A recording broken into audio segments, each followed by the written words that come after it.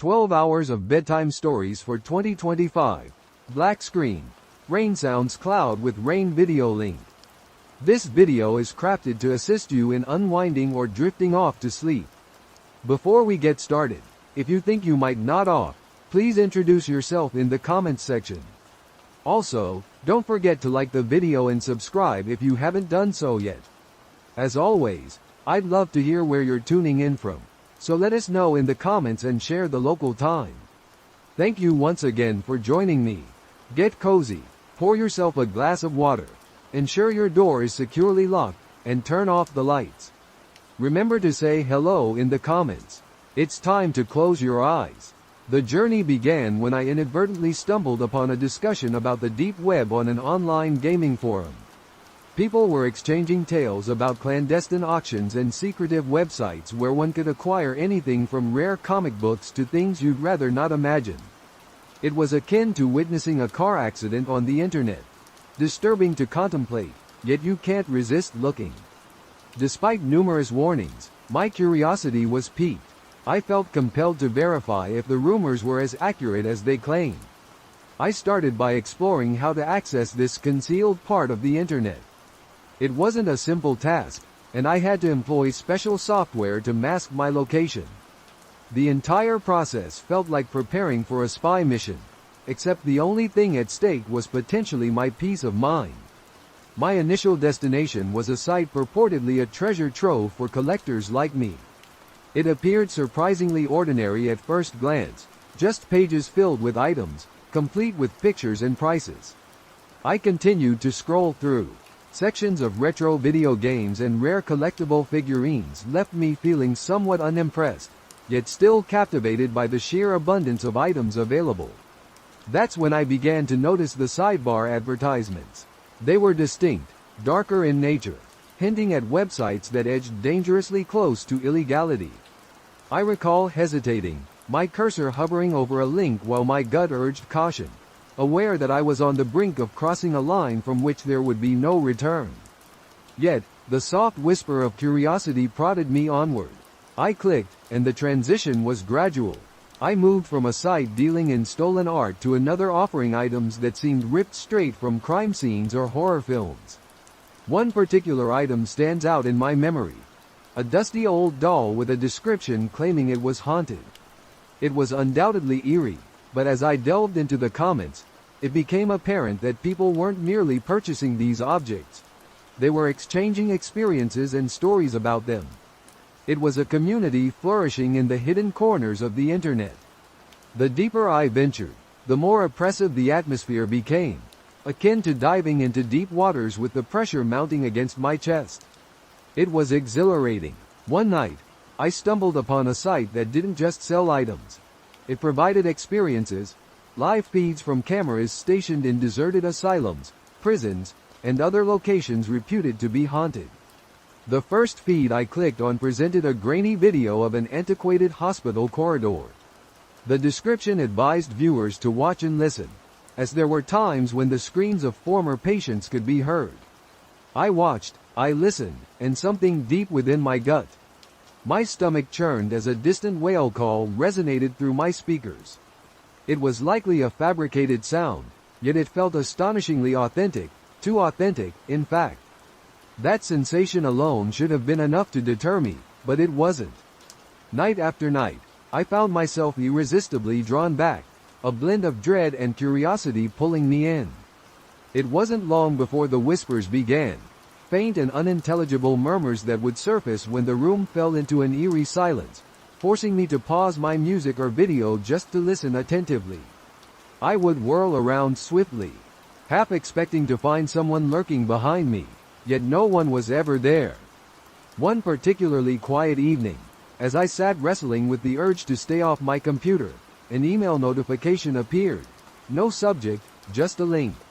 My initial reaction was to delete it, but by that point, I was already accustomed to clicking on risky links.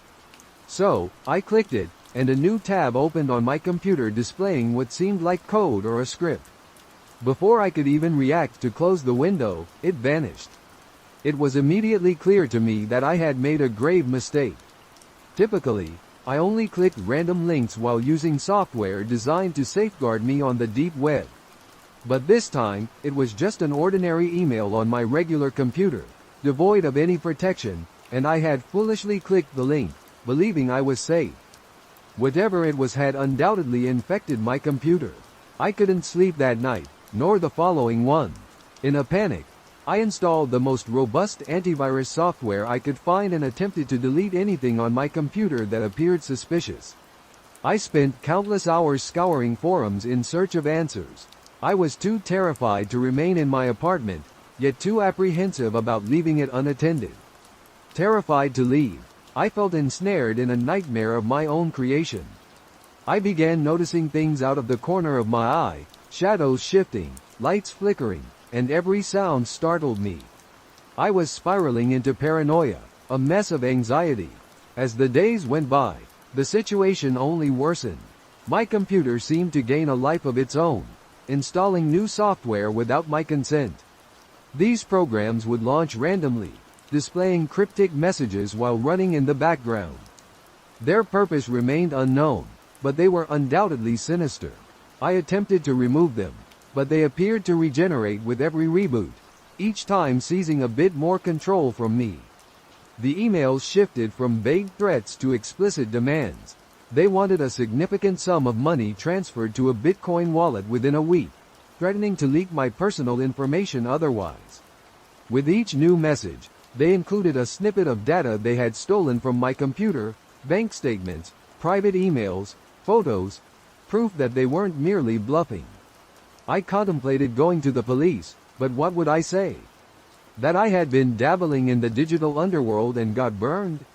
I felt trapped, uncertain of their capabilities or how far they would go. One morning, after a particularly restless night, I found a package on my doorstep. There was no return address, just a small, unremarkable box. Inside, I discovered a cheap burner phone and a note that read, "Keep this with you. We call." The reality of the threat hit me hard. I wasn't merely dealing with digital ghosts anymore. This was a tangible, real-world danger. I was perpetually on edge, startled by every phone call and notification.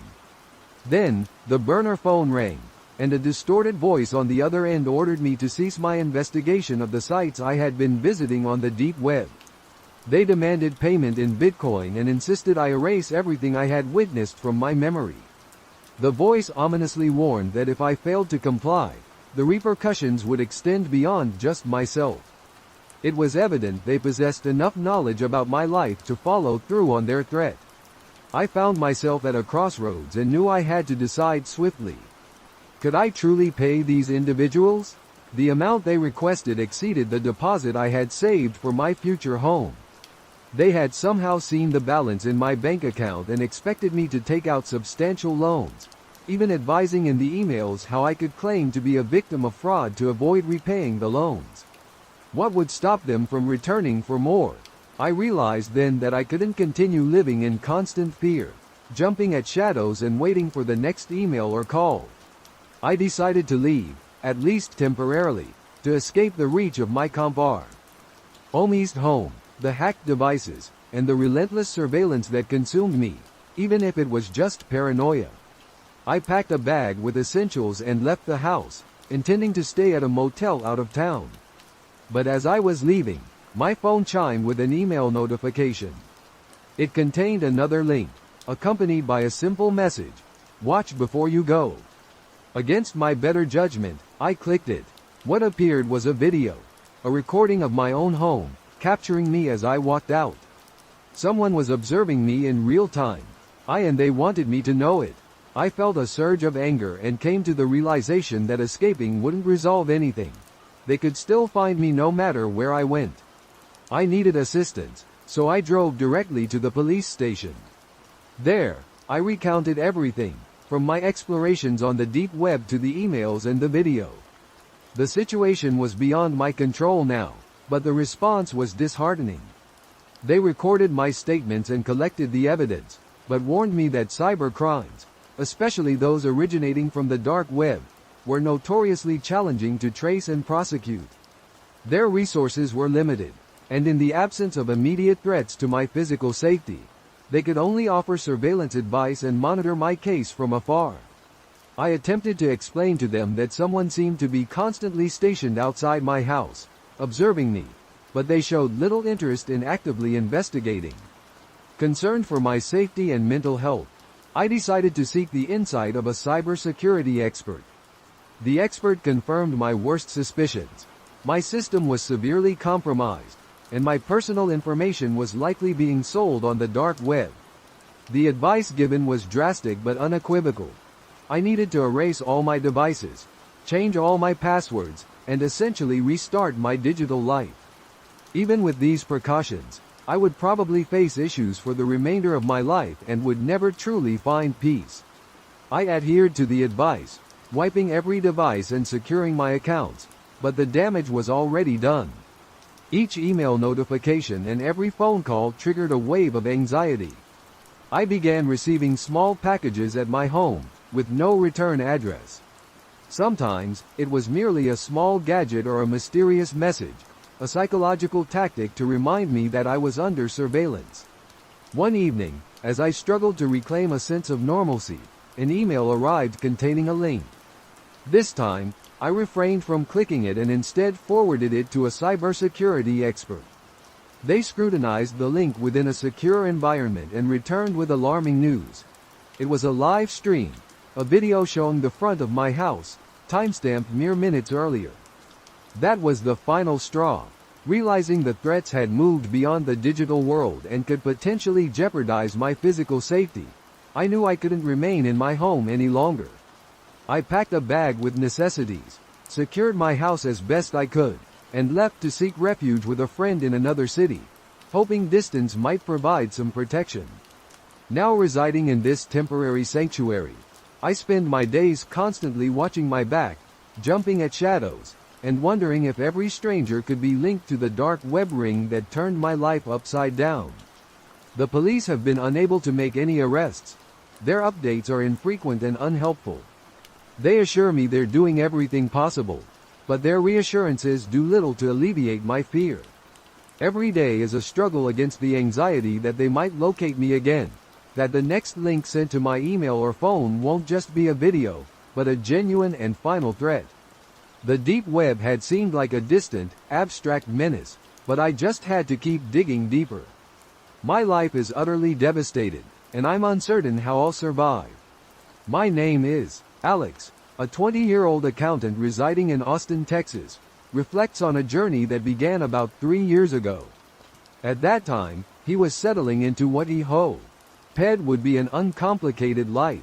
However, his curiosity about the shadowy depths of the internet led him down a path he now wishes he had avoided. During his college years, Alex had heard whispers about the deep web, understanding it to be rife with illegal activities, but he had no inkling of the extent of its darkness.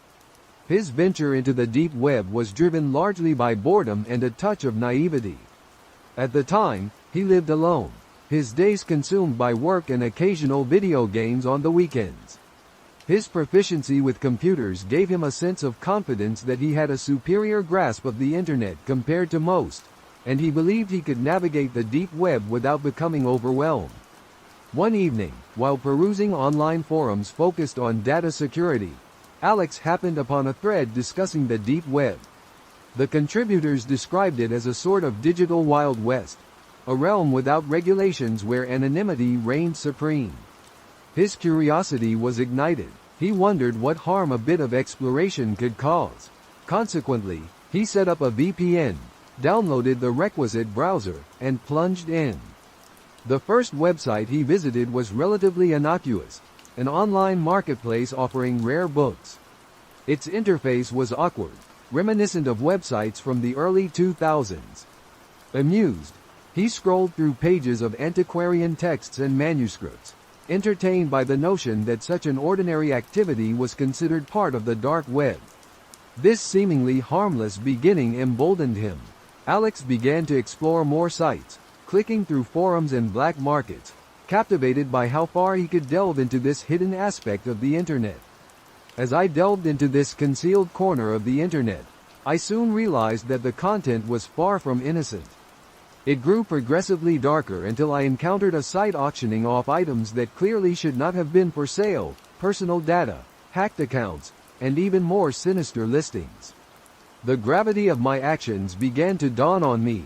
I vividly remember hesitating over a listing for a supposedly haunted relic, advertised with alleged proof in the form of blurry photographs and testimonials from previous buyers. My rational mind insisted it was all deceit and dramatic flair, but a part of me couldn't shake off a sense of intrigue. My descent didn't end there. I found myself on a site offering live videos, and that night I stumbled across something far removed from the usual array of rare collectibles or black market tech. A live stream featured surgeries being performed, not for educational purposes, but for an audience that seemed to derive some twisted enjoyment from it. The first video I clicked on showed a surgery taking place in what appeared to be a dilapidated clinic, clearly not adhering to any health or safety standards. The room was dimly lit, the walls were stained, and the equipment was outdated. A man, presumably a doctor, though not wearing any identifiable scrubs, was bent over a patient lying on a bare metal table. There was no sign of anesthesia from what I could discern. The patient lay unnervingly still, perhaps sedated by less conventional means. The doctor worked with a calm precision that belied the grim setting he was in, removing an organ with an unsettling nonchalance. The scene was gruesome, and yet I found myself unable to look away. The stream's chat feature came alive with comments. Viewers were making bets and discussing the state of the extracted organ. Some even lauded the doctor's skill. Driven by a mix of horror and fascination, I found myself returning to the site night after night. The surgeries ranged from amputations to more invasive operations, and with each visit, my initial revulsion clashed with a burgeoning, grim curiosity. I began paying for access to exclusive streams that promised groundbreaking surgeries, convincing myself it was mere curiosity, just another form of extreme content easily found on the dark web. As weeks went by, my nocturnal viewings became a routine. But then, things took a darker turn. One evening, as I stepped out for a late-night trip to the store, I noticed a van parked across the street from my apartment. It was unremarkable, yet something about it seemed unsettling. When I returned, the van remained, and I could see silhouettes inside, their faces obscured. A shiver ran down my spine, but I dismissed the paranoia and headed inside. The following night, after watching another unsettling surgery, I heard noises outside my apartment. Peering through the blinds, I saw the same van, and this time, I could discern a figure moving toward the building's entrance.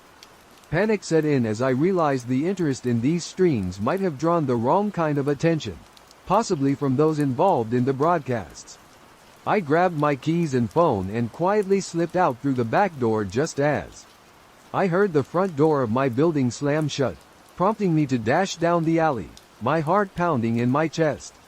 When I glanced back, I caught a fleeting sight of the men pursuing me, their distinctly Brazilian accents echoing as they communicated with each other during their search.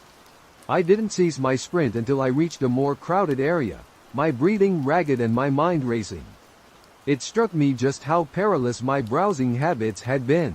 The sobering realization that I might have become their next target had I not managed to flee was overwhelming. After that night, I wiped my computer, abandoned my old email accounts, and relocated to a new apartment in a different section of the city. The deep web had exposed me to a world that was too dark, too real, and far too treacherous to ever revisit. My curiosity had nearly cost me more than I could bear to imagine. I learned the hard way that some things are better left unseen, and there are corners of the digital realm best avoided at all costs. So here's the entire saga of how an ostensibly innocent exploration of my family history spiraled into a complete disaster, all thanks to a dubious dark web service. It's quite a journey, so brace yourself. It all began when I encountered a dead end with my family tree research on those well-known, pricey ancestry websites. You know the ones. They entice you with promises of free trials, only to hit you with hefty fees the moment you wish to delve deeper. Frustrated and somewhat low on funds, I confided in a friend about my desire to uncover more about my heritage. That's when he, half-jokingly, proposed exploring alternatives on the dark web, cheaper and more comprehensive, he claimed. Initially, I laughed it off, but the idea lingered in my mind. A few nights later, driven by curiosity and a stubborn unwillingness to pay the outrageous fees charged by mainstream ancestry sites, I began to explore online. It didn't take long before I stumbled upon a forum thread where people were raving about these clandestine ancestry services. They promised in-depth family history reports without the hefty price tag. Their enthusiasm was almost excessive, perhaps, but their tales of uncovering long-lost relatives and hidden family secrets for a fraction of the cost were undeniably alluring. Motivated by a blend of skepticism and excitement, I delved deeper. I discovered a service boasting access to exclusive databases, claiming they could trace my lineage back centuries. The catch was that they required detailed personal information to ensure accuracy: names, birth dates, places of residence, and so forth. In hindsight, the warning signs were there, glaringly obvious, but my eagerness to uncover my family's past clouded my judgment. I filled out their form, providing everything from my grandparents' birth dates to the small town in Ohio where my mother was born. Weeks went by without any communication from the service, and I had nearly written it off as a loss when, suddenly, I began noticing irregularities with my finances. It started small: a phone call from my credit card company about a suspicious charge that I quickly realized wasn't mine. Initially, I assumed it was an isolated incident, but soon after, I received a solicitation for a credit card I never applied for, followed by another and yet another. It was then that the gravity of the situation dawned on me. Someone was exploiting my personal information to open accounts left and right. The realization hit me like a bucket of icy water, both shocking and startling. I hurried to check my credit reports, and the extent of the damage gradually came into view. There were numerous inquiries and several new accounts brimming with purchases I had never authorized. The distress was tangible, a relentless weight pressing on my chest. Each new discovery of fraud felt like another brick added to the burden I was shouldering. Dealing with the aftermath was an arduous ordeal. Contacting credit bureaus became a daily ritual, with hours spent on hold waiting to speak with someone capable of helping me untangle the chaos wrought by my stolen data. I filed disputes for every fraudulent charge and account, a process as time-consuming as it was exasperating. As I navigated the bureaucracy of reclaiming my identity, I also grappled with the emotional toll. The sense of vulnerability was overwhelming. My personal information, which I had so naively entrusted, had been weaponized against me. The safety and security I once felt were shattered, replaced by a paranoia about every email, phone call, and letter that arrived in the mail. After weeks of researching how to recover from identity fraud, I began to believe that I was finally starting to get my life back on track. Mistakes I made led to a distressing situation. One evening, my mom called, her voice trembling as she explained that someone had demanded she pay thousands of dollars on a credit card fraudulently opened in her name. The caller knew everything about her address, date of birth, even her social security number. A wave of nausea hit me. This nightmare was entirely my fault. It all started because I had been too curious and naive about a seemingly innocuous deep web service. The calls became increasingly frequent and hostile. My parents were relentlessly harassed by various individuals claiming to represent creditors, all demanding payments for purchases my parents had never made. It wasn't limited to phone calls anymore. Threatening letters began to flood our mailbox, and then the debt collectors started appearing in person. These visits were the most terrifying aspect of the ordeal. I vividly recall the first time one of them showed up at our door. He was a towering man, his presence intimidating and menacing. He insisted on entering the house to address the debt issue.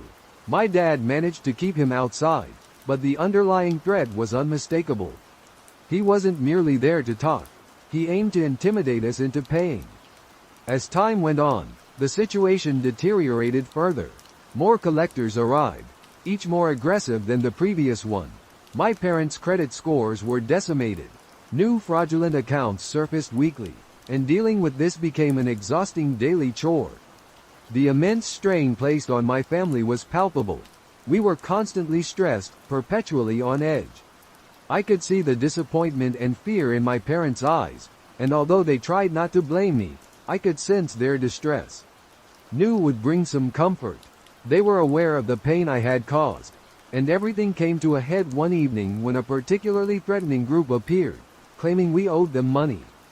They arrived in a luxury car, their threats barely concealed, hinting that unfortunate incidents could occur if we failed to pay. That night, we had an earnest discussion about relocating, changing our identities, doing anything to escape this nightmare.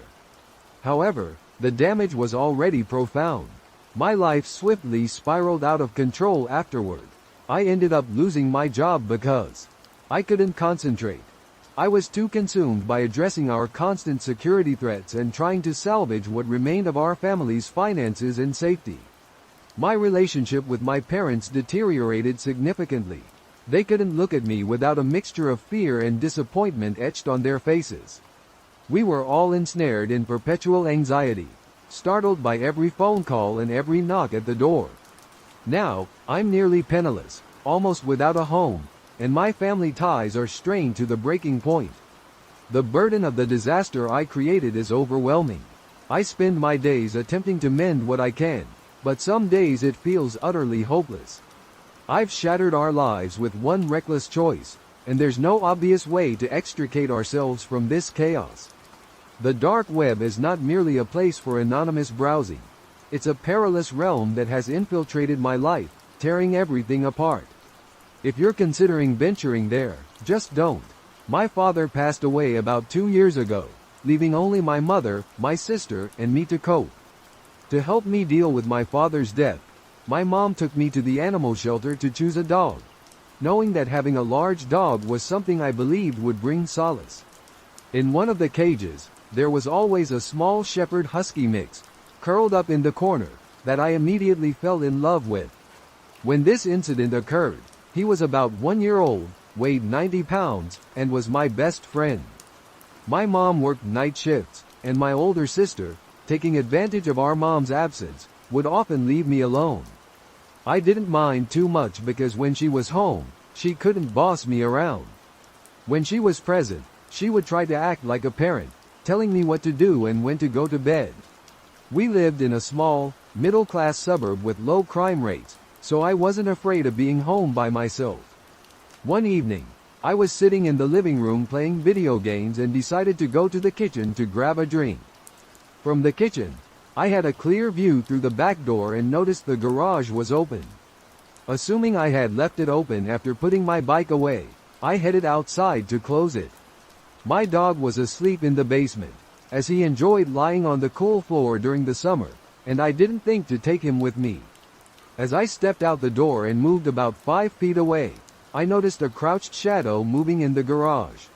I froze, trying to adjust my eyes to make out what the shadow was. It finally dawned on me when I saw the figure stand up and turn towards me. I was terrified and felt as if I were glued to the spot. I realized that this person could see me clearly since the back porch light was shining above me. At that moment, the figure started running towards me.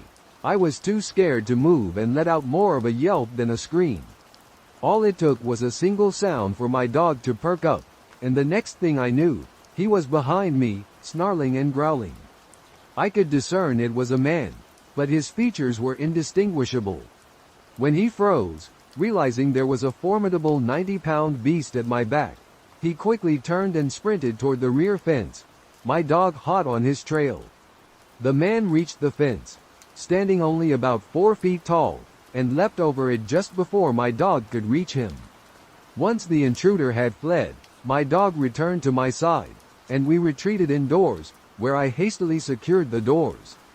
For some reason, I never contacted the police or informed my mom or sister about the incident. What puzzled me the most was that the man must have known I was home. The lights were on, and the blinds were wide open. So why take the gamble of targeting a house where someone was evidently present? The following morning, after my mom had returned home, I went outside to finally close the garage and noticed he had rifled through my dad's toolbox. I locked up the garage securely and chose to keep the incident to myself. As a reward for his bravery, I took my dog to McDonald's and treated him to a burger and ice cream cone, celebrating him as my hero. Most people are skeptical when I recount the event, but I work from home, which is uncommon in my area where most people are employed in the automotive or medical fields. Fortunately, I managed to secure a decent paying job that allows me to work from my home office. While it certainly presents its challenges, it is undoubtedly the best employment opportunity available to me right now. It's not always ideal and certainly comes with its drawbacks, and sometimes you find yourself sitting at your computer for long stretches. Even when there's no work that needs attention, it's remarkably easy to become distracted. I believe my main issue relates to the house itself. It's somewhat eerie. The house is an ancient Victorian, dating all the way back to the mid-1800s. A family friend previously owned the place and sold it to me at a very reasonable price, practically gifting it to me. I was thrilled because it meant having a spacious residence to share with my girlfriend. Being a natural loner, I don't particularly enjoy social interactions, so having a large house just for my girlfriend and me, along with a job that allows me to work from home with minimal human interaction, was essentially my dream life. However, the age of the house means it can be unsettling at times. I don't mean there are ghosts or anything of that sort, but occasionally, I hear the house settling or making inexplicable sounds. I've had numerous occasions where I'm deeply engrossed in work, and suddenly, there's a noise that defies logic. I explore the entire house only to discover that nothing has changed. It's as foreboding as it is irritating. I did what most people would do in such a situation. I started using background noise to muffle the disturbances. At first, I tried those soothing instrumental tracks on YouTube, the ones that play for 5 hours and are supposed to calm you. They didn't really work for me because I couldn't get my computer to be loud enough to drown out all the sounds. All the sounds around me didn't do much to hold my attention. There was a week when my workload slowed down significantly, and there wasn't much to keep me busy. Despite this, I still had to remain at my computer. It was understood that I could essentially do whatever I pleased, provided I was available to assist my colleagues if a task arose. Faced with this unexpected free time, I found myself uncertain about how to fill it, so I began watching documentaries on YouTube. Surprisingly, it turned out to be quite enjoyable, and I gained a lot of knowledge. The following week, when work picked up again, I almost instinctively switched on a documentary. I couldn't give it my full attention, but it was far more engaging than mere background noise. In fact, it helped me tune out the usual household sounds. I suppose my mind was too preoccupied to notice any other noises around me, if that makes sense. After about 2 weeks of this routine, watching documentaries while working, everything seemed to be running smoothly. Then, one Friday morning, I began my workday at 8 a.m. It must have been around 10 a.m. when, as I sat in my office chair working and listening to a documentary about various conspiracy theories, an unexpected and loud banging sound suddenly echoed from upstairs. As I mentioned, I hadn't been distracted by any noise for quite some time, so the fact that I immediately noticed this sound suggested it was likely significant. My fight or flight response kicked in. You might find it amusing, but I keep a knife nearby while I work.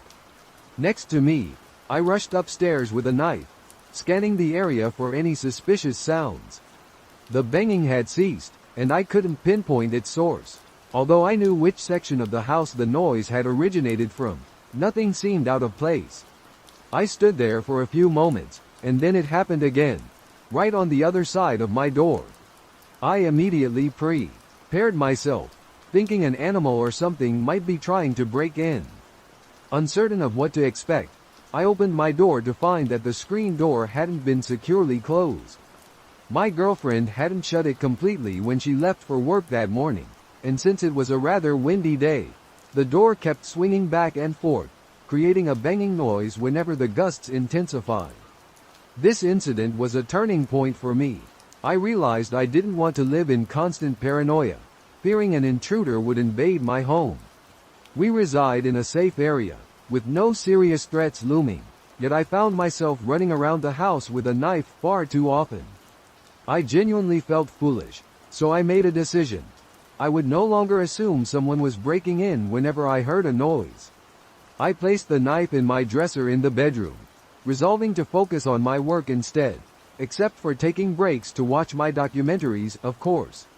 The following week, on Wednesday, I was in my office, working and consciously ignoring any noises while listening to a documentary. I can still recall the exact moment in the documentary when I was in the midst of some mundane task when I heard it, the loudest noise I had ever experienced in the house up to that point. Initially, I tried to convince myself that it was nothing and that I should resist succumbing to paranoia. However, the noise persisted, and I couldn't divert my attention from it. After about 5 minutes of listening to what resembled rummaging and footsteps, I decided to head upstairs to investigate. Keep in mind, I was unarmed and anticipating a logical explanation for the disturbance. See, her voice should have been comforting, yet it was oddly unsettling as she said, "There's my baby. Why are you awake at this hour?" I remained silent, standing as still as a statue. She approached me and placed her grimy hand on my shoulder, commenting, "What am I going to do with your father? He's always moving cabinets around. I swear, that man never listens." She then began to laugh, but it wasn't endearing. It was more like the laugh of a repulsive cartoon villain. Turning back, she resumed humming and rummaging through the cabinets. Snapping out of my daze, I retreated to my room and locked the door. Immediately, I called both the police and my dad. My dad instructed me to stay in the bedroom with the door securely locked. He didn't provide much detail, only mentioning that there was a possibility my mother could be dangerous and I should stay safe, just in case. When the police arrived, I overheard a minor confrontation. I could hear my mom shouting at them to leave her house. The police were already informed of the situation by my dad and me. After a brief struggle, there was silence. Soon after, a police officer called my name, assuring me it was safe to come downstairs. I spoke with them for a while as another officer escorted my mother away. One officer remained parked outside my house throughout the night until my dad returned, which greatly reassured me. My dad arrived home early the next morning and conversed with one of the officers. I could tell by observing my dad's body language that he was deeply concerned.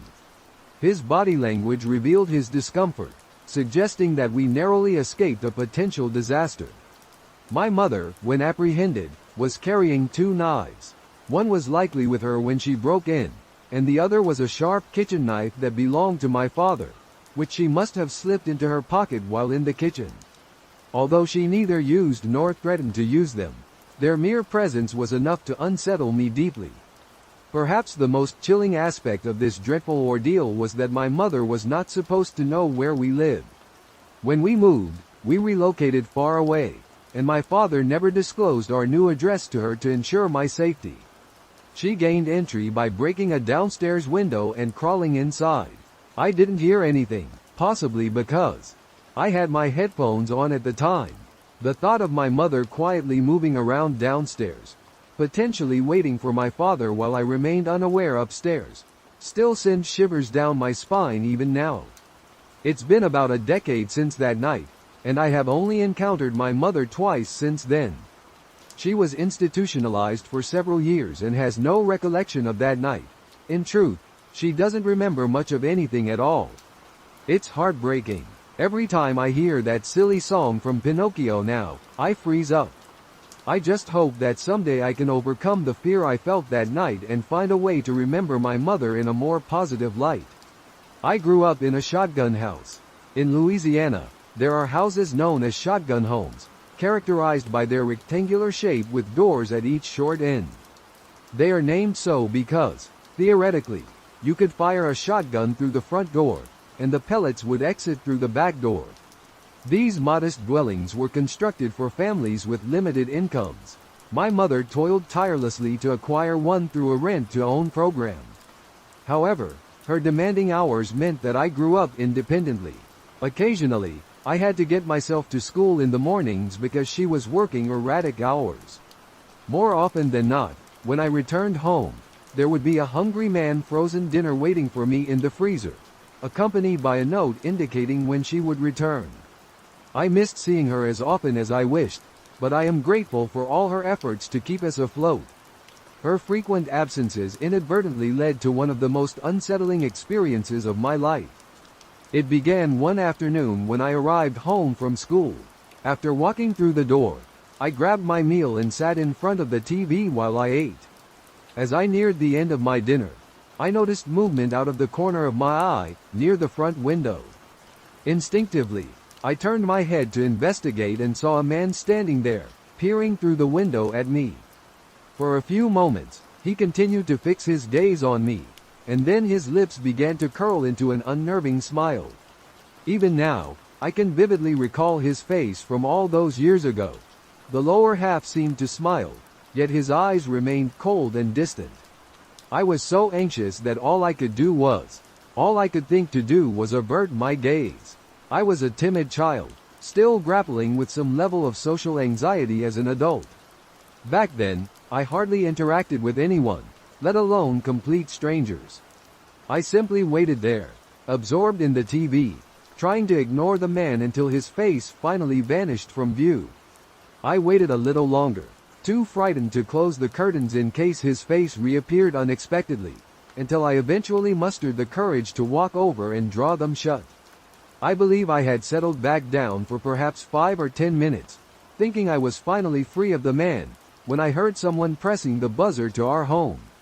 My mom always instructed me never to answer the door to anyone I wasn't familiar with, assuring me that unfamiliar visitors would announce themselves when they called.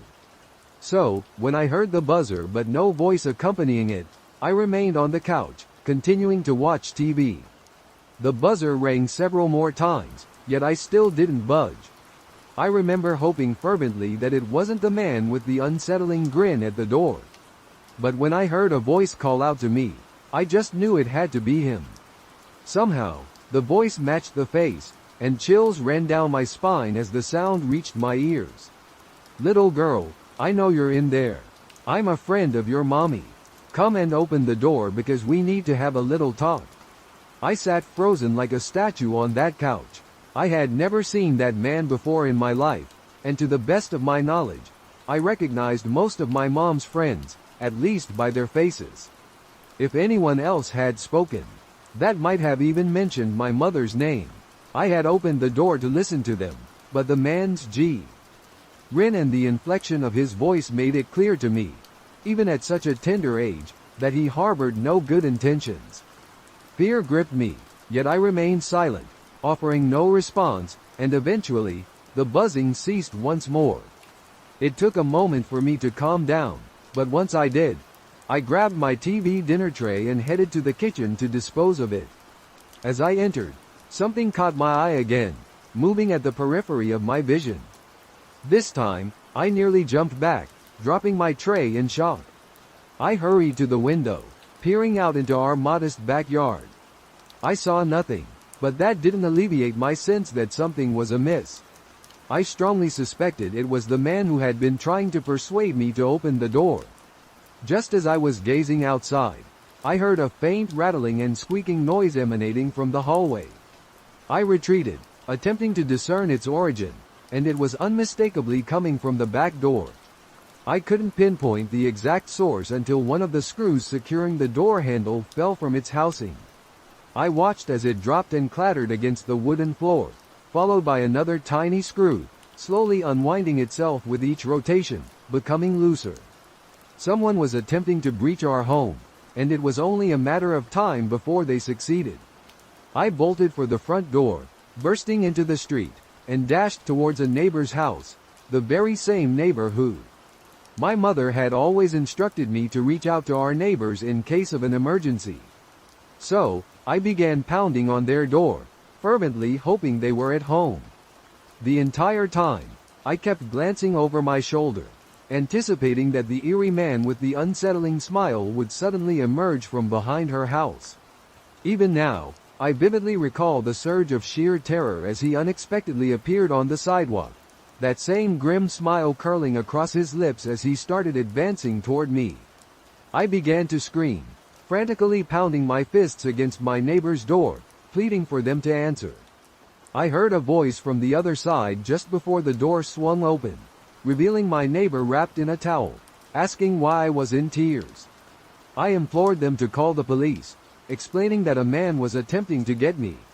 When they inquired who was after me, I turned, intent on pointing out the man with the creepy smile who, just moments earlier, had been approaching the side of the house. But when I looked, pointing to where I had seen him, he had vanished. When the police arrived and my mom got home, they confirmed that someone had indeed tried to remove the lock from our back door. My mom was deeply upset, repeatedly apologizing for not being there to protect me. From that point on, I always stayed with one of our neighbors until she returned from work. The man never appeared again, and I didn't see him in the neighborhood anymore, which was obviously a relief. Yet, I have always been haunted by the notion that he might still remember the time he nearly snatched a child. If I hadn't noticed, as the back door situation unfolded, he found himself mere minutes away from having the freedom to do as he pleased. This all transpired recently, during the summer of this year. Until then, I had been residing with my parents while I searched for a stable job that would allow me to move out. About 9 months ago, I was finally ready to spread my wings. The place I found wasn't in the most desirable neighborhood, but it wasn't terrible either. Some of my neighbors even came over to welcome me and brought along some food. However, there was one neighbor, the man who lived to my right, who wasn't exactly welcoming in the usual sense. Instead, he seemed immediately at ease with me, as if we had known each other for years. Every morning, as I was leaving for work, he would rush out of his house to share random stories, like how the previous occupant used to turn the bathroom light on at 3 a.m. and leave it on all night, or how they would sunbathe in the garden for 5 hours straight. His anecdotes were exceedingly random and mundane, and I barely had the opportunity to respond before he would start asking me intrusive questions, such as why I had left my house for exactly 83 minutes the previous night. It's worth noting that his voice had a peculiar tone. He spoke with an unusual inflection, reminiscent of an enthusiastic nerd, if that makes sense. This inflection often made his statements sound more like accusations or questions. Regardless, my responses to his comments rarely led to any real conversation. I would usually laugh it off and offer a brief reply, such as, "I had to grab some groceries," for a moment, but he would be incredibly swift to interject and remind me that the previous neighbor never took more than 3 minutes to pick up groceries. He'd deliver this reminder with a nearly accusatory tone, as if what I was saying was absurd. I figured he was just somewhat peculiar and didn't confront him about his prying questions too often. This pattern persisted for weeks. He would either rush out to question me about my daily activities or knock on my door at odd hours to share details about my life. He would mention that he noticed I left at 8:33 this morning instead of the usual 8:26. I had various reactions to this. Sometimes I thanked him for the information. Other times I was rather dismissive, yet I remained consistently polite. He never showed interest in any other type of conversation. He would share his observations and then depart. As the months passed, his behavior continued almost daily. He would stop me in the morning or come knocking to relay something about his observations. He seemed harmless, so I allowed him to carry on as he pleased. One evening, while heading for drinks across the street, I inquired of my neighbor if she ever encountered any issues with him. She paused almost instantly and regarded me with a serious expression. "What happened?" she asked, sounding genuinely concerned. I explained to her that he would frequently approach me to mention that he had seen me turning on specific lights in the house at night or to point out deviations in my usual routine. Nothing outright terrifying, but certainly unsettling. At this point, she turned to me, looking quite startled. The music was abruptly turned off as she set her glass down, her voice carrying a note of caution. "You need to be careful around him," she warned, her demeanor shifting as though I had inadvertently brought up a long-buried memory. The previous occupants of that house were incredibly kind, she told me. Although she couldn't prove it, she was convinced their disappearance was somehow linked to him. Disappearance? What exactly did she mean by that? I pressed her for details, but she merely apologized, turned the music back on, and deftly steered the conversation in a different direction, effectively closing the topic. Before I left, she paused to emphasize that I should ensure all my doors were locked and, under no circumstances, should I invite him over that night. As I headed home, I kept a vigilant eye on his house while crossing the street. It struck me as particularly dark. I realized I had never really noticed before, but it seemed that his lights were never on after nightfall, unlike the other homes on the street, which always had at least a few rooms illuminated.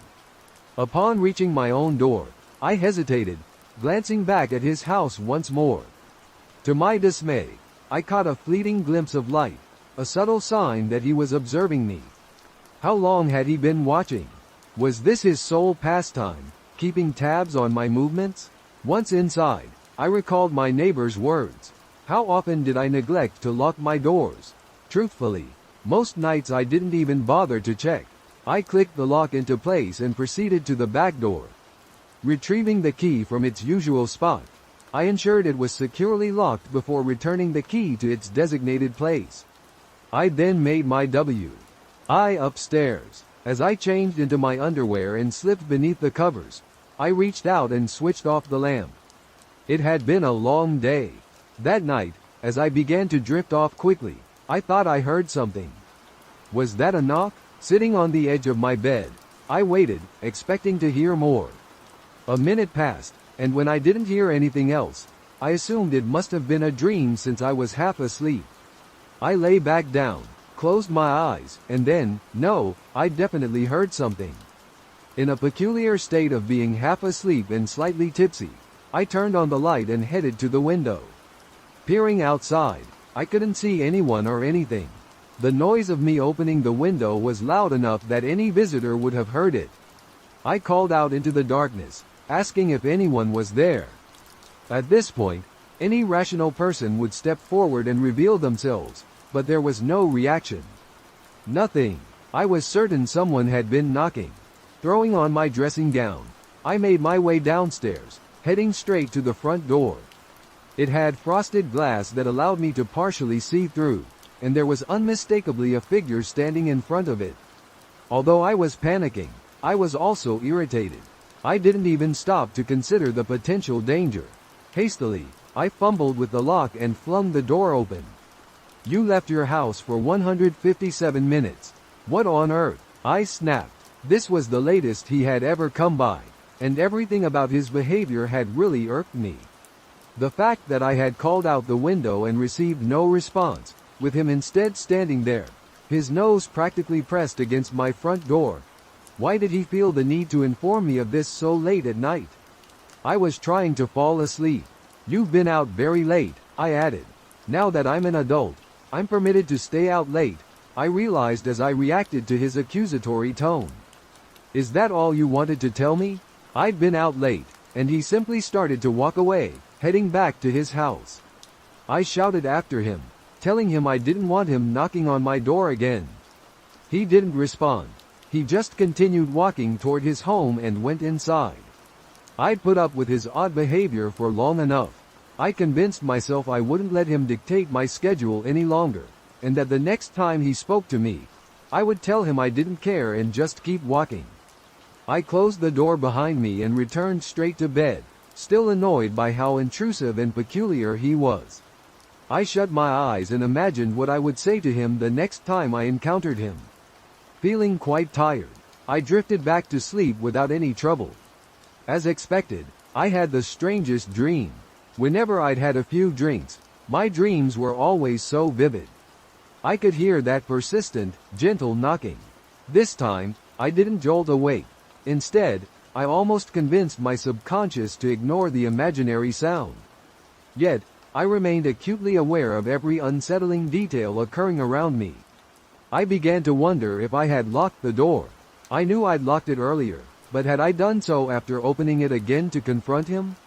I couldn't recall. I despised how lifelike my dreams were. Of all the scenarios that could play out in my mind, did I really have to envision him breaking into my house and ascending my stairs? I felt as though I had never been so consciously aware during any of my dreams. Was shivering uncontrollably. The nightmare felt so vivid. I had been dreaming of being immobilized, lying on my side with my back facing the door. His breathing seemed so authentic that, if not for the alcohol coursing through my veins, I would have surely awakened. This was, without a doubt, the eeriest dream I had ever experienced. In the dream, he climbed into bed beside me, draped his arm around my waist, and played with my hair. I felt utterly revolted, yet those gentle caresses were oddly soothing, drawing me even further into the dreamscape. At that moment, I desperately urged myself to wake up. My HTS kept circling back to the unsettling possibility that I might not have locked the door. I needed to get up, but his breathing was so heavy, it seemed almost tangible. His touch felt genuine, unlike anything I had ever encountered in a dream. I was pleading with myself to awaken, feeling trapped and paralyzed. "Wake up! Wake the hell up!" I silently screamed. Finally, my eyes fluttered open, but I could still sense his touch. "Why didn't you lock the door?" His voice startled me into full consciousness. He was right there, in my bed. I shrieked and dashed down the stairs, bursting out into the night. Still screaming, I sprinted across the street and pounded on my neighbor's door. The cold bit into my skin. I was clad only in my underwear, barefoot and exposed. I knocked fiercely and called out her name until she groggily opened the door. I forced my way inside, my words tumbling out in a frantic explanation of what had transpired, all the while pleading with her to secure the door and notify the authorities. We peered out the window. My front door stood ajar, exactly as I had left it. The police were on their way, and my friend held me close, offering comfort as I stood there, trembling from the cold and the fear. I slipped into some of her clothes and recounted every detail to her. Minutes ticked by as we gazed out the window. My friend questioned whether I was absolutely certain he had been there and not merely a figment of a nightmare. As time passed without seeing him leave, doubt began to creep in. I wasn't typically the type to let fear concoct an elaborate scene in my mind. I distinctly remembered him lying beside me, touching me, and speaking to me. It was unquestionably real. The police arrived roughly 15 minutes later and began entering the house with their weapons drawn. We watched closely, anticipating the moment they would escort him out in handcuffs. They remained inside for what seemed an eternity, leading me to suspect he might have barricaded himself in my room or something similar. Finally, after what felt like an eternity, the officers began exiting my house, alone. He wasn't with them. I was in disbelief. I wasn't losing my mind. He had been in my home. I was certain of it. I hurried outside to question the officers about his whereabouts, but they assured me they had found nothing and had searched thoroughly. Frantically, I insisted I wouldn't re-enter the house with him possibly still inside. Just then, the worst imaginable scenario unfolded. He emerged from his house, standing there silently, observing. I was in a state of panic, demanding his arrest and asserting that he had been in my home. His expression remained unchanged. He didn't even flinch. He simply turned and walked back inside. Admittedly, I was intoxicated and highly emotional at that moment, but I couldn't fathom why they wouldn't heed my words. They informed me that I searched every corner of the place, and there was no sign of an intruder. They insisted that the individual I had identified as an intruder was undoubtedly in their own home, so they advised me to return inside and try to get some rest. There were no indications of forced entry, no damage, and no evidence of an intruder, leaving them with no actions to take.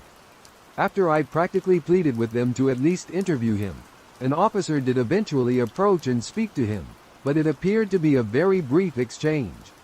The officer confirmed that the man had initially come over to check on me, as I seemed intoxicated, but had then returned straight home. I was livid yet also petrified.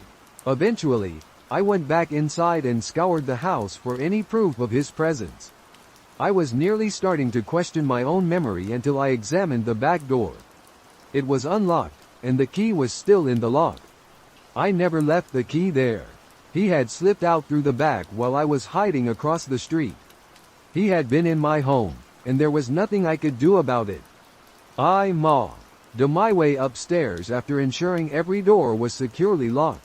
The twisted individual had even made my bed, leaving it immaculate, with the covers and pillows perfectly positioned. He hadn't even hurried out after I woke up. He tidied my bed and then departed through the back door. I climbed into bed, attempting to sleep, but was overwhelmed by a strong, musky odor. His unwashed body had contaminated my sheets, and his scent lingered throughout my room. It took me hours to change all of my bedding and finally managed to fall asleep. The following morning, I couldn't shake the feeling of unease.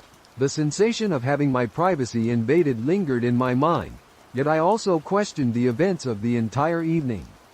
The police presence in my home, a group of men clad in bulky uniforms, might account for the lingering odor.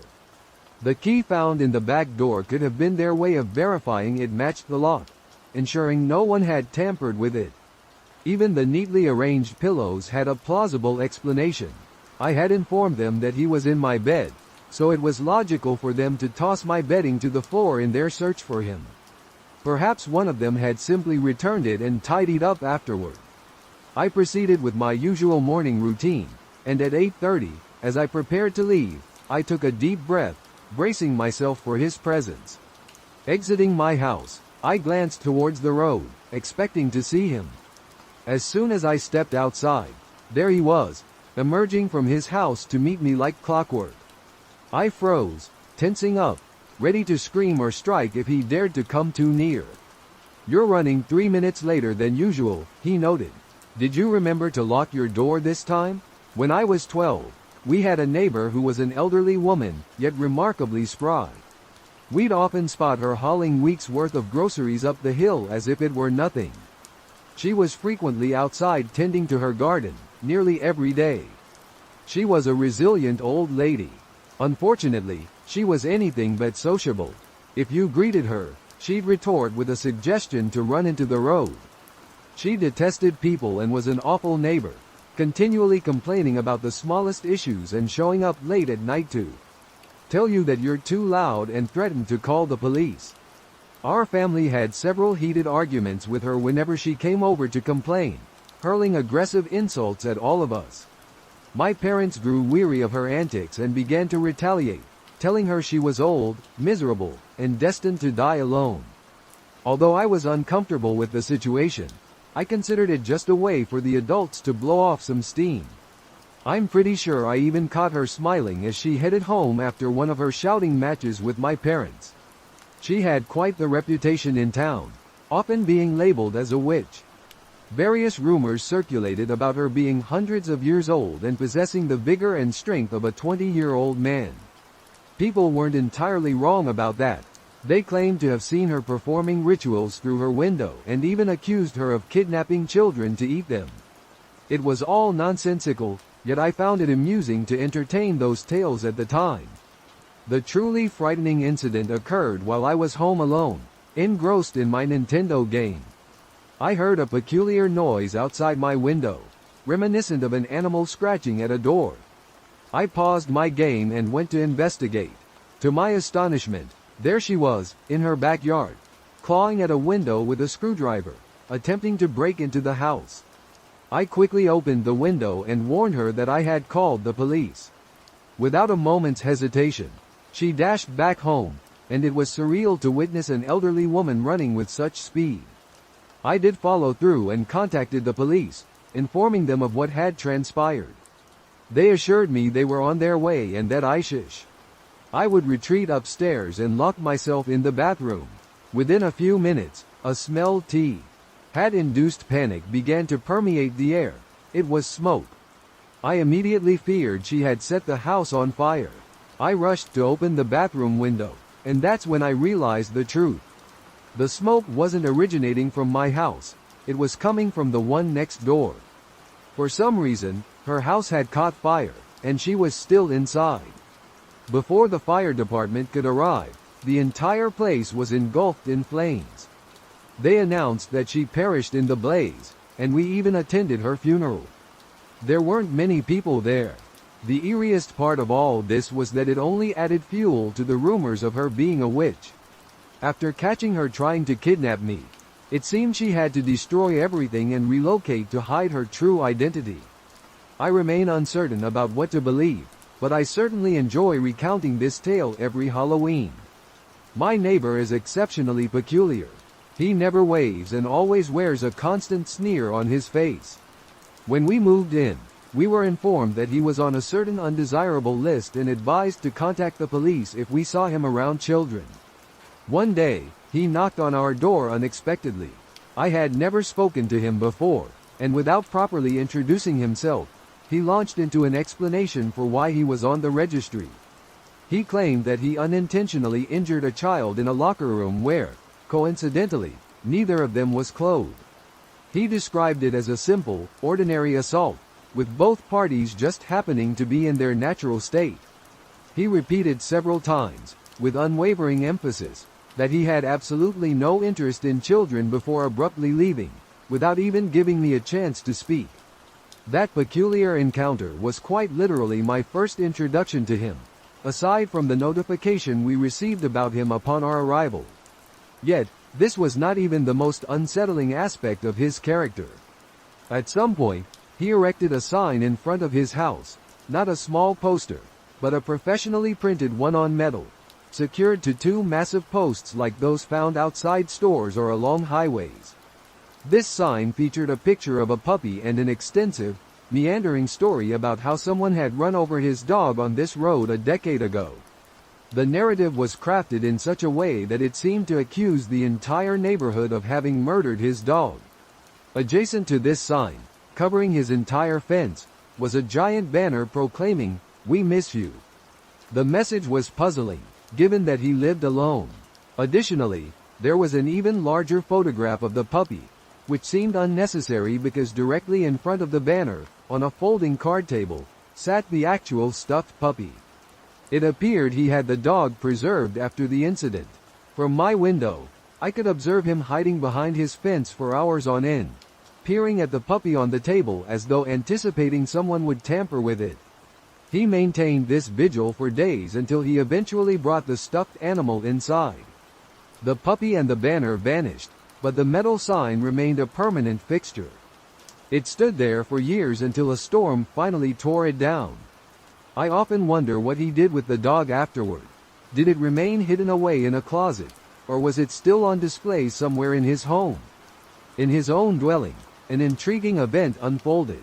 One day, I finally received an explanation. I have a friend who works in construction, and amusingly enough, he was hired by the eerie neighbor to build a shed. Without any prompting, my friend shared with me that this peculiar man keeps an unsightly stuffed puppy in his living room as though it were a piece of furniture, and he incessantly converses with it. There were numerous unsettling details, but the oversized puppy shrine was the most remarkable. I never observed him with any children, yet I am perpetually vigilant. This occurred when I was 11 years old. At that time, I resided in an apartment located on a street where construction was a constant presence. As expected, they frequently tapped into the electrical supply, causing the power to fluctuate significantly. Consequently, the streetlights often served little purpose, particularly during the winter months when evening descended with impenetrable darkness. This detail is pertinent, so bear it in mind. From what I recall, it was a weekend, and I was meant to spend it at my friend's house. For an 11-year-old me, this was an exhilarating prospect, having been burdened with schoolwork throughout the week. I was to spend what I believed to be Friday night sleeping over and enjoy the entirety of Saturday at her bungalow, returning home that very evening. What made the situation even more delightful was the fact that her parents had an unavoidable event, and thus, they entrusted us to remain alone in their two-story house for the entire 6 hours they would be absent. Back then, the notion of spending a whole night alone with my friend was thrilling. No interruptions and a full 6 hours of fun. Movies and games were on our agenda as we planned to enjoy them on her enormous TV, but it turned out my friend had other plans. I reached her house just before 8 p.m. The evening was already quite dark, and her parents had waited for my arrival to brief us on emergency contacts, dinner, and other essential details. They also reminded us to bring their 4-year-old Labrador inside because the weather was becoming unpredictable. Kay had a few loose panels that leaked when it rained, a crucial detail to remember. After they departed, we watched a few cartoons, had dinner, and relaxed in the living room, playing cards. That's when my friend Sid came up with the brilliant idea of exploring a fenced plot of land a few hundred meters down her street. There was no construction happening there, so the area was overgrown with plants and weeds, with little more than dilapidation in sight. We brought the dog inside, secured it with a long chain that allowed it to move freely within limits, grabbed the keys, and left the house for a brief 10-minute jaunt. By now, it was about 10 p.m. in hindsight.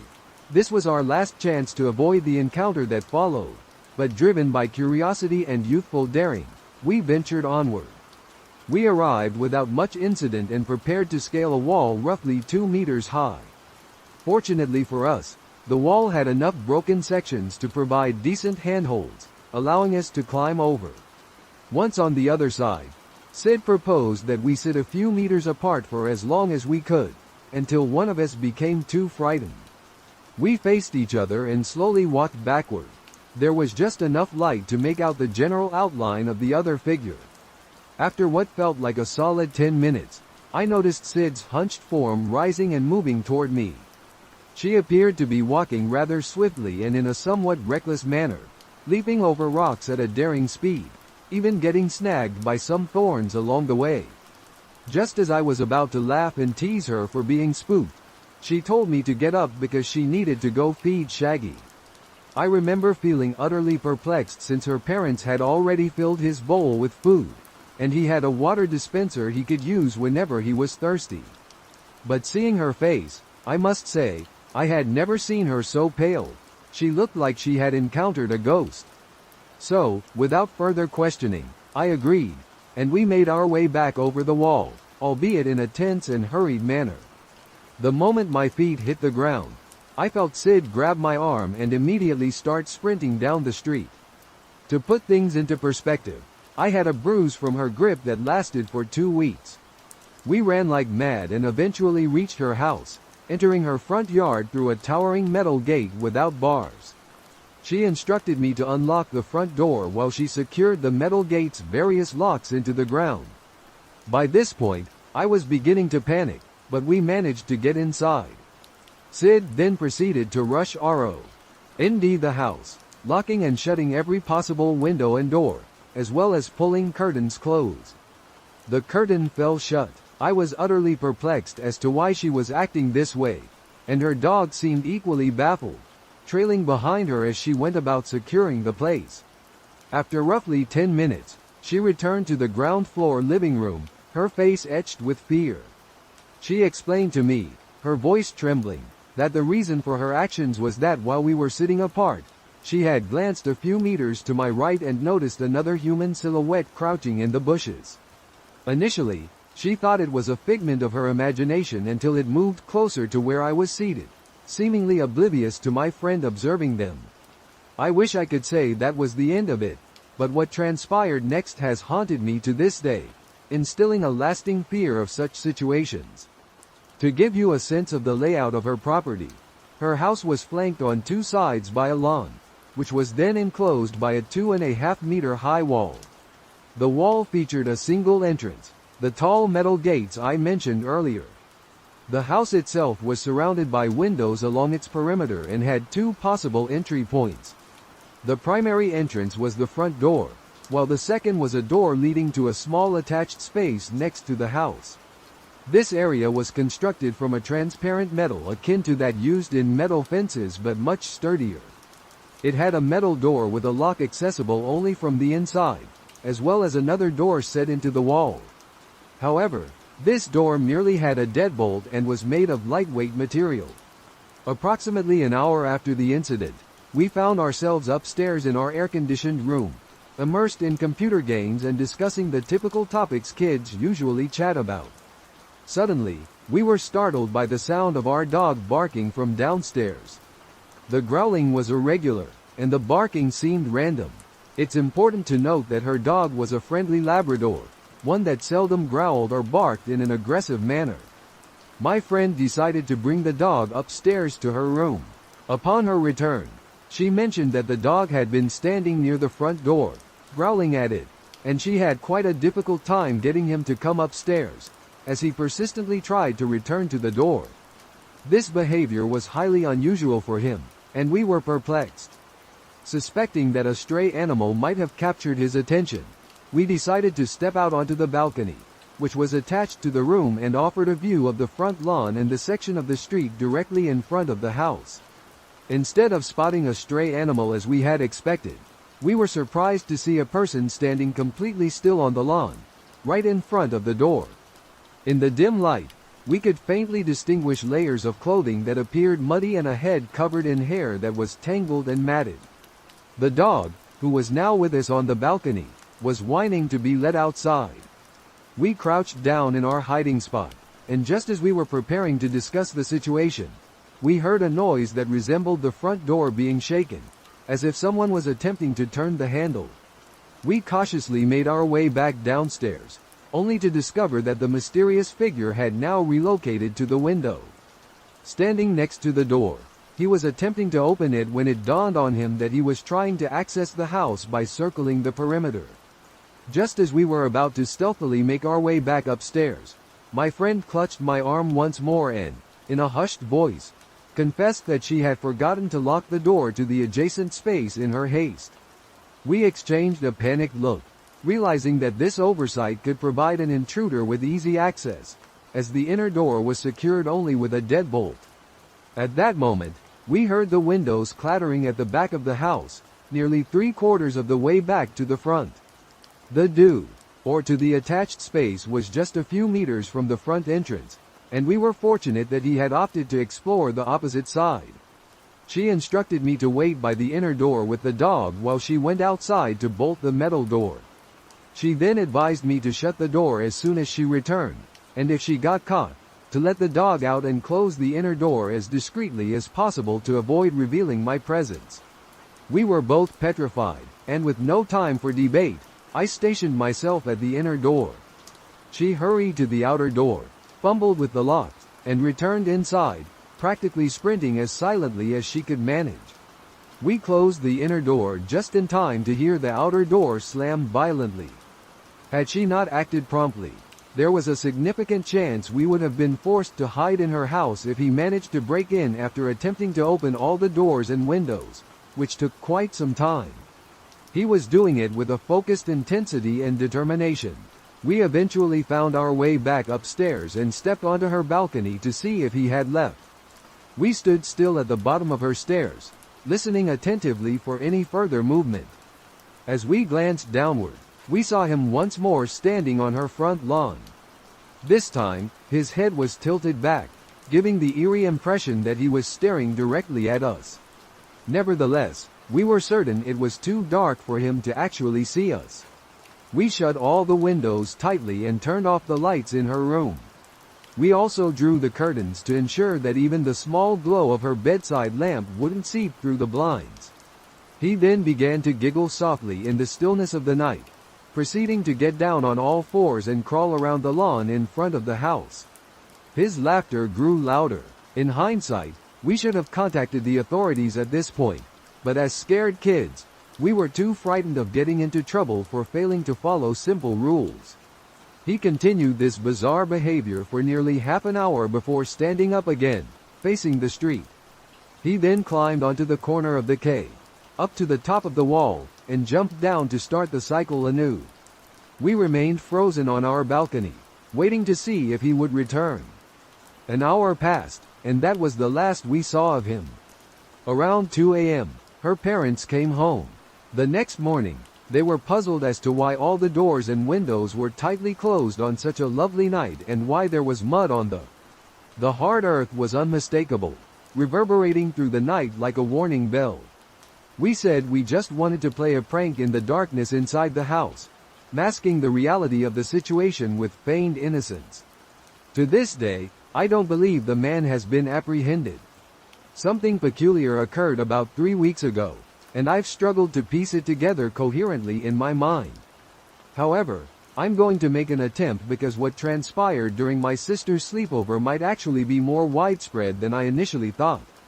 Reflecting on it now, I can't even recall the exact number of girls present. I think it was 10 or 12. All of them were in the 8th grade and closely acquainted with my sister Rachel. As they snuggled into their sleeping bags and exchanged stories, my best friend Kurt and I concocted a mischievous plan. "We're going to scare these girls witless," he declared mischievously. I must confess, it was merely for a cheap thrill, but I didn't perceive any real harm in it. We sneaked into my father's workshop and pilfered a few basic paint supplies to transform Kurt into a stereotypical horror movie vampire. Then, we headed to the backyard and began climbing the tree outside Rachel's window. Kurt was in position, prepared to start making the typical boogeyman sounds, when he suddenly stopped and squinted into the window. "What on earth?" he muttered as he strained to see inside. "Hey, what are you doing? Don't be a peeping Tom," I yelled up at him, trying to discern why he hesitated to commence the scare. Then, without warning, his eyes widened, and he began to stumble backward. I watched as his feet slipped beneath him, and he plummeted to the ground. It all unfolded in slow motion, but the sound of his head striking the hard soil was unmistakable, echoing through the night like an ominous toll. The bird fountain in our backyard is an image that will remain etched in my memory forever. "Jesus Christ, Kurt, are you okay?" I screamed, anxiously glancing upward, hoping my sister or one of her friends would look out and witness this horrifying mishap. I attempted to prop up his head and staunch the bleeding. Then, I reached into my pocket to call 911, but I hesitated. I know it sounds foolish, but I dreaded the inevitable scolding from my parents for my recklessness. I didn't want the police to find me for something like this, so I dashed inside and used Kurt's phone instead. As foolish as that was, what I did next was even more reckless. After ensuring Kurt was stable and not losing too much blood, I decided to climb the tree to investigate what had caused him to behave so erratically. Slowly, I ascended the branches and peered through the window where my sister and her friends were asleep, all except one. Although it's been years, I can still vividly recall that appalling scene. One of the girls was hunched over the others, wielding a sharp knife and slashing wildly at her defenseless, sleeping companions. I will never forget the expression on her face as she swung the blade. Then, the girl looked directly at me. I nearly lost my balance like Kurt had, but instead, I locked eyes with her through the darkness. She had already seen me, so what good would running do? She wouldn't be able to reach me outside in time. Suddenly, she began moving toward the door, and I noticed that some of the other. As the girls began to move, I hurriedly scrambled to escape from there. I didn't even wait for the paramedics to arrive and assist Kurt. I couldn't risk being around if she came after me. I ran for what seemed like an eternity, eventually reaching my grandparents' home on the outskirts of town. Desperately, I tried to explain to them what had transpired. They contacted my parents, and gradually, the pieces of the story started falling into place. Kurt was in the hospital with a head injury, but thankfully, all the girls were unharmed. I visited Kurt some time later to see if he recalled anything, but he remembered nothing. Now, there are rumors circulating that I attacked Kurt, put him in the hospital, and then fled to avoid facing any consequences. I attempted to discuss what I saw with my sister, but she denies anything of that nature ever occurred and treats me like I'm delusional. I've never excelled at forming friendships or connections with people in general. I'm not even close to most of my family members, except for Jessie. Jessie is my best friend. Although I've only known her for a year and a half, she means everything to me. She's the only person I can talk to, the only one who truly understands me. I've never stayed overnight at anyone's house besides my own, and even when I'm supposed to stay with a family member, I become so anxious that they have to call my parents to pick me up. This often results in my parents having to cancel all their plans. They resent me because I'm such a burden due to my anxiety. Jessie once asked if I wanted to have a sleepover at her house, and I had never. I had never visited her home or anyone else's for that matter, and I'll confess, I was thrilled yet apprehensive, worried that my anxiety might spoil the sleepover and jeopardize our friendship. I realized I was likely overanalyzing, but the fear lingered. Jessie gave me some time to mull it over, and I finally agreed. When I informed my parents, they were quite surprised but ultimately decided to let me go, believing I had a genuine opportunity to forge a lifelong friendship. As the car pulled into an expansive driveway leading to an even more impressive house, it was truly enormous, akin to a mansion, the largest residence I had ever laid eyes on. My parents and I approached the front door, which towered over us, about twice the height of my dad, who stood at 6'7". Instead of a doorbell, there was an unusually large silver knocker situated in the center of the door. I used it to knock, and Jessie answered. Her face brightened noticeably upon seeing me, and her smile widened as she leaned in for an immediate hug. Jess's parents also came to the door, standing behind her, their expressions equally warm and inviting. Her father was tall like mine, embodying the typical dad-like appearance, and her mother shared a similar aura. It felt almost unreal. Jessie then proceeded to give me a tour of her sprawling home, which took nearly an hour. Afterward, we retreated to Jess's bedroom, which was enormous and overwhelmingly pink. Every single item seemed to be pink. After we spent some time in Jess's room playing games and indulging in candy, her mother entered, gently placing a sheet of A4 paper on Jess's bed. The way she moved was with such elegance and grace that I couldn't help but notice. I picked up my headphones and grabbed the sheet of paper, which read, "Sleepover Rules." It detailed the guidelines to ensure a safe and pleasant sleepover experience. Rule 1. Avoid consuming excessive amounts of candy, as they can detect it from miles away. Rule 2. Do not leave the bedroom after 1:45 a.m. This rule is crucial for your survival. Rule 3. If you find yourself awake during the night for no apparent reason, hide under the bed within 25 seconds to remain unseen. Rule 4. Refrain from getting snacks from the mini fridge between 8:56 p.m. and 9:47 p.m. You will not like what you discover. Rule 5. Ensure that all light sources, except for the television, are turned off. Keep the TV on throughout the night. I cannot stress enough the importance of this. Rule 6. If you randomly wake up and see Jessie sitting upright and awake in her bed, you must run to the bathroom, lock the door, and stay there for the rest of the night. If Jessie knocks and claims she is hurt and needs help, ignore her and do not respond.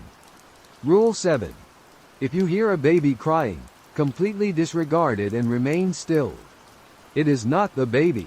Rule 8. Do not attempt to speak to Jessie during the night, and if she addresses you, do not reply. This is vital for your safety. Rule 9. Should you hear a dog whining and scratching at the bedroom door, drag a seat under the bed and hide behind the bookshelf. We are not familiar with any dog. Rule 10. If you experience a ringing in your ear, run and leave the house immediately. This is the sole exception to leaving the bedroom. If you fail to do so, it could be disastrous for all of us. Wishing you a pleasant sleepover. Upon seeing the smiling face, I couldn't help but think it was some sort of prank. It seemed impossible for it to be genuine, yet I felt an overwhelming urge to adhere to those unsettling instructions. I carefully folded the paper and tucked it into my right pocket before returning to the game with Jessie.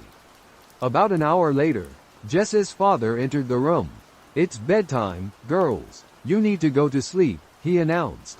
A wave of anxiety washed over me because this moment marked the beginning of when I needed to follow those eerie rules. I suppressed all my emotions, not wanting to risk losing a friend as dear as Jessie. Jessie and I climbed into bed, lying at opposite ends so that my head rested at the foot of the bed. "Good night, sweet dreams," she murmured between yawns. Despite the ominous rules I had read, I wondered how my dreams could possibly be sweet. Surprisingly, I fell asleep quickly and deeply, without the usual nightmares that plagued my nights. That's when I awoke with a sinking feeling in my stomach.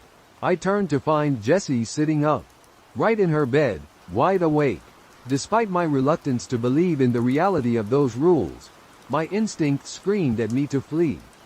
I dashed into the bathroom, locking the door behind me.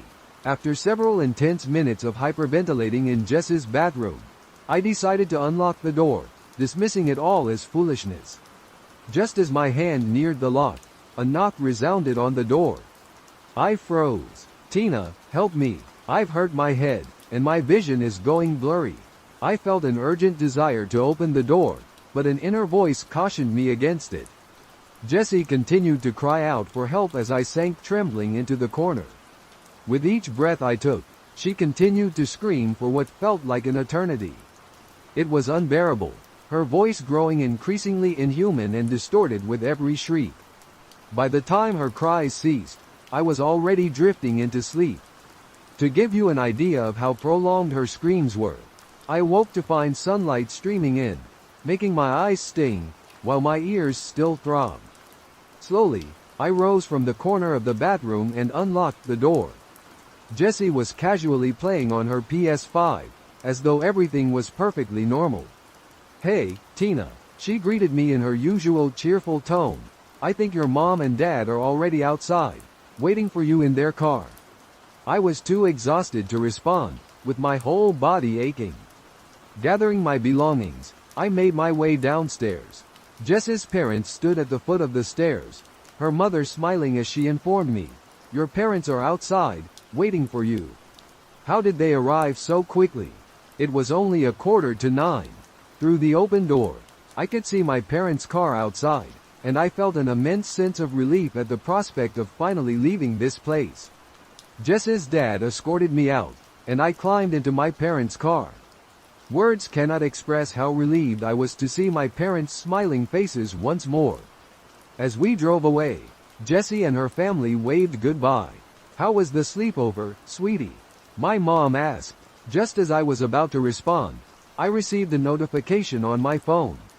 It was a message from my mom, asking, "Hey, I was just wondering what time you wanted me and your dad to pick you up from Jess's house." I glanced from the message to my mom, who was driving, then to my dad, who was smiling enigmatically at me. I realized I had forgotten to switch off my phone.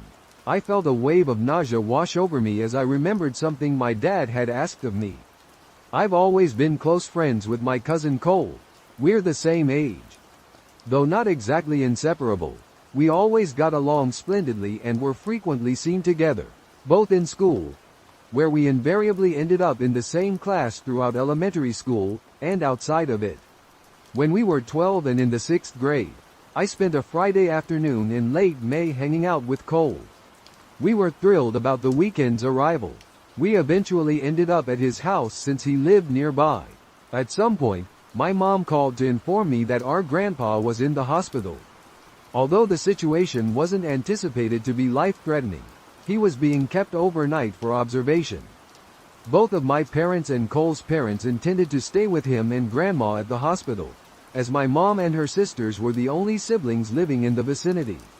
I was given the green light to spend the night at Cole's house, with Cole's 15-year-old brother, Hunter, being in charge while their parents were away. This arrangement suited us perfectly. I got along well with Hunter, who was never the overbearing older cousin some of my friends complained about. We ordered pizza and had a fun time goofing around. Around 9 p.m., there was a knock at the front door, and Cole went to see who it was. My curiosity was piqued about who might be visiting at such an hour, so I watched intently. From the threshold of the door, 2 older men observed us.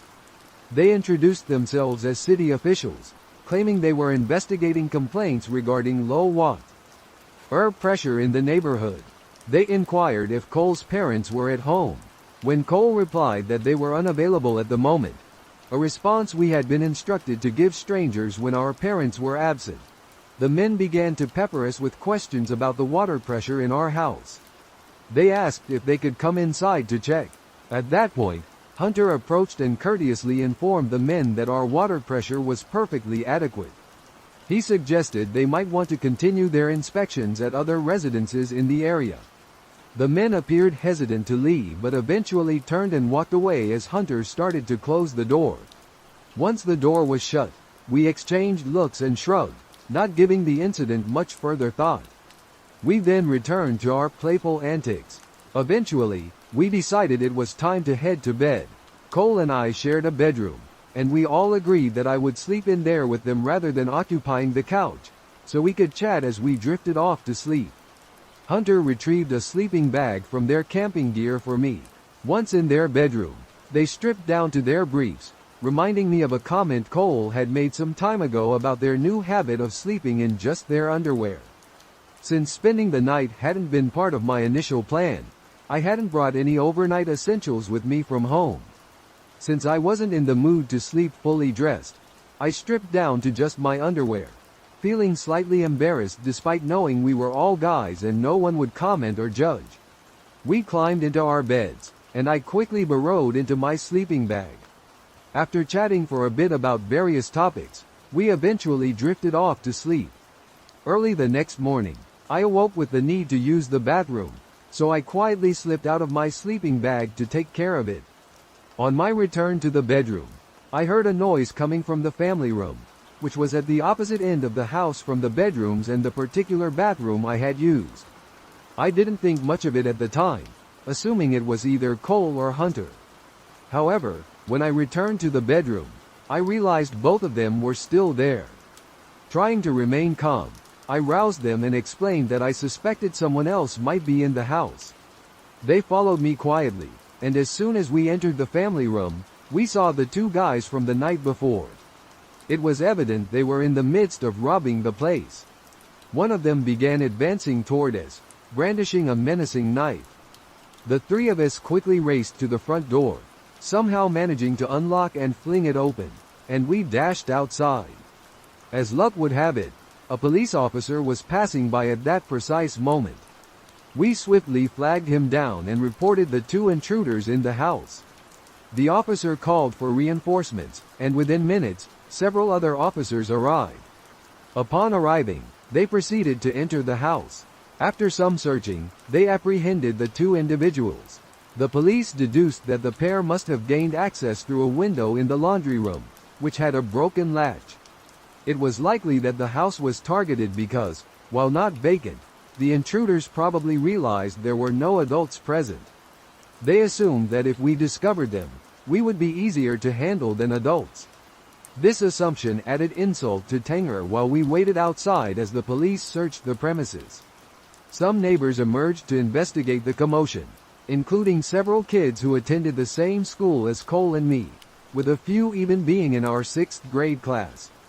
During this time, the three of us realized we hadn't had the chance to get dressed. So, much like in a cliched nightmare, we stood outside in view of everyone, clad only in our briefs, for what felt like an eternity before being allowed back inside.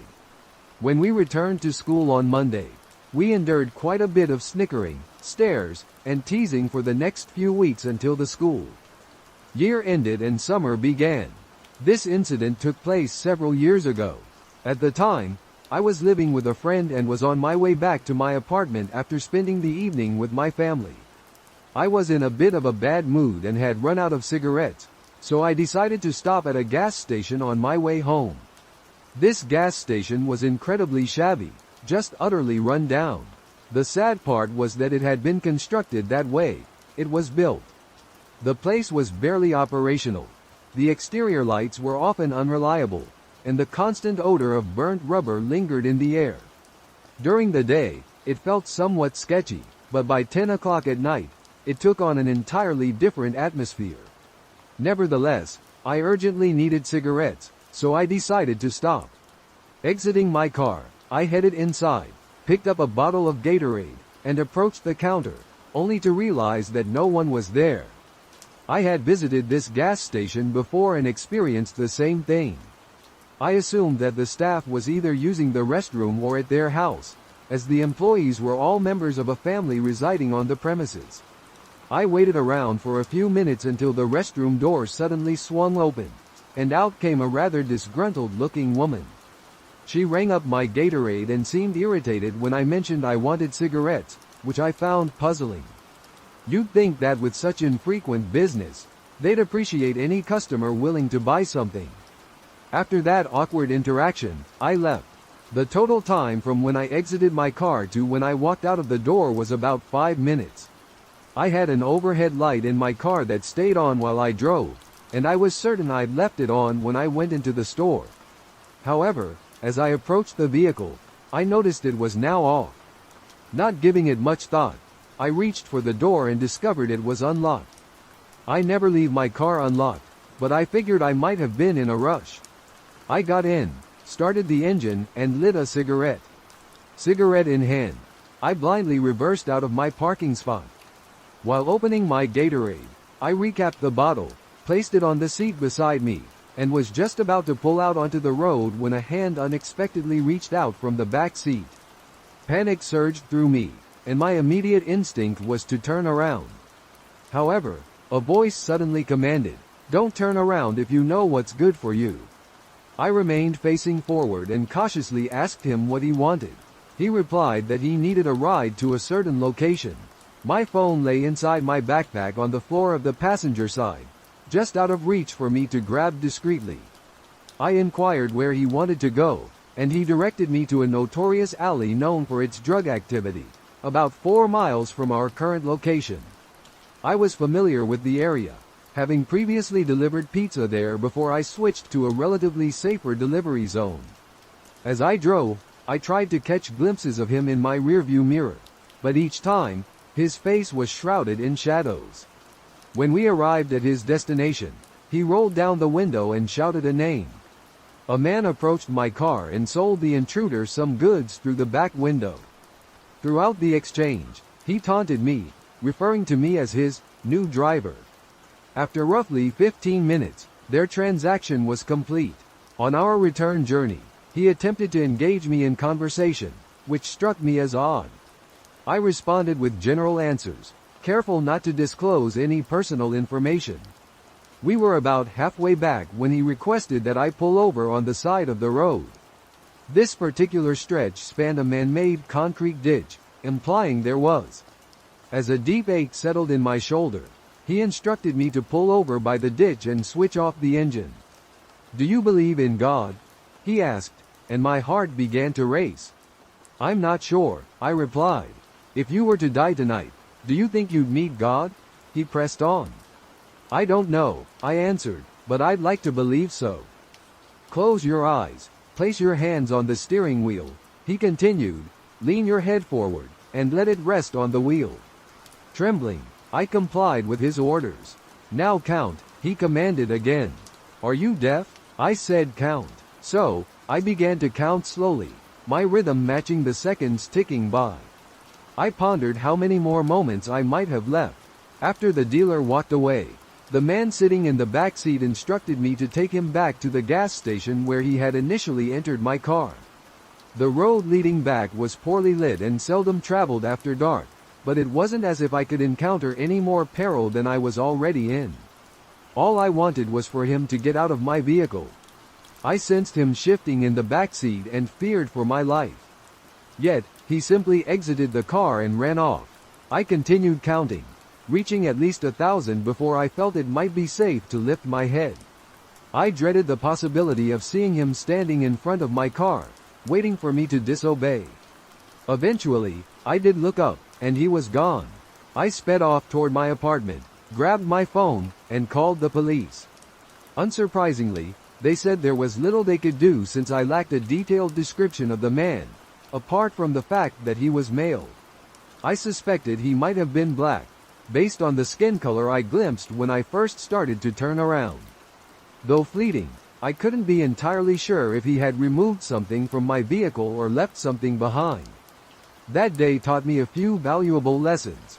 First, I will never, under any circumstances, leave my car unlocked. Second, I will always inspect my vehicle before entering it. Third, I have vowed never to stop at that particular gas station again. Fortunately, I no longer reside in that area, which makes it easier. If, by some strange chance, someone manages to get inside my car to attempt something similar again, I am fully prepared to drive headlong into the nearest lamppost, securely fastened by my seatbelt. I highly doubt any potential carjacker would take the time to buckle up. This incident occurred during the summer of 2017. At that time, I was a 19-year-old girl. To prevent recognition or inadvertently tarnishing the reputation of any community, I will keep the details, such as the country, the origins of the individuals involved, and the names of places, intentionally vague. Although this story isn't truly terrifying, it is unsettling, and the conclusion is so astonishing that I still find it hard to believe. Back then, I lived with my family in an apartment, and in the parking lot, there were always several guys fixing cars. I often returned home late at night and would see these men chatting. They sometimes greeted me with a "good evening," and once even joked about reserving me a parking spot, but they never crossed any inappropriate lines. I would respond courteously. I observed that one of them had a modified sedan and seemed to reside in the same building, though he used a different entrance. This was evident because, in the morning, his car would be parked there. It was quite distinctive. One morning, as I was leaving for work, I noticed this car. The car was parked adjacent to mine, which wasn't particularly strange since he lived nearby. However, as I settled into my vehicle, I noticed the owner of the other car was actually sitting there, watching me with a smile. Well, it was 8:30 a.m., so it wasn't entirely unusual. I began my drive to work and entered a specific roundabout where you must stop inside if a vehicle approaches from the right. I halted, glancing to the right to see when I could proceed, and noticed that in the next lane, the car was still there. As soon as I resumed my route to the office, he followed closely behind. Even as we neared our destination, he remained on my tail. I worked at a mall that housed the largest hypermarket in the area, so I assumed he might be heading there for groceries. I entered the underground parking and parked my car.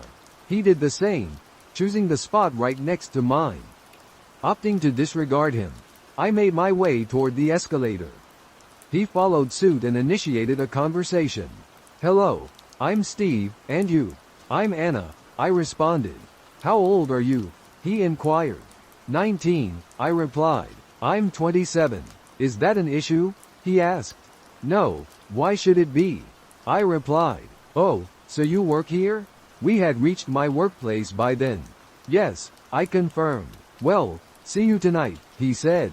At that moment, I realized he wasn't very fluent in the language. I answered his questions because he didn't seem threatening, and I wanted to avoid creating a scene. When he said goodbye, I thought to myself, yes, I see him every night in my parking lot with his friends, so it makes sense. But as I finished work, the exact same scenario occurred as it had in the morning. As I settled into my car, I noticed he was stationed right next to me, and seeing how keen he was to converse, I decided to step out. He approached me with a broad smile and asked, "What are you doing here?" "I have something for you." To my surprise, he handed me a red rose. Flustered and taken aback, I realized it was the first flower anyone had ever given me. I declined it a couple of times, but he persisted. Understanding that the only way to make him leave was to accept, I reluctantly took the rose, and he departed.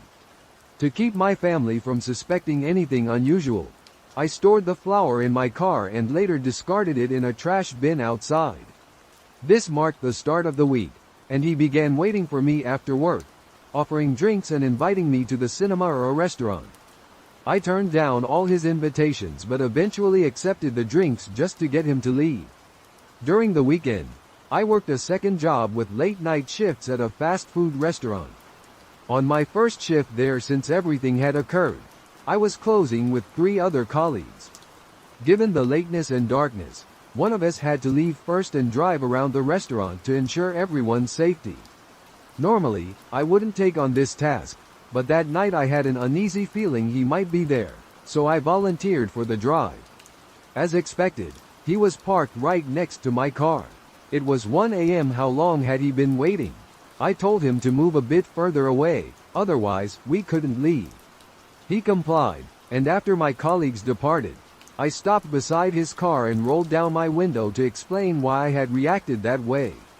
Not that I owed him an explanation, but I thought he might follow me until I did. Before I knew it, he opened his car door and got in. I just want to remind you that this man knew precisely where I worked, where I lived, what my car looked like, and who my family was. He was a neighbor, which is why I always avoided causing a scene.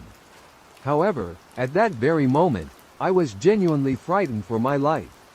Here was a 27-year-old muscular guy, someone I barely knew, sitting in my car at 1 a.m. in a deserted parking lot. He seemed quite chatty, and with no other options, I chose to listen to him. He mentioned that he arrived in the country in 2014, spent 2 years in the capital, and then relocated to my neighborhood in 2017. I did the math and noticed there was a gap in the timeline, so I inquired about it. He responded, "I was in jail. Just imagine how terrified I was." "Why were you in jail?" I asked. He explained, "I didn't have proper documentation, and I got into a car accident." Oddly enough, that explanation wasn't as frightening as I had feared, which offered me some comfort. The guy then bid me good night and left. There were numerous occasions when I glanced in the rearview mirror and saw him trailing behind me. I wouldn't know since when, and even now, I often check to see if a car is following me. Once, during a late shift, I was washing dishes and texting a couple of friends to let them know when I'd finished so we could meet up. I had to set my phone aside. And maybe half an hour later, a colleague approached me and said, "Hey, your friend came through the drive-thru and asked for you." I thought, oh yes, I had mentioned wanting to meet later. I picked up my phone and messaged my friends, asking why they were inquiring about me at work. "What are you talking about?" they replied. At that moment, it dawned on me that they weren't the ones talking about it. After canceling plans with my friends, I hurried over to my coworker and asked her to describe the man in the vehicle. It turned out to be Steve. There were numerous occurrences of similar incidents. He would tail me to my friends' gatherings and threaten to inform my father that he had caught me drinking with guys. Additionally, one of his acquaintances, Carl, whom I noticed in my parking lot, had also begun tracking me. A friend who was familiar with Carl revealed to me that he was married, had children, and was 40 years old. I was utterly stunned. One evening, at around 10 p.m., under the cloak of darkness, I parked my car and noticed a neighbor arriving home. It had been some time since we last spoke, so he mentioned he would return in a couple of minutes to catch up. While I waited, I busied myself retrieving items from the trunk. Suddenly, the vehicle parked behind me flashed its headlights in my direction.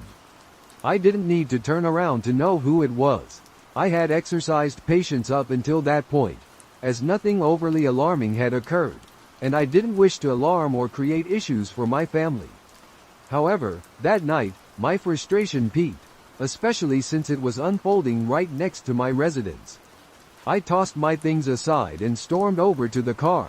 Both Steve and Carl were inside. I confronted them, demanding they leave me alone and stop trailing me.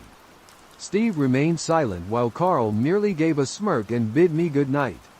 I didn't respond and walked away. It seemed to work, as they left me alone for several months. Steve eventually switched to a black car, which was still quite distinctive. He followed me a few more times, and on one occasion, he attempted to communicate with the help of a friend who could translate. I conveyed to his friend that I was not interested and had no desire to engage. That was the last time I spoke with him. Several months later, I encountered a man in my neighborhood. I was aware that he resided in an apartment close to where Steve lived. Although the situation had concluded, it lingered in the back of my mind. I didn't really know who this person was or whether this would reignite the whole episode. My curiosity got the better of me, and you know how curiosity can lead to trouble. So, I began a conversation with him.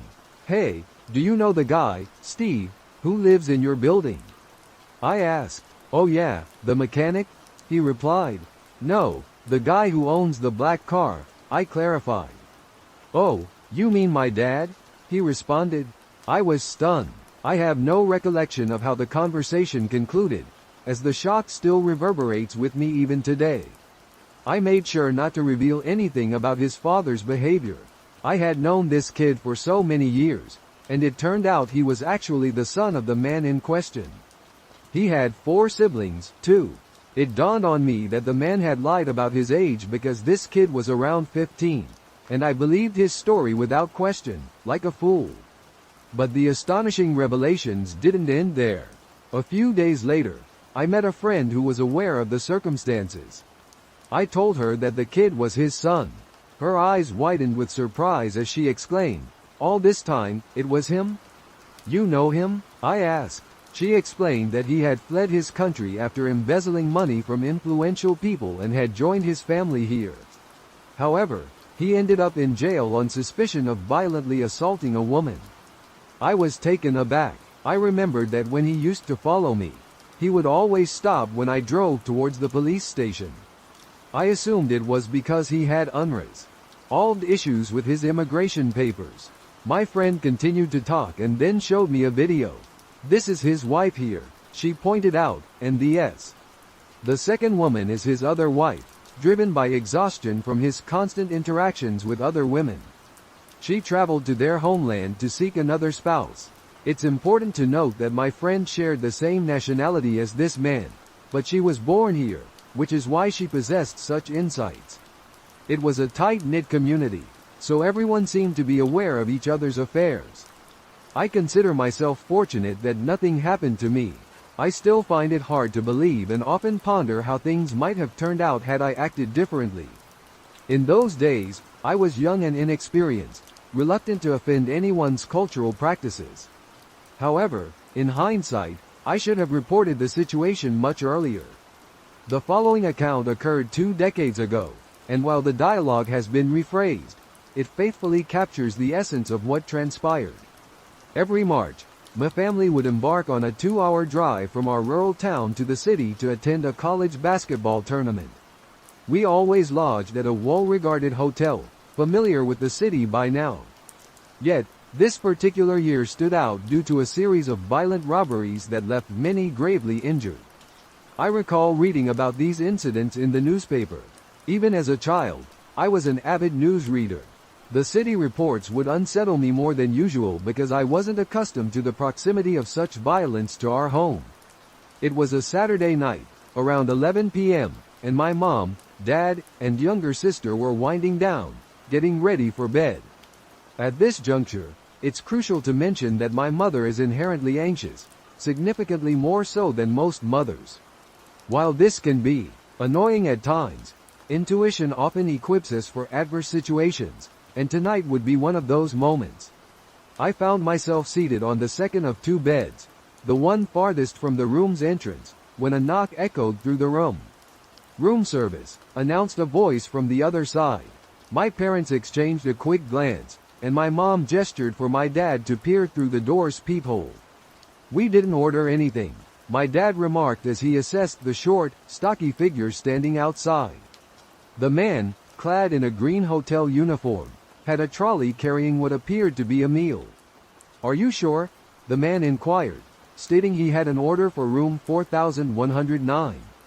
His demeanor was neither aggressive nor suspicious, and if not for the recent surge of violence in the city, we might not have been on high alert at all. Nevertheless, that evening, my parents were undoubtedly vigilant.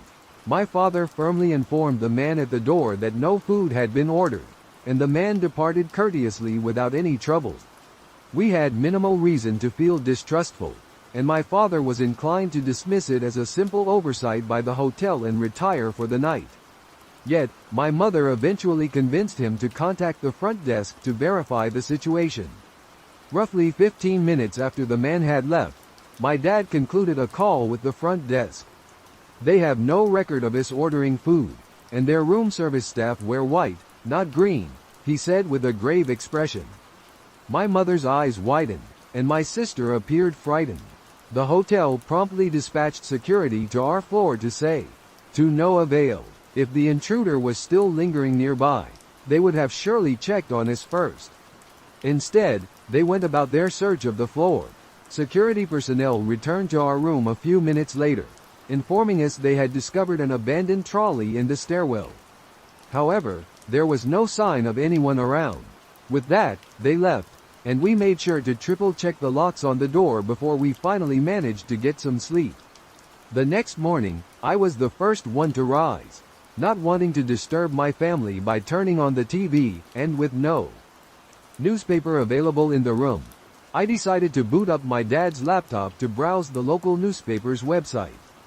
The leading headline immediately sent a chill down my spine.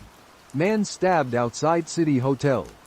It appeared that around 11:30 the previous night, right after we had turned away the fake hotel employee, a pedestrian had been viciously attacked just outside our hotel, right in the middle of the sidewalk. The victim had been stabbed twice and then brutally beaten in plain view, yet his wallet remained untouched. The article noted that there seemed to be no clear motive for the mugging. It was violence purely for the sake of violence. It also speculated on why the pedestrian had been stabbed to the point of incapacitation and then beaten by hand. I immediately woke my parents to show them the article. My mother grew visibly anxious, while my father appeared furious and reached for the phone without hesitation. Naturally, we contacted the police and recounted our experience from the previous night, providing as much detail as possible about the man at our door, suspecting he might have been linked to the assault. However, our efforts seemed to lead nowhere. No one was ever apprehended, and thankfully, several inches of locked door stood between us and the imposter employee, which may have just saved our lives. One of the most popular trends on YouTube at the moment is purchasing random mystery boxes from the deep web and unboxing them on camera. I'm not sure why it didn't occur to me that most of these videos are fabricated. Nearly all of them are staged. I thought it was a brilliant idea and jumped on the bandwagon to claim the YouTube fame I desperately longed for. For those unfamiliar with the deep web, it is simply a segment of the internet that cannot be accessed through basic search engines like Google. You need to download encryption software to access it. While accessing this part of the internet is not illegal, its anonymity fosters a lot of illicit activities, making the possibilities virtually limitless. I grabbed my laptop, the one I've had since graduating in 2016, and downloaded the necessary programs. I prefer using my laptop over my desktop due to the risk of viruses, as my 7-year-old laptop is a bit more expendable. A few years ago, when Bitcoin was surging in popularity, I dabbled in it and managed to save a small amount. It wasn't much, roughly $632 USD, but it was sufficient for what I was seeking. Once the downloads were complete, I launched the browser and embarked on my journey at the Hidden Wiki website. This site provides numerous useful links to help you get started on the deep web. I skimmed through the warnings and general information until I found the links I needed. Almost forgot, I muttered to myself as I retrieved the duct tape from my desk drawer and snipped a small square piece from the end, placing it over my webcam. Call me cautious, but I'd rather be safe than sorry.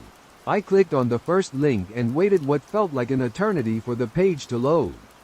It was another plain page, featuring a list of popular websites that you could scroll through on the side. I continued my exploration through the web links until I stumbled upon a page dedicated to mystery boxes. I was looking for one priced around $500 to show my viewers that I was serious about my channel. Concerned about the possibility of being scammed, I decided to resume my search after a quick bathroom break. Upon returning, I noticed my mouse off to the side, and I couldn't see it on the screen. I moved it around to see if it would become visible, but the web page's color was similar to that of the mouse cursor, making it difficult to spot. I clicked a few times to check if my mouse was functioning and accidentally clicked a link. I was taken to a pitch-black page with small white text at the top. I'm selling one random package to anyone brave enough to receive it for only $400. I contemplated the offer and decided to take a chance. I clicked the small payment button and was asked how much I wanted to spend. With fingers crossed, I entered $300. The transaction went through without a hitch, and I was immediately greeted by a chat box asking where I would like my package sent. I knew this wasn't a wise decision, and I regret it to this day. However, I assumed that other YouTube channels often used their own addresses. Without much thought, I provided them with my full name and address, not dwelling too much on the decision. I then waited patiently for over a month, 36 days, to be precise, for the package to arrive. When it finally did, it landed directly on my doorstep. The box was heavily wrapped in tape, which gave it a rather suspicious appearance. I set up my camera on a tripod, adjusting it to capture the box placed on a small wooden table. To give the scene a more polished look, I hung a sheet in the background. Equipped with gloves and scissors, I was ready to film the video in one take. Hey everybody! Welcome to tonight's vlog. I began, launching into a monologue about acquiring the box and the amount I had paid for it. Without further delay, I announced, let's open this deep web mystery box. Grabbing the scissors, I cut through the red tape, ensuring my gloves were secure, and tore the box open. My brow knitted together in frustration when I discovered just one book inside. Without uttering a word, I extracted the book from the box, feeling quite annoyed that I had spent $300 on a single book. Well, it looks like we've been duped. These pages better be made of gold, I muttered to myself. The book's exterior was worn and frayed, exuding a musty odor of mildew and mold. I opened it to the first page and skimmed the contents. It's an old photo album, smells like decay. Let's check out these pictures. I turned the camera to capture the contents of the page. It featured 4 photographs, each labeled by the date they were taken. The images were snapped with a Polaroid camera, depicting airplanes, random suitcases, a couple of taxis, and some rather dubious-looking motels. It seemed to be someone's old travel log. As I continued flipping through the pages, each day revealed a different photograph showcasing nature, cars, or trains. By day 18, I stumbled upon the most unsettling image yet. It was nothing more than a mask, handcuffs, a gag, and a bottle containing some sort of liquid. These people sure know how to throw a wild party, I remarked to the camera, striving to keep the video engaging. I zoomed in on the picture so everyone could see it clearly. Around day 30, things took a bizarre turn. There was a photograph of a house, but it wasn't just any house, it was my parents' home. I covered my mouth with my hand as I gasped for air. How could this be possible? Words escaped me. I was utterly speechless. These were undeniably intimate photos. On day 33, I turned the page and was confronted with an image of a woman handcuffed and gagged. I immediately vomited upon realizing it was my own mother, her face etched with terror. Then I noticed my father was also in the picture, face down in a pile of what seemed like black tar. Before this, a photo had been taken inside what appeared to be a vehicle. I focused my gaze on the dashboard, where a small photograph was barely discernible. It was an old-school picture of me. They were in my dad's truck. Day 35 presented another house, this one significantly smaller. The photo was too blurry to distinguish any details. My hands trembled, and all I could hear was the relentless pounding of my heartbeat in my ears. I flipped to the final page, immediately tossing the book to the ground and sprinting to the window. I frantically jiggled the latch and threw it open without hesitation, leaping out and racing to the neighbors. As I ran, I turned around to look back. For a fleeting moment, an image continues to haunt me to this day. A tall, hooded figure stood in my room, peering at me through the window. It remained utterly still before raising its hand to wave. I screamed for my neighbor, who quickly ushered me inside and phoned the police. I sat down and wept, overwhelmed by fear for my life and for my parents. I blamed myself entirely, convinced that my lack of common sense led to my parents' deaths, a burden I must carry forever. If you ever venture into the deep web, never disclose any personal information. Even if individuals on YouTube do it, most of it is fabricated. Always inspect your packages thoroughly. It would have spared me considerable distress had I noticed there was no tracking sticker on the package. It was delivered by hand. I had long been aware of the deep web, having heard the most bizarre and unsettling tales from those daring enough to explore it. Websites involving human experimentation, hiring hitmen, and even spying on people through their own security cameras. It's disturbing, but I'd be dishonest if I denied being somewhat intrigued. My exploration of the deep web was driven by curiosity, not malice, as I wanted to see if it was truly as terrible as rumors suggested. The first site I encountered revolved around death, which left me with a deeply uneasy feeling, prompting me to leave quickly. It usually takes a lot to disturb me, so I was surprised that I couldn't even handle the first site I visited. But then again, it's not all supposed to be sunshine and rainbows, is it? Next, I clicked on another site that, dedicated to observing individuals through surveillance cameras. Most of the monitors displayed vacant living rooms and patios. Some revealed peculiarly adorned spaces, like one crammed with stuffed animals and another eerily decorated with Christmas lights and artificial Santa Claus figurines. Another screen featured a young woman practicing yoga, which had garnered numerous views. I didn't linger on that one for long. Something inside me felt uneasy, as if what I was doing was unsettling. I shook my head, dispelling any lingering curiosity, and hovered my mouse over the tiny X to close the window. Just before I clicked, I noticed a blue link beneath a black screen that read, "Proceed with caution." I clenched my back teeth, internally chastising myself to navigate away from the page. It could be something dreadful that would make me complicit. What if it involved someone harming an animal or something equally disturbing? But then again, what if it didn't? I was unsure what compelled me to move my mouse away from the window, hovering it over the link instead, but that's where I found myself. My curiosity always got the better of me, and no matter how queasy my stomach felt or how intense the ominous feeling looming over me was, I had to click that link. I simply had to discover where it led, or I would be driven mad until I finally unraveled the mystery.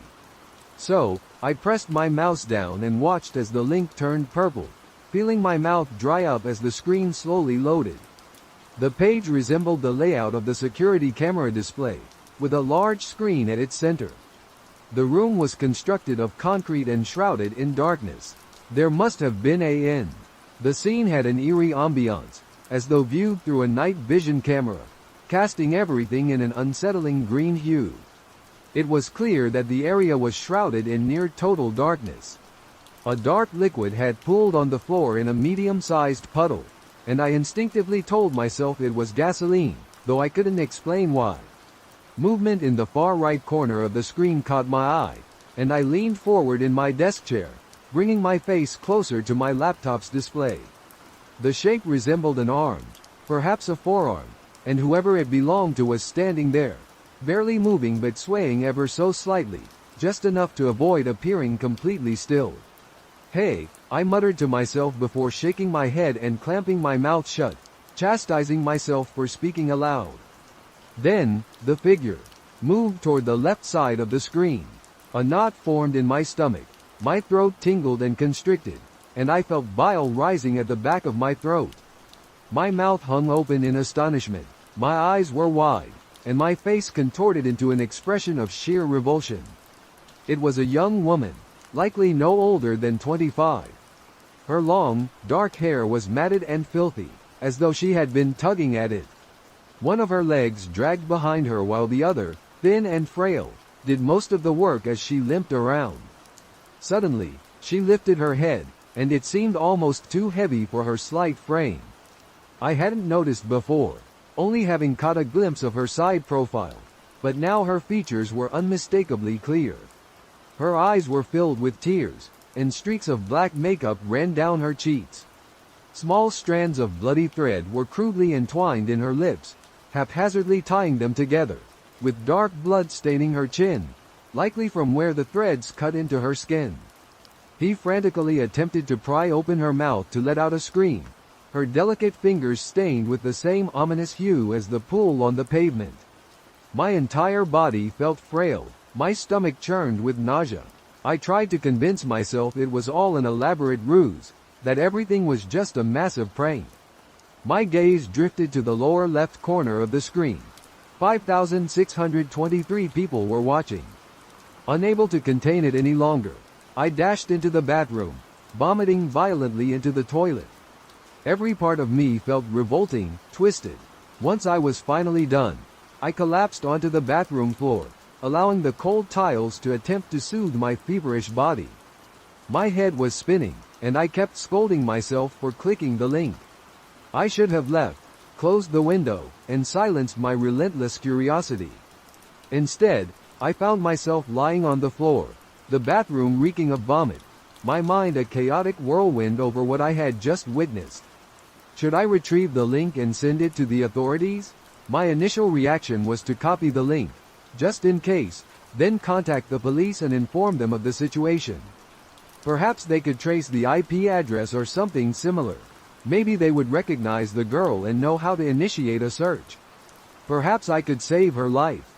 I would feel incredibly foolish if this turned out to be a hoax designed to attract viewers, but I couldn't take any chances with what was at stake. I tried to ignore the dizzying sensation overwhelming me as I began to pace around my room. Suddenly, my phone buzzed in my pocket, startling me out of my panic, and I stopped abruptly to pick it up. With trembling hands, I picked up the phone and saw my girlfriend's name flash on the screen. I answered, my voice a complete mess, while my eyes remained fixated on the screen showing the girl collapsing to the floor. Her sobs echoed through the room, leaving my body tense and uneasy.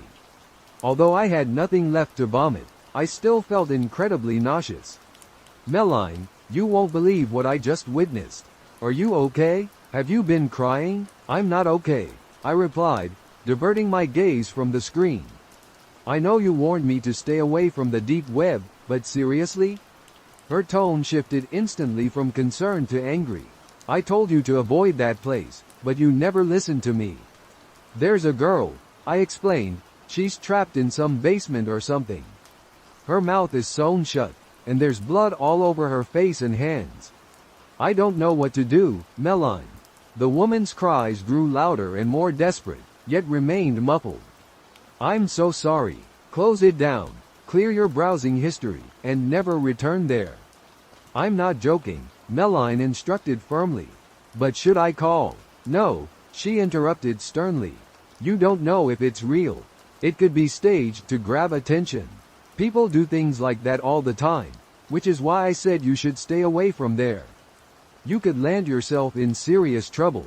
I didn't respond, silently making my way to the desk. My hands quivered as I moved the mouse to click the small X in the corner. I watched the viewer count slowly rise before finally closing the window. I felt even worse than before. We can file a report, I suggested. Tomorrow. Just go to bed and steer clear of the deep web. I can't believe you even ventured there in the first place. I didn't have the strength to argue with her. Guilt weighed heavily on me, enveloping my entire being.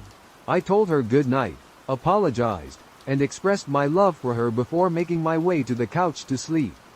It didn't feel right to be in my bedroom or anywhere near my computer, not while that girl remained trapped, unable to cry for help or even speak. I knew it could be fake, but was that a risk I was willing to take?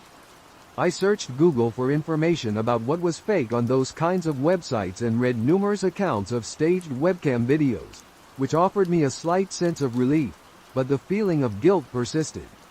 Needless to say, I didn't get much sleep.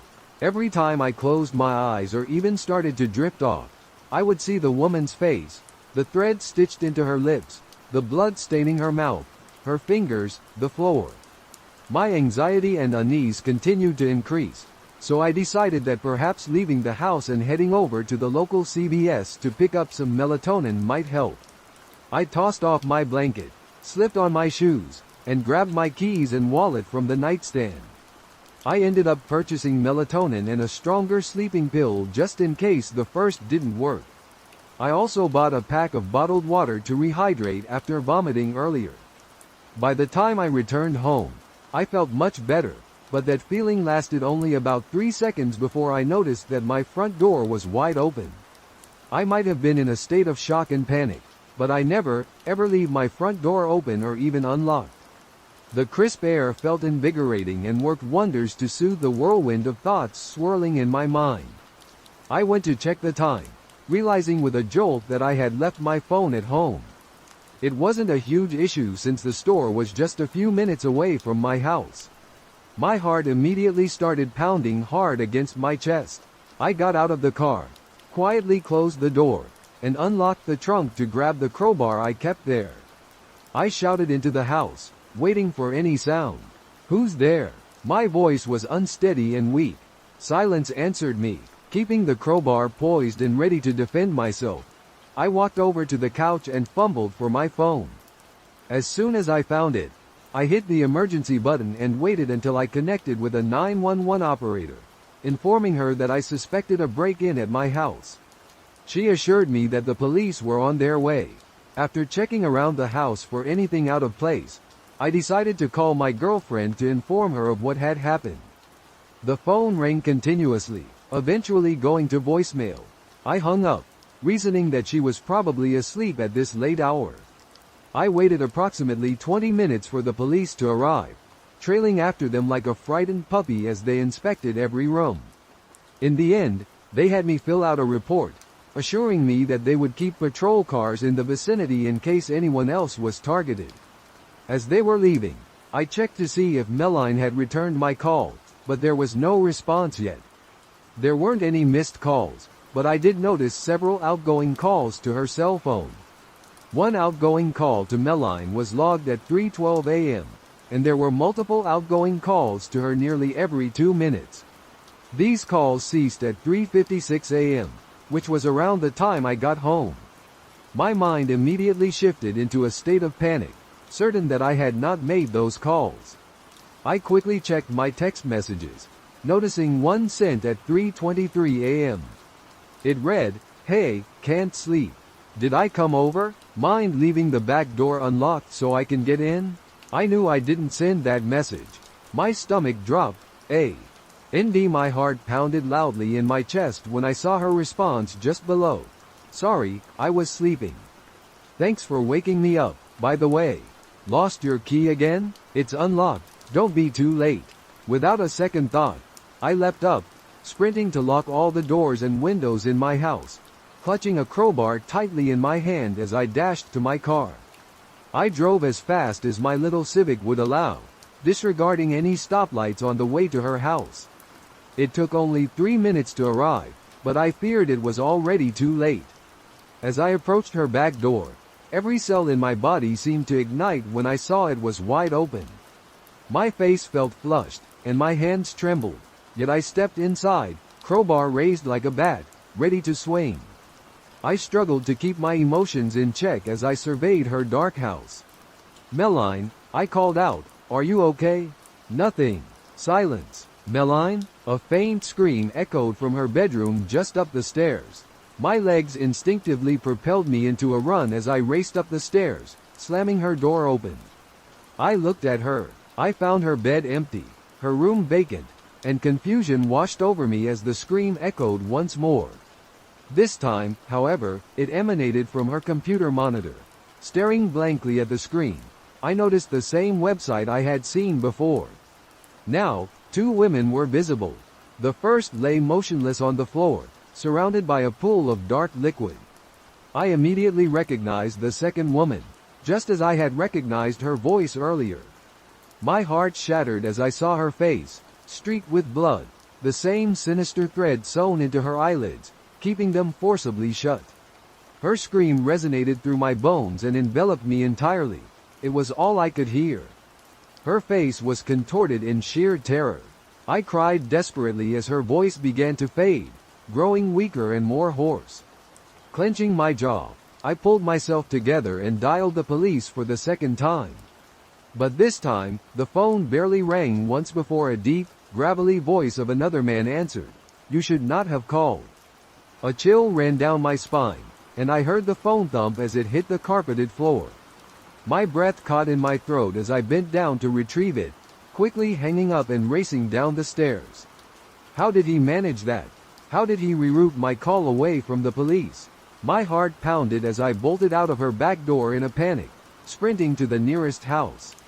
I banged on the door, screaming at the top of my lungs until the neighbor opened it, her face weary, puzzled, and frightened. She let me in, and through frantic tears, I recounted what had transpired. I'm typing this on my phone to post as we both attempt to reach the police. Neither of our calls are connecting, not even the landline. I suspect someone is interfering with our cellular signal, and they might have severed our phone line. Nonetheless, we will continue trying. If you don't hear from me again, please heed this warning. Steer clear of the deep web. I've always possessed an unsettling sense of curiosity, which isn't something I take pride in. I've typically attributed it to adolescent inquisitiveness. To be candid, it likely began in middle school, when people found amusement in sharing distressing videos of executions or infamous clips like 2 girls 1 cup. Just mentioning it makes me feel quite aged these days. There's a surplus of such websites now, places where one can view morbid content, blurry footage of car accidents, beheadings, and animal cruelty. It's not something I actively seek out, but when I encounter it, I feel an urge to watch, as if to prove to myself that I'm impervious to shock. For the truly horrific content, one must venture into the so-called dark web. As someone who has lagged behind in technological advancements, it utterly astounded me to learn that only a minuscule portion of the internet is accessible via a Google search. The remaining 99.9% is concealed and requires a specialized browser for access.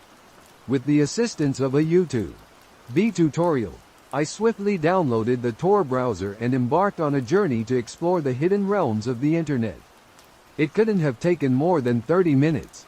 After hours of aimlessly clicking links, I eventually stumbled upon something that would forever satisfy my morbid curiosity. The website was quite unremarkable, featuring a simple black background with a video player at its center and a chat box below. Mere seconds after accessing the site, the video loaded and began playing automatically. What unfolded before me was a gaunt man, appearing to be in his early 20s, bound to a chair and covered in injuries. In the video's upper left corner, a timer counted each passing second, 24 minutes and 14 seconds. "Please stop, it was an accident, I swear," he shouted. A larger man then appeared, wielding a long needle attached to an empty syringe. Without uttering a word, he drove the needle deep into the victim's abdomen. The victim emitted a loud scream as the man withdrew the needle only to plunge it in again. After several jabs, the man seized a hammer and struck the victim squarely in the jaw, shattering his mandible and rendering him incapable of forming any coherent sound. The victim uttered a garbled whimper before losing consciousness. In disbelief, I attempted to fast-forward the video, convinced it had to be staged.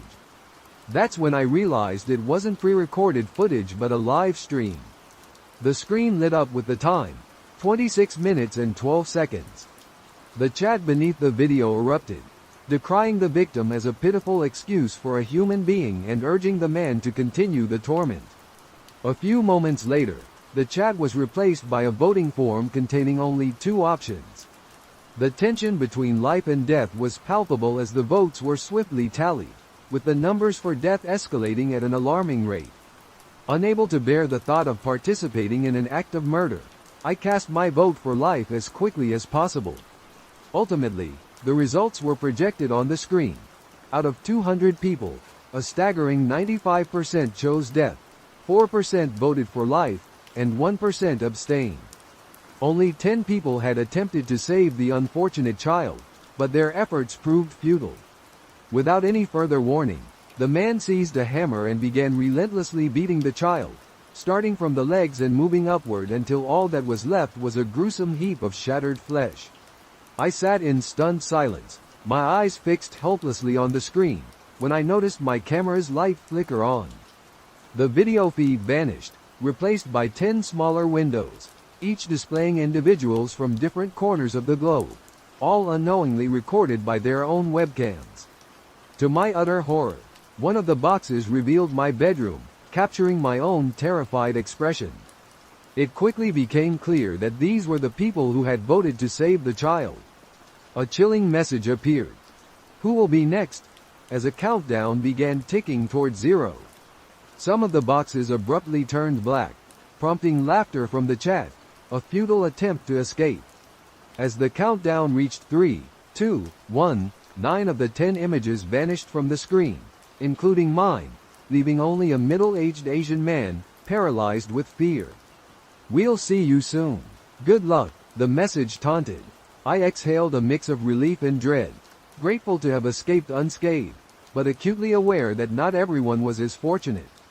Naturally, I contacted the police, but by the time I did, it was too late to change anything. Before they could even investigate, the link had long since expired. I'm not sure what more I could have done, but it taught me not to delve too deeply into the dark web's murky depths. This is my last resort. I need assistance. A couple of weeks ago, I ingested a tapeworm that I purchased illegally, hoping to lose weight, but now I suspect I'm experiencing some adverse side effects. It all began when my family bought tickets for a Caribbean cruise. I've always struggled with being overweight. It runs in my family. I'm a 19-year-old female, standing 5 feet 6 inches tall, and I weigh 200 pounds. While browsing various weight loss websites, an advertisement appeared alongside an article promising weight loss without effort. Normally, I wouldn't fall for such clickbait, but I was desperate. The cruise was only a month and a half away, and I needed to lose 90 pounds, so I clicked on it. To my surprise, it led me to the dark web, which I didn't realize was possible just by clicking an ad. It turned out to be quite inexpensive and remarkably simple. They sent me 2 items. A small jar containing a worm and detailed instructions for its consumption, which were strangely specific. I was instructed to swallow the worm after eating raw meat, preferably red, between the hours of 9 o'clock and 11 p.m., with all the lights turned off. The worm would eventually pass once my appetite diminished and I adjusted to my new lifestyle. I assumed these requirements might influence the tapeworm's behavior, so I didn't think much of it at the time. I forced myself to choke down an uncooked hamburger and then swallowed the worm shortly afterward. After 9:30, enveloped in complete darkness, the first week passed uneventfully. No weight had been shed, and I experienced none of the side effects that the instructions had cautioned about. There was no nausea, no abdominal pain, no peculiar cravings, nor any sensation of hunger.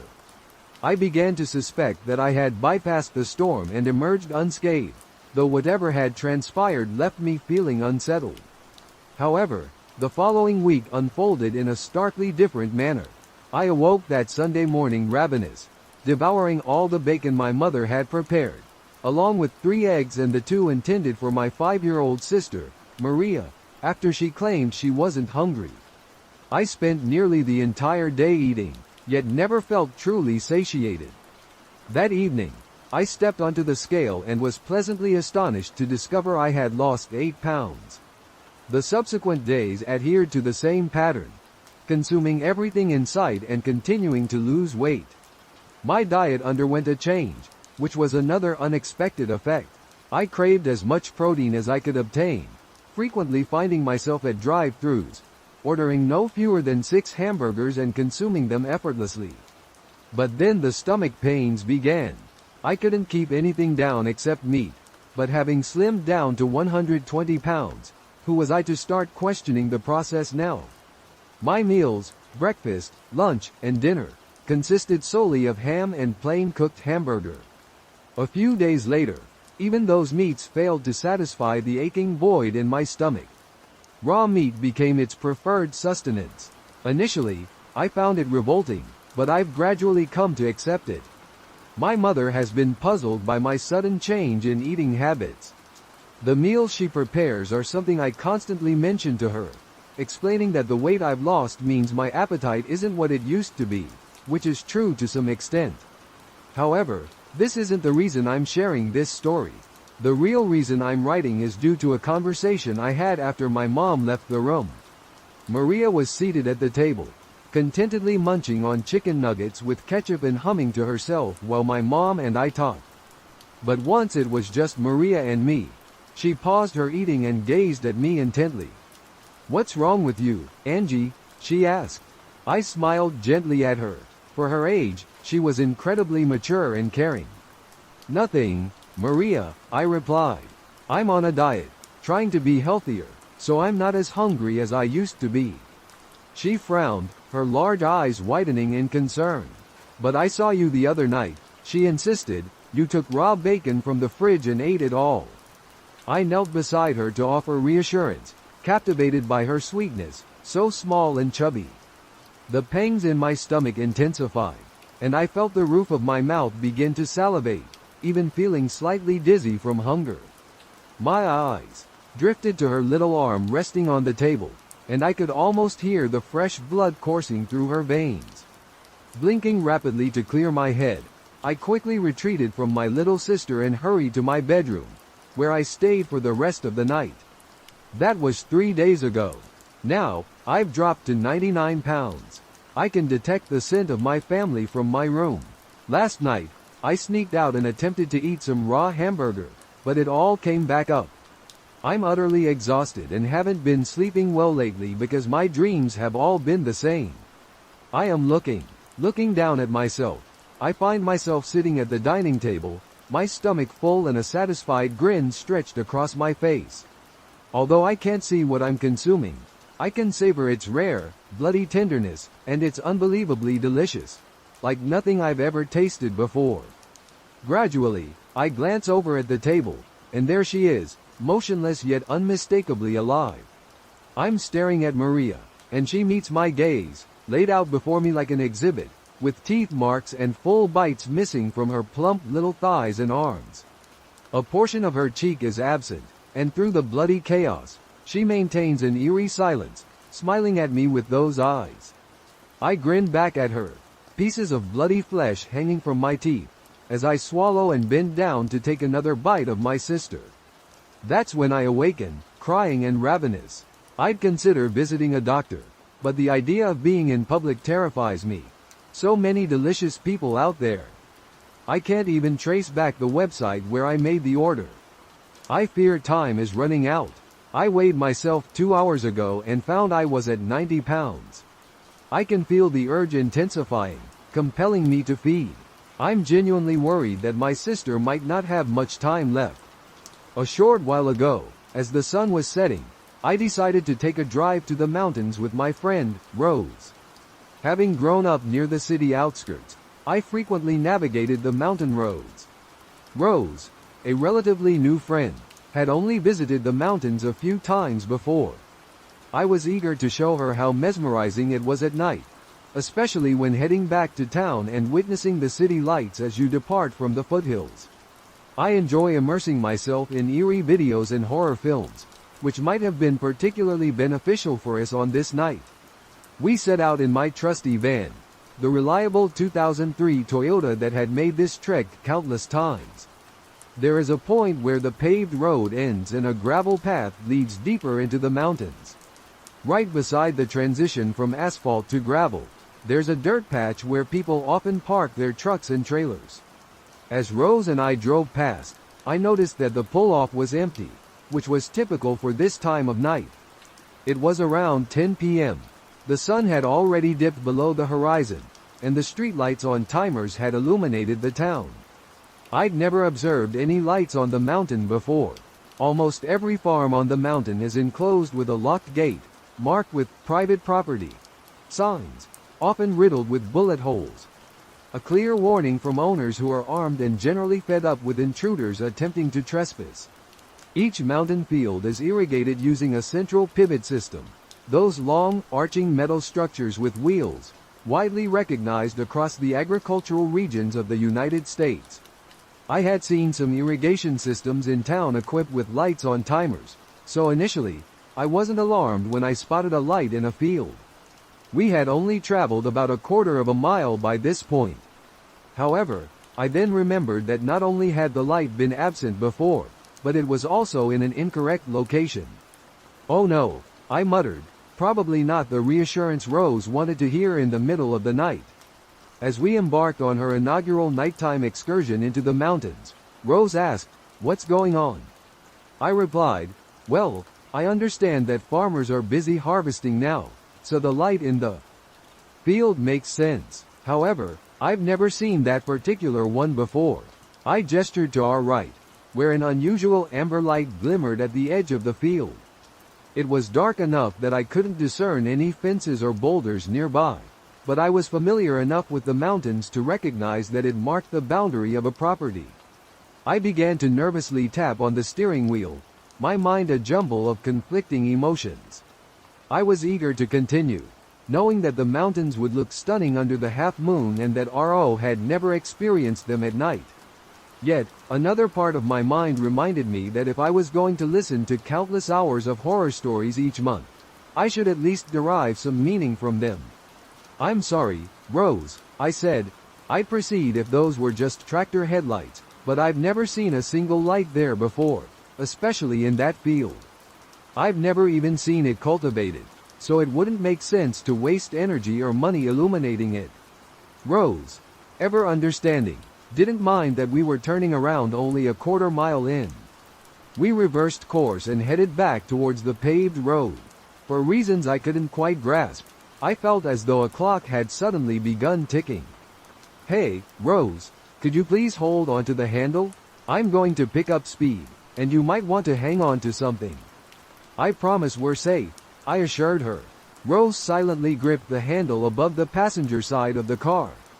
As I picked up speed, a growing sense of urgency overtook me, so I pushed forward, racing back toward the asphalt as swiftly as I dared.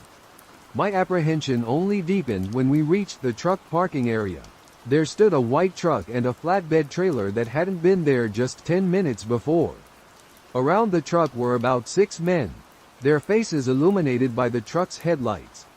One of them was maneuvering a UTV off the flatbed with such haste that I feared he might collide with one of his companions. As I zoomed past, someone dashed behind the car. I turned onto a road that would take us to a main thoroughfare. "Rose," I queried while accelerating to 70 miles per hour, "were those people there when we passed by earlier?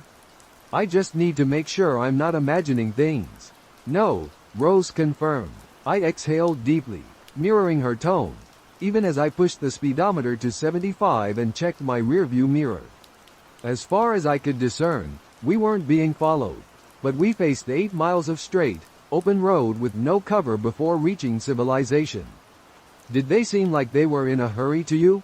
I asked. With no other vehicles on the road, we didn't need to slow down for anyone, which helped us both stay as composed as possible. "Just a little," she admitted with a nervous laugh, glancing over her shoulder to ensure no cars were trailing us. Fortunately, no one appeared. We eventually arrived at a crowded restaurant and remained in the car, trying to regain our composure. We pondered why those men had suddenly appeared in the dead of night. Rose speculated that perhaps their friends were camping nearby and had run into some trouble on the land. The mountains are private land, so camping there is prohibited. I'm relieved that Rose and I left before discovering why 6 men felt compelled to ascend the mountain in the dead of night. Reflecting on my high school years, I've come to understand that some of the most gratifying purchases often stem from the most frustrating transactions. When I was about 17, I decided to obtain my driver's license, as I was weary of spending excessive time at home with my parents. They weren't unpleasant people, but my mother had a tendency to engage in loud arguments with the political news channel, often with my father joining in, and it became quite tiresome. After acquiring my license, I initially used a messaging service called Sigh. However, when it went out of business, I found myself without a phone. Since owning a cell phone was deemed essential by my parents, it became my responsibility to buy one. They agreed to cover the cost, and I would repay them by doing chores around the house. I had to manage all the logistics of obtaining it. Although I didn't live in a risky neighborhood, the Radio Shack where I needed to go was situated in a less safe part of town, notorious for its escorts and drug dealers. While I hadn't heard of any incidents occurring there, the atmosphere was definitely unsettling. One particular apartment building on the route to Radio Shack was infamously hazardous, a frequent site for illegal activities. At Radio Shack, The purchasing process was unnecessarily convoluted. The young woman who initially assisted me not only activated the incorrect phone but also managed to break it. It was a lengthy ordeal, but eventually, everything was sorted out and they instructed me on how to proceed. Instructed to configure security settings on my new phone and set up a backup password. I chose one of those swipe pattern codes and promptly forgot it as soon as I got back into my dad's truck. It was around 8 p.m. and I had to stop at the intersection near the infamous apartments while heading west. The road was nearly deserted, with only 2 other vehicles traveling in the same direction. As I halted at a red light behind an orange PT Cruiser, a truck turned right, and a man stood at the northwest corner, waiting to cross. He passed us just as the light turned green, yet the PT Cruiser remained stationary. I hesitated briefly before honking my horn, causing the car in front to reverse slightly, which alarmed me. In my confusion, I mistakenly shifted the car into park instead of reverse and frantically pressed the gas pedal, but the car remained immobile. After struggling to find the correct gear, I finally managed it, just as the PT Cruiser sped off. The man who had been waiting to cross then approached my vehicle. He appeared to be about 5 feet 6 inches, slender with long limbs and a gaunt face that resembled a zombie. His expression was contorted with rage. He wore a filthy, neutral-colored hoodie, and as he came closer, I could discern how bloodied he was. It was difficult to ascertain the extent of his injuries because his face was so dirty and bloody. As he attempted to open the driver's side door, I finally shifted into neutral. The truck emitted a strange noise, startling him, yet the vehicle still refused to move. He then slammed his face against the window, appearing as if he was bleeding from his eyes. He showed no indication of being in pain as he yanked at the handle. I finally managed to find the correct gear, even though I was terrified. I didn't want to harm him by driving off too quickly. However, when he brandished a gun, I screamed, slammed on the accelerator, and inadvertently dragged him a short distance since his arm was entangled with the side mirror. He yelled and released his grip, and I sped away at a cautious 6 miles per hour down the road toward my house, arriving in a state of complete panic. My mother scolded me for bursting in unannounced as I attempted to explain the situation. Overwhelmed, I began to vomit and had to rush to the bathroom. After I recounted the events, my parents were skeptical and suspected I was exaggerating, which led them to call the police. The dispatcher informed us that I wasn't the only person reporting a man with bleeding eyes. Shortly afterward, a deputy arrived at our door. My mother, still thinking I might have orchestrated the entire incident, sent me to speak with him. I provided a description and showed him the bloody face print on the truck's window. The police collected a sample and later confirmed they had a suspect in custody who matched my description. The man had abrasions and a dislocated shoulder, but was not in any life-threatening condition. He appeared on the local news, connected to a series of attempted carjackings while under the influence of cocaine.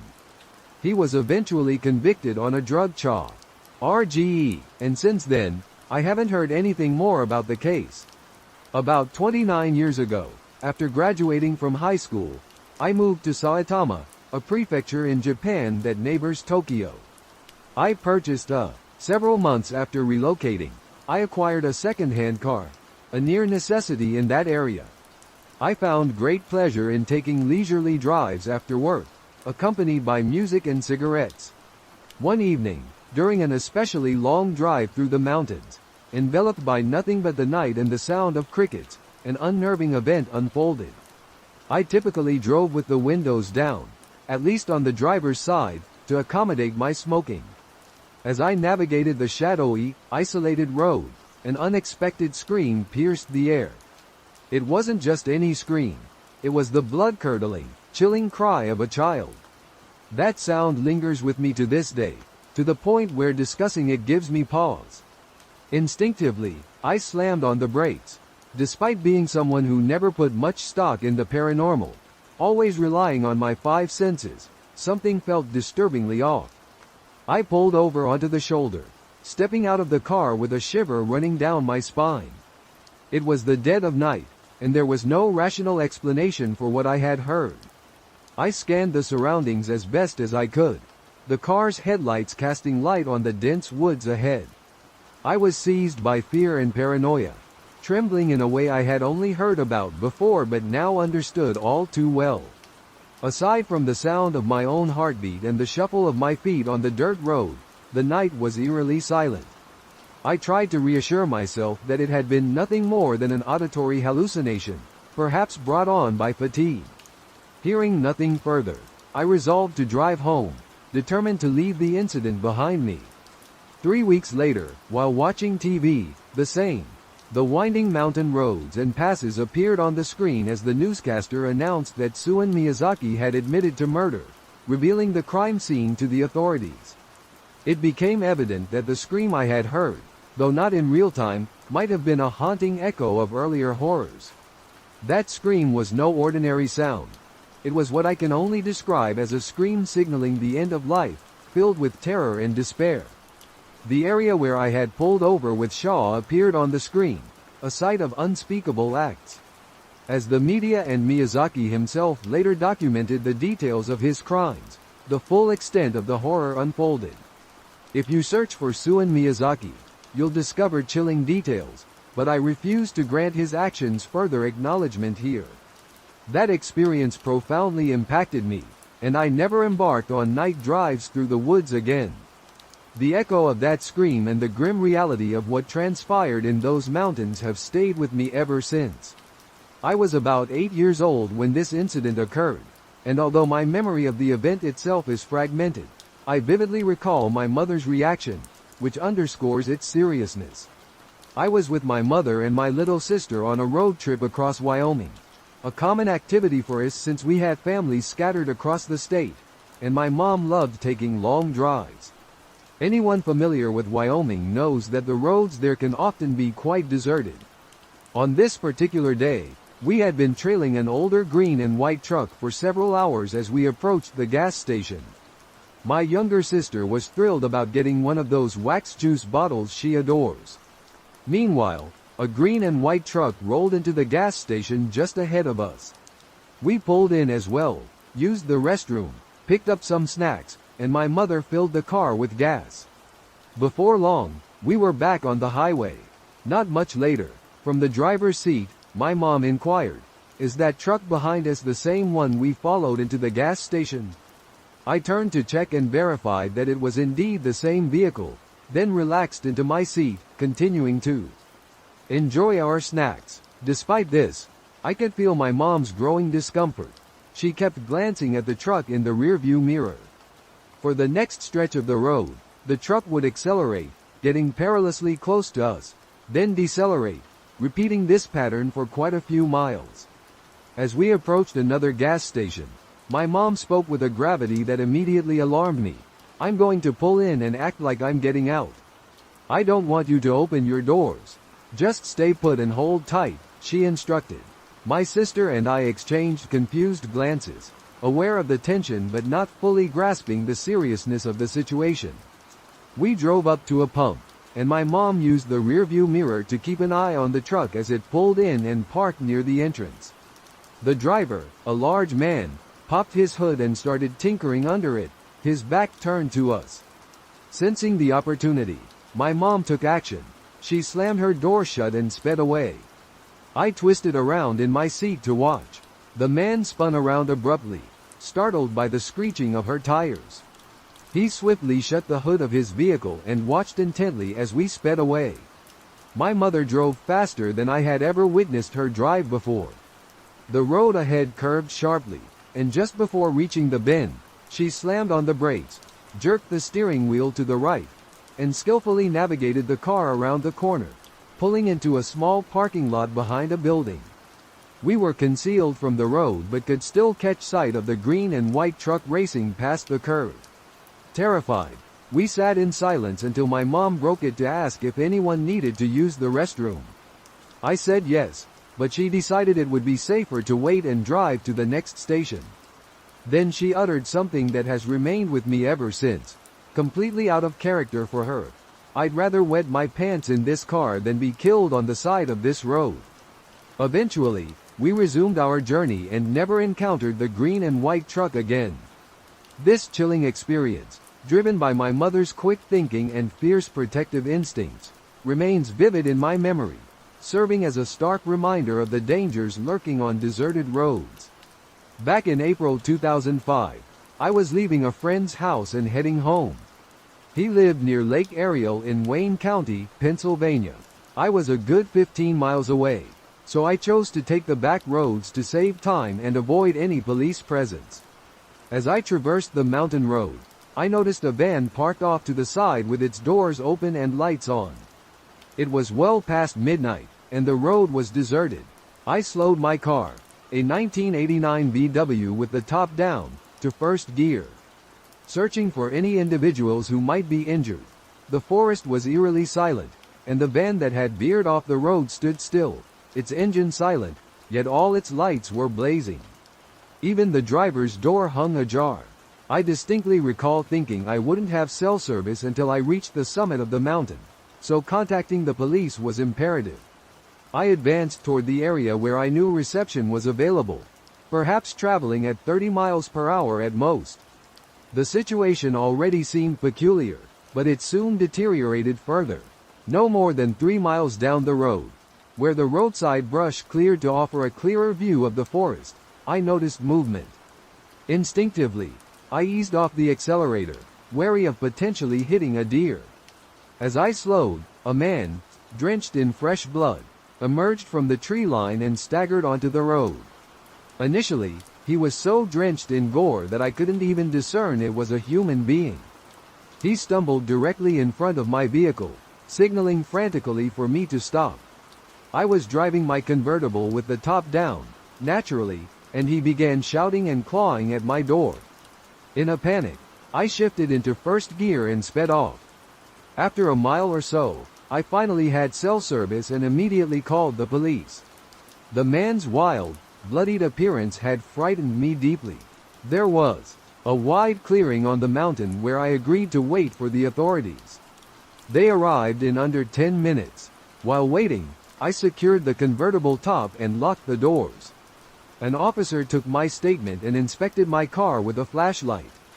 The man from the woods had left a ghastly, bloody streak across my door.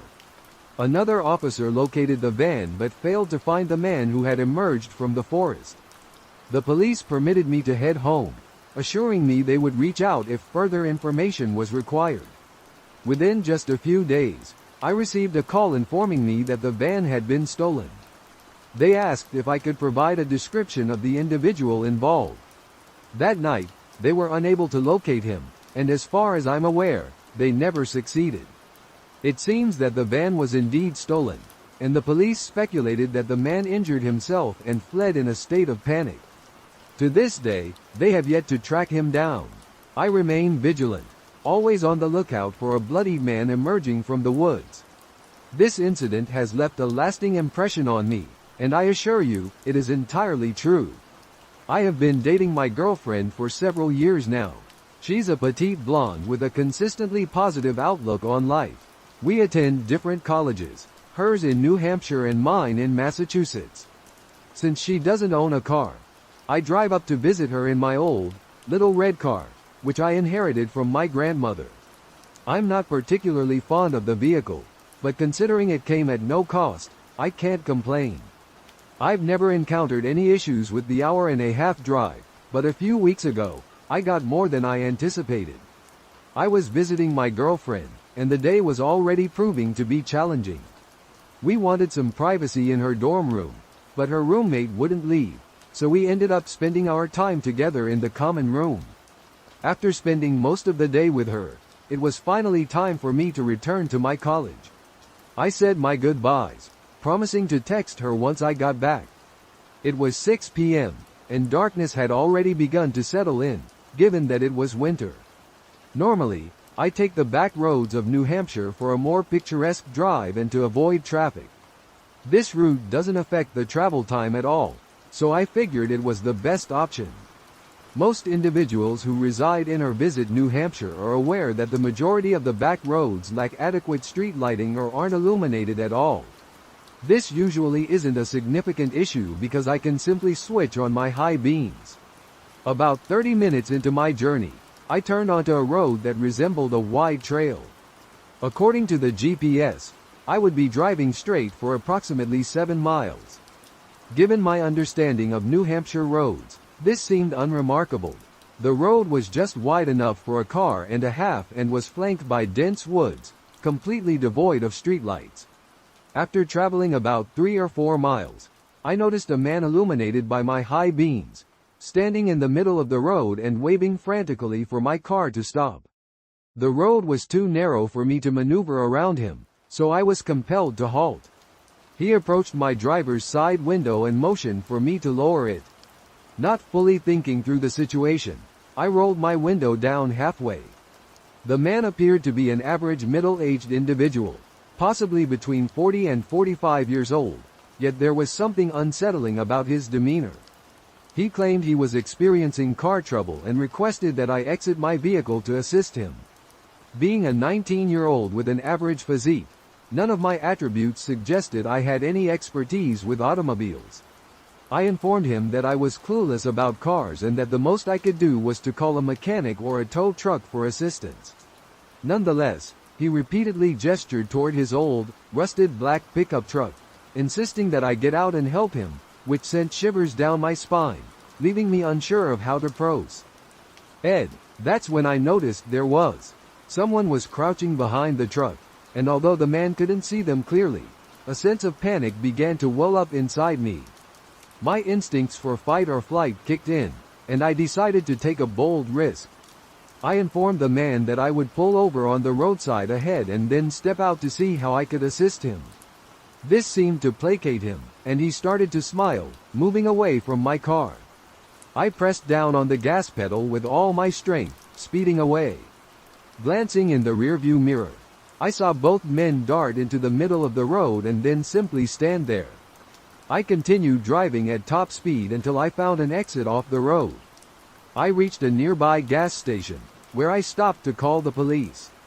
I reported my encounter to the dispatcher and inquired if I needed to remain for questioning. They assured me that officers would be sent to investigate the street and that I was free to continue my journey. I then called my girlfriend to recount the incident, and she expressed her relief that I was safe. I still have no idea what those men's intentions were, whether they genuinely had car troubles or if I was at risk of being carjacked or worse. Needless to say, after that night, I resolved never to drive alone on back roads at night again. This incident occurred nearly 2 decades ago, but it remains etched in my memory forever. I attended college in a tiny town in northwestern Maryland, where our school was nestled in the foothills of the Catoctin Mountains. My friends and I frequently drove around the mountains, becoming very familiar with those roads. Although we were familiar with the area now, this tale unfolds during a time when we were just beginning to explore the roads, right after we started school.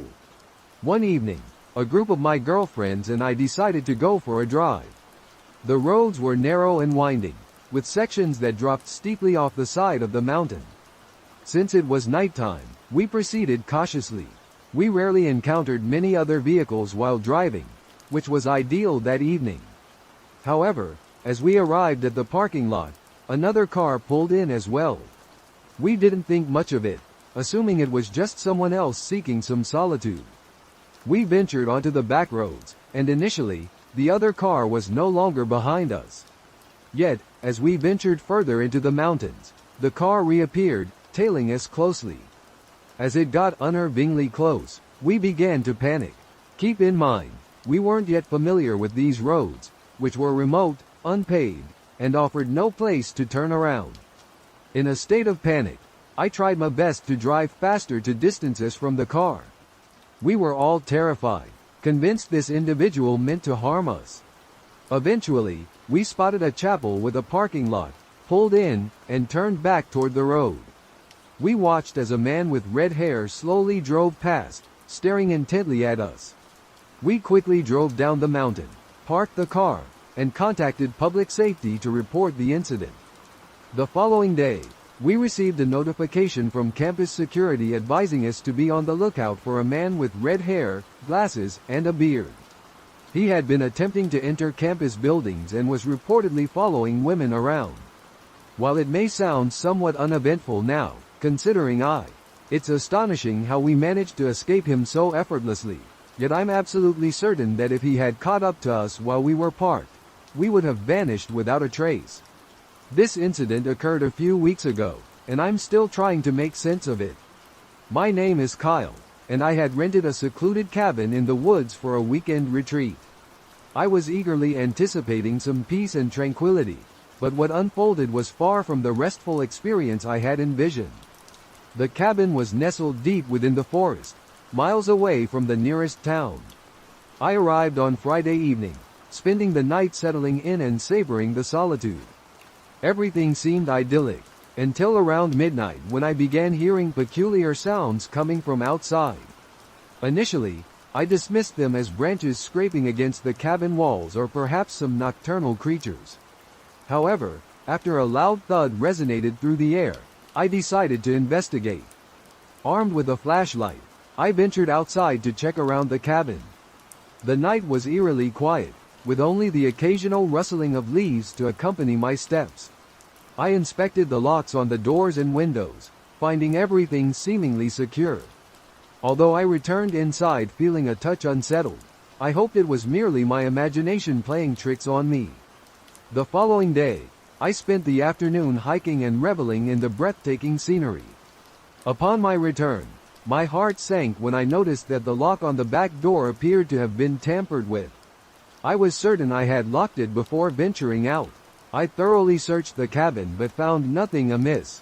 Attempting to contact the rental agency proved futile, as there was no cell service. My unease grew, but I resolved to stay put and make the best of the situation that night.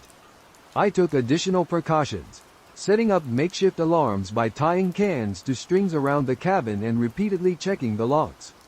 Although I went to bed, sleep eluded me.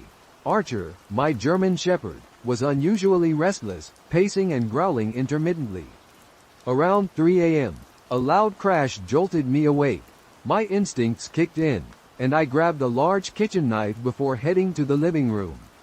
To my horror, the back door stood wide open. Archer was barking furiously, and I could hear footsteps rapidly moving outside. My heart pounded as I stepped out, clutching the knife. The forest was pitch black, and I could hardly see anything. The footsteps grew louder, and then I glimpsed a shadowy figure emerging from the trees. Before I could react, the figure lunged at me. He was a frail, disheveled man, his clothes in tatters and his face twisted with desperation. Instinctively, I swung the knife. The man, clearly weak and unsteady, staggered back. He attempted to grab me, but I managed to push him away. He let out a guttural cry and tried to scramble back into the forest, but he was slow and uncoordinated. I could see the fear in his eyes as he fled deeper into the woods. Shaking and fueled by adrenaline, I quickly resecured the door and windows. My first instinct was to leave immediately, but the thought of navigating the dark, unfamiliar forest alone was daunting. I realized I needed to get out and find help. Grabbing a flashlight, a few essentials, and Archer, I headed for the trail I had hiked earlier. The forest was terrifying at night, with every shadow and sound making me flinch. Archer was on high alert, and I kept a firm grip on the flashlight, using it to light up the path as best as I could. The darkness seemed to stretch on indefinitely. The trail was overgrown, and I had to push through thick underbrush. Every snapped twig and rustling leaf felt like an imminent threat. My anxiety mounted with each step, but I knew staying at the cabin was no longer an option. After what felt like hours, I stumbled upon a small clearing and finally managed to get a weak cell signal. I called the police and explained the situation as best as I could, though I was breathless and panicked. They assured me they would send help and advised me to remain where I was until they arrived. I waited in the clearing, clutching Archer and trying to stay calm. It was nearly dawn when the police finally arrived. They took my statement and conducted a search of the area. They found evidence of the man's presence, but they couldn't locate him. They advised me to leave the area immediately and head to the nearest town. I was exhausted and shaken, but I followed their advice. The drive out of the woods felt surreal, and I couldn't shake the feeling of being followed. When I finally reached the town and got to a safe place, I was relieved but still haunted by the night's events. I've since been in contact with the police, who are still investigating. The entire experience has left me on edge, and I'm wary of venturing into the woods alone. The sense of vulnerability and fear has lingered with me. I'm trying to move beyond it, but this incident occurred just a few weeks ago, and it's left me feeling quite anxious. I reside alone in a small apartment in New York City. My name is Lucas, and I'm accustomed to the constant activity of urban life. I've always felt secure in my home, but a few nights ago, that sense of safety was upended. I was alone for the weekend. My friends had all left town, and my girlfriend was visiting her family for a few days. I spent Friday evening unwinding, catching up on some TV shows, and ordering takeout. Everything seemed perfectly normal. By 11 p.m., I was ready for bed, so I locked the front door and double-checked the windows. I live on the 10th floor of a high-rise, which offers a decent view of the city. The streets below are typically bustling, but they quiet down at night. I turned off the lights and was in bed by midnight. I had just begun to drift off when I heard a faint scratching noise emanating from the living room. Initially, I thought it might be the sound of the building settling or perhaps a stray cat on the windowsill. I decided to ignore it and attempted to go back to sleep, but the scratching persisted. Then, I heard what resembled a muffled thud. Now fully awake, I got up and retrieved a flashlight from the kitchen drawer. I tiptoed out of the bedroom and into the living room, scanning the area with the flashlight. The apartment was empty, and nothing appeared out of place. I checked the front door, which remained securely locked, and examined the windows. The windows were securely closed, yet I tried to convince myself that the noise was probably just the building's old pipes or some other typical city sound. Just as I was about to return to bed, I heard the scratching noise once more, this time emanating from the kitchen. My heart began to race as I cautiously approached the kitchen door. Taking a deep breath, I turned the handle and switched on the light. Everything appeared normal in the kitchen. I decided to inspect the small utility closet where I stored some cleaning supplies. As I opened the door, the scratching sound intensified. The closet was empty except for a few mops and cleaning products. Turning around with growing anxiety, I noticed the back window was slightly ajar. I was certain I had closed it before going to bed. I promptly closed and locked the window, but my unease only grew. I called building security to request a quick check of the hallways and exterior. They assured me they would send someone up immediately. While waiting for security, I decided to take another quick look around the apartment. That's when I noticed something alarming. The window leading to the fire escape was open. I was sure it had been shut earlier, but now it was wide open. My stomach dropped as I realized that someone could have easily climbed up from the fire escape and entered my apartment. Just then, the building's security guard arrived. He conducted a thorough examination of the apartment and the fire escape, but he didn't find anything unusual. He assured me that the fire escape was now secure, and I was advised to remain vigilant, as there had been several reports of petty thefts in the building lately. After the security guard departed, I found it difficult to fall back asleep. I left the lights on and stayed in the living room, attentively listening for any unusual sounds. Although I didn't hear anything else that night, the feeling of vulnerability persisted. The following day, I inspected the locks and security features on all the windows and doors. I had a locksmith come over to install more robust locks on the windows and the escape door. Additionally, I subscribed to a new security system EQ with cameras, just to be cautious. I am still rattled by the incident. It's unsettling to think that someone might have been attempting to enter my apartment or that there could be security flaws in the building I was unaware of. I have become significantly more vigilant, frequently checking the locks on my doors and windows. There is one last detail I feel compelled to mention. I have been unable to locate two of my knives for the past month. I had a set of 5 large knives that were always either in the sink or on the stand, and now I can't find them anywhere. They weren't particularly expensive, so I don't understand why anyone would take them, but there's no chance I've simply misplaced them.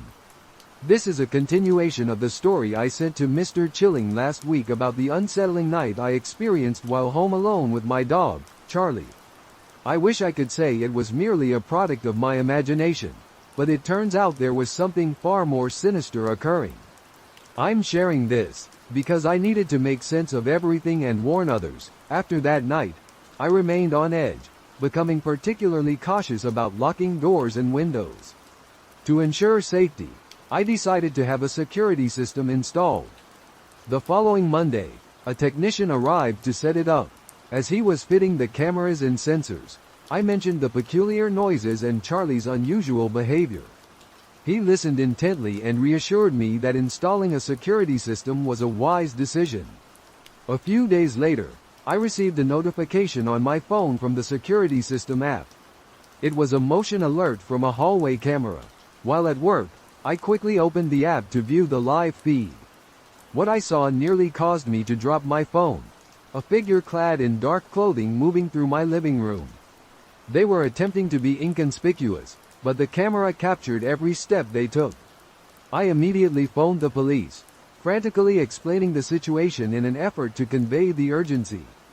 They assured me they would send someone over right away and instructed me to stay put and not return home until they cleared the situation. Though it felt like an eternity, the police arrived at my house in about 20 minutes. They reviewed the footage and then entered to investigate. I waited outside, pacing anxiously and trying to distract my mind.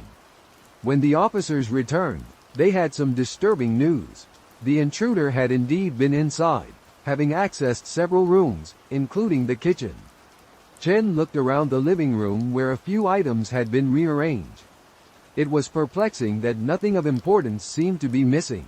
The police found no evidence of forced entry, suggesting the intruder might have slipped in through an improperly secured window or discovered another way inside.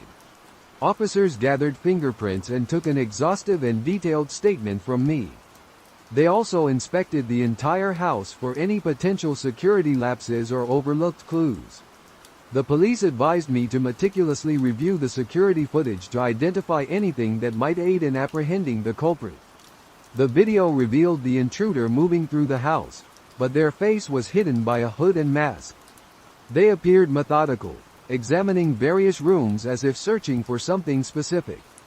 The most unnerving moment was watching them approach my bedroom door while Charlie was asleep on the other side.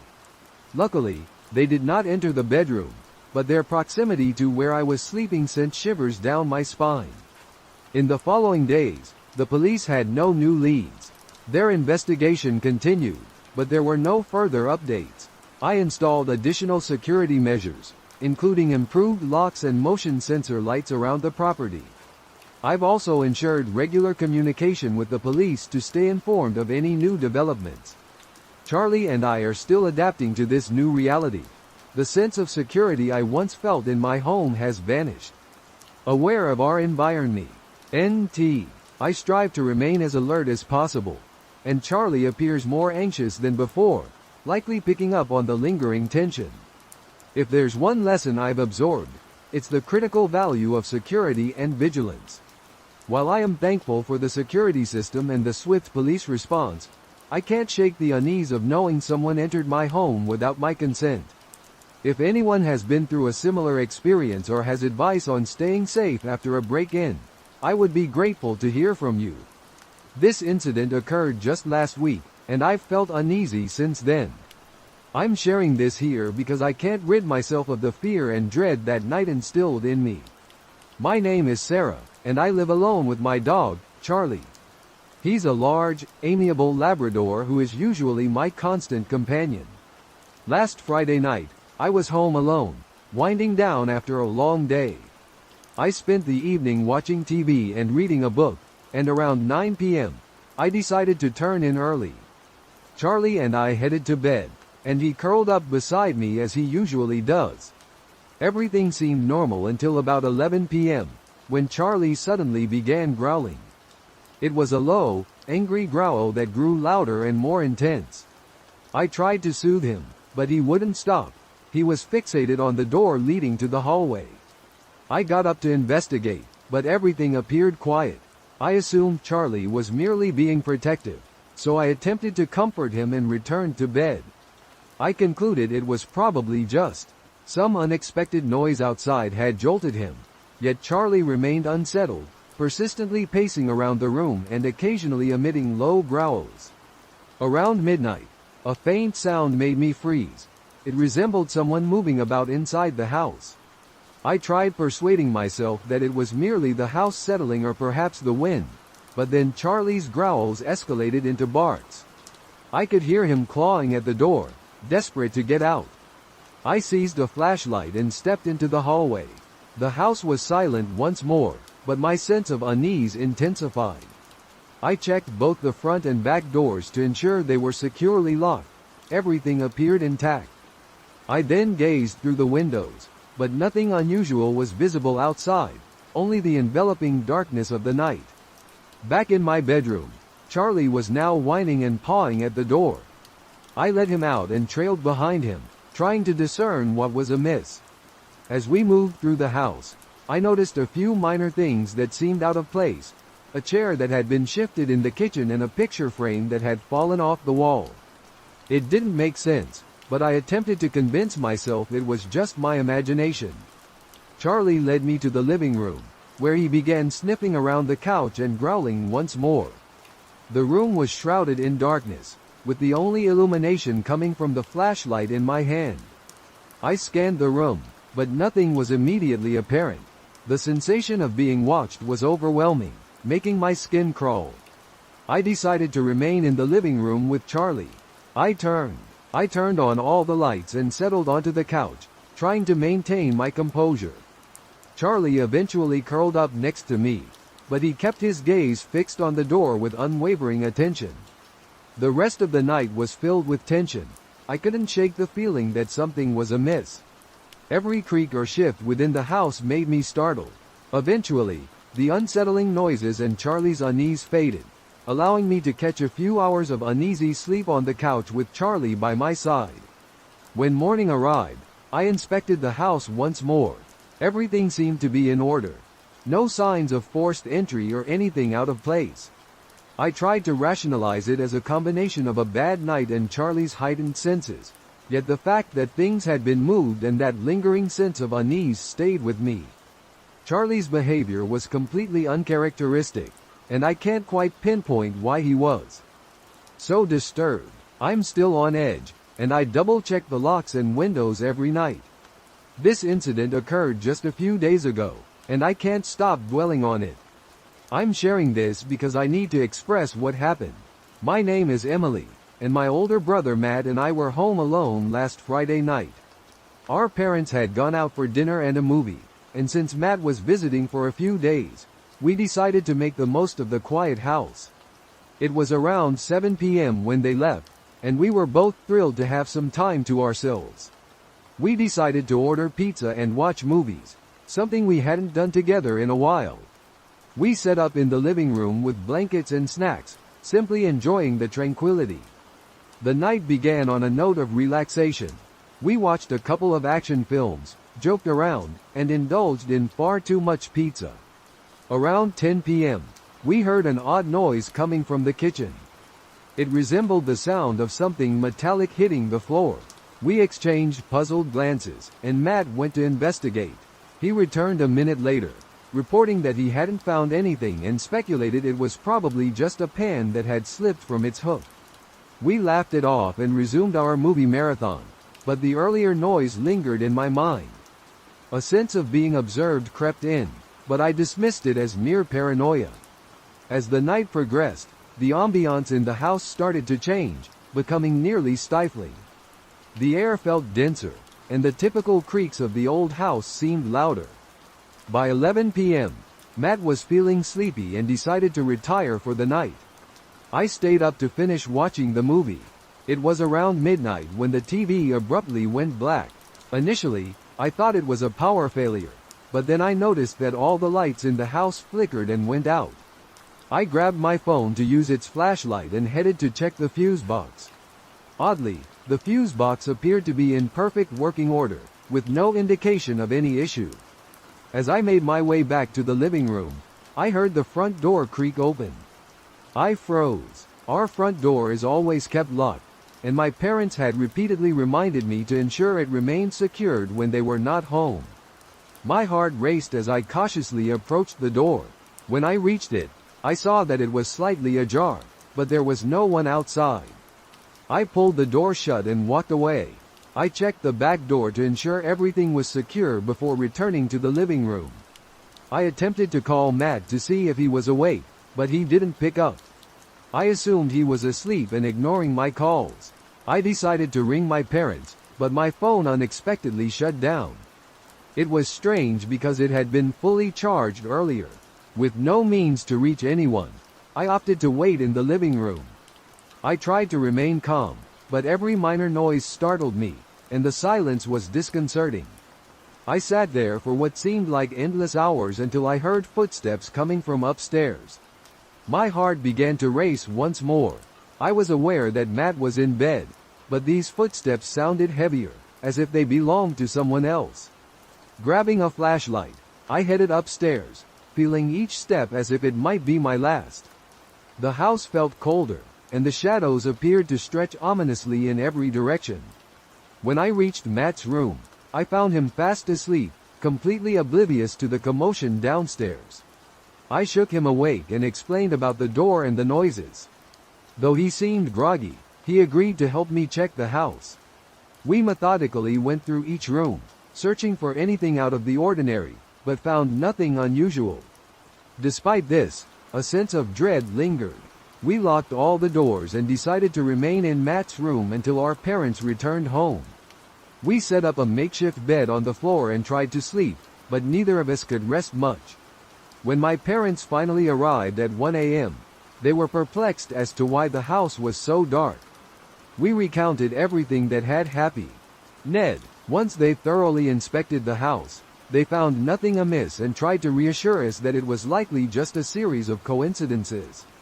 They suggested it might have been a faulty fuse. Since then, I've been feeling uneasy whenever I'm home alone. The entire experience has left me on edge, and I can't shake the sensation that something was wrong that night. I'm hoping it was merely our minds playing tricks on us, but I can't deny how strange and unsettling it all was. If anyone has any theories about what might have occurred, I would appreciate hearing them. This happened just a few hours ago, and I'm still feeling anxious. I need to share what happened to get it off my chest. I was at home with my best friend, Jake. It's a common occurrence when he visits. We often spend time together while my parents are out.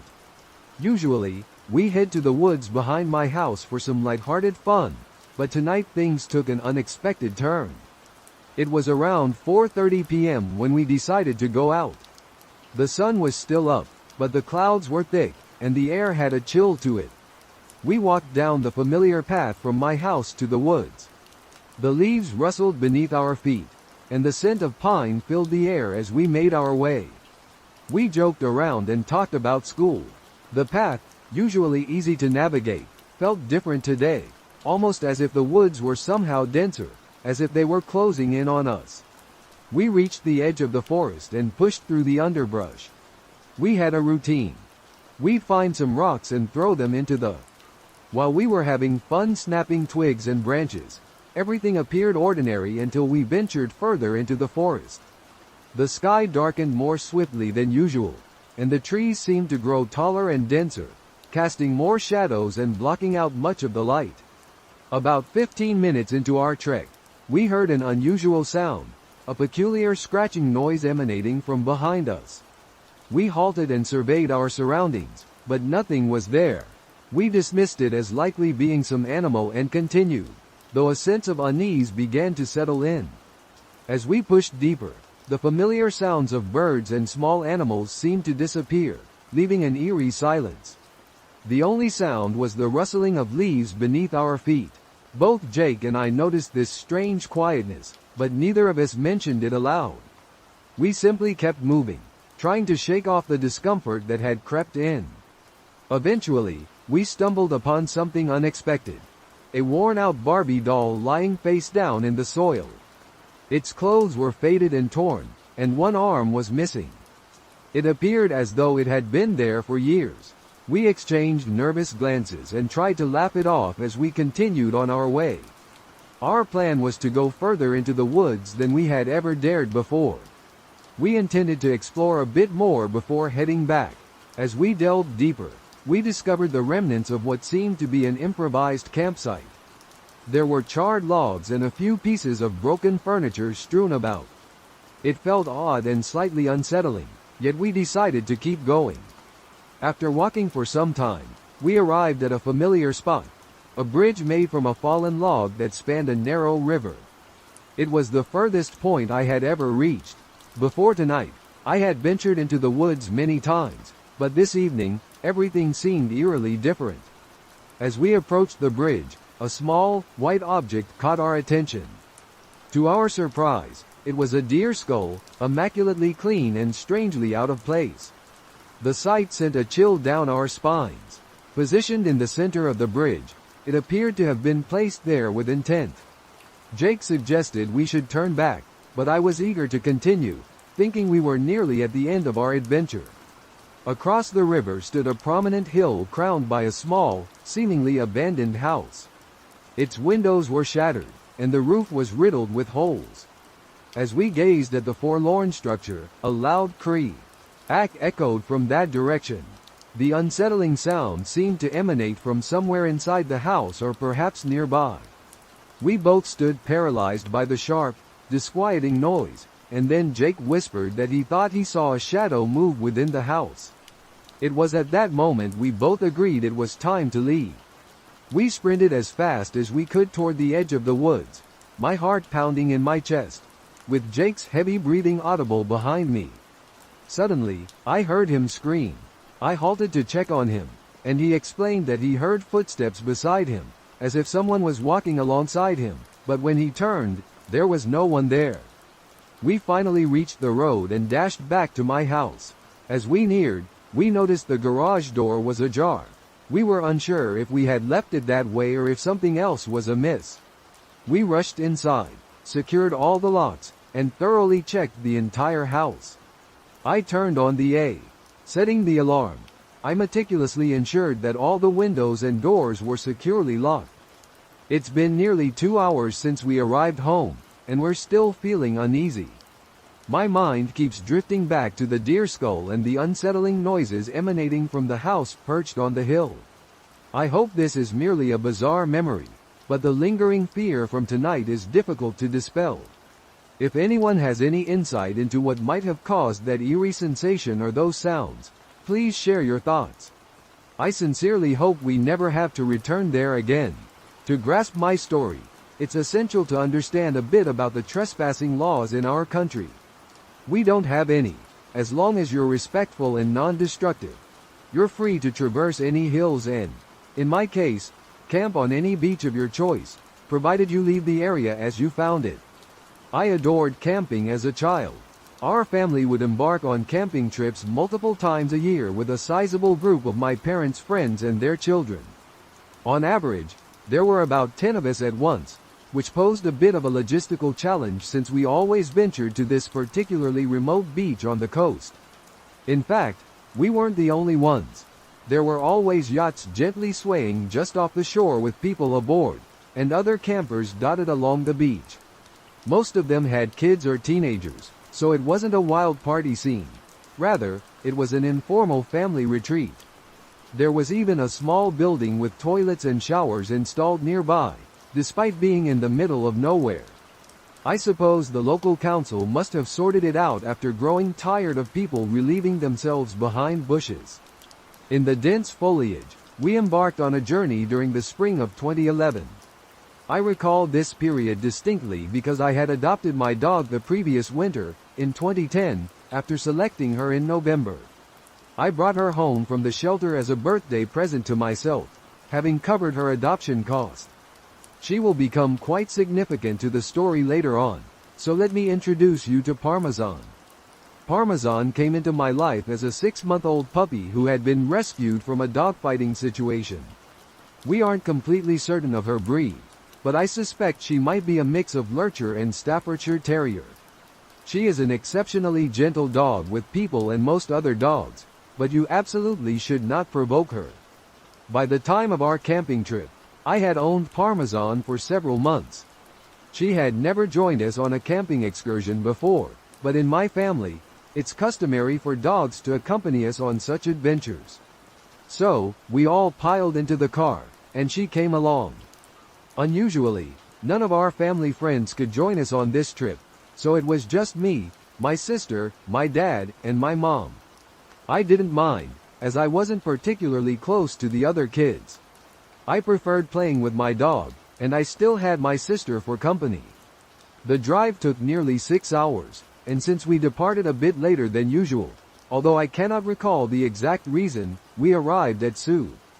End set. Not an ideal moment to pitch a tent, but we had anticipated finding other campers already settled, their campfires lighting up the beach. To our surprise, the beach was deserted.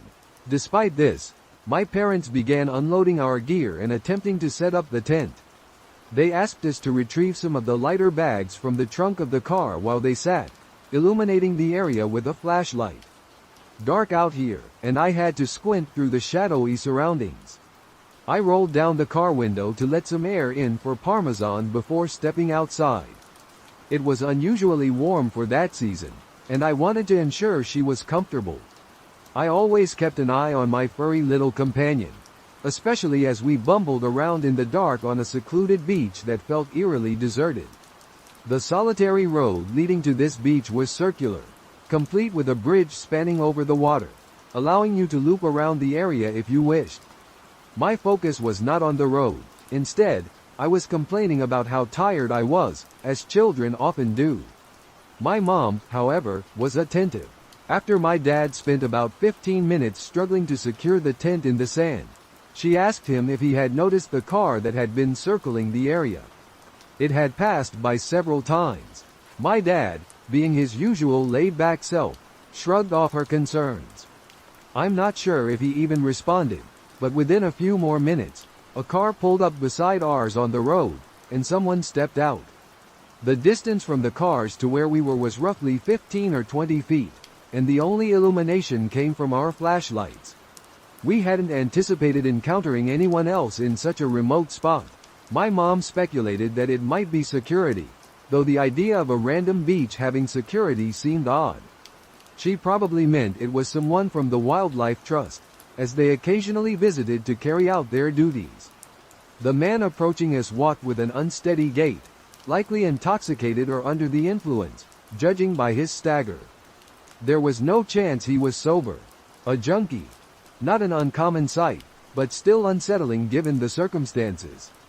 It was uncommon to encounter them in the wild, and as he stepped into the beam of the flashlight, we realized he was wielding a large knife, perhaps 15 inches long.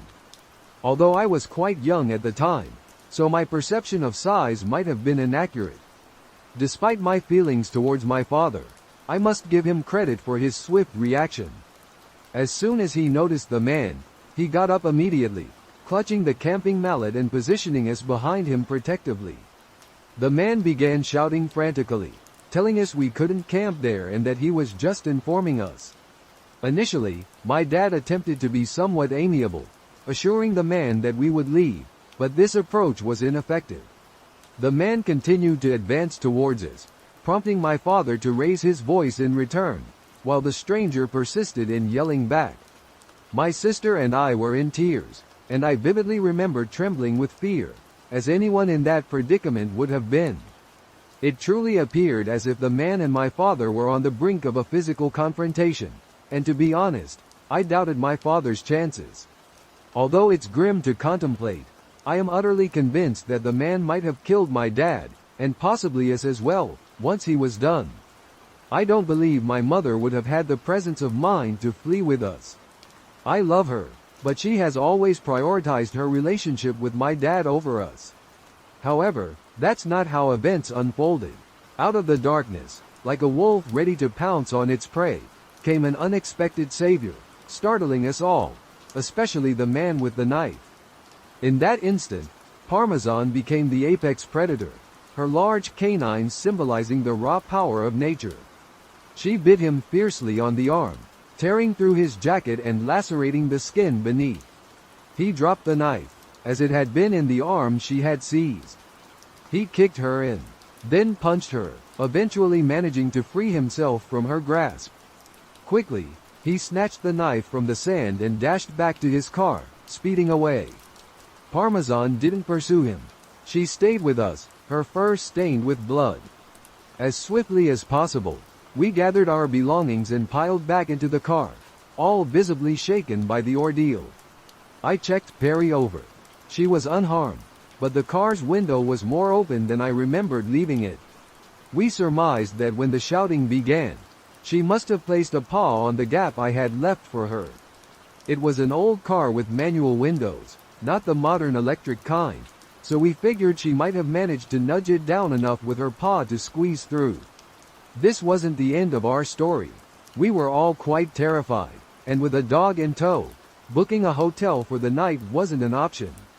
My parents decided we should drive home to feel secure. However, first, we needed to stop in the nearest town for fuel, as the tank was running low. I spent the journey attempting to clean up Parmesan a bit. I had always loved dogs, but what she had just done for me was astonishing. As we rolled into town, we spotted a gas station, though it seemed closed. My dad drove closer, sticking his head out the window to get a better look at the sign. My mom questioned what on earth he was doing, and he replied that he was checking the opening hours. My heart sank. Parked in the shadows behind a van, unnoticed at first, was the man with the knife. He was perched on the hood of his car, using tissue paper to clean something off. My dad's arm was in bad shape, but without pausing to refuel, he chose to leave town immediately. He headed straight for the next town, which was a daunting 60 miles away. Unfortunately, our fuel was low, and as we started our journey, it became evident we were going to run out of gas. "That's okay," Dad remarked confidently, as we had a plan. He assured us we would find a place to stay for the night that was better than staying in the previous town. After only about 5 minutes on the road, flashing lights appeared behind us. It was the same vehicle, driven by the same man, trailing us once more. He must have realized we were running low on fuel. The ensuing half hour was one of the most harrowing experiences of my life. Everyone was on edge, including me. I could sense my parents were trying to conceal their anxiety to keep us calm, but we weren't naive children. We were well aware of the danger we faced. Dad switched off the radio to save on fuel, and the man pursued us for 55 miles before finally turning off onto another road. Our fuel gauge hovered precariously on empty for the last 10 miles. We were practically running on fumes. I don't really believe in God, but if such a being exists, that moment felt like a divine intervention. Once we reached our destination, we immediately filled the tank before continuing our journey home. My sister and I fell asleep in the car, waking only upon our arrival, profoundly thankful that nothing worse had happened. After a good night's sleep, the ordeal felt like a distant nightmare. My mom contacted a non-emergency police line to report the incident, but they never followed up with her. However, the woman she spoke with mentioned that they might be interested in the future, as the man matched the description of a suspect wanted for a murder charge. Whether he was truly the suspect or just an unhinged individual, we never found out since they didn't reach out to us again. So, what's the lesson here, aside from steering clear of the deranged man on the beach? For me, it's a deep appreciation for Parmesan. She's still with us, as old as the hills and twice as grizzled, as one of my mom's friends likes to joke. I can't explain why she acted as she did that day, nor can I fathom her thought process. What I do know is that this poor puppy was born into a harsh environment where she faced abuse and neglect, only to be rescued and taken to a shelter. There, her mother and siblings were all adopted before her, despite the mistreatment she endured. When I brought her home, she forgave but never forgot. The saying goes, I never trust a person who doesn't like a dog, but I always trust a dog when they don't like a person. Dogs have an acute sense of human body language, and I believe she sensed the peril we were in.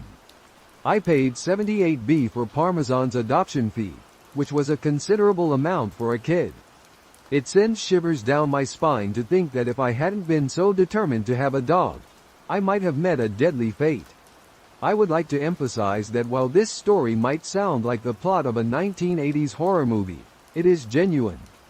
The unnerving sounds continued to echo through the forest. The story isn't particularly lengthy, but every word here is the truth. If it weren't for being 5 miles from any cell phone reception and the peculiar way this tale concludes, there would likely be a police report for corroboration.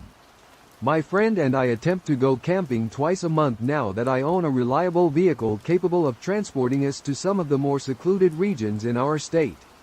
We had organized a camping excursion for the past weekend, selecting a relatively isolated spot we had visited before. The previous weekend, we were the only individuals we had encountered within a mile of our campsite. Arriving on Friday night, we set up camp. The events of this story unfold on Saturday night, at approximately 9 p.m., with the sun long set and the moon yet to rise. The darkness enveloped us completely, save for the area illuminated by our campfire. Suddenly, we heard the sound of a man screaming. We listened intently, exchanging anxious glances in silence. Initially, we hoped it was merely someone intoxicated and getting carried away with their revelry. However, it soon became evident that this was not the case. The screams didn't resemble those of someone in distress or pain. They were filled with despair, fury, and torment. Let me remind you that this was 9 p.m., in the pitch black night, in the middle of nowhere, 5 miles from the closest cell signal. We hadn't encountered anyone for hours. The relentless screaming persisted, feeling as if it lasted for hours, though it was likely only around 5 intense minutes. We were utterly perplexed, our paranoia mounting.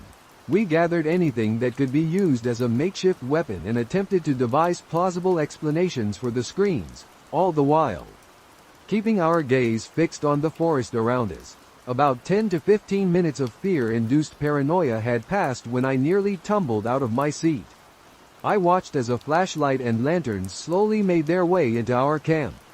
I greeted the stranger with a simple, "How's it going?" before he was even illuminated by the fire. He responded swiftly but without emotion, asking if we could do him a favor. "That depends on the favor," my buddy and I replied in unison, clearly on edge and clutching our weapons tightly. The stranger then asked if he could sit by our fire for a moment. Considering there were 2 of us and only 1 of him, along with the array of weapons we had collected from around the camp within arm's reach, we decided it was safe to let him stay. After a brief, awkward silence, I inquired about what was happening. He explained that he had been camping down the trail with his friend, who had suddenly lost it and tried to kill him. "Wait, what?" I blurted out before I fully comprehended what he was saying. "Is that the screaming we heard earlier?" The man slowly nodded, staring vacantly into the fire, and began his tale. "We were just hanging out. We arrived earlier today, and my buddy just lost it. He started screaming and wouldn't stop. Then he attacked me. He lunged at me, and I told him to back off and calm down. But he kept coming after me, and it started getting really violent. I'm pretty sure he was going to kill me, so I grabbed my car keys and the flashlight and ran. I don't know what to do," he continued, his voice trailing off as he recalled the terrifying chase. I sprinted, unsure of what to do, as we lacked firearms or any significant weaponry, just a hatchet. My friend and I exchanged a glance, utterly bewildered. Then, a dreadful realization hit me. "Wait, he chased after you? Is he heading this way?" The man slowly nodded in confirmation, and as if we were trapped in a horrifying movie, we heard screams echoing from about 30 to 40 feet down the main path from our campsite. "I just want to talk," was the chilling phrase he yelled. Never in my life had I heard a man scream like that. It was a gut-wrenching scream, piercingly high-pitched, the sound of someone who had lost their sanity. The way he shouted the stranger's name varied wildly, shifting from long, melodic tones to brief, harsh bursts. We extinguished our lights, fell silent, and listened intently. By some miracle, the deranged man did not notice our camp and continued stumbling down the trail, his screams gradually fading into the distance. We ended up conversing with the unsettling man for hours, all while listening to the distant echoes of the screams as they grew fainter. We learned that he and his friend had each consumed 4.5 to 5 grams of mushrooms. Gary's friend, a coworker, had been fine for about 3 hours before he suddenly lost control. It seemed he believed he could kill Gary and hijack his positive experience. The screams continued to recede for over 2 hours. By then, it was 11 p.m. The moon began to rise, and the temperature had dropped below 30 degrees Fahrenheit. According to Gary, the man had no jacket or flashlight. My friend and I remained in a state of disbelief. Too intoxicated to drive, we had to rely on self-service since the camp was surrounded by snow and ice. Reaching it required navigating 2 to 3 miles along the highway after leaving the trail. Gary was still feeling the mild effects of mushrooms, preventing him from driving back as well. We were forced to decide to let the man wander, hoping he would sober up and find his way back. Miraculously, he did, stumbling right into our camp. About an hour of silence passed before we heard yelling from what seemed like 30 to 50 feet away from the camp. "Hey! Help! Please help me!" We advised Gary to stay hidden just in case and went to meet the man. I carried my 12-gauge shotgun, holstered, while my friend held his rifle, both of us shining flashlights at their brightest into the man's face. He was around 6 feet 2 inches tall and weighed approximately 300 pounds. After assessing him, we judged he was calm enough to converse with, and we accompanied him back to his camp. He appeared genuinely remorseful, claiming he had blacked out and couldn't recall anything, suggesting he might have had a falling out with his buddy. We escorted him down the trail back to his camp, then returned and informed Gary that the man seemed all right. We assured Gary that if anything else occurred, he should scream and come running, and we would be there to assist him. It ultimately turned into a positive outcome. We befriended Gary, exchanged phone numbers to ensure he returned to town safely the next day to his wife and child, and we are even planning another camping trip with him soon. However, the other man, who had wandered through the forest screaming like a deranged maniac, potentially wielding a hatchet to harm his friend, was not invited. This all transpired during the spring break of my junior year in high school. I attended a school situated in a rather small town in Iowa, with a district encompassing several even smaller communities. In the summer of 2014, a few friends and I established a film club dedicated to creating short films and competing in national film festivals against other schools. Our group was relatively small, and it proved somewhat challenging to organize actual filming sessions. Until the spring break of 2015. That was when we finally planned a little excursion. 4 of us decided to embark on this adventure. Myself and 3 club members, whom we'll call Jake, Bill, and Kyle.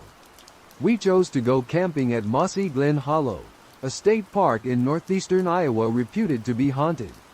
Since the 1850s, the area had been the site of several murders and suicides, including a few decapitations and even a hitman for hire incident in the 1930s. Being the thrill-seeking teenagers we were, we eagerly seized the opportunity to hike and camp in such a notorious location. It was conveniently located within a 15-minute drive of a small town, so replenishing our food supplies wouldn't pose much of a problem. With all systems go, we loaded up 2 of our sedans, set the GPS, and embarked on our spring break camping trip into the haunted woods. After about an hour and a half on the road, a few warning signs began to appear. Following our departure from the last sizable town before venturing into the countryside, my phone lost its data signal, and the GPS inexplicably redirected us. None of us had any clue about our current location or where Mossy Glen was supposed to be. We didn't have much choice but to blindly follow the new route. Once we found ourselves firmly in the middle of nowhere, our GPS directed us off the paved highways and onto gravel roads. At this juncture, you would typically expect to see the usual brown Iowa Department of Natural Resources signs indicating proximity to a state park, but there were none. Not even a cluster of trees suggested that we were near any kind of forest. Another 10 minutes into the drive, the gravel road transitioned into a dirt road, then into a low-maintenance road, and eventually into a Class B minimum maintenance road. With Iowa's dedication to road preservation, this essentially means that someone might have checked on it in the 90s and then likely forgot it existed. As we navigated the last winding hill that the GPS indicated on our route, we came upon a farmhouse with a large machine shed. Both were devoid of lights or any sign of activity, and there were no cars in the driveway. It struck us as odd that a house would be situated so close to a state park, so we slowed down but continued moving. To our dismay, the road deteriorated into a chaotic tangle of washed-out tractor tire ruts from the previous fall's harvest. We stopped the car as far down as we could go without getting stuck in the frozen grooves and began unpacking some of our gear. The road gradually narrowed, slicing down the middle of a field before descending into a small but densely wooded area at the bottom of a wide ravine. We exited the car and hiked down the increasingly steep slope, taking in the surroundings. At first glance, everything resembled a remarkably cool set. A film reveals several limestone outcrops clinging to the hillside, with a footpath shaded by picturesque tree canopies and a few birds that unexpectedly returned early from their southern migration. The sound of running water is audible, though its source remains elusive from the trail. In every direction, all that was visible was an apparently endless ocean of trees. At the base of the hill lay a small pond nestled in the center of a grassy clearing, encircled by a fence. As we neared the fence, we noticed a sign reading, "Private property, keep out." Bill glanced at his watch, realizing it was nearly dinner time, prompting us to trek back to our vehicles and connect the GPS. The closest town was a quaint place called Edgewood, which boasted a few diners and a gas station where we could stock up on supplies for the week. We had brought some canned food but little else. Upon reaching Edgewood, we discovered it was much smaller than anticipated, with fewer than 900 residents. In such tight-knit communities, everyone is familiar with each other, so we attracted several curious stares when 4 strangers showed up with license plates from the opposite side of the state. Kyle inquired with the cashier and a few patrons at the gas station about Mossy Glen Hollow and why the only access was via a field owned by someone. To our surprise, no one had ever heard of a place called Mossy Glen, nor could they fathom why 4 high school students had suddenly arrived in town searching for it. We dismissed it as just the eccentricities of some quirky locals and headed back down the road. As we turned the corner near the farmhouse, we observed that all the lights remained off, and it appeared as though no one was home. I proposed that we leave a note on the house door, indicating our plan to park alongside the road near their property, just to err on the side of caution.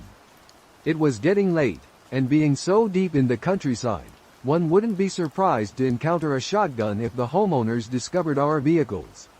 Since the road beyond that point was impassable anyway, parking there wouldn't realistically obstruct anyone, and it would technically remain on public land. We hiked back down the wooded trail and began searching for a suitable campsite for the night, ensuring we stayed on the public side of the fence. Near the pond area, we realized that the sea of trees we'd seen earlier appeared much sparser when viewed from below. In fact, the dirt path led to a decently sized clearing, complete with a creek and a small waterfall cutting through the limestone deposits. None of us could fathom how we had missed such a spot just a few hours earlier. When Bill came to this realization, he vanished around the corner back into the trees and reappeared at the top of the trail a few minutes later. Although we could see him clearly, the alignment of the trees was such that he couldn't view anything beyond the rocks beneath the path ledge. As we continued further upstream, we noticed that rocks were conveniently spaced at just the right distance for stepping over. Without disturbing the water or the surrounding rocks, one could almost silently stroll along the creek, with the sound of the water masking their footsteps. Without giving it much thought, we snapped some photos of the large, moss-covered boulders all around, capturing some quite stunning scenic shots. We found a spot to set up camp, and everything was going smoothly until we neared the waterfall. Just before reaching the waterfall, there was a clearing devoid of any large boulders or rocks, featuring an unusual arrangement of logs. One log was positioned horizontally, supported at each end by two piles of rocks. There was a basic stone circle containing a pile of burnt logs, a fire pit accompanied by a bench. Although initially taken aback, we dismissed it as a weekend project put together by the residents of the nearby house. After all, with such a cool place just a short walk from home, why not? I have a similar fire pit set up at my own home, so I wasn't too concerned. "Hey, what on earth is this?" Kay shouted from a boulder a few yards ahead. There was an orange beanie, a lone gardening glove, an empty beer can, and a stick of deodorant that had clearly seen better days. Upon closer inspection of the beer can, we realized it must have been opened quite recently. Foam still lingered at the bottom of the can, and it retained a strong, fresh smell. Bewildered by what we had stumbled upon, Jake began searching around the side of the boulders, upstream from where we found the items. "There's a cave over here," he shouted back to us.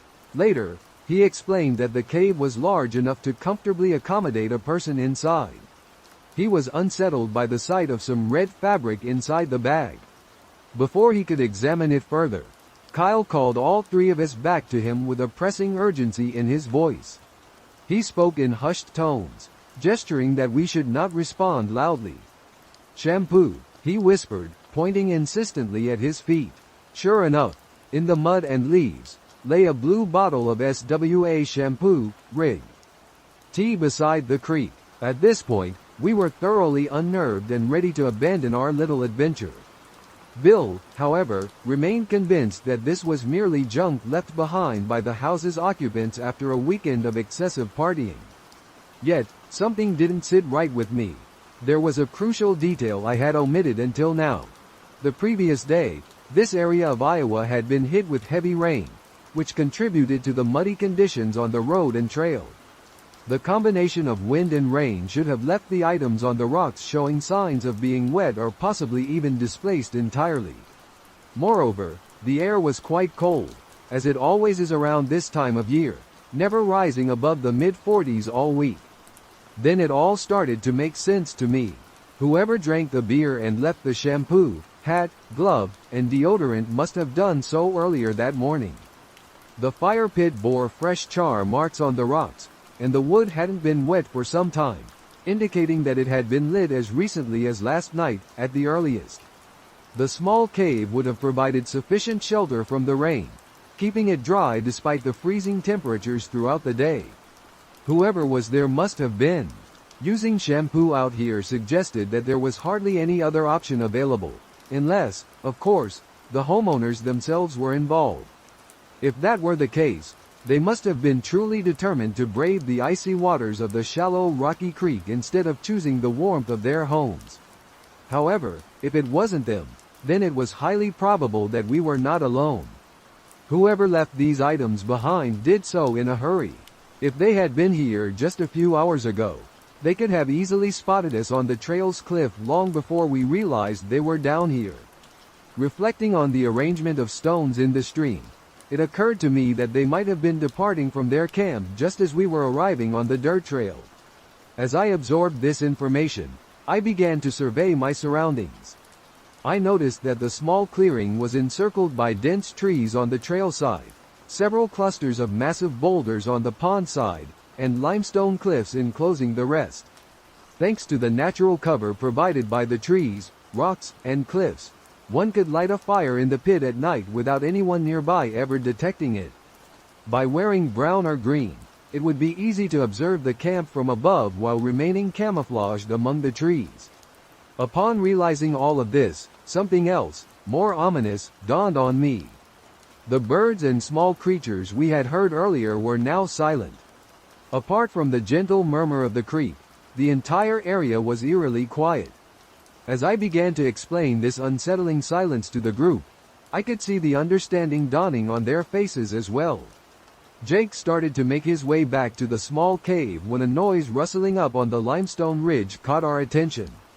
Our attention was suddenly seized by the sound of something substantial shifting above us, something that clearly didn't want Jake to glimpse whatever was concealed within the cave. We all glanced upward, and the source of the noise began to shuffle down the ridge towards our makeshift camp. Due to the towering cliff, the only feasible descent involved retracing the path down to the pond and then doubling back up the stream. Realizing how exposed we were, we hurriedly made our way back up the stream, along the dirt path, across the field, and finally returned to our cars. As we drove back to Edgewood, we all tried to make sense of what had just transpired. I consulted a satellite map and noted that the only truly accessible route to the cliff, where we heard the noise, would require walking up from the pond. Approaching from the adjacent field to the east was too treacherous. Whatever made that noise had to be substantial, and while it's possible a deer could have made it up there, the timing was uncanny. It started moving just as Jake began examining the cave and its mysterious red fabric. Kyle found a report about an escaped convict from a nearby prison a few weeks prior and was convinced that it was his camp we had stumbled upon. However, we were all quite skeptical of this theory. To alleviate his worries, we agreed to report the peculiar findings to the police anonymously, as we were all eager to get home by then. None of us followed up on the report, and I doubt anything significant came of it, considering it was a small-town police department. Reports of peculiar sightings from an odd stranger on the same day that a group of high school students parked outside a farmer's house for several hours don't exactly scream high-threat criminal activity to me. However, things still don't seem to add up. Whoever dashed down that cliff, assuming it was, indeed, a person, wanted to keep whatever was inside the cave a secret, but not enough to actually confront some teenagers. We figured he just aimed to scare us away since the noises ceased once we reached the dirt path. I found it strange that someone living in the woods with something to conceal would choose to settle in a state park. That is, until I checked my GPS again. The route we took was an old entrance to the park, which had been cut off by the acquisition of the lake area. The map records used by Google's navigation had been updated, and we couldn't tell that the location we found ourselves in was still public land. It certainly wasn't what we had envisioned. I used to work on the dark web. I won't delve into how I ended up in this line of work, but my job involved tracking down individuals I was paid to locate, abducting them, and delivering them to a specified location. I never bothered myself with what happened to those people afterward, but from what I gathered, they were typically sold into the slave trade or held for ransom. After years of engaging in this kind of work, I eventually became desensitized to it. To me, it was just another day on the job. The only distinction was that this job paid significantly better. I should also mention that I didn't work alone. I had a partner who assisted me. For the purpose of this narrative, I'll refer to him as Sam. Sam and I connected through dark web forums about 3 months after I embarked on this venture.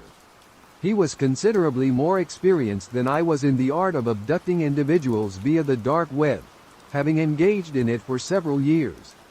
However, as he aged, he found the job increasingly challenging to manage solo. After some discussion, we eventually agreed to collaborate. I would assist him with tasks that had become too strenuous for him due to his age, and in return, he would offer me guidance and involve me in more challenging, higher-paying assignments to minimize the chances of me making mistakes. Upon meeting, it became apparent that we were a compatible team. It only took a few weeks for us to find our rhythm. Our employers would contact us through the forums, providing us with a target along with any critical information essential for the mission. Sam would then drive his van to the location to assess the situation. We would spend whatever time was necessary gathering any additional information our employer might have omitted, such as schedules and routines. Once we had all the necessary details, we would choose a date, time, and place to secure our target and deliver them to a designated drop-off point provided by our employer. We would then receive our payment and proceed to the next assignment. Despite the reprehensible nature of our work, we executed it with precision. We eventually reached the point where we could secure a target in just a few days and soon were able to live comfortably. Of course, we weren't naive enough to become complacent, especially since the dark web is a perilous realm for anyone who isn't cautious. We were living comfortably, indifferent to those we might hurt in the process. Our primary concern was our bulging wallets and luxurious homes. However, one day, everything unraveled around us. Sam and I received an assignment from an unidentified client. They instructed us to secure a 19-year-old male residing in an affluent neighborhood. This was not unusual for us, as many previous clients had tasked us with securing wealthy targets, often for ransom purposes. What was unusual were the detailed instructions provided. They informed us that the target's home lacked a security system, but we were warned not to underestimate this fact. We were advised to exercise extreme caution and vigilance during the operation, and to consider the target exceptionally dangerous. The most peculiar instruction was the directive to use Sentinel or a similar drug to tranquilize the target before securing him. It wasn't the request to tranquilize the target that was odd. We had done so with numerous targets in the past. What was peculiar was the specific insistence on using Sentinel. This is a tranquilizer typically used on elephants, and even a single dart of this substance could be lethal to a human. Let me emphasize that we were not assassins. Sam and I had never taken a life. After entering this line of work, we understood the importance of caution. There was absolutely no way we could utilize this equipment to capture our target alive. We just assumed that our employer didn't actually know much about tranquilizers and wanted to appear knowledgeable by specifying a particular type. I truly regret not adhering to their instructions. We began observing our target the day after receiving our directives. The boy was, to put it mildly, a hermit. As far as we could ascertain, he resided in his parents' house, and they were almost never around. He spent nearly every day indoors, engaging in activities to pass the time, such as reading and playing video games, typical teenage pursuits. Sam and I couldn't find a single reason to perceive this kid as intimidating, much less dangerous. He appeared to lead an extremely protected life and had probably never even been in a fight before. Nonetheless, we had a job to do and had to adhere to the guidelines we were given. On the night of the extraction, we parked our van just outside the kid's home. Nobody else in the neighborhood was awake, so it would be relatively straightforward to remove him once we had him. Sam sat in the front while I remained in the back of the van, handling the tranquilizer rifle through the rear doors. The way the van was positioned offered me an ideal vantage point of the boy's house. In case you're curious, I wasn't using carfentanil. Instead, I opted for a milder drug that wouldn't be lethal to a human. I wasn't worried about our employer being upset that we didn't follow their instructions to the letter, unless they planned on testing the kid's blood when they got him. There was no way they could have known, but after a tense 30-minute wait, the child finally appeared at the kitchen window. We weren't too far away, so the level of detail I could discern was quite high. He had a mop of wavy blonde hair, a smattering of freckles on his nose and cheeks, and striking emerald green eyes. He was pouring himself a glass of water when I tagged him. His reaction was unexpectedly subdued. He flinched in surprise as the dart pierced his neck, but he didn't scream. When he removed it, he didn't appear frightened or bewildered. If anything, he looked merely irritated, as if he had just swatted away a pesky mosquito that had landed on him. Then, he turned his head and gazed directly at me. By that point, I had been in this line of work for about 4 years and had encountered some bizarre situations. Most of it was while navigating the dark web, but still, very few things could truly scare me. Yet, the look this boy gave me unnerved me deeply. It's difficult to articulate exactly what his expression conveyed, but the best description I can offer is that it seemed Osei, I dare you to come for me. You won't like what happens if you do. After that, the boy switched off the kitchen light and vanished from view. The van jolted as Sam opened the door and jumped out, making his way toward me. He carried a body bag in one hand and a flashlight in the other. All right, partner, you ready to do this? He asked calmly. I wasn't sure if he had seen the boy's expression or not, but if he had, he wasn't showing any signs of it. Yeah, let's go, I replied, packing up. As I tucked away the rifle and grabbed my own flashlight, Eitan commented absent-mindedly, "This is such a nice house. This kid is really fortunate. I know it's not part of our usual routine, but maybe we could consider robbing the place while we're here." I didn't reply as we made our way towards the house. I skillfully picked the lock on the back door, and we slipped in quietly. The interior was plunged in darkness, utterly silent. We headed to the kitchen first, knowing it was unlikely the kid would be there. Tranquilizers require some time to take effect, and if he had managed to move after being hit, he would probably be elsewhere in the house. Our assumption was correct. The kitchen was devoid of any presence, with no dishes or food on the counters, except for a half-full glass of water. We continued our search throughout the house, but it quickly became evident that something was amiss. No matter how thoroughly we scoured the premises, the kid was nowhere to be found. By now, he should have been unconscious, the tranquilizer having long taken effect, yet he remained elusive. "Are you certain you hit him?" Sam questioned me after several minutes of futile searching. "If you mess up this job due to poor aim, I swear I'll have your head." "I know I hit him," I retorted, my voice sharp. I even watched as he pulled the door open. He couldn't have gotten far, not with that sedative in his system. Our argument was abruptly interrupted by a noise from the far side of the house. It sounded like multiple thuds in quick succession, as if someone was stomping loudly. The noise continued for a moment, moving through the house before finally coming to a halt. Sam and I hastily parted ways to investigate. We were uncertain about the origin of the noise and didn't want to risk our target slipping away. I retraced my steps through the kitchen into the living room, preparing to proceed to the next area when something drew my attention. On the floor lay a heap of fabric, and upon closer inspection, I realized it was a pile of clothes. I recognized them as the attire the kid had been wearing. It appeared he had disrobed entirely and abandoned his garments there. I was perplexed as to why he would do this. Shedding one's clothes didn't seem to offer any tactical advantage in evading a kidnapping, at least not one that I could fathom.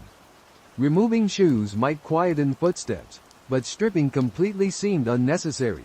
I was trying to deduce a logical reason for the kid's actions when my thoughts were abruptly interrupted by a blood-curdling scream echoing from the opposite end of the house. I immediately recognized it as Sam's voice. I dashed as swiftly as I could to the source of the scream, and when I arrived, I found Sam sprawled on the hallway floor.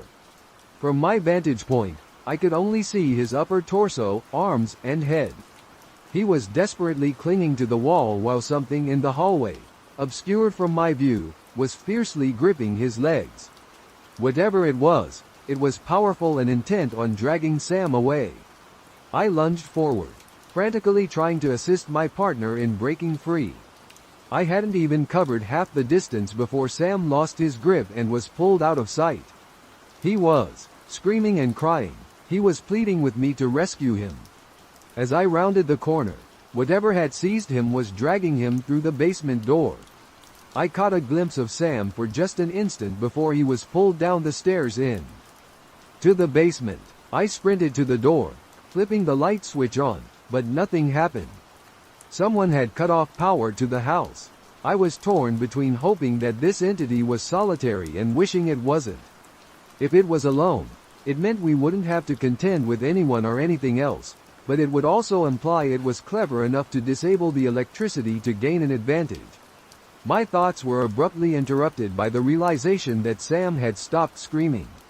I seriously contemplated making a run for it and abandoning him. It was easy to assume he was gone, but even unpleasant people can forge friendships, and despite my reluctance to admit it, I had developed a connection with Sam over the years we worked together. I couldn't bring myself to leave him behind. Berating myself for being foolish, I cautiously descended the stairs. When I reached the bottom, I expected silence in the basement. Instead, I heard a distinct crunching sound emanating from the far side of the room. I tried to identify the noise purely by sound, but the adrenaline surging through me made it difficult to concentrate. With shaky hands, I switched on my flashlight and directed it toward the source of the noise. I have spent every day since wishing I had never done that. A lanky creature was hanging from an exposed beam in the ceiling of the bar. At first glance, it resembled a human, but only just. Its arms stretched unnaturally long, ending in nails that resembled claws. Its legs and feet possessed an excess of joints, enabling it to dangle from the ceiling like a bat. Its skin seemed ill-fitting, some parts pulled taut while others gathered in folds. The crunching noise became quickly apparent. It emanated from Sam, who hung lifelessly in the creature's grasp. He was unmistakably dead, with significant portions of his flesh missing. Periodically, the creature would pull Sam's body toward its gaping maw, tearing away chunks of flesh and chewing with a loud, grotesque enthusiasm. It appeared entirely indiscriminate, consuming whatever its mouth encountered, bone included. Upon realizing a flashlight was aimed at it, the creature ceased its grisly feast and turned its gaze toward me. Its face was a bloody chaos, its features horribly distorted. The jaw was so widely agape that it seemed dislodged from the skull, and its eyes were devoid of any trace of humanity. This was a true monster, and I was acutely aware that it would kill me without the slightest hesitation if given the opportunity. Paralyzed by terror, I stared at the creature until recognition dawned on me. Despite its terrifying form, the blonde hair, freckles, and green eyes brought a shocking clarity. This was our target, the very child we had been tasked to capture. Though its features were twisted and deformed, there was no mistaking that this abomination was indeed the kid. I suddenly understood why the tranquilizer hadn't.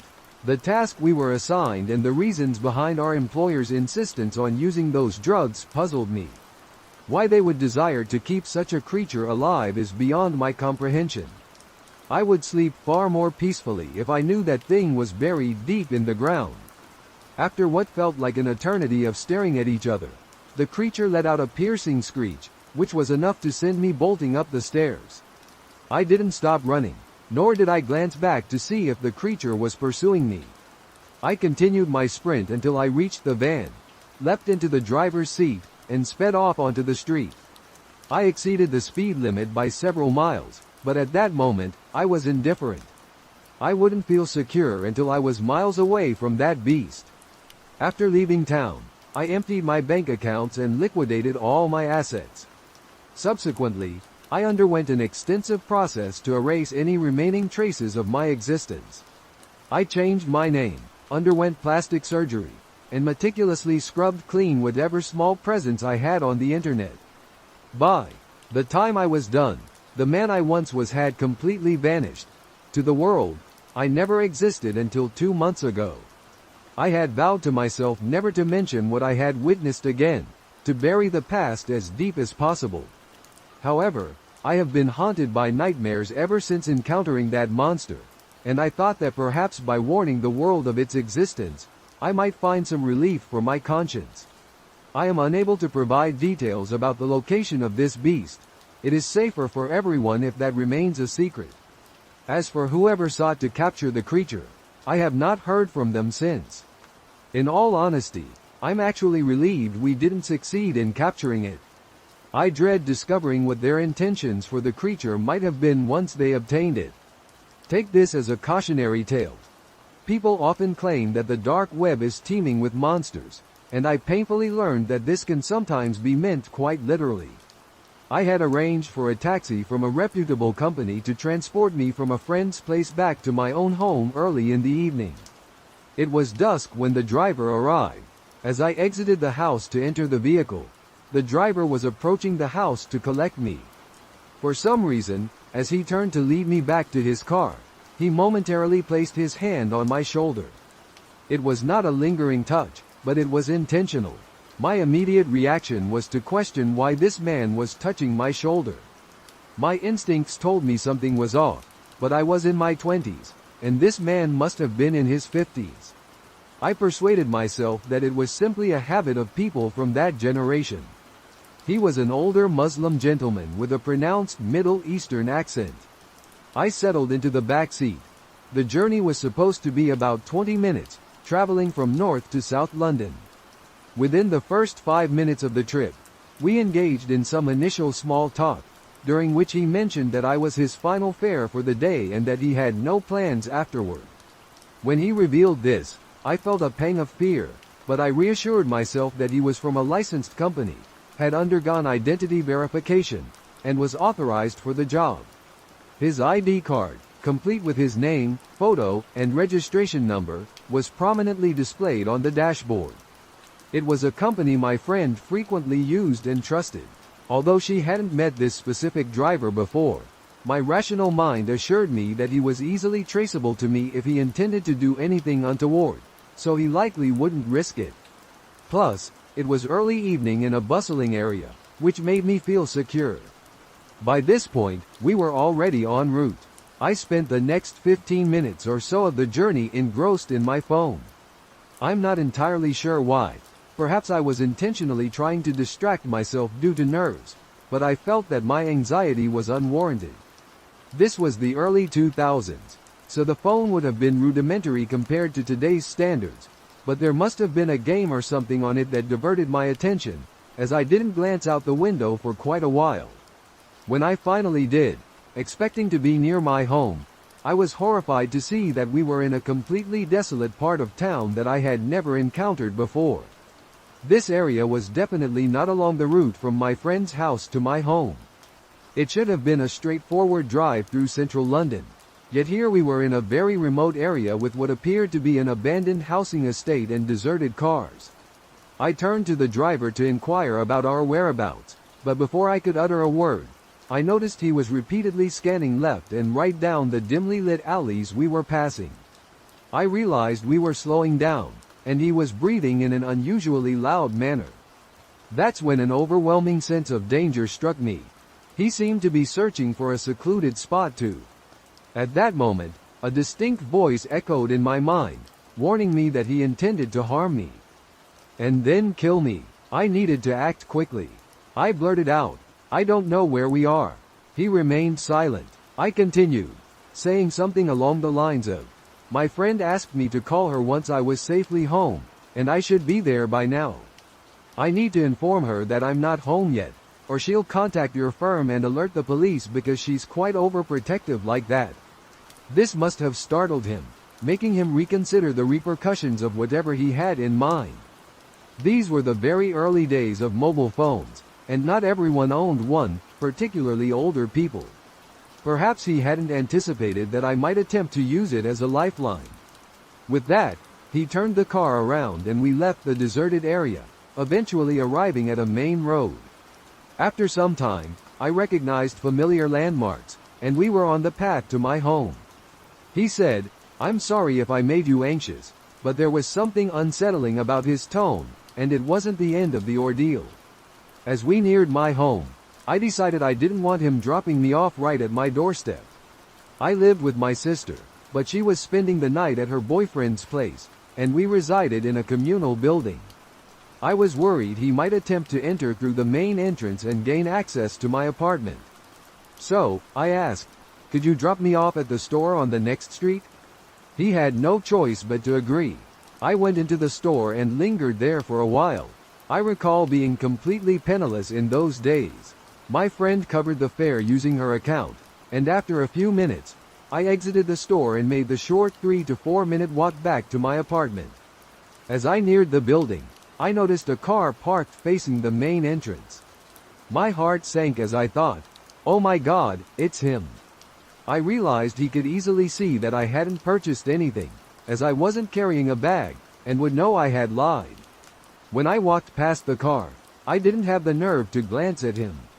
Instead, I quickly retrieved my keys, hastened my steps, and swiftly entered my apartment. Once inside, I mustered the courage to peek out the window, and sure enough, it was him. He had driven from where he had dropped me off to my apartment and was sitting in his car, staring at my building. Just then, my friend called, and I told her I had only just arrived home. She was shocked at how long it had taken me. I recounted the entire ordeal to her. While we were on the phone, I glanced out the window again, and he had finally left. At the time, I didn't report any of this, and with the wisdom of 2 decades since the incident, I do regret it. Yet, simultaneously, I doubted my intuition, even though I had a deep-seated feeling of certainty. In retrospect, I convinced myself it was just a momentary panic, and my logical mind prevailed. My rational side also reasoned that even if I reported him, nothing would be done since he technically hadn't committed any wrongdoing. I couldn't provide evidence, and even if he admitted to the detour, he could simply claim he had taken a wrong turn and would undoubtedly deny returning to my place.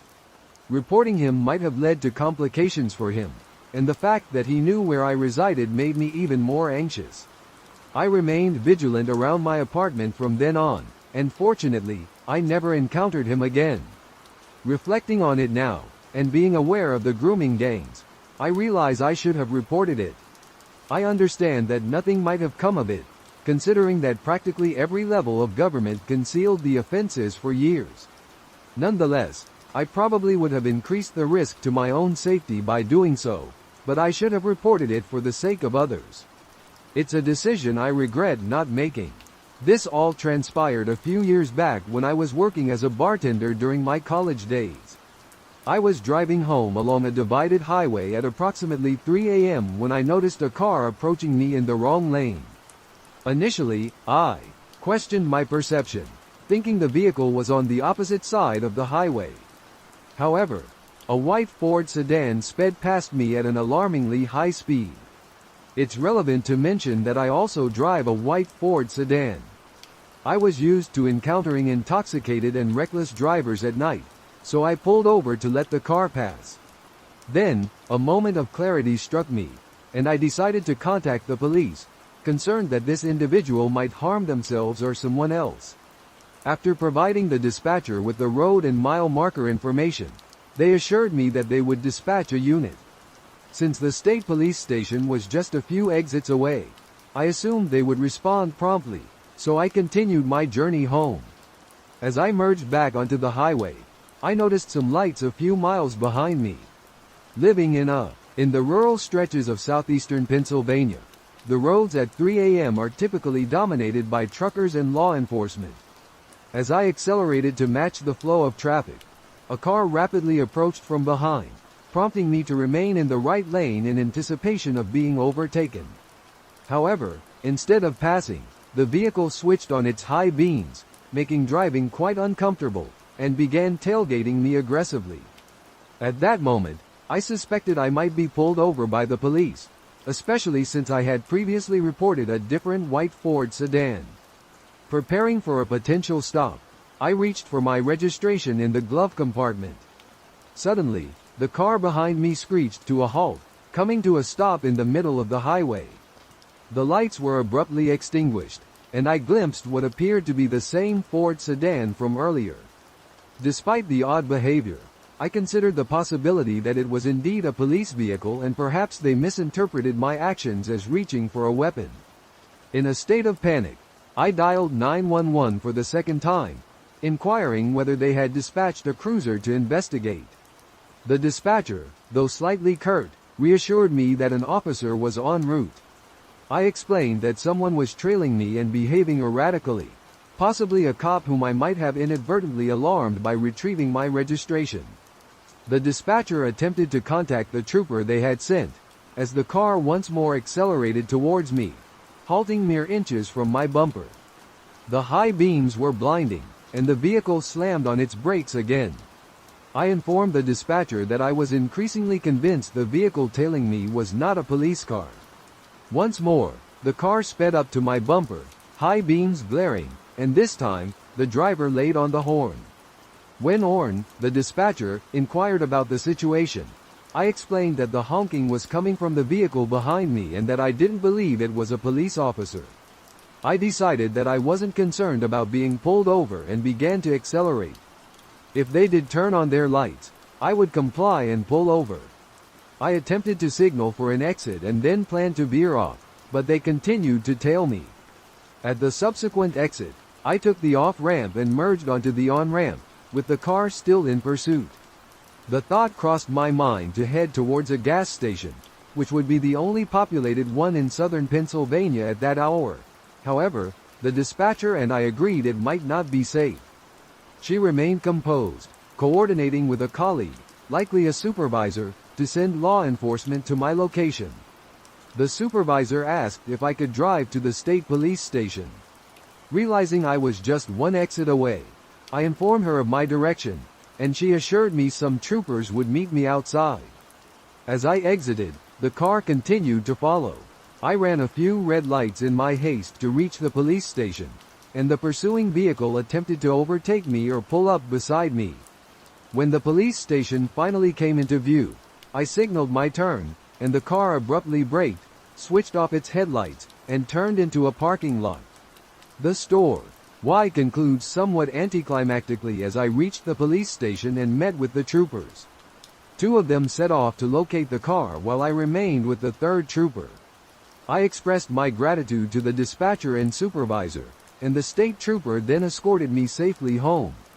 After providing my statement, I was never contacted for any further follow-up or to testify, so I can only surmise that the individual was not apprehended.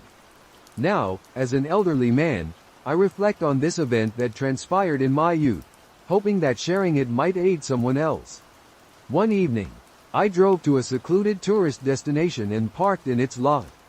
I was by myself, with no significant plans for the night. Around 8 p.m., I began to feel lethargic and eventually drifted off to sleep. I'm unsure how long I slept, but I was abruptly awakened by the sound of tapping on my window. As I roused with a stiff neck, I turned my head towards the source of the noise. There stood a woman by my side door, knocking urgently on the glass. She appeared young and was alone. Still disoriented and groggy, I heard her speaking and slightly cracked the window open. She was pleading desperately for assistance, imploring me to unlock the door. She claimed a man had been pursuing her. In my groggy state, I was convinced her fear was genuine. Briefly, I wondered if I might be encountering a ghost, but that notion quickly dissipated. This was real, and it was unfolding before me. I hastily moved to unlock and open the door to aid her but then hesitated. Something seemed amiss. Her hair, makeup, and attire were immaculate, without a single hair out of place or makeup smudged. She didn't appear to be sweating as one might expect after being chased. Though she looked panicked and terrified, it seemed somewhat contrived. It was as if she knew precisely what to say before Shish.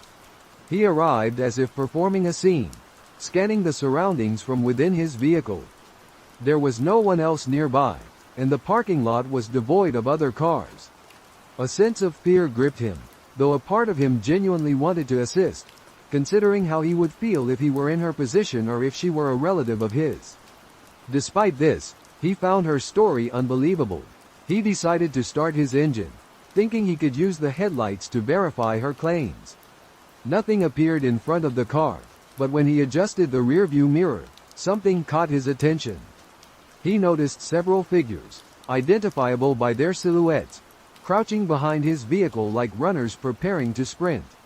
Once the woman realized he had spotted them, she quickly glanced back at them. He pressed the accelerator and swiftly left the park. Initially, driving was challenging since he had adjusted the seat earlier to sleep.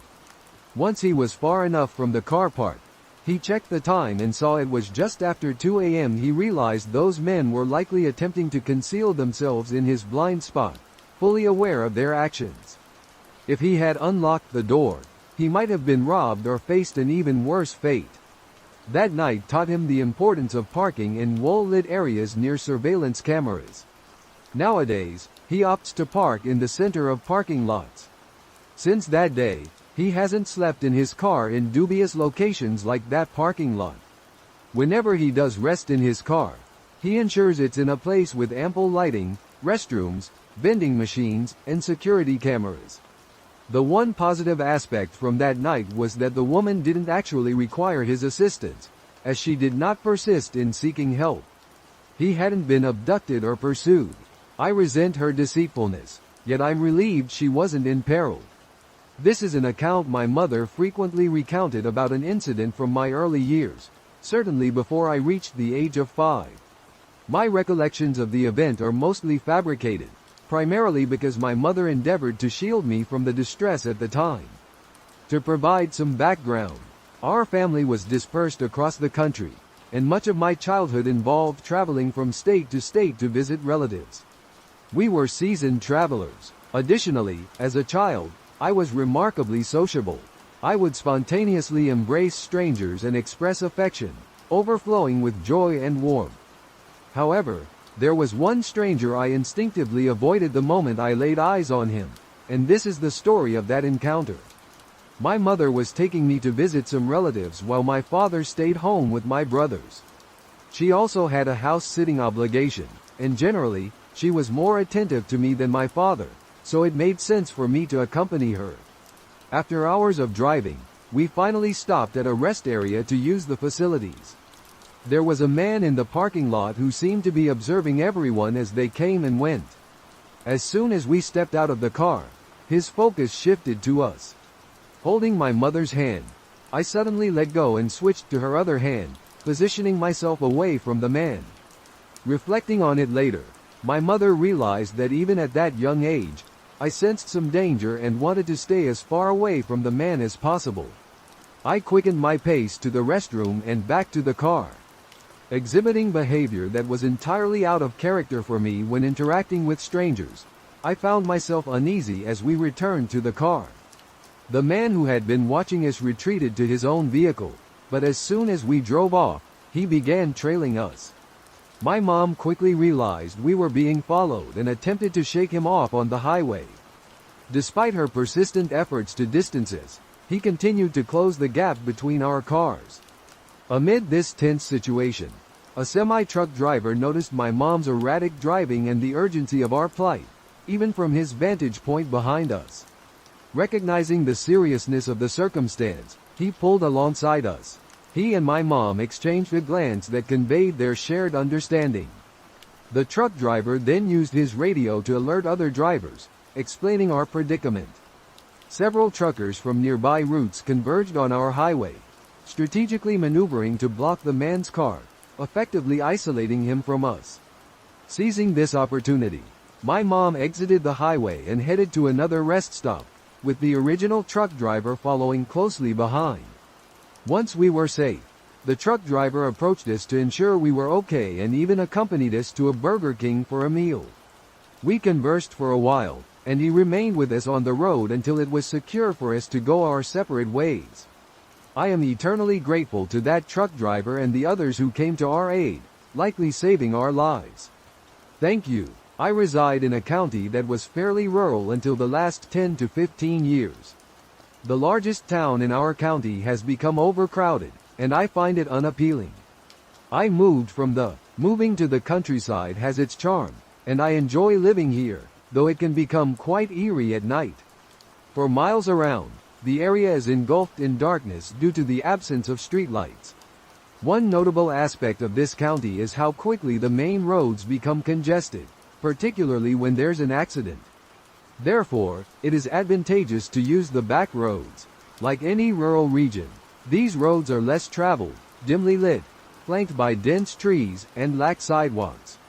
Several years ago, an incident nearly deterred me from using these routes altogether.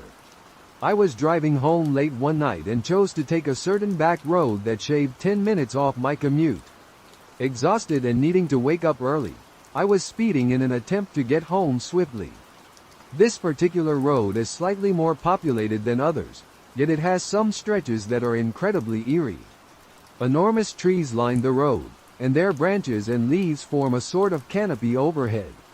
As I sped along, rounding a curve, I noticed something ahead that appeared to be an oversized garden flag, the kind people display in their yards during spring. It seemed peculiar because it was unusually tall and large, positioned directly in the middle of the road. As I drew nearer, my headlights illuminated the object, revealing it wasn't a flag, it was a person. A woman dressed in a flowing white gown and wearing an orange reflective sash across her chest stood there. It was odd considering she was standing in the middle of the street. As I drove past her, things became even stranger. Despite the darkness, I could make out that she appeared to be around 60 years old and wore glasses.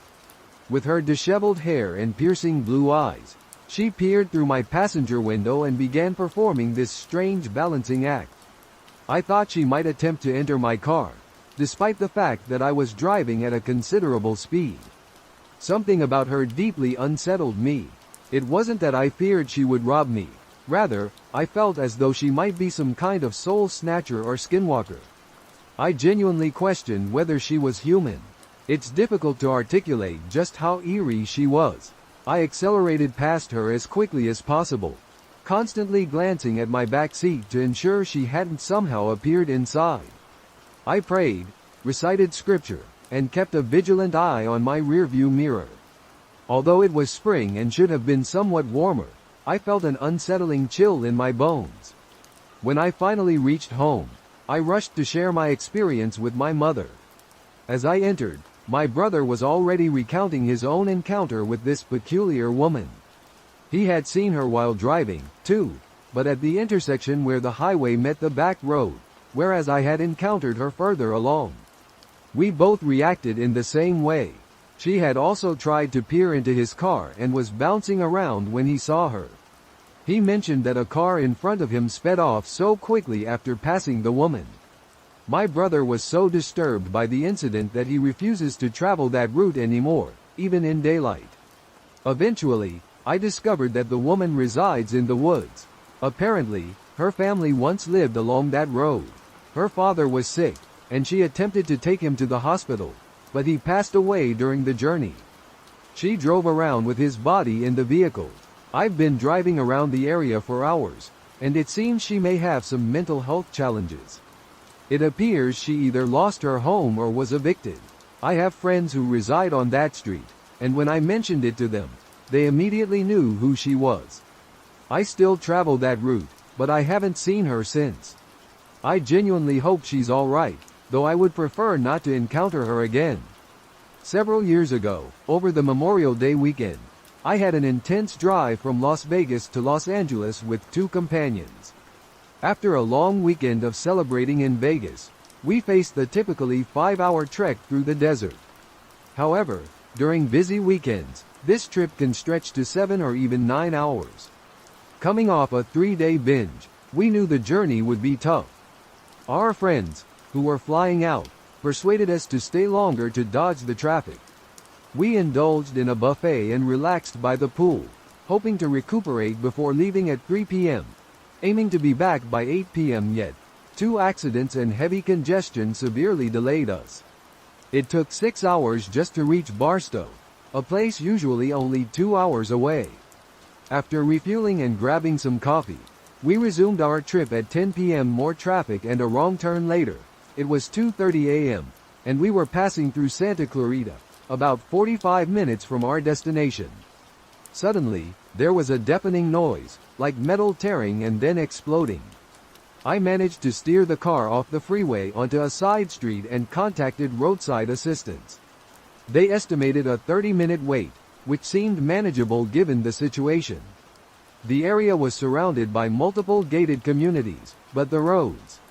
We found ourselves nearly isolated, with Route EC acting as a vital pathway between the neighboring communities. Roughly 15 minutes later, an SUV passed by in the opposite direction, its 4 occupants staring intently at us. Shortly thereafter, Tripa called back to inform me of a misunderstanding. They mistakenly believed I was in Santa Clara, 6 hours north in the San Francisco area. They mentioned it would take another hour for assistance to reach us. We opted to try and get some rest again.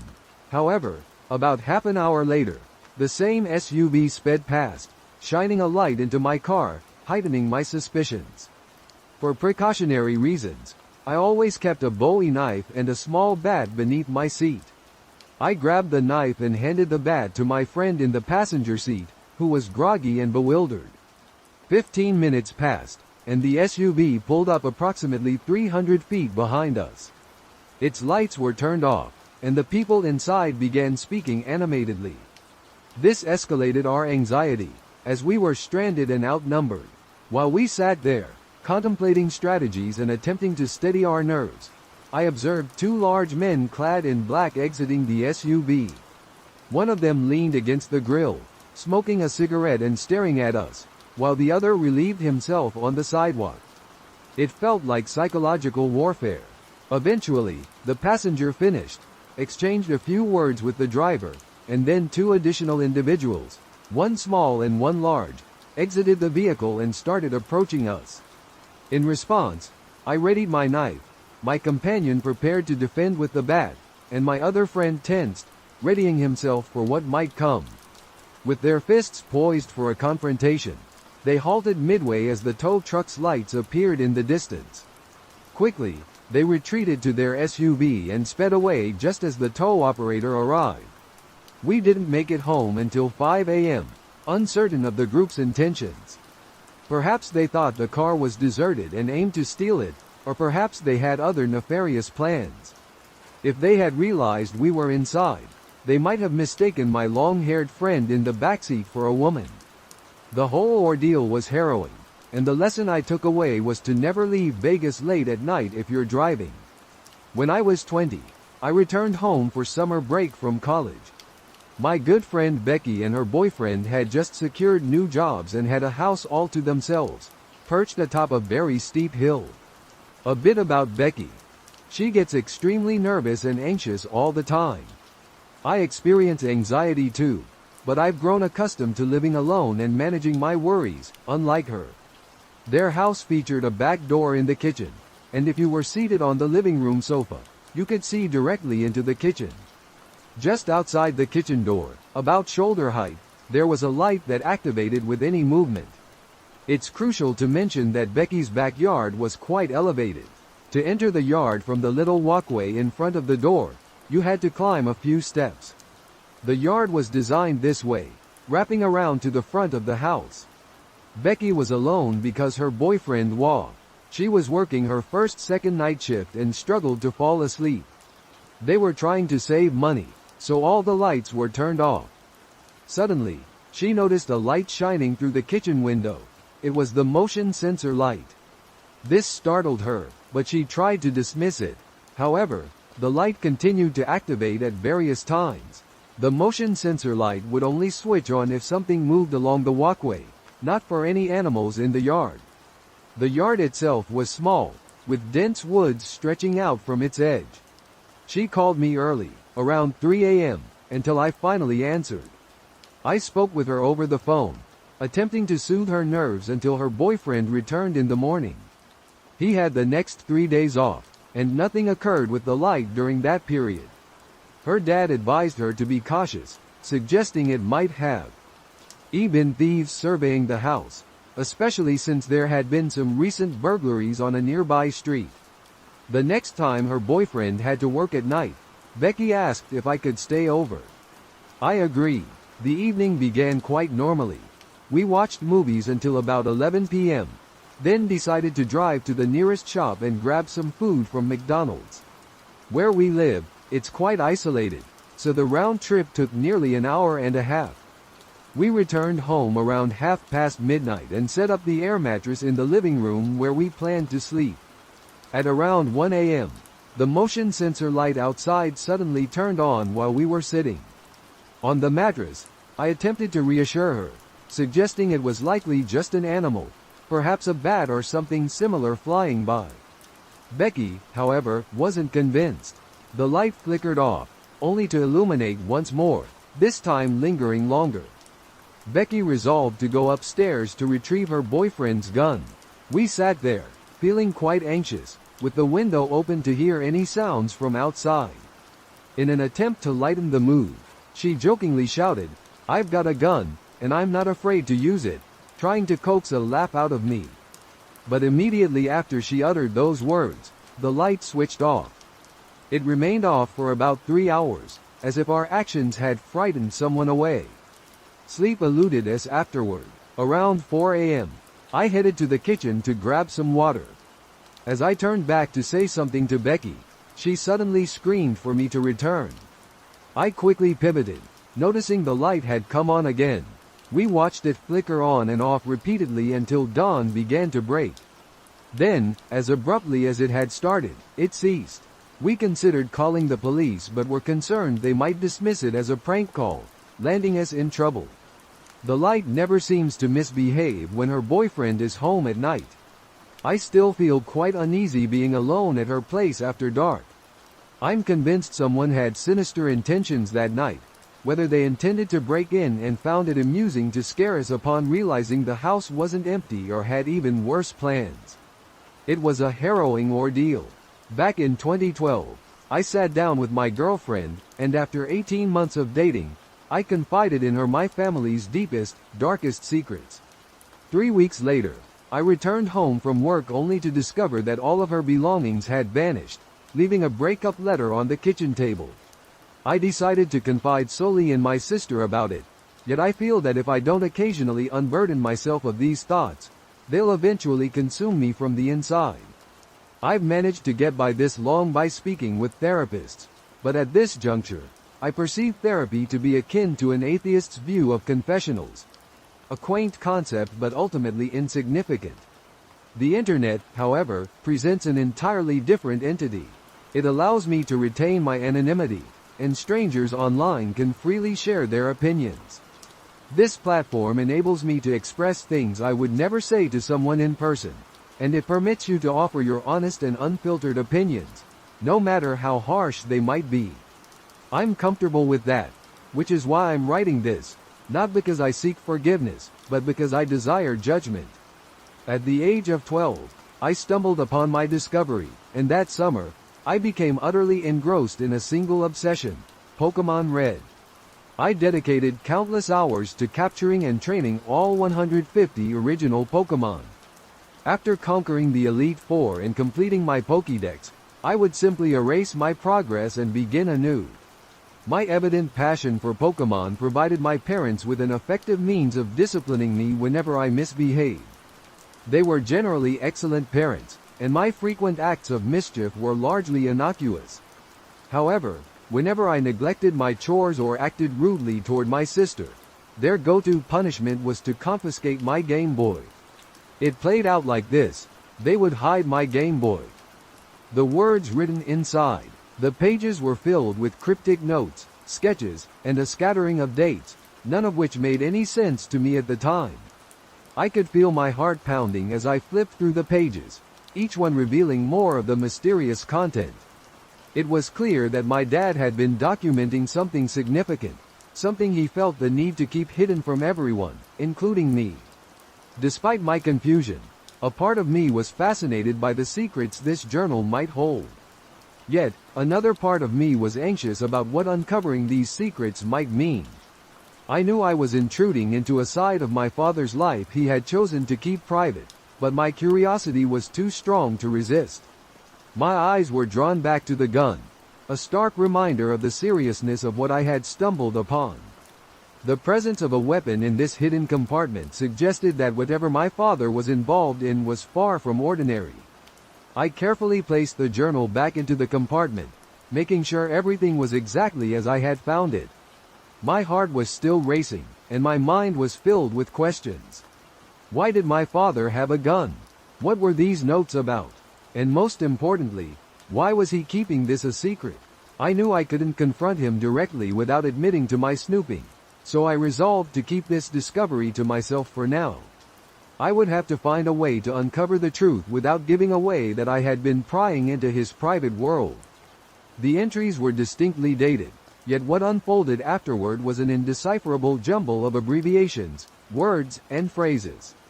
Accompanying these were small, hand-drawn diagrams resembling beds, alongside stick figures twisted into unnatural positions. I couldn't comprehend what I was observing, but the mere fact that it was concealed suggested it was a secret aspect of Dad he never disclosed to us. Consumed by a morbid curiosity, I felt an irresistible urge to examine the other items. First, there was the gun. It was significantly heavier than they appeared in films, and far more intimidating. I handled it as if it were crafted from delicate glass, not even daring to touch the trigger. Then, with utmost care, I returned it to its place, moving as slowly and cautiously as possible. I left the object that appeared to be an envelope for last, expecting it to be sealed. However, upon retrieving it, I realized it wasn't an envelope at all. It was one of those plastic sleeves that photo developers provide, the kind that holds all your pictures and negatives.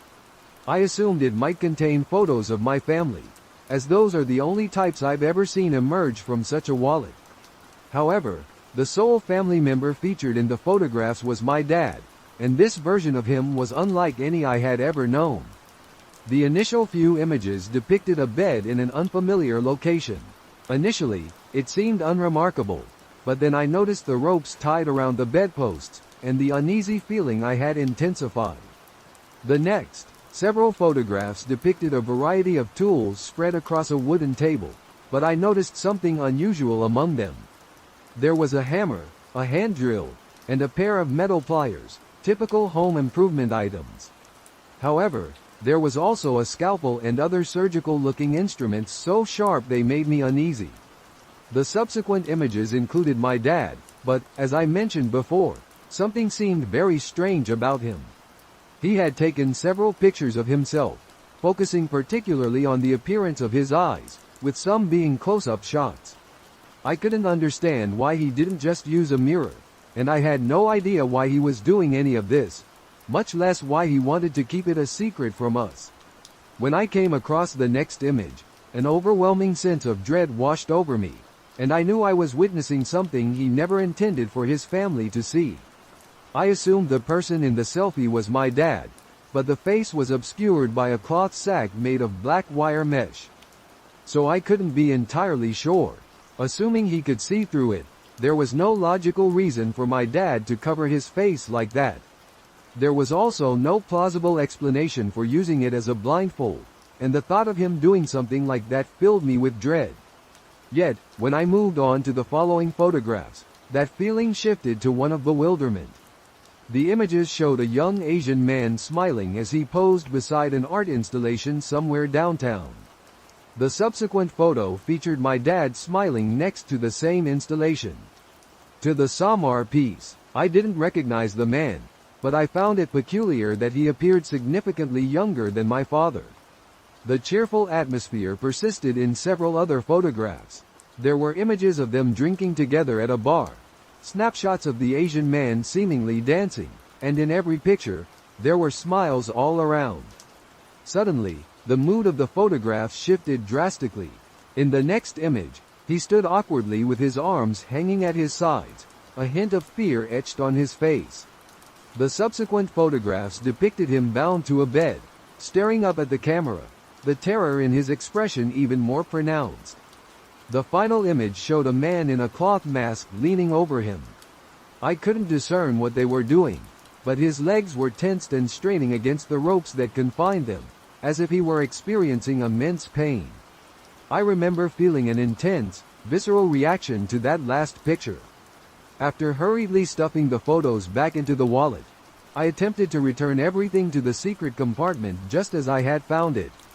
Following that, I abandoned my search for the Game Boy, locked my father's office, and spent the remainder of the afternoon in my room, oscillating between dwelling on what I had witnessed and striving to forget it entirely. When my father returned from work, he simply assumed I was upset with him for taking away my Game Boy. Only my mother sensed that something more profound was troubling me, but I couldn't bring myself to divulge what I had seen. If I did, it would. It could have been the end of my family as I knew it, so I simply kept silent. It wasn't that I lacked the desire to confide in someone about the photographs. I just didn't know how to do so without triggering some kind of familial catastrophe. Besides, I wasn't even certain of what I had truly seen. I attempted to convince myself that I hadn't witnessed anything, but my relationship with my father was irrevocably altered. Every time I saw his face, all I could do was imagine him in those images, wondering what on earth he was doing to that unsuspecting man. I assumed my mother knew nothing about what my father had been up to in those pictures, and I felt profound sorrow for her. Yet, simultaneously, I was weighed down by the dreadful guilt of being the sole person who could warn her, though utterly incapable of doing so. Afterward, I desperately hoped he wouldn't probe any further, praying to hear the sound of the door closing behind him. However, as the seconds ticked by, the door remained open. He just stood there, staring at the back of my head, neither speaking nor moving. When he inquired whether I was certain, I kept my eyes fixed on the screen and delivered the most casual denial I could manage. Those were among the most frightening moments of my entire life, and even when the door finally closed, I was petrified that he would be standing there, waiting to have a private conversation with me. He wasn't, which was undoubtedly a massive relief, but as I returned to my game, I began to wonder if he had truly taken my word for it. Then the day arrived when he entered my bedroom, and the country, absorbed in the whirlwind of new experiences and studies. Yet, the unease lingered in the recesses of my mind like a shadowy specter. When my father asked if I had visited his office recently, his question sent a shiver down my spine. Fortunately, I had mastered the art of concealing my emotions, so without lifting my gaze from the Sega game I was engrossed in, I simply replied with a flat, no. Suddenly, like a sudden jolt to the mind, a seemingly insignificant detail from nearly 2 years prior surged back into my consciousness. The weight of fear had become unbearable, prompting me to hastily return the photos to the wallet. However, I had neglected to reorder them as they originally were. Anyone intimately familiar with those photos, someone who had carefully curated them, would instantly recognize the disruption in their sequence. This realization posed a significant dilemma for me. As I pondered further, a revelation dawned on me. My father could not directly accuse me of examining the pictures. He couldn't openly blame anyone because if the accused were innocent, they would become aware of his hidden secret. This small but crucial detail was the only thing that safeguarded me from unimaginable consequences for years. Over time, the entire incident gradually receded into the background, always lingering but never at the forefront. The thought of my mother discovering the photos, witnessing her heartbreak and shame, was a scenario I was determined to prevent. Don't misunderstand me. I lived in constant fear of my father inflicting harm upon us. Yet, as each day passed, it became easier to convince myself that we were safe. The next time the matter of the photos truly occupied my mind was when I was in my second year of college, far across the nation, immersed in my new life. Studying at USC took me as far as my grades could carry me, but leaving home came with a fresh wave of guilt. I felt as though I had deserted my mom and sister to the whims of whoever my dad truly was, or at least had been. I simply couldn't endure it any longer, having spent 6 years oscillating between anxiety and depression. It had been ages since someone discovered his little hidey hole, as I called it. If he intended to murder us in our sleep, I figured he would have done it by now. With that stress lifted from my life, my mind began to obsessively focus on the minutiae. I ended up spending countless hours sifting through news articles detailing missing persons or bodies discovered throughout the Northwest. I had no idea what my dad had actually been doing to that man, and sometimes I regretted not examining the rest of the photos to be certain. However, I knew the man's face and was confident I would recognize him if he appeared in a missing persons or murder report. Many times, I pondered the futility of my efforts, spending hours combing through random articles listing victims with Asian-sounding surnames. There must have been hundreds over the past decade, and I didn't even know when the incident in the photograph had occurred. It dawned on me that I was searching for a needle in a haystack. But then, one day, on a rainy Thursday afternoon, I found my needle. I hesitate to share the unfortunate man's name because I implore all of you to refrain from contacting his family. They've undoubtedly endured enough already. As I mentioned earlier, I discovered him. I recognized the man's face from a website. A smile etched into my memory from countless hours spent gazing at those clandestine photographs. The article provided a few details about his last known location but also noted that he had mentioned visiting a friend in the weeks preceding his disappearance. The appeal went on to beg for any information, essentially admitting that the authorities were clueless about what had transpired with the poor guy the first had unknowingly been acquainted with for years. Unintentionally, the resolution to my preoccupation raised an entirely new question. What would I do with this revelation? The answer was straightforward: nothing. There was nothing I could do that wouldn't inflict a devastating impact on my mother and sister. My sister was quite young, certainly not mature enough to comprehend that. Her father was, at the very least, connected to the disappearance of another person. At that moment, there was nothing I could do that I could reconcile with my conscience. Nevertheless, with the truth in hand, I could at least contemplate future actions. I wasn't certain when that might be, nor did I know exactly how I would approach it, but I resolved to confront him about it, at the very least, before his demise. However, it wasn't my father's imminent death that spurred me to implement my plan. It was my mother's. 2 years after I graduated from college, I found myself residing in Charlotte, North Carolina was where I received a phone call from my younger sister. She informed me that our mother had been diagnosed with terminal cancer, and it was alarmingly aggressive. The doctors estimated she only had a few months left. Determined to spend as much time with her as possible during this period, I made plans accordingly. When she eventually passed away, and the truth about my father's actions could no longer harm her, I took a step I should have taken over a decade ago. I reached out to my father for the first time in what seemed like an eternity and presented him with an ultimatum. I revealed that I knew about his misdeeds and that it was I who had discovered the photographs all those years ago. I confessed that the only reason I had kept silent was to avoid tearing our family apart. I wanted our mother to live in blissful ignorance before I finally dismantled the facade of his legacy. I offered him two options. He could either turn himself in to the authorities and do the right thing, or I would disclose everything I had witnessed and how I could connect it to the missing persons case from the late 90s that I had stumbled upon. The following day, I received yet another call from my sister, marking the second time in less than 6 months that she was the bearer of grim news. Our father had taken his own life. The news was a shock. Although I had considered the possibility that he might resort to such an act before I initiated my plan, I believed he wasn't the type.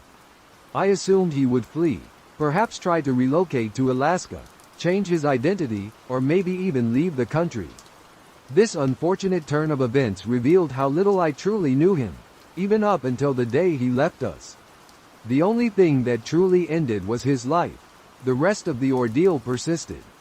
There was more work left to do. I returned home to search my father's office for the photographs, determined to hand them over to the authorities, but they had vanished.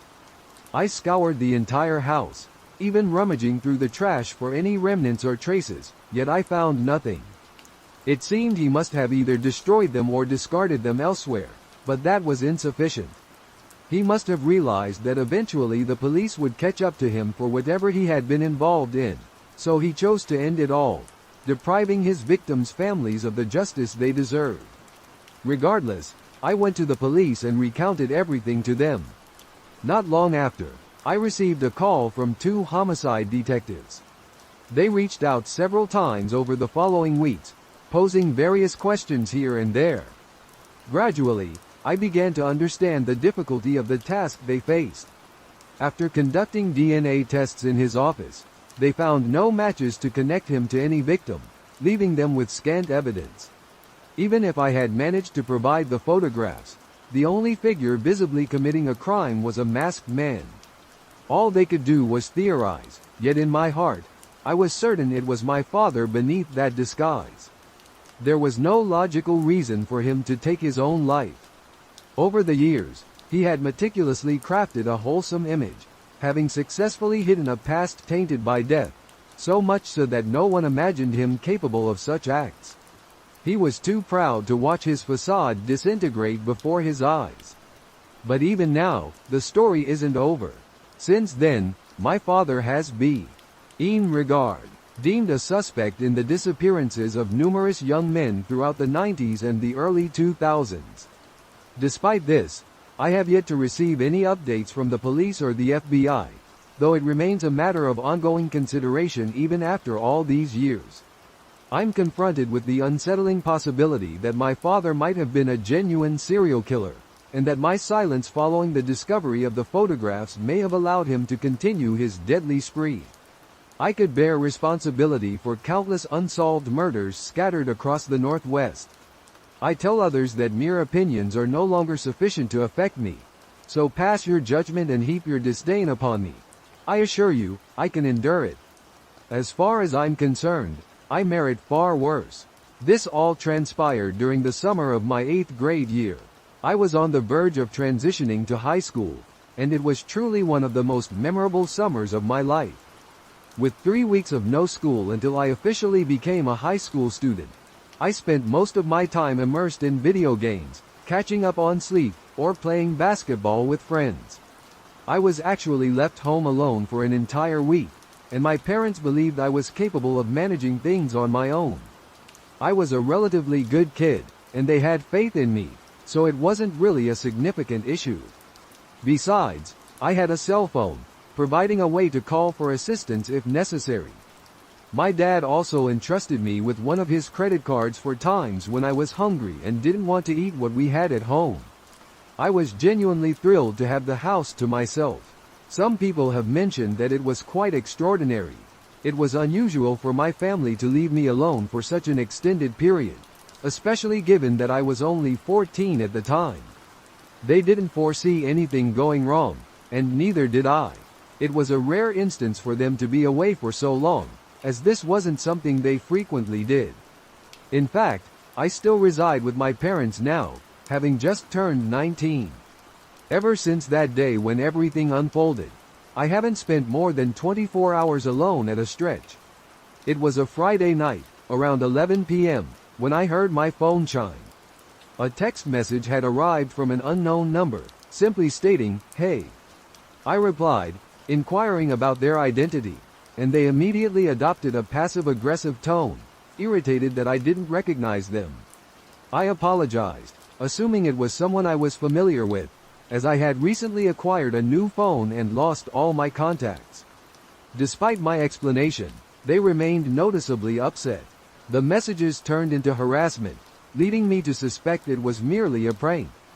Consequently, I silenced my phone and resumed playing on my PlayStation. Not long after, perhaps about 10 minutes later, I heard a knock on my bedroom window. Initially, I thought I might have imagined it, but I decided to check just to be sure. I shifted the blinds aside and glanced out, yet saw no one. Despite this, I wasn't convinced. I knew I had heard a knock, and a sense of paranoia began to creep in. I proceeded to peer through various windows throughout my house to see if anyone was there. I scanned the surroundings, hoping to spot someone, yet once more, there was no one in sight. I couldn't shake the ominous sensation that something dreadful was looming. It was as if an impending calamity was in the air. I retrieved my phone to call my mom, only to discover a slew of notifications from the individual who had messaged me earlier. The latest message read, "I'm outside." I was stunned by the words and felt as though my worst fears and anxieties were manifesting into reality. I attempted to call my mom, but quickly realized my phone wasn't connecting to any network, which was exceedingly strange. Usually, we have excellent mobile reception, particularly at home, and we rarely experience any problems with it. At this moment, I was utterly petrified and had no understanding of what was unfolding. I found myself completely isolated, unable to reach anyone, and fully aware of my dire situation. I wanted to reply to that person, demanding they leave me alone, but it was impossible due to the lack of service. You might wonder why I didn't use Wi-Fi to send an instant message, but the reason was that the person messaging me wasn't using an iOS device. While pacing anxiously around my living room, I suddenly heard noises coming from outside. I moved toward the source of the sound, which was near the back patio, and listened intently. Someone was shouting for help at the top of their voice, causing my heart to pound furiously. My initial thought was that it could be a trap. However, braving the situation and recalling my years of boxing training and self-defense skills, I resolved to stand my ground and protect myself and whoever walked. Feeling a potential threat looming, I won't deny that I had an overwhelming urge to confront whoever was tormenting me. I was aware that if I didn't take action, something unpleasant seemed inevitable. So, I did the unimaginable. I stepped out onto my rear patio. An eerie silence enveloped the space, broken only by the rhythmic chirping of crickets. I hesitated for a brief moment before shouting into the darkness, warning that I intended to retaliate fiercely. I projected a bravado I didn't quite possess. Almost immediately, a dazzling light burst towards me from afar. Our home is surrounded by expansive grounds, with a vast backyard dense with trees. The person, whoever they were, directed the beam at me, clearly aiming to provoke. The light danced erratically toward the house before abruptly extinguishing. Instantly, the cries resumed, a desperate voice pleading for salvation. I realized it was a critical moment. I dashed back inside, retrieved my old baseball bat from the garage, and ventured once more into the night, heading straight toward where I had first spotted the flashlight. My heart raced uncontrollably, uncertain of what awaited me. As I drew nearer, my anxiety doubled, and I was struck by the absurdity of my actions. Just as I contemplated retreating, a voice emerged from the woods, though I couldn't discern its source in the oppressive darkness. The only shapes I could discern were the dim outlines of the trees surrounding me. I called out into the night, demanding to know who was there. It was then that a voice ahead of me whispered, urging me to lower my voice. He pleaded for my assistance, claiming he was bound to a tree and had been abducted by someone. Naturally, this deeply unsettled me. Despite suspecting it might be a trap, my instincts drove me to offer help. "It's going to be fine. Just stay calm," I reassured him. "I'm going to contact the police for you, just hold on." Suddenly, he began to shout, insisting, "No, help me now. You don't understand. He's returning in a few minutes to kill me." I found myself in a dire predicament, simply trying to do what was right. "Okay, I'm coming. I'm just ahead. Keep walking straight. I can see you," I responded. My heart was pounding so fiercely that I'm amazed I didn't lose consciousness. The whirlwind of thoughts racing through my mind sent me into a panic, and I found myself deep into the forest. After walking for perhaps 20 or 30 seconds, I spotted a dark figure resembling a person roughly 30 feet away. "Hey, is that you?" I called out, but there was no answer. I paused, trying to make sense of the situation, questioning whether this was the person who had called out to me or someone else entirely. Either way, I realized I was in significant danger, because the man I saw was certainly not tied to a tree. He stood upright, very much alive, and within moments, he began sprinting toward me. At that precise moment, I began to retreat slowly. Eventually, I shook off my daze and bolted all the way to my house. Miraculously, I managed to get inside before he could catch up to me. I slammed the sliding glass door shut and locked it behind me, while he stood just outside, tugging at the door, trying to pry it open.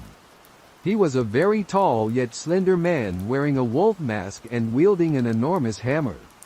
Without much hesitation, I dashed to my room. I know what you're thinking. Why didn't I just defend myself with a bat? Well, that was my initial plan, but circumstances changed. I was utterly terrified, and you would be too if you found yourself in the same predicament. I paced back and forth in my living room, futilely attempting to get a signal on my phone, but still, there was no service. I began to experience some sort of manic episode, screaming and punching my couch in frustration. I was extremely angry and tired of being the victim. I nearly rushed out there to confront him myself, but I opted for a different strategy. I waited patiently, and sure enough, after only a minute, he started knocking on my front door. I ran over to the door and warned him about the consequences if he dared to step even a single foot inside my house. If he did, he certainly wouldn't be walking out. He responded with laughter. I remained silent and returned to my room. The knocking grew increasingly louder, and eventually, he started shouting. I couldn't make out what he was saying, but I suspected he was mocking me. Several minutes passed, and that's when I heard the sound of my living room window shattering. I prepared myself and hid behind my ajar bedroom door, anxiously awaiting his arrival. His footsteps echoed louder as he ventured into several different rooms, gradually approaching mine. Clutching the bat more firmly, I murmured a quick prayer. As he entered, I managed to strike him on the head with the bat, causing him to collapse instantly. I struck him several more times while he was down to ensure he wouldn't be rising anytime soon, and then I fled. I sprinted down the road, covering about 5 or 6 miles until I reached my friend's house. Once there, I finally got them to answer the door and, through labored breaths, briefly recounted what had transpired. They allowed me to use their phone to contact the police. A few officers were dispatched to my house, and additional ones came to my friend's residence. I then called my parents, who immediately set out to return home, though they were over 2 hours away, meaning it would be some time before they arrived. I recounted the entire incident to the police, and it was revealed that I had fatally wounded the intruder. I wasn't aware of his death until informed by the officer. I feared I might be in trouble despite my actions being in self-defense. The police took me in for questioning, and since I was a minor at the time, my parents had to be present as well. Yes, I killed a man as a teenager, and it has irrevocably altered my life. I've felt numb, terrified, and anxious. The number of nightmares I've endured about this ordeal is countless. Although it happened years ago, sometimes it feels as if it were only yesterday. It feels like it happened just yesterday.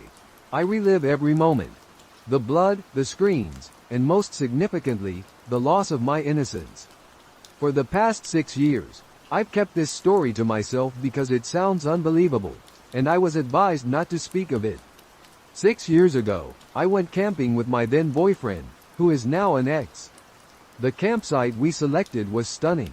We drove through some rough trails to reach a spot close to hiking paths, not far from natural hot springs and a magnificent waterfall. We were in the middle of nowhere, with absolutely no one else around. We set up our camp next to the car, went hiking, soaked in the hot springs, returned, and had dinner. Everything was perfectly normal until the next day. I need to provide some context about how we slept that night to help you understand my confusion. Before we went to bed, I placed our food cooler and the stereo we brought into the car and locked it. I tucked the keys into the front pocket of my backpack and placed the backpack beside my sleeping bag, on the side of the tent farthest from the entrance. My boyfriend at the time slept closest to the tent's entrance, with a gun next to him. When we woke up the next morning, I felt fine.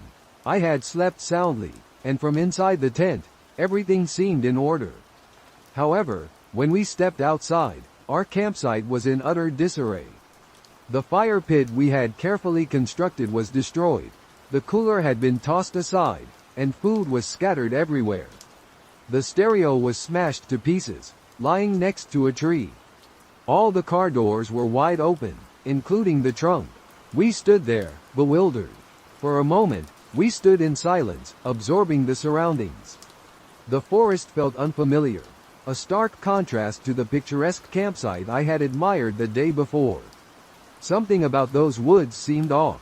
My ex claimed I hadn't locked the car, suggesting an animal had ransacked our belongings. I assured him I had locked it, then ducked into the tent to retrieve the keys from my backpack, only to find them missing. Eventually, I discovered them lying on the ground beside the car. In haste, we tossed everything into the trunk and departed. My boyfriend remained silent, unwilling to discuss the incident. It wasn't until we were nearly home that he finally spoke, revealing he had dreamt of a figure crouched over him in the tent, clutching his gun and simply staring. When I tried to probe further, he fell silent once more, insisting we drop the subject. I've attempted to put it behind me, but the memory lingers. Something profoundly unsettling occurred in those woods that night.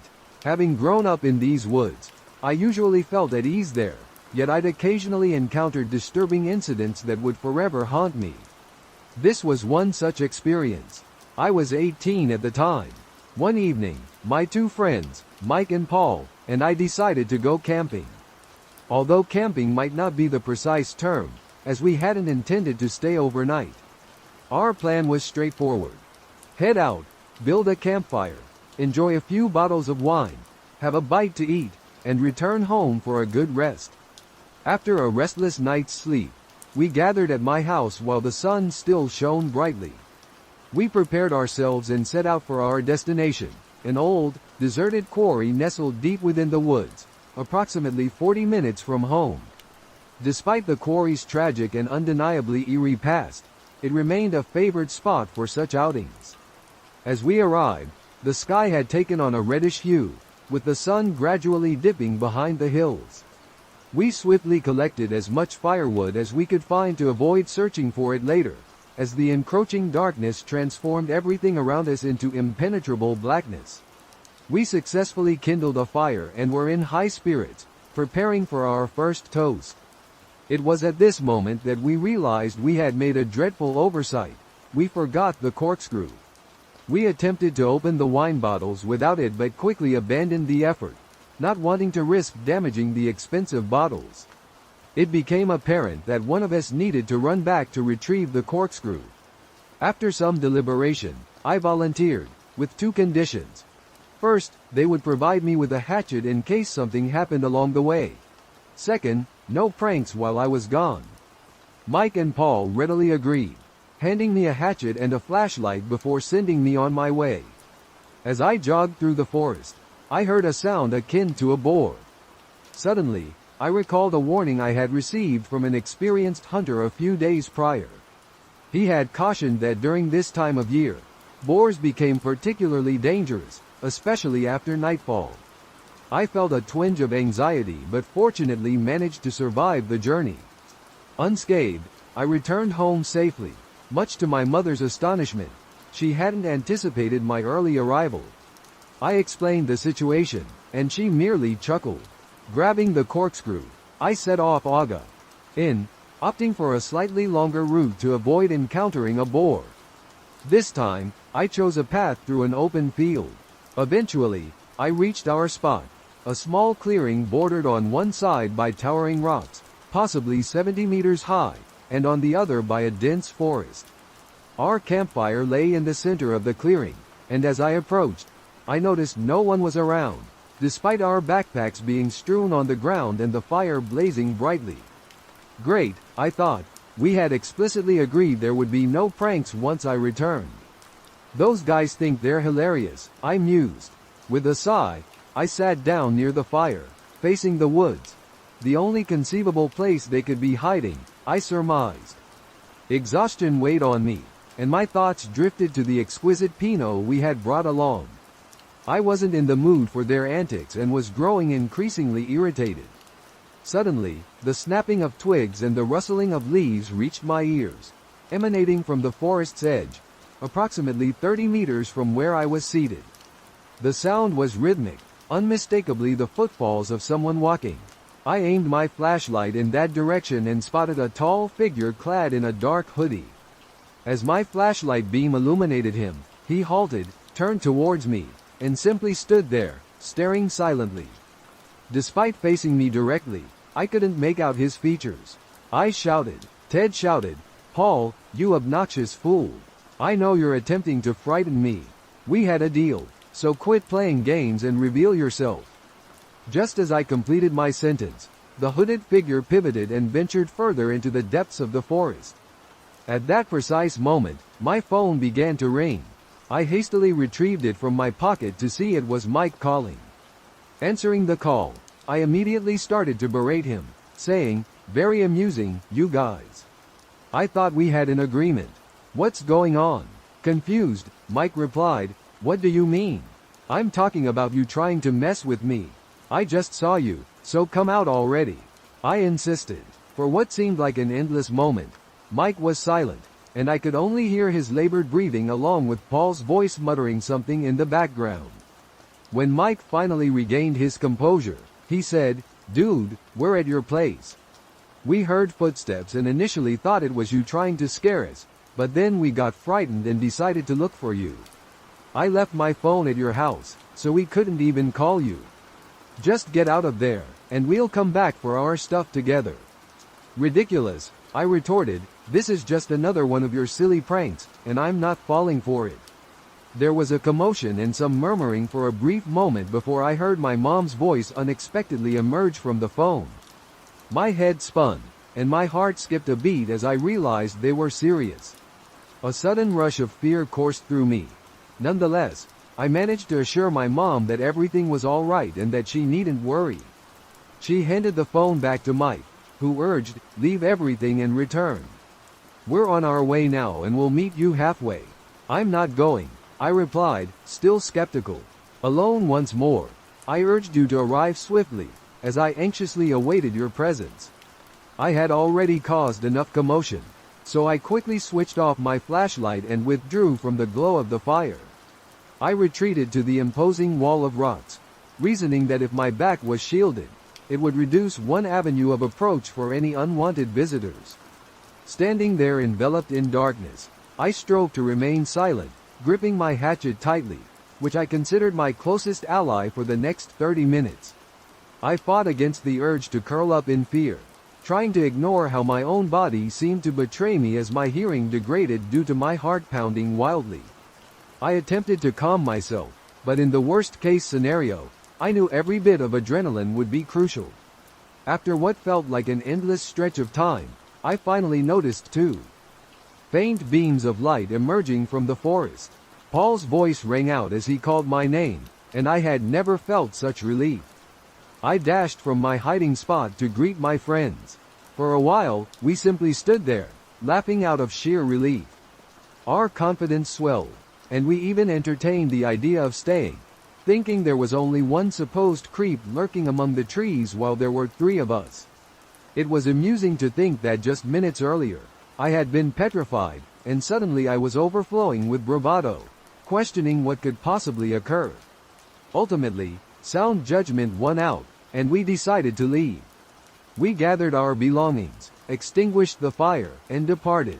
We took our wine bottles with us, intending to enjoy them elsewhere, somewhere bright and secure.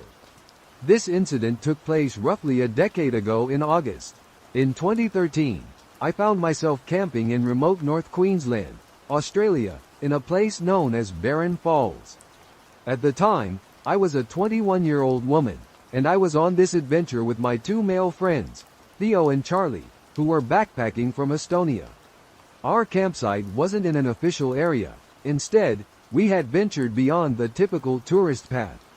We climbed over a railing, followed a train track for several kilometers, and eventually deviated into the dense forest, heading downhill toward the river.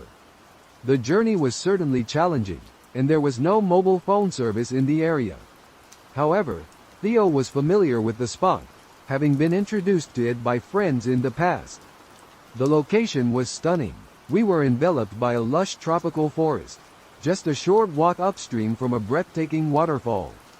After setting up our camp, we made our way to the waterfall, where both Theo and Charlie leapt from the cliff into the waters below. I chose not to join them, as I have always been and still am, afraid of heights and the potential for injury. Instead, I sat and watched them for a while, eventually deciding to return to our camp to read my book. I felt utterly relaxed, relishing the tranquility and absorbing the natural beauty that surrounded me. However, the exhilarating and adventurous day took a turn when a deep, sinister laughter echoed from the forest encircling our campsite. Instantly on high alert, a shiver ran down my spine as I scanned the trees, trying to pinpoint the source of the eerie laughter. Yet, there was nothing to be seen. I attempted to brush it off, persuading myself that my mind was merely playing tricks on me. Soon after, Theo and Charlie returned. They turned to me and mentioned they had forgotten to bring fire starters for the campfire. They said they needed to head to the nearest store to purchase some and asked me to wait at the campsite. I expressed my hesitation about staying behind, but I chose not to bring up the unsettling laughter I had heard earlier. I didn't want them to think I was being foolish, especially since I had a significant crush on Charlie at the time. Foolishly, I wanted him to think I was laid back. They assured me it would be all right and promised to return before nightfall. Reluctantly, I agreed, and they set off toward the store. It was around 4 p.m., and I continued reading my book. As I pondered the situation, I realized the walk back to the car would take about 20 to 30 minutes, meaning they would be gone for well over an hour. Considering the time of year, dusk would fall around 5:30 p.m., leaving me alone in this isolated area as darkness settled in. I tried to distract myself with my book, but as the evening light faded, it became difficult to read, and anxiety started to creep in. After an hour or so, I began to hear footsteps in the forest. My initial assumption was that Theo and Charlie had returned, bringing a wave of relief that I was no longer by myself. I listened intently for their voices but heard none. My heart sank as I realized it might be someone else, and panic set in. Then, that same deep, sinister laugh. Terror echoed through the trees, much closer than before. I jumped to my feet and scanned the forest, and that's when I saw him. He was standing on the opposite side, the edge of a brook, which was linked to the river. Standing on a log, I witnessed something utterly bizarre. He was dressed in a pristine tuxedo topped with a hat, and I distinctly remember being perplexed about how he managed to reach this remote area in such spotless formal attire. Initially, I thought he might be a ghost or that I was imagining things. I blinked rapidly to clear my vision, but there he remained. I then scrutinized the man's face. It is difficult to convey, but it appeared as though his face was burned, reminiscent of Dwight from The Walking Dead, with deep scars etched across it. His hair was shoulder-length, wild, and disheveled. He laughed the same unsettling laugh I had heard emanating from the forest. Miraculously, I heard the voices of my friends drawing near. The man seemed startled and mentioned that he saw someone else camping upstream and intended to check on them. He departed, and moments later, Theo and Charlie returned. I immediately recounted what transpired, and they chuckled, assuming I was fabricating the story as a feeble attempt to frighten them. Tears began to well up in my eyes, and Charlie realized I was genuine. Theo, on the other hand, appeared unfazed. He was the quintessential backpacker, embodying the carefree spirit typical of travelers. Charlie, however, reassured me that everything would be all right and arranged for me to sleep between him and Theo for the next 2 nights. I barely managed to sleep at all during those nights, constantly listening for that eerie laughter, but thankfully, I never heard it again. For years, I scoured the internet for any reports of similar encounters. Yet, I never discovered anything, although I have always pondered the potential outcomes if Theo and Charlie hadn't returned at that precise moment, and the thought sent shivers down my spine. As a wilderness survival instructor and security contractor, my life is filled with adventure and unpredictability. Just a few days ago, a close friend of mine, who also happens to be one of my students, shared some exciting news. His father had recently acquired 150 acres of land in a southeastern part of our state. This is someone with whom I've traversed the forests before, and he is exceptionally skilled in wilderness survival. The property was largely uncharted territory, save for a 100-yard stretch his father had used for his horses, which now wandered freely, making the place all the more intriguing. According to my friend, his father had secured an extraordinary deal on the land. Given that my friend, now a father of 3, seldom ventures into the woods anymore, I agreed to accompany him on what promised to be an enjoyable outing and a much-needed respite. We share a passion for our indigenous roots, cars, wilderness survival, and a variety of other pursuits, ensuring vibrant conversations as we explore the wilderness. However, his father advised us against venturing into the woods unarmed, citing the presence of coyotes. Being locals, we know that coyotes rarely pose a significant threat to humans. Additionally, my friend, whom I'll refer to as DJ, had previously mentioned noticing some movement in the tree lines during his earlier visits to the property. Due to his impaired vision, he couldn't verify what he had witnessed. For our adventure, I brought along my AR and a small flint knapping kit, primarily for entertainment purposes, and off we went to explore the property. Initially, we trekked through fields and creeks, passing numerous natural springs and ponds, everything seeming perfectly normal and presenting a picturesque landscape. However, as we ventured deeper into the uncharted forested area, the atmosphere shifted dramatically. The forest exuded an unsettling aura, reminiscent of the woods depicted in the film, Ritual, gray and ominously silent except for the occasional creak of the towering cedar trees. It felt as though we were being watched from every direction. The air was thick with a nauseating odor similar to decaying flesh, compelling us to follow it. We soon stumbled upon the remains of 3 or 4 cows. I recorded a video of the scene to show anyone who might have insights into what could have caused this. Upon examining the exposed skulls, we found no evidence of bullet wounds. Whatever had killed them had scattered their bones over a 30-yard area. Large and indistinct footprints surrounded the remains as we pressed deeper into the forest, accompanied only by silence, the stench of death, and the sound of our own heartbeats. We noticed various tracks along the stream, including large coyote prints and another set that was equally sizable. We deliberately avoided the sand as we continued, discovering trees bent over and pinned behind others while still alive, an occurrence impossible in nature. Further along, we stumbled upon what seemed to be a primitive tool crafted from bone, possibly a scooping tool or knife. It disturbed us, as it appeared more rudimentary than anything a human would construct, yet it was clearly shaped with purpose.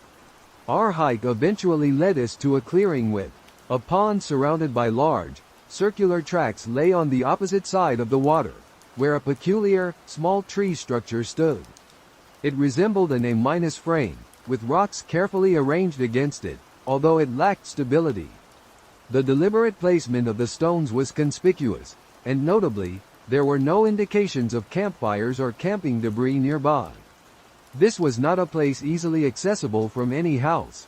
I took numerous photographs and videos of this odd, hut-like formation. As dusk drew near, we concluded it was time to return. I had a flashlight attached to my AR, but relying on that in the darkness, especially when something capable of killing cows and crafting tools from their bones was out there, did not seem prudent. We retraced our path out of the forest and reached our trucks just before nightfall. While leaving, we spotted an unidentified figure atop one of the hills, but we decided against investigating further. It is worth noting that the previous owner began construction on the property but suddenly halted and vacated the premises. We plan to return there this weekend, but this time with additional people and all of our camping equipment. I work for a prestigious university as a field biologist and have recently been contracted by the National Forest Service. My initial assignment is in the picturesque district of the Monongahela National Forest. Essentially, I receive GPS coordinates and either drive or hike to the designated location to carry out the required tasks, which could involve setting up trail cameras, counters, or monitoring equipment. I was tasked with conducting surveys and similar activities, recording the data 24 hours after setting everything up. Initially, I didn't think much of it, though I found it peculiar that they specifically asked me to place the cameras only 3 feet above the ground and to hang some of the infrared ones in the trees at certain heights. Some of these locations are on designated trails, while others are far off the beaten path, in areas where you wouldn't expect to find people venturing. Often, there isn't a hotel or any accommodations nearby because these are the remote mountains of West Virginia. Thankfully, the Forest Service has equipped me with some excellent camping gear for the times when I have to camp out. I'm an experienced hiker and camper, having spent countless nights alone in the wilderness due to my career. I'm a woman, standing about 5 feet 6 inches and weighing around 130 pounds, but I'm not really afraid of much. The Forest Service has outfitted me well, and I have an emergency beacon that will alert every law enforcement officer in the vicinity to my location in no time at all. I've been assigned to this district for several months now and have truly enjoyed my work. West Virginia is incredibly remote and pristine, which is why I find my job so rewarding. I get to witness things most people never will in their lifetime, and I've experienced countless positive and almost spiritual moments, until a few nights ago, that is. I was working in the area near Spruce Knob, the highest point in West Virginia. It's essentially a complex network of trails, wilderness areas, and campsites. Recently, the weather has brought snow, fierce winds, and ice storms. I was camping up there to complete. Despite the challenging conditions, I found a certain enjoyment in completing my work. My first night in the forest was surprisingly serene. I prepared dinner, set up camp, and indulged in some whiskey and excellent bud. Nestling into my sleeping bag, I slept soundly as if I were a stone. The night was frigid, but I wore a turtle face mask, which kept the cold at bay. At dawn, I woke and busied myself with rekindling the fire and brewing coffee. That's when I noticed the snow around my campsite was disturbed. Not with tracks, but as if someone or something had scattered it. It was peculiar, but I brushed it off. I had a 15-mile hike ahead to set up cameras and couldn't afford to dwell on it. As I embarked on my trek, one carried out my tasks and began the journey back to camp. I never use headphones or distractions because hearing is crucial in the wilderness. I need to detect any animals or people before I see them. By the time I returned to camp, it was already dark, and I was too exhausted to do anything but strip down to my base layer, crawl into my sleeping bag, and fall asleep. Around 2 a.m., I awoke to the sound of voices, people talking. I was about 30 miles up a gravel road, secured by Forest Service gates, and roughly 10 miles from where my truck was parked. Hearing voices in such isolation was unnerving. Panic surged through me. I had a firearm, so I quietly retrieved it from my pack, got back into my sleeping bag, cocked it, and waited, fully alert, with all my senses heightened. Eventually, as the cacophony subsided, the voices faded into silence, and I could no longer hear them. However, I never managed to fall back asleep. With the break of dawn, I emerged from my tent to find the snow more disturbed than before, and my 2 trail cameras dangling from a tree roughly 5 feet away. These were the cameras I had strategically placed 15 miles away from my campsite. In a flurry of urgency, I packed my belongings as swiftly as I could and practically sprinted back to my truck. Along the path, I noticed numerous footprints scattered around my site, and upon reaching my vehicle, I discovered it had been broken into. My computer and other equipment had been stolen. Currently, I am ensconced in a luxurious log cabin at some resort, too frightened to retrieve my remaining gear and too embarrassed to confess to my superiors just how terrified I am. The Forest Service graciously provided me with a new truck while my other one is having its window replaced. I did file a report regarding the theft, but there is absolutely no chance that I will ever return to that location. I am uncertain if this will lead to my termination or being reassigned to a desk job. In all the years I have worked across various national forests around the country, this is the most petrified I have ever felt. It is not the animals that frighten me. I have countless tales of encounters with them. It's the people that truly terrify me. To be honest, I was neither conventionally nor classically attractive. I was always the duff, designated ugly fat friend, in any social circle I joined. I never had to worry about being flirted with, disrespected, or kidnapped. Concerns about my safety were never on my mind when going out because I was never the person anyone was interested in getting to know or be with. Beverage, I noticed. That the stranger was still there, observing my actions with an unsettling intensity. I tried to dismiss it, attributing it to my tendency to read too much into situations. Settling back into my seat, I resumed my wire wrapping, focusing on the intricate twists and turns of the wire around the crystal. The bar had become my refuge, a place where I could unwind after long days at work. I never imagined that anyone would take an interest in me, given my tendency to fade into the background. Even though the staff recognized me and treated me kindly, I never stood out in the crowd. That particular evening, I was lost in my thoughts, contemplating the design of my latest pendant, when this peculiar man approached. I was taken aback by his boldness, as he seated himself directly across from me and initiated a conversation. Although I cannot recall the exact words that commenced our dialogue, I remember that he peppered me with questions about my life. His inquiries were innocent, seamlessly interconnected, which put me at ease. Despite my usual self-effacing nature, I found myself responding, feeling oddly validated by his attention. After 3 sodas, nature called, so I excused myself, taking my phone and purse with me. Upon my return, I was relieved to find everything as I had left it. Calling over the waitress, I ordered another drink. I had been taught from a young age to never leave a drink unattended, and if I did, to either have it replaced or relinquish it to the bartender. As the waitress reached for my previous glass, I couldn't shake the feeling that the stranger's presence was more significant than I initially thought. The drink had barely been touched when the man became slightly agitated, remarking that I was being wasteful by ordering a new one. I looked at him, eyebrows raised in bewilderment, and questioned why he was concerned. It was my money, after all, and refills were complimentary. He then accused me of unnecessarily creating extra work for the waitress. Irritated, I firmly told him that it was my decision, and if he didn't approve, he was free to leave. When he tried to prevent the waitress from changing my drink, I had reached the end of my patience. I bluntly said, "You drink it if you think it's such a waste." This seemed to catch him off guard. He looked stunned, then slightly enraged, before storming off. I handed the drink to the waitress, expressing my discomfort about the man I had been speaking with, and asked her to alert the bartender to keep an eye on him. I requested that my drink be discarded and that I only be served water from then on. I left for home after being picked up shortly afterward. The following day, after work, I learned he had been arrested for assault. Today, I discovered the full story. Apparently, he had gotten into an altercation with the bartender on duty that night.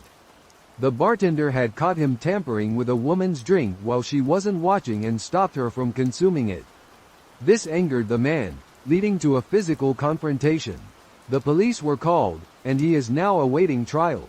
It turns out he was attempting to see if he could exploit someone like me, someone who often let her guard down due to low self-confidence. He believed I would be an easy target with just a bit of focus, yet I didn't drink the beverage. Upon my return, he set his sights on another girl. If he truly had been focusing on me, I had to question his mental state and level of sobriety. I used to be employed at a residential care facility, where for several years, I worked alongside a woman named Kajiri. She was generally fine to collaborate with, but she had an intense side. The kind of playful flirtation that often pervades high-pressure environments was common among the entire team, but when she directed it towards me, it didn't seem as playful. It took ages for me to catch on, as I typically didn't recognize when someone was flirting with me until someone else pointed it out to me 6 months later.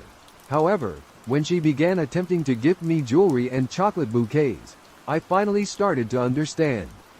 Between the periods of normalcy and what was increasingly becoming abnormal, there was a prolonged escalation of text messages and comments that made me uncomfortable. She invaded my personal space, dropped by my house uninvited, lingered around during my shifts long after hers had ended, and engaged in unwelcome touching, among other things. As already mentioned, I can be slow to catch on. Once I realized what was happening, I created as much distance between us as I could. I stopped responding to calls and texts, locked down my social media accounts, spoke to other colleagues, and had them run interference. A substantial amount of it, actually. At the time, it almost turned into a running joke, but in hindsight, it was completely inappropriate. She even parked outside my house on occasion, and I would sit in the back room with the lights off so that, after months of my disappearance, during which I perfected my vanishing act, she eventually seemed to get the message and left me alone. I was relieved, and we all returned to our lives as if nothing had happened, though happily ever after wasn't exactly in the cards. A few months passed, and I caught wind through the grapevine that Kajiri had shifted her focus to another coworker, Linda. Linda and I shared a mutual friend, but we weren't well acquainted. My only thought was, good luck, you poor soul. Months later, out of nowhere, I received a call from a mutual friend. Without any introduction, he asked, "Were you dating Kajiri?" Surprised, I responded, "No, I'm not interested in her that way." He was well aware of all the awkward details from my ordeal with Kajiri and had even helped me navigate through it. He then explained that he had been conversing with Linda, who inquired about my relationship with Kajiri. The story that unfolded was so bizarre, it seemed impossible for it to occur in any rational adult workplace. Kajiri had been catfishing her own best friend, Amanda, by pretending to be Linda in a series of fabricated emails. In these fake exchanges, Linda and Amanda discussed my truck problems and my allegedly abusive and dangerous nature, with me being none other than the supposed ex. The fabricated Linda had even concocted a tale of coming out to her family after her brother supposedly caught her in bed with Kajiri. The ruse unraveled when Linda got a second job with Amanda's husband, who casually mentioned how wonderful it was to finally meet Kajiri's girlfriend. This revelation left Linda in complete shock when she discovered what had been said about her. She was no longer identifying as a straight woman and had entered into a relationship with a girlfriend. Essentially, Kajiri moved on from me and found a new target. She began emailing Amanda from a fake account, pretending to be Linda. In these emails, she concocted elaborate tales about being involved with Kajiri and painted me as an abusive ex. Kajiri claimed that Linda was caught by her family being with a woman, resulting in considerable drama. She fabricated numerous outlandish stories to rationalize her unsettling and obsessive fantasies, sharing them with Amanda and others through a fake email to make it appear as if the tales were coming from the fictitious girlfriend, thus shielding Kajiri from accusations of fabrication. Here are some highlights of the stories Kajiri had been spreading to Linda, her friends, and other colleagues with whom I wasn't particularly close. She chose her audience very strategically. One story claimed that Linda and I had a physical altercation at work over Kajiri. Another suggested that I had participated in an orgy in the staff office during a night shift with Kajiri and two male co-workers. Yet another story alleged that Kajiri and I had broken up after I cheated on her with another male co-worker. Apparently, according to one of the orgy tales, I was quite promiscuous. It was also said that I would drug her against her will and that we had plans to have children through a sperm donor, but I was indecisive about who would carry the baby. This woman had been living out a full-blown soap opera, casting her co-workers and friends as characters. Linda and I reported her behavior to management, and she was immediately suspended pending investigation. She resigned 2 days later. Unfortunately, HR decided that they needed to continue their investigation. Reflecting on the allegation that I had participated in an illicit gathering at work, it seemed utterly believable, at least in the imagination of a delusional individual. This absurd rumor, concocted by a woman of questionable sanity, subjected me to a harrowing investigation. The baseless tale involved me with two men and another woman, despite the fact that the only men in our department were twice my age and happily married. This ordeal shattered my faith in human resources, and I resolved to leave that position a month later. When I applied for my current role, I discovered that she had interviewed just 30 minutes before me. They were seeking to fill 2 positions, but she was not selected. Since then, 2 more opportunities have arisen, and she has applied for both. The thought of encountering her again fills me with dread. It emerged that she has a background of receiving inpatient psychological treatment for delusional tendencies and was notorious for her obsessive attachments to people she fancied. On Facebook, I found out her current partner has a first name similar to mine and shares several physical traits with me. She still knows my residence, which makes me fairly certain that she continues to tell others that I am her partner, all the while fervently applying for any available position at my new workplace. Previously, I worked at a rundown gas station in rural North Carolina.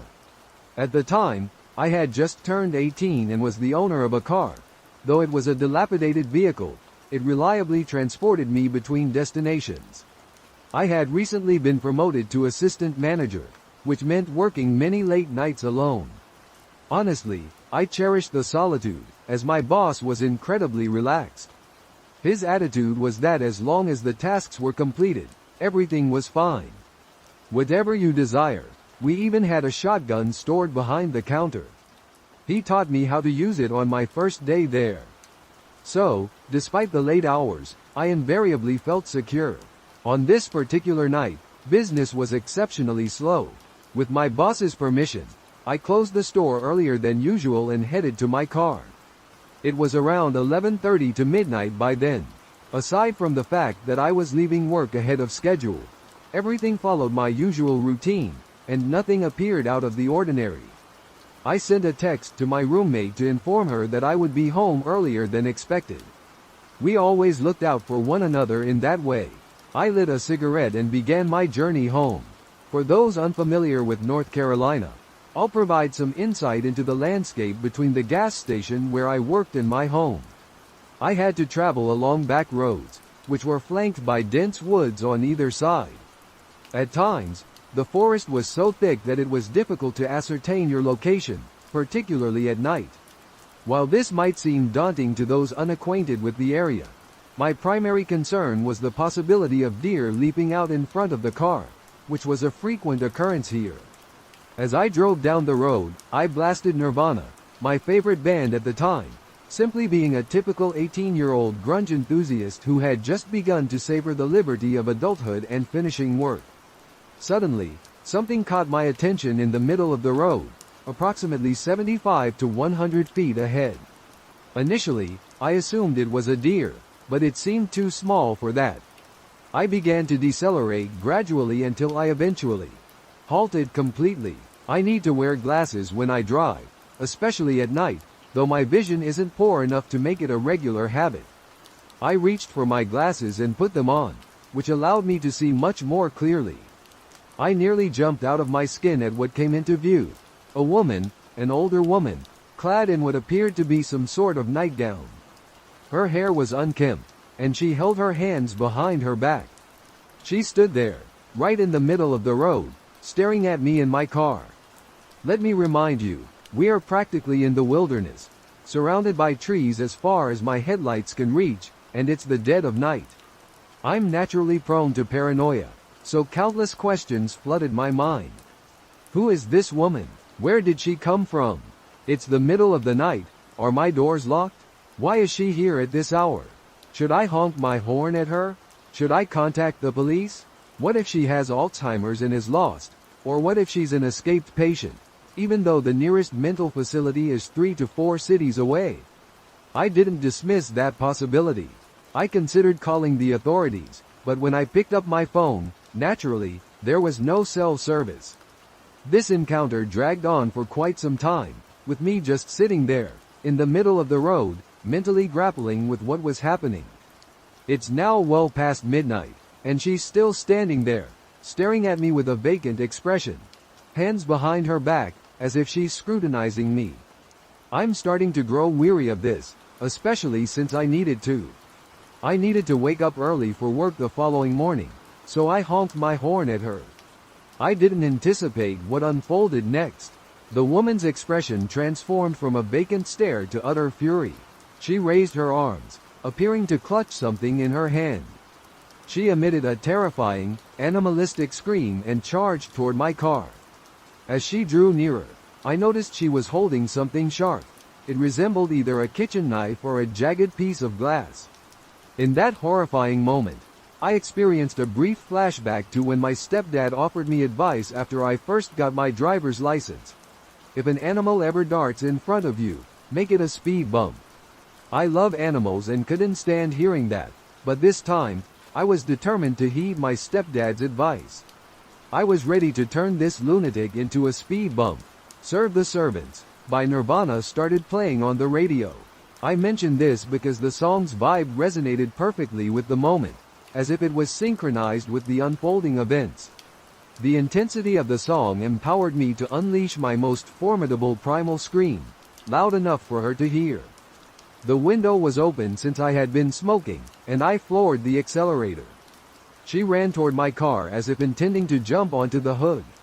I suppose she realized I was fully prepared to hit her, because at that moment, the woman zigzagged away from my car and vanished into the woods. Still in survival mode, I didn't question where she disappeared. I was simply relieved she was gone, so I pressed harder on the gas pedal and sped all the way home.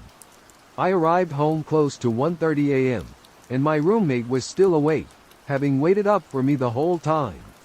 She was incredibly anxious because I was much later than I had promised. She had been trying to reach me through texts and calls. When I finally pulled up to the house, all her messages and missed calls came through at once. As I began explaining the events of the night, my body shifted from a state of fight to panic while recounting everything that had unfolded. It so happened that my roommate's mother was a 911 operator and was on duty that night, so my roommate decided to text her mom to ask if there had been any silver alerts in the vicinity. Her mom replied almost instantly, saying there were none, which sent shivers down my spine. There was no logical explanation for where this mysterious woman had come from. Now, for some context. I used to reside in a very small town, which was mostly safe for children, with only a few issues related to drugs. My home was situated in a small, upscale section of the town. Most of the residents were families, and there was a small pond surrounded by lush greenery just a 5-minute walk from my house. To reach the pond, one needed to descend a grassy hill. Neighborhood kids, including myself, frequently visited the pond to catch frogs, skip stones, and enjoy the natural surroundings for hours on end. Now, onto the narrative. On this particular day, it was raining and quite chilly, so no other children were at the pond. My best friend, her brother, who was a year older than us, and I decided to make our way to the pond for a short while. After about half an hour, we noticed a minivan approaching. As we reached the summit of the hill, we paid little attention to the vehicle that had stopped nearby, presuming it was merely someone pausing to check the neighborhood mailbox. Emerging from the vehicle was a man, likely in his 60s. In our close-knit town, where everyone was familiar with one another or at least recognizable, it struck me as odd that I had never laid eyes on this individual before, neither in town nor in our neighborhood. He fixated on the three of us for what felt like an eternity, and then suddenly shouted, "It's not safe down there. You kids better come up here." My best friend and her brother appeared petrified, and an unsettling intuition told me something was amiss. We didn't respond, yet he persistently repeated, "It's not safe down there. You kids better come up here." Instinctively, our fight or flight response activated, and we dashed up the opposite side of the hill, keeping just a few meters between us and the man in his minivan. The moment he noticed us fleeing, he climbed back into his minivan and began trailing us at a slow pace, literally shadowing us until we arrived at my house. Luckily, my garage door was open, and my parents' cars were parked inside. We took cover behind one of the cars, watching as he pulled up to the side of my house and stopped. Unbeknownst to my parents, who were inside, he lingered there for several minutes until my dad came out to dispose of the trash and noticed the three of us hiding. Apparently, the man saw my dad and drove off. As soon as he was gone, we recounted the entire incident to my parents. Even now, 12 years later, my parents still believe we exaggerated the situation and that the man was likely harmless. The man was sincerely worried about our safety due to the weather conditions. Nevertheless, we were no longer permitted to return to the pond, and I understood their reasoning. The three of us had a tendency to embellish events and be overly dramatic. However, I couldn't shake the peculiar feeling I experienced when I first spotted him at the top of the hill, which made me feel that something was amiss. Even now, I still suspect he was planning something, but perhaps it was merely my youthful imagination. This incident took place around 20 years ago, and I doubt I will ever erase it from my memory. During those days, I was an apprentice hairdresser under one of the top 5 stylists in Japan. Training in that profession at such a high level was exceedingly rigorous, and beauty standards differed somewhat from today's.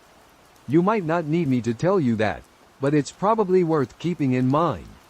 As for the training itself, it was lengthy, and breaks between sessions were almost non-existent. We were required to attend training even during national holidays. I'm unsure if this was entirely by the book, but as impressionable young stylists, we couldn't risk refusing training. I think I had around 3 or 4 days off during the summer, and I took them all at once. Many of my friends and colleagues used this time to return to their hometowns and visit their families.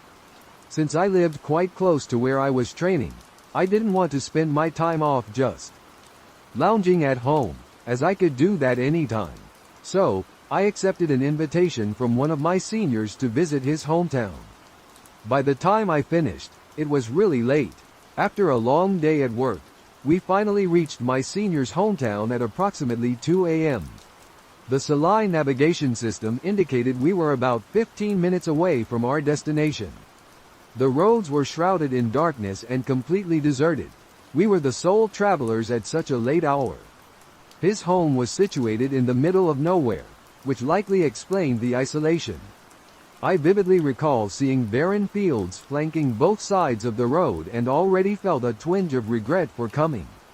What on earth were we going to do in this place?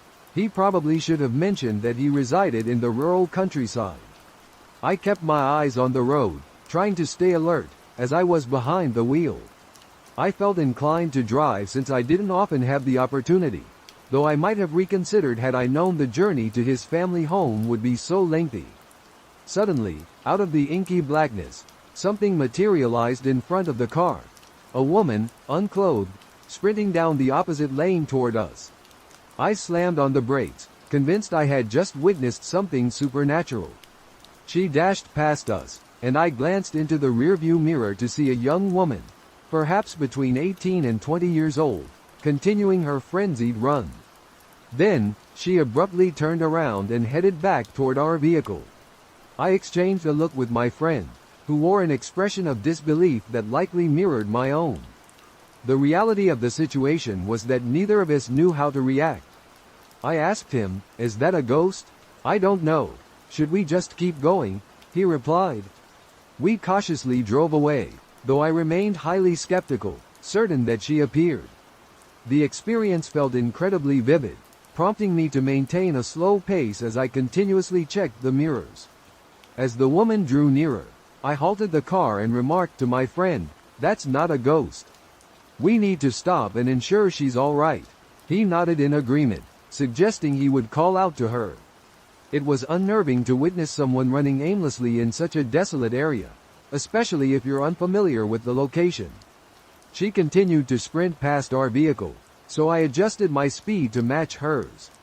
My friend lowered the window and attempted to communicate with her. "Hey, you shouldn't be running on the roads like this at such a late hour. Perhaps it's best if you head home." His words were somewhat disjointed and lacked empathy, but I recall them clearly. She didn't even glance towards the car. Instead, she assured us, "Hey, don't worry, I'm fine." It feels so good. As she moved closer, I estimated her age to be around 18 or 19 years old. "Why are you out here like this? Have you been kidnapped? Has anyone harmed you? It's really unsafe to be out here alone and without clothing," I urged her, emphasizing the need to get her home. She halted and looked down at the ground, seeming deep in thought.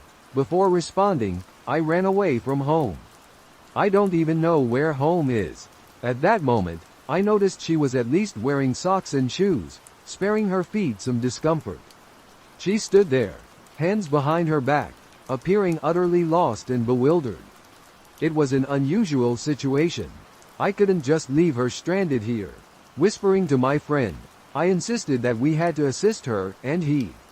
After letting out a heavy sigh, I nodded in agreement. We decided the best course of action was to take her to the nearest police station. In the back of my car, I had a dress that belonged to a female colleague of mine from work. To make a long story short, I suggested to the woman that she put it on, and though hesitant, she complied. Once she was dressed and settled in the back seat, I turned to her and said, "All right, if you can't recall where your home is, I can take you to the police station, and we can sort things out from there, okay?" Her response was unexpected. I can't stand the police. They're always siding with my dad. Could you please just take me to a hotel? Hotels are definitely safer than the police. You can stay there with me. Hold me tonight. I'm a virgin. We were young, and although our youth often led us to act recklessly, we understood the importance of ensuring her safety. The world is a frightening place, and if she said that to another pair of guys in the next car that came along, well, I shudder to think of the possible outcomes. We firmly told her that staying in a hotel wasn't an option. She remained silent for a moment before handing me a slip of paper. I wasn't sure where she got it from, but it listed a name, a phone number, and the address of a hospital. My friend glanced at the address and exclaimed, "Oh, I recognize that place." It turned out to be a psychiatric hospital. We dialed the number, and a voice identifying itself as part of the security department picked up. I explained the situation to the security guard, and shortly after we ended the call, we received a call from the woman's mother. We learned her mother's address and decided to take her there. My friend mentioned that he was familiar with that part of town, yet he had never actually visited it. Over the phone, the woman's mother was exceedingly apologetic. My friend had spoken with her, and he mentioned that it was clear she was sincerely remorseful for the inconvenience. I felt empathy for her. It wasn't her fault. When we arrived at the house, we learned more about the situation from her mother. The young woman we had found in the middle of nowhere had just turned 18. She had been assaulted by her biological father when she was 16. A few days after the incident, she retaliated by stabbing him in the neck with a box cutter. This act had led to her being committed to a mental asylum. Nobody seemed to understand how she kept managing to escape, but the mother informed us that this was the third time she had successfully broken free. What an astounding story, I remember thinking. At the mother's request, we drove both her and her daughter to the hospital. I could see how utterly exhausted she was from everything that had transpired. Despite this, she was remarkably polite and appreciative, which truly impressed me. Given all that had happened, she seemed to maintain an incredible level of control over her emotions. The girl, however, didn't say much. She seemed to like the dress we had provided her. The mother apologized for not having washed it before its return, but we both agreed that an apology was unnecessary. Naturally, she changed into her own clothes. She vanished upstairs to change and then returned, and we set off. She remained mostly silent during the drive, seemingly more composed about being taken back to the asylum than anticipated. I assumed she would resist fiercely, perhaps with kicking and screaming. In the backseat, her mother conversed quietly with her as we drove. "You weren't hurt or anything while you were out, were you?" she inquired. "No, I'm fine," the daughter replied. "Oh, that's a relief," her mother sighed. We had left them at the hospital, explaining that we couldn't stay because we were already running quite late for our visit to my friend's parents' home. By the time we arrived, my friend's parents were genuinely concerned. It seemed like both of us wanted to recount the whole situation to them, but we were too exhausted to relive it at the moment. All I desired was to collapse into bed. I ended up staying with him and his family for 3 days, which turned out to be an incredibly rejuvenating experience. It was precisely what I needed, a respite from my studies and the bustle of the city. It was certainly a trip that would remain etched in my memory. As we bid farewell to the family, his little sister requested a ride to the station. I assured her it wouldn't be an issue. Just before dropping her off, she said something that sent a chill down my spine. "Hey, big brother, why does your friend have a box cutter stabbed in the back seat?" she asked. "My name is Martin, and I'm a 29-year-old librarian residing in a peaceful suburban town." The calmness of my everyday surroundings made the events of the past month even more startling and unsettling. Never did I think that my serene life could be thrown into chaos by a relentless stalker, especially not someone who initially seemed like just another patron with an interest in literature. It all commenced rather abruptly when a new visitor arrived at the library. Her name was Eliza, and she introduced herself on a bustling Tuesday afternoon. seeking advice on contemporary fiction, my particular area of expertise. She was courteous, enthusiastic about my suggestions, and seemed to be just another book enthusiast. During the following week, Eliza visited multiple times, and our interactions remained strictly professional, revolving around discussions of authors and literary genres. However, the dynamic slowly began to shift. Eliza started appearing at the library every day, timing her visits to coincide with the beginning of my shift.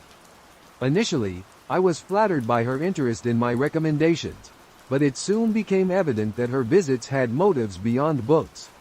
She began bringing me coffee, prepared exactly as I liked it, despite my never having shared my preferences.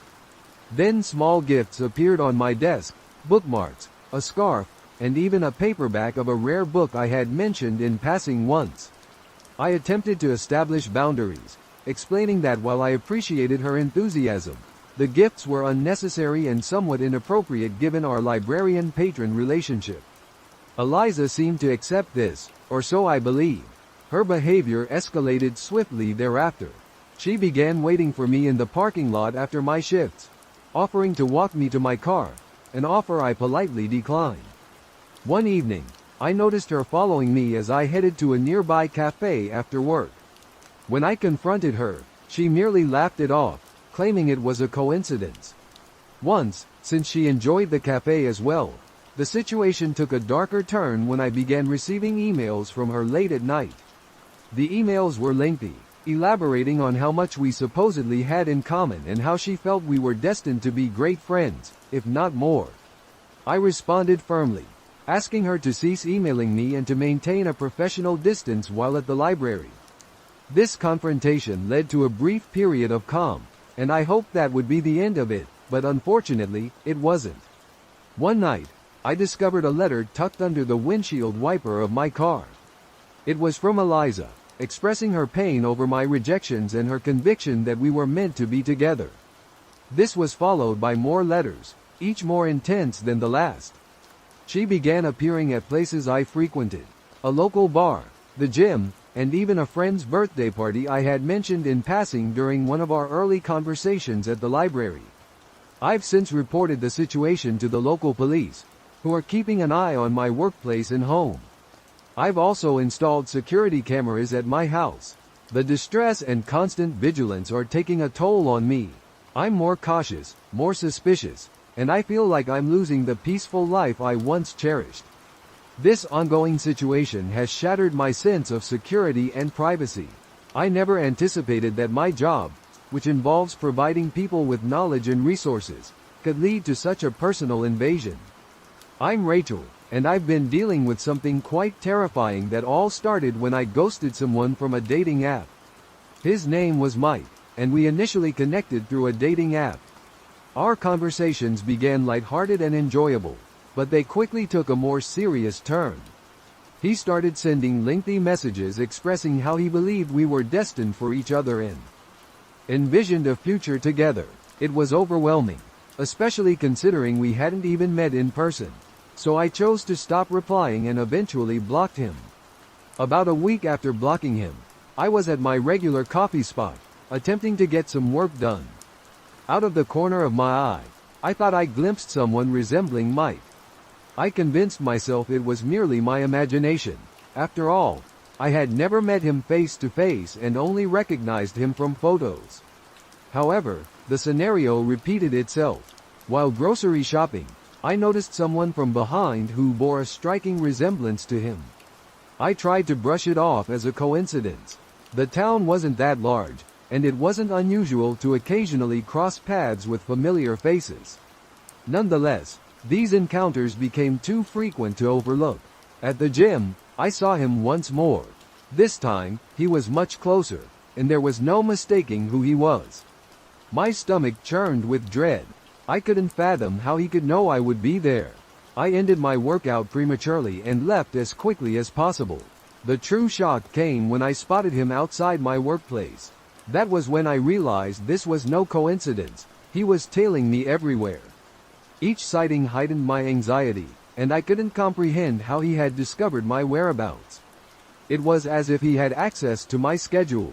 Following the incident near my office, I decided to confront him the next time I saw him at the coffee shop. I asked him directly if he was trailing me. He merely smirked and, "Isn't it amusing how we keep bumping into each other?" he said. There was nothing amusing about it. It was downright disturbing. I warned him to stop trailing me, or I would involve the authorities. He merely chuckled, replying, "See you around, Rachel." Following this unsettling encounter, I reported him to the police. They took my statement, but informed me that little could be done since he hadn't violated any laws. Consequently, I began altering my daily routine, steering clear of my usual hangouts, and exercising greater caution with my online privacy settings.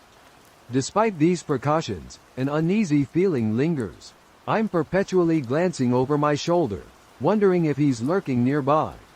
It's both draining and frightening. I'm endeavoring to document everything meticulously for possible future evidence. This situation has been a stark reminder of the importance of vigilance, even in seemingly innocuous online interactions. A friend remarked that I bear some responsibility because I engaged with him for weeks, encouraging deep conversations. However, it's not my fault that my interest waned. Surely, someone on a dating app shouldn't be shocked if they're blocked without explanation, especially since we never even met. My name is Emily, and I've been grappling with something rather unsettling over the past few weeks. Initially, it seemed like a series of minor coincidences, but it has since escalated, leaving me uncertain about how to proceed. It's reached a point where I felt compelled to share my story here, hoping to find others who have experienced something similar or who might offer advice. This ordeal began roughly a month ago. As a freelance graphic designer, I frequently work from coffee shops for a change of scenery. One day, I found myself in my usual spot, a quaint little cafe nestled in the heart of downtown. As I sipped my coffee, I became aware of a man seated on the opposite side of the room. His eyes were fixed on me, not just glancing but intensely watching, which made me feel uneasy. I tried to dismiss it as random curiosity, something that happens occasionally. However, the next day, our paths crossed again at a different coffee shop, and I realized it couldn't be chalked up to mere chance. His gaze was as piercing as before. I left soon after, a chill running down my spine. In the following days, he seemed to appear everywhere I went. Whether I was at the grocery store, the gym, or out with friends, he was always lingering nearby. He wore dark, nondescript clothes and a baseball cap, clearly trying to blend in while constantly observing me. Determined to address the situation, I resolved to confront him the next time our paths crossed, which happened at the public library. I approached him and directly asked why he was following me. He merely smirked and said, "You're very interesting," before walking away, leaving me unable to respond. His reaction sent a shiver through me. This was no misunderstanding. He was purposely trailing me. I began altering my routes and changing my routine, but he always managed to find me. One evening, as I walked home from a friend's house, I noticed him trailing a block behind. Panic surged through me, and I quickly ducked into a bustling restaurant, where I called a cab to take me home. When the cab arrived, I saw him standing on the opposite side of the street, just watching. That night, I barely slept, every little sound causing me to jump, imagining he might be nearby. The following morning, I realized he might have discovered my address. I filed a report with the police, who took note of the details and instructed me to contact them if he approached me directly. However, without a direct threat, there was not much they could do. A few days went by without any incidents, and I began to hope that perhaps he had decided to leave me alone. But then, the letters started arriving. No return address, simply hand-delivered to my mailbox.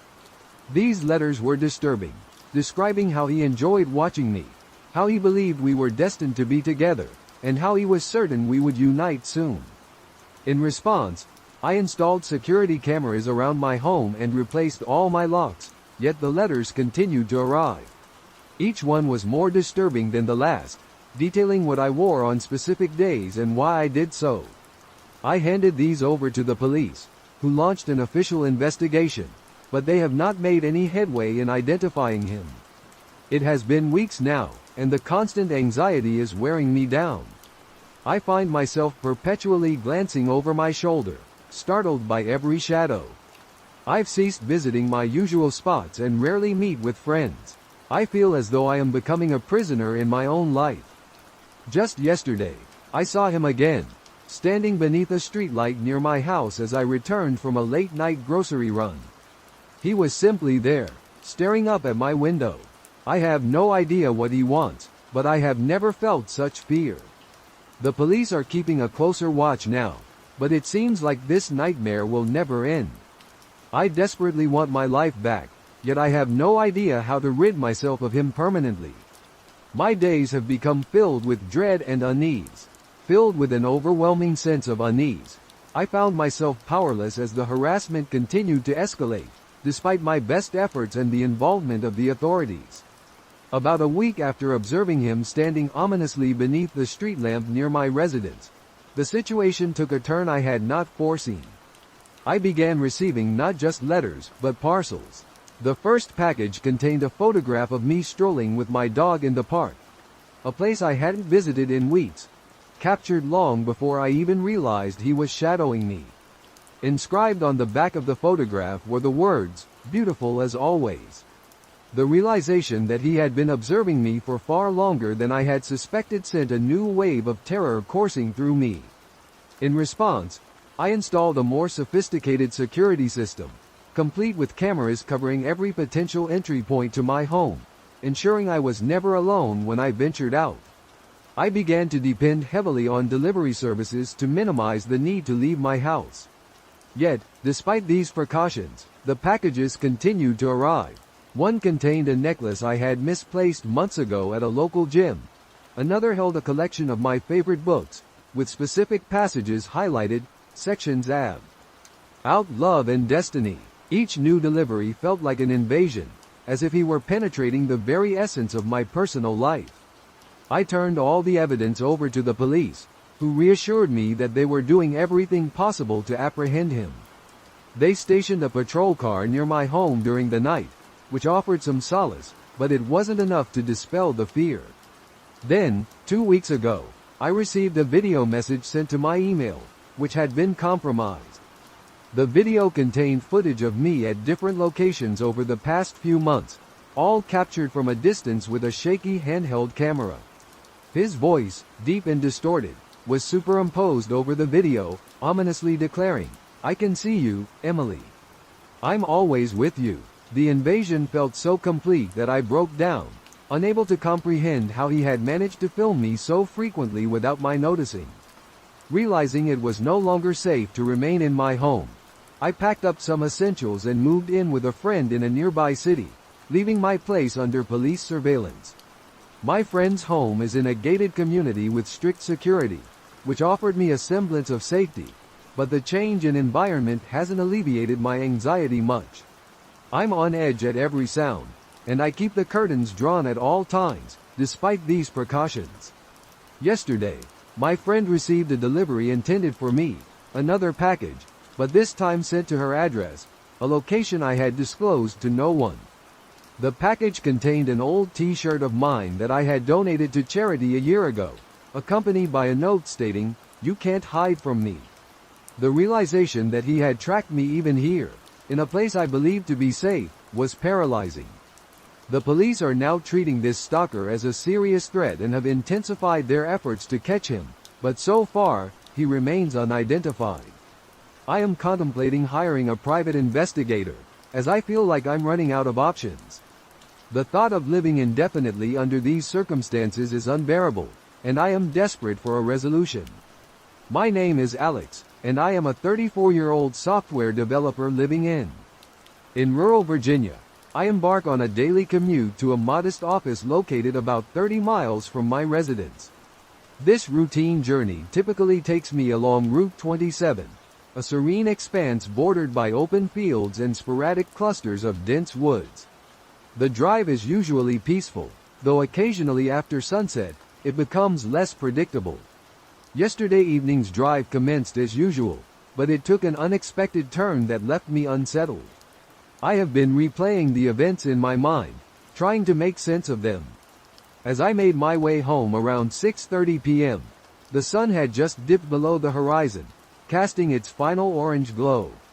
That's when I noticed a woman standing by the roadside, her thumb extended for a ride. She appeared strikingly well-groomed, with a tidy appearance and a small backpack casually slung over one shoulder. Ordinarily, I adhere to a strict no-hitchhiker policy, but something about her demeanor compelled me to pull over. Perhaps it was her resemblance to a stranded commuter rather than a typical hitchhiker. Once she got in, she introduced herself as Sarah. She mentioned that she was heading to the next town to meet friends and seemed friendly enough at first, engaging in light conversation about the weather and local news. However, I observed that she skillfully avoided answering any personal questions regarding her origins or reasons for being in such a remote area alone. It struck me as odd, but I initially attributed it to her preference for privacy. About 10 minutes into our journey, Sarah pointed towards a poorly maintained service road, suggesting it as a shortcut. Familiar with the road's reputation for being unsafe, especially at night, I advised her that we would be better off sticking to the main route. On the main route, the atmosphere inside the car became increasingly tense. Sarah's insistence grew more urgent, and her persistence was alarming. Why was she so desperate to steer us onto a darker, more isolated road? A knot tightened in my stomach as her demeanor shifted from friendly to frantic. Despite her protests, I continued driving, trying to maintain a light-hearted conversation. However, she wouldn't relent. Her agitation escalated rapidly. She began raising her voice, her words tinged with panic, exclaiming things like, "You don't understand, we need to go back." It made no sense and it was starting to frighten me. I decided that reaching a public place with other people around was essential, so I headed for a gas station I knew was just ahead. As I turned onto the brightly lit road, Sarah suddenly snapped. She lunged at the steering wheel, attempting to veer us off the road. I struggled to maintain control of the vehicle, my heart pounding as I managed to bring the car to a safe stop in the gas station's parking lot. She didn't linger. As soon as I hit the brakes, she bolted out of the car and vanished into the night. Shaken, I sat in the car for several minutes, trying to calm down. Eventually, I went inside to speak with the attendant, who suggested I report the incident to the police. The officers recorded my information but seemed skeptical that anything would come of it, as no one was injured and nothing was stolen. The drive home after that was tense, and every shadow seemed menacing when I arrived home, I meticulously checked all the locks and attempted to relax, though sleep eluded me.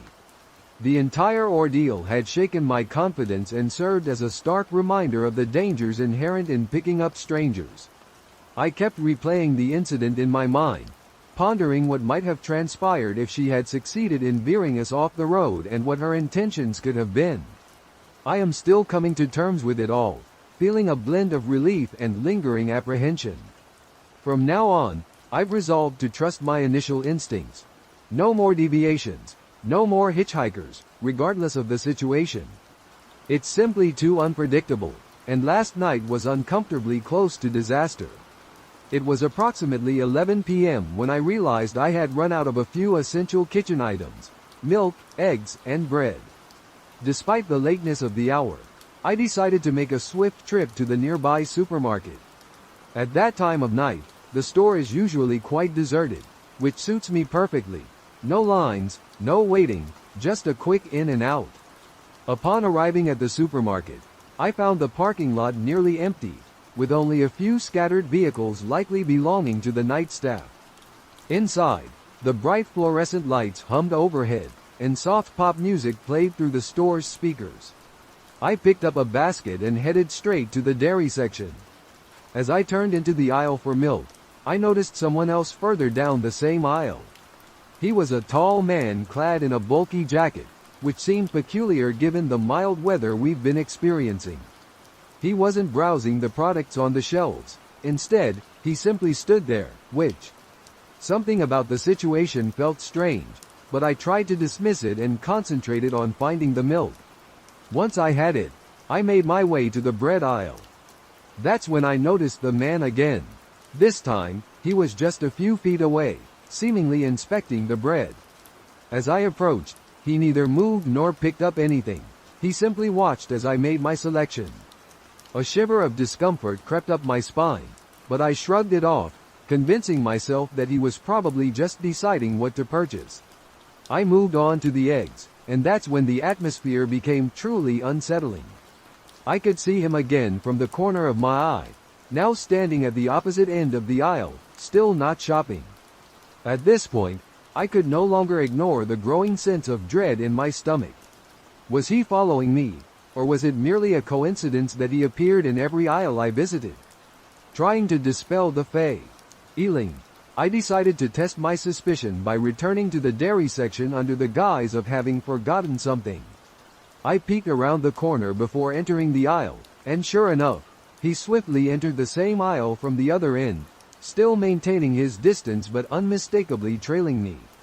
Now genuinely concerned, I chose to abandon the rest of my shopping and head directly to the checkout. I walked briskly, frequently glancing over my shoulder. He was still following, trailing a few steps behind.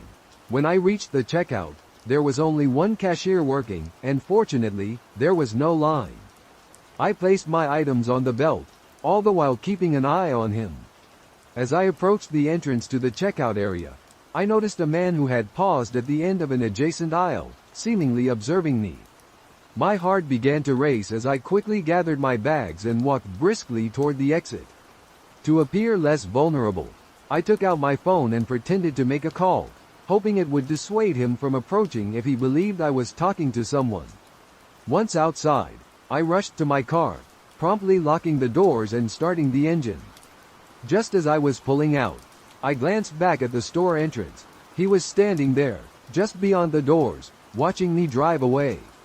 The drive home was nerve-wracking, with every pair of headlights behind me causing me to jump, fearing he might be following. Upon finally reaching home, I meticulously checked all the locks on the doors and windows, ensuring everything was secure. I've been trying to make sense of the whole incident, reasoning that perhaps he was merely a socially awkward individual unaware of how his actions were perceived. Yet something about his demeanor and the calculated way he moved through the store unsettled me. I think I'll be avoiding late-night shopping for a while and may even consider having groceries delivered instead. The experience left me shaken, and I've been on edge ever since. Part of me hopes I'm just being paranoid, but another part is deeply disturbed by last night's encounter. If nothing else, it's a stark reminder that one can never be too cautious. It was such an unusual experience, and even though I wasn't hurt, the memory lingers. I'm probably going to stick to shopping during the day from now on. This incident happened just an hour ago, and I'm still on edge. I need to get this off my chest. I frequently spend late nights with my buddy Mark, especially on weekends when his parents are away. Tonight, however, felt different from the beginning. We decided to explore the abandoned house at the edge of town. It's an old mansion, rumored to be haunted, that all the local kids dare each other to visit. It was around 9 p.m. when we began our walk, and the air was unseasonably chilly for a summer night. A thick fog was rolling in, reducing the streetlights to mere halos in the mist. The overgrown path to the house was tangled with branches that snagged our clothes as we pushed forward. We were halfway there when I heard it, a faint whisper. It was so soft that I thought I might have imagined it, but when I glanced at Mark, his face was pale, and he had stopped dead in his tracks. "Did you hear that?" he asked, his voice barely a whisper. I nodded, and we listened intently. There it was again, a whisper, but this time it called my name. A chill ran down my spine. We were alone, yet it felt like someone or something was watching us. Trying to shake off the fear, we pressed on, with the mansion now looming ahead, its shattered windows resembling dark eyes staring at us. As we stepped onto the property, the air grew even colder, and the whispers seemed to envelop us. Mark wanted to turn back, but I persuaded him to continue. After all, we were already there.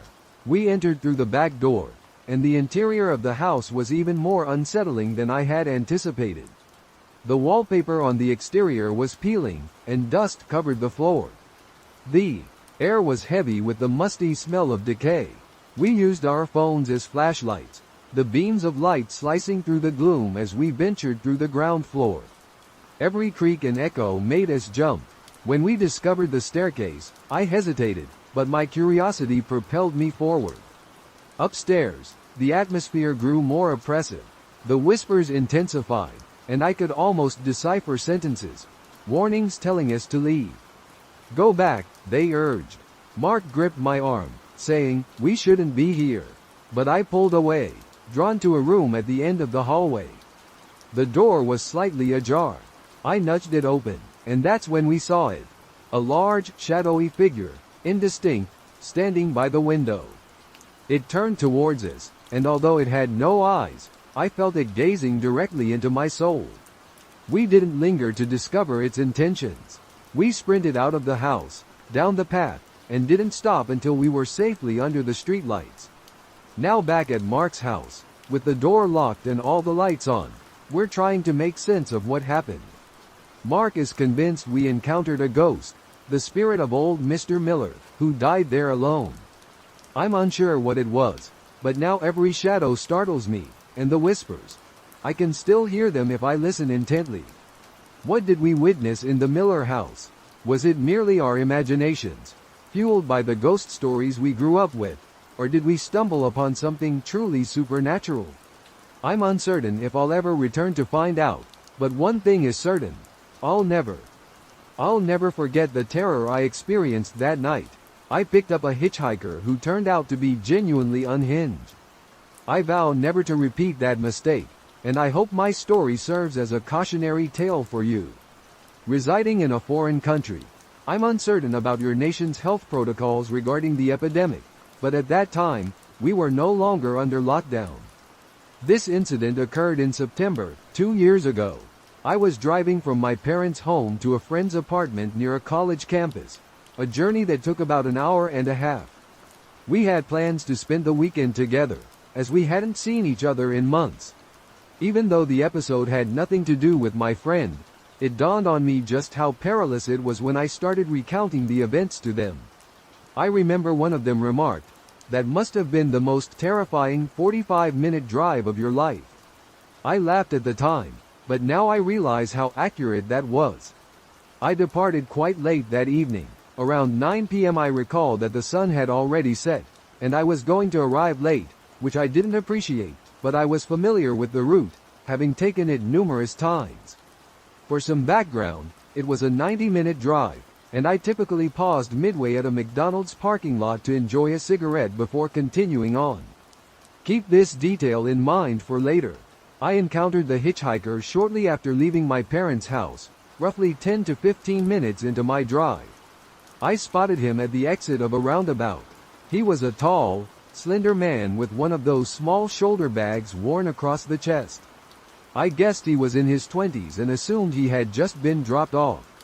Was dropped off by his friends on his way back from some party or another, which seemed foolish since it was still too early for any celebration to be over.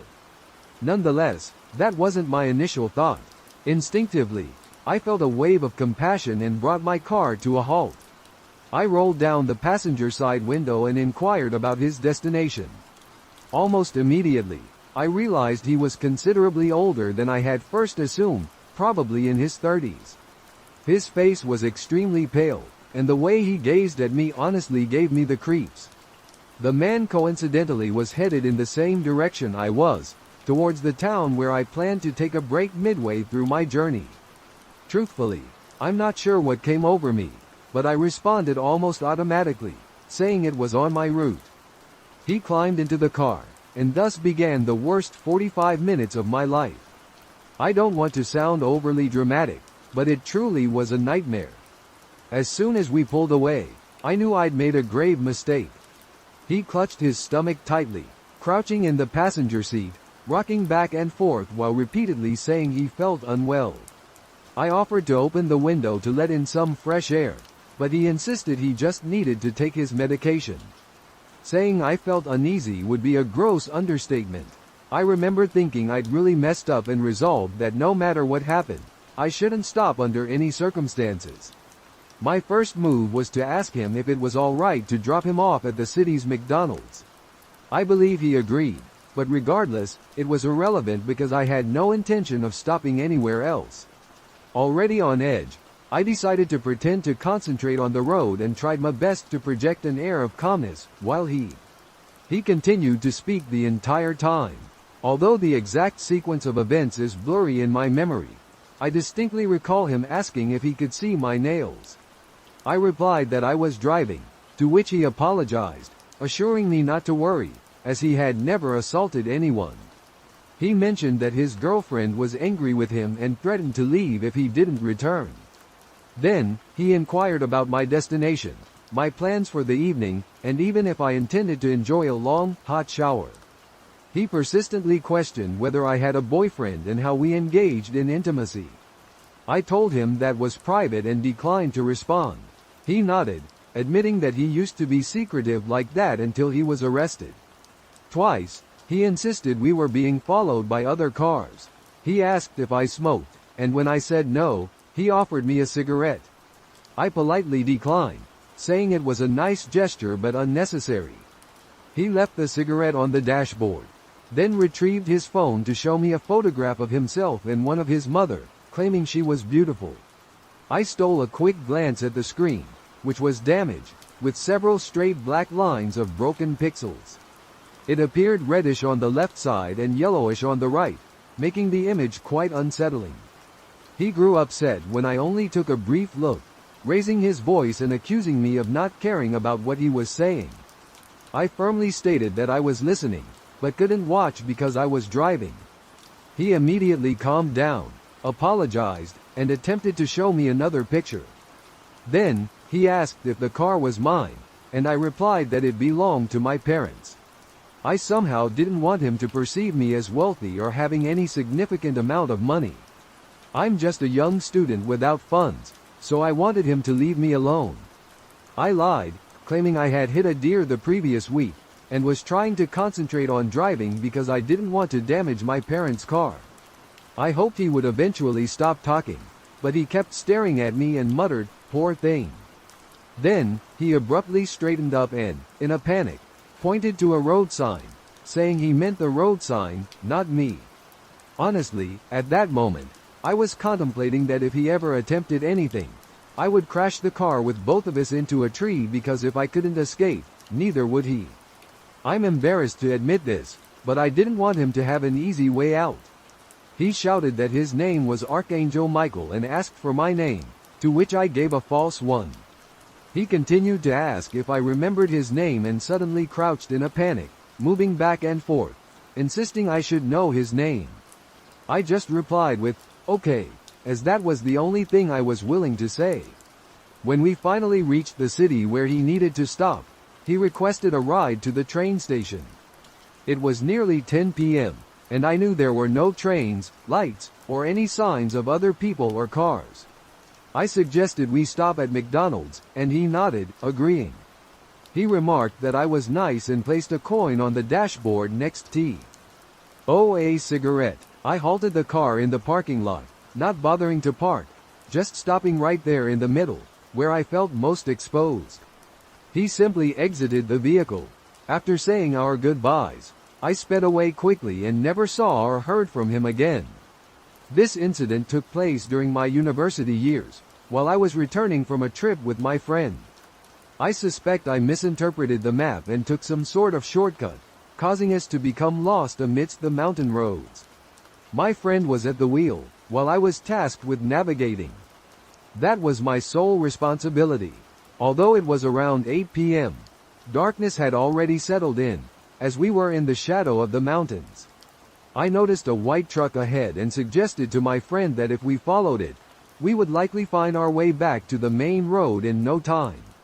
It seemed like a sound plan, given that I had no idea where we were, much less which mountain we were on. We trailed the truck for a while until it became apparent that we were moving further away from the main road and deeper into the isolated mountain paths. As the roads turned to dirt and narrowed into single-lane tracks, the truck, better equipped for such terrain, accelerated, and we eventually lost sight of it. It was odd and somewhat improbable for the truck to vanish so suddenly, as there was nothing ahead of us except the dark, dusty mountain roads. This strange occurrence lingered in my mind, but our main concern was finding our way back to a main road. I was flipping through a map, holding a flashlight in my mouth since there was no cell phone reception. We continued down the road when I noticed some lights behind our car. Glancing in the side mirror, I saw a white truck following us. It was the same truck we had been trailing. I told my buddy about what I had just witnessed, and we both kept an eye on the truck through the mirrors. A growing sense of unease crept over us. Then, the truck switched off its headlights. Could it even be possible to navigate these winding mountain roads without lights? The situation was becoming truly unsettling. I was on edge, and I could sense that my friend was even more anxious than I was. I pointed out the obvious. I think that truck from earlier is tailing us. It's following us. The moment those words left my mouth, I began to curse under my breath. My friend shifted nervously in his seat and accelerated to test my theory. The truck behind us matched our speed, still with its lights off. We were at a loss for what to do, and the tension between us escalated into an argument. It was incredibly nerve-wracking. Suddenly, the truck seemed to vanish, leaving us feeling utterly helpless. Whoever was driving that truck clearly knew these roads well. I regretted not deciding to follow that guy. We continued along the single-lane road, keeping an eye out for any opportunity to turn back, exchanging sharp, sarcastic remarks about how we could escape this predicament. Then, as if out of nowhere, the truck swerved back into our lane and came to a screeching halt. My friend reacted just in time, and once again, we found ourselves trailing the white truck. He said, "If we don't do something, this is going to end badly." I had never felt so stressed in my life. A moment or two later, we reached a point where the road widened, and my friend seized the opportunity. We executed a U-turn, though there wasn't much space to maneuver, so the car lightly grazed the edge. As we navigated the winding road, the guardrail serving as our guide, we spotted various points where the truck could have vanished, only to reappear ahead of us. This solved the mystery of how it was possible, yet the question of why this individual was tormenting us remained unanswered. Aware that civilization was within reach, my friend pressed the accelerator, while I, filled with anxiety, constantly glanced behind to check if the truck was tailing us. I urged him to increase speed, but I understood his imitations and feared that the truck might suddenly emerge again from nowhere at any moment. We continued along the dusty paths until they eventually transformed into paved roads. I caught sight of lights from people's homes, and before long, we stumbled upon an independent gas station. My friend swiftly pulled in and brought the car to a screeching halt. He dashed inside and urgently grabbed the clerk by the arm, hastily explaining our predicament. He begged the clerk to call the police and provide us with directions to escape these mountain roads. The clerk showed little interest in our desperate appeal for help, so we had a moment to step outside. My friend asserted, "Believe us, someone is pursuing us." "Okay. If a white truck with no lights on shows up any second now, will you then believe us?" Just as he finished speaking, the truck arrived, its lights still off, and came to a halt a few meters away from the gas station. It then slowly turned and retreated into the shadows. We couldn't get a glimpse of the driver, but we did notice something peculiar, a logo or some kind of marking. The writing on the side of the truck caught my attention, and the clerk at the gas station finally seemed to grasp my predicament. "Oh, now I get it," he said. "You're talking about that group from the church. Maybe calling them a cult is more fitting." I pushed him for more details, and he revealed that the entire mountain was essentially their domain. They own a village where both the leaders and their followers reside together. I'm aware of cults, but what puzzled me was why the truck was tailing us. I inquired about this, and the elderly man at the gas station explained that followers often attempt to flee after having a change of heart. making the cult especially vigilant about cars approaching their village. Their reckless driving and relentless pursuit of anyone nearing the settlement are reportedly the reasons behind numerous accidents in the mountains. I recalled that this cult had been heavily featured in the news and media a few years back, but it seems they have since gone silent. I suspect the guy who followed us was either a lookout for escapees or for families attempting to rescue their loved ones. The whole ordeal was unnervingly eerie. My name is Alex, and I'm a 20-year-old graphic designer based in Denver. I've always been captivated by the serene solitude of late-night drives. There's something about the stillness of the nocturnal world that helps me clear my mind and break free from the daily grind. However, a few weeks ago, what was meant to be a routine drive turned into a harrowing ordeal that continues to haunt me. It was an early June Saturday night, and I had been working long hours. After dedicating long hours to a major project at the office, I was utterly drained and in dire need of a respite from the glaring computer screen. Around midnight, I chose to take a drive along Route 54, a highway that winds through the countryside just beyond Denver. It's a route I have traversed countless times, and despite its seclusion, it has always felt reassuringly safe and familiar. As I departed, the city lights of Denver gradually faded from view, leaving the road ahead illuminated solely by my headlights. I kept the radio on at a low volume, playing some soothing tunes, and I felt that usual sense of tranquility that accompanies a drive through the serene night. About an hour into my journey, I noticed something unusual. A car was parked on the roadside with its hazard lights flashing. My curiosity piqued. I decelerated. The vehicle was a dilapidated sedan, appearing as though it had been abandoned for some time. No one was visible nearby, yet it was peculiar to encounter a car in such a state in this isolated stretch. Should I stop to see if someone needed assistance? I pondered. I have always been inclined to help others, yet the loneliness of this particular stretch made me hesitant. I continued onward, convinced. Myself it was likely nothing. Still, I couldn't shake the sense that something was amiss. As I drove further, thoughts of the late hour and my considerable distance from civilization crept into my mind. The darkness seemed to grow denser, and the silence felt increasingly oppressive. The only noises were the steady hum of my engine and the occasional rustling of leaves in the gentle breeze.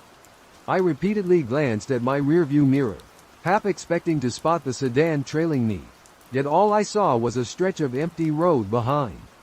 Several miles later, headlights emerged in the distance, approaching from behind. Feeling a sense of relief, I welcomed the presence of another vehicle, hoping perhaps they might shed some light on the situation involving the broken-down sedan. As the vehicle drew nearer, I realized it was an old pickup truck. It sped past me swiftly, but something about it left me feeling unsettled. Oddly enough, the driver didn't even cast a glance in my direction, which was peculiar given that we were the only vehicles on this desolate road. I attempted to shake off the sensation of unease and concentrated on driving, but as I navigated a bend, a pervasive sense of dread enveloped me. The road ahead was obstructed by a massive makeshift barricade, constructed from wooden planks and worn-out tires. There was no way to bypass it, and the barrier appeared deliberately placed to block the route. "What the hell?" I mumbled, my pulse racing.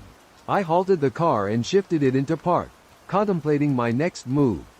My phone had no service in this remote area, making any call for assistance impossible. I was utterly alone.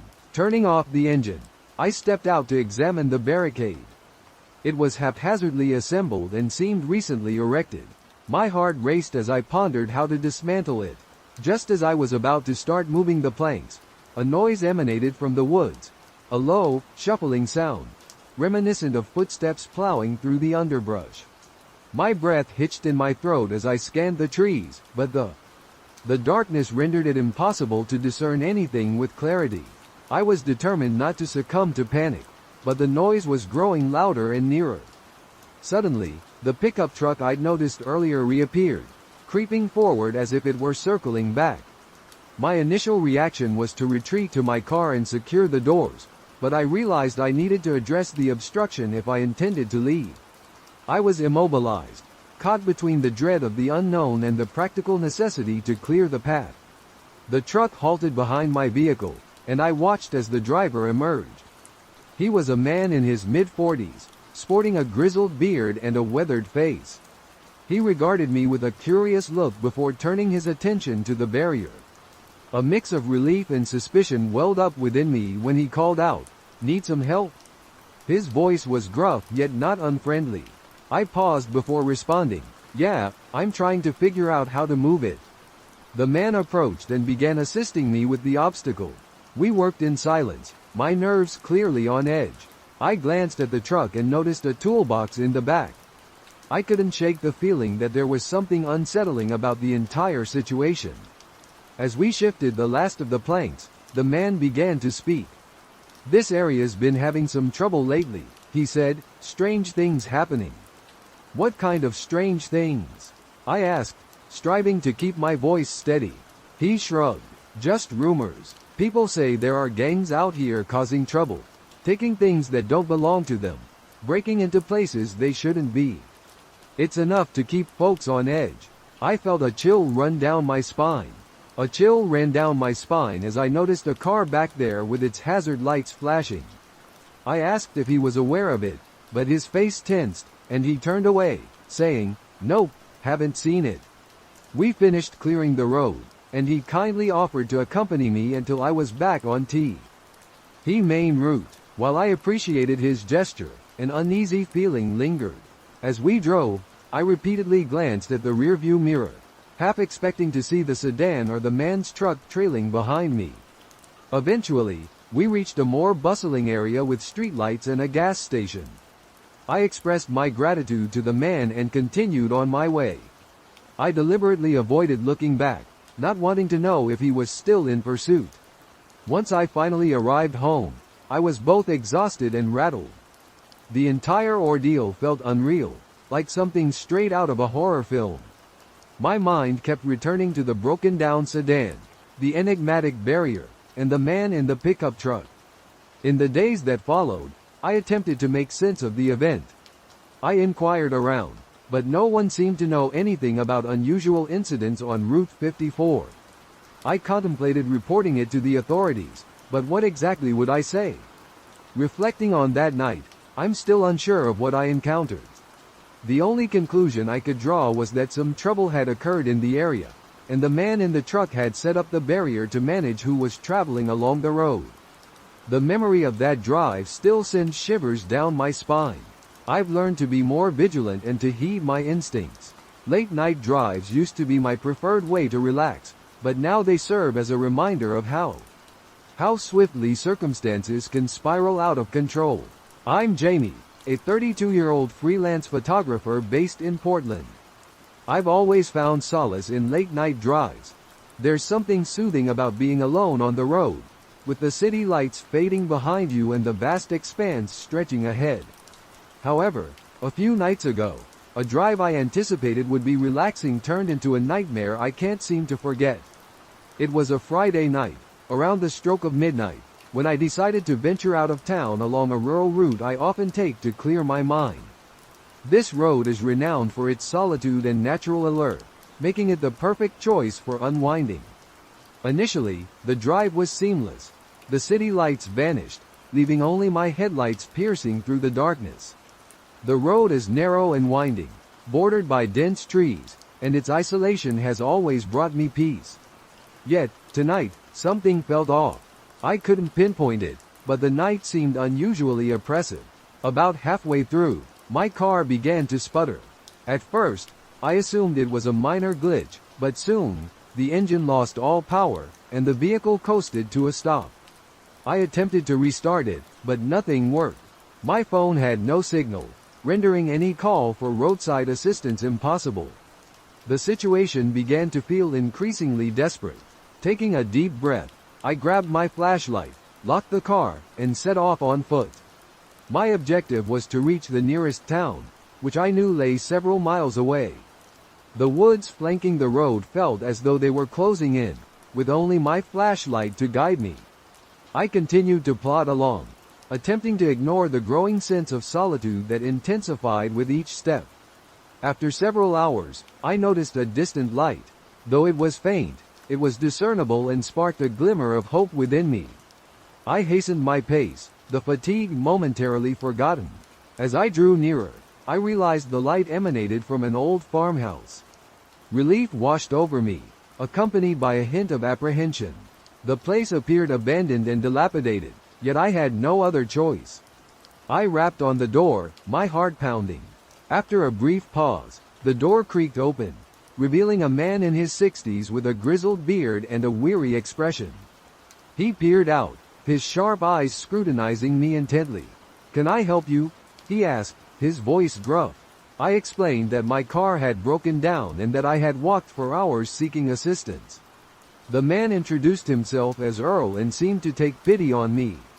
He agreed to help and offered to drive me back to my car with his tow truck. As we drove to where my vehicle was stranded, I attempted small talk to alleviate the tension. Earl was courteous but aloof, his gaze repeatedly darting to the road behind us. A feeling of unease crept in. Why was he so jittery? When we reached my car, he set about hooking it up to the tow truck. I watched, my exhaustion making me feel vulnerable. Earl worked swiftly, but his actions appeared overly rehearsed, almost robotic. My sense of unease intensified. As he was finishing up, he abruptly paused and turned to me. "You know," he said, "it's not safe out here at night. Many folks have run into trouble. You're fortunate I came by." I managed a nervous smile. A hearty laugh escaped me, and I expressed my gratitude, relieved to have found him. His eyes, however, narrowed with caution as he replied, "You're quite fortunate. There are things out here you'd rather not encounter." Just as I was about to inquire further, an engine's rumble echoed in the distance. Earl's demeanor shifted abruptly. He appeared suddenly vigilant, almost tense. "We need to leave now," he urged decisively. Before I could grasp the situation, he pushed me toward the tow truck, quickly taking the driver's seat. I barely had a moment to comprehend what was occurring when the truck surged forward, dragging my car along. "What's happening?" I asked, my voice quivering. Earl didn't respond immediately. Instead, he maintained his focus on the road, his hands firmly gripping the steering wheel. "We need to reach town. There's no time to explain," he said. The drive was fraught with tension and silence. Occasionally, I glanced in the rearview mirror, spotting a truck drawing near the spot we had just vacated. A growing sense of unease crept over me. Who were those individuals, and why was Earl so determined to avoid them? As we neared the town's edge, Earl finally spoke. "They're the reason I steer clear of others, why I prefer solitude."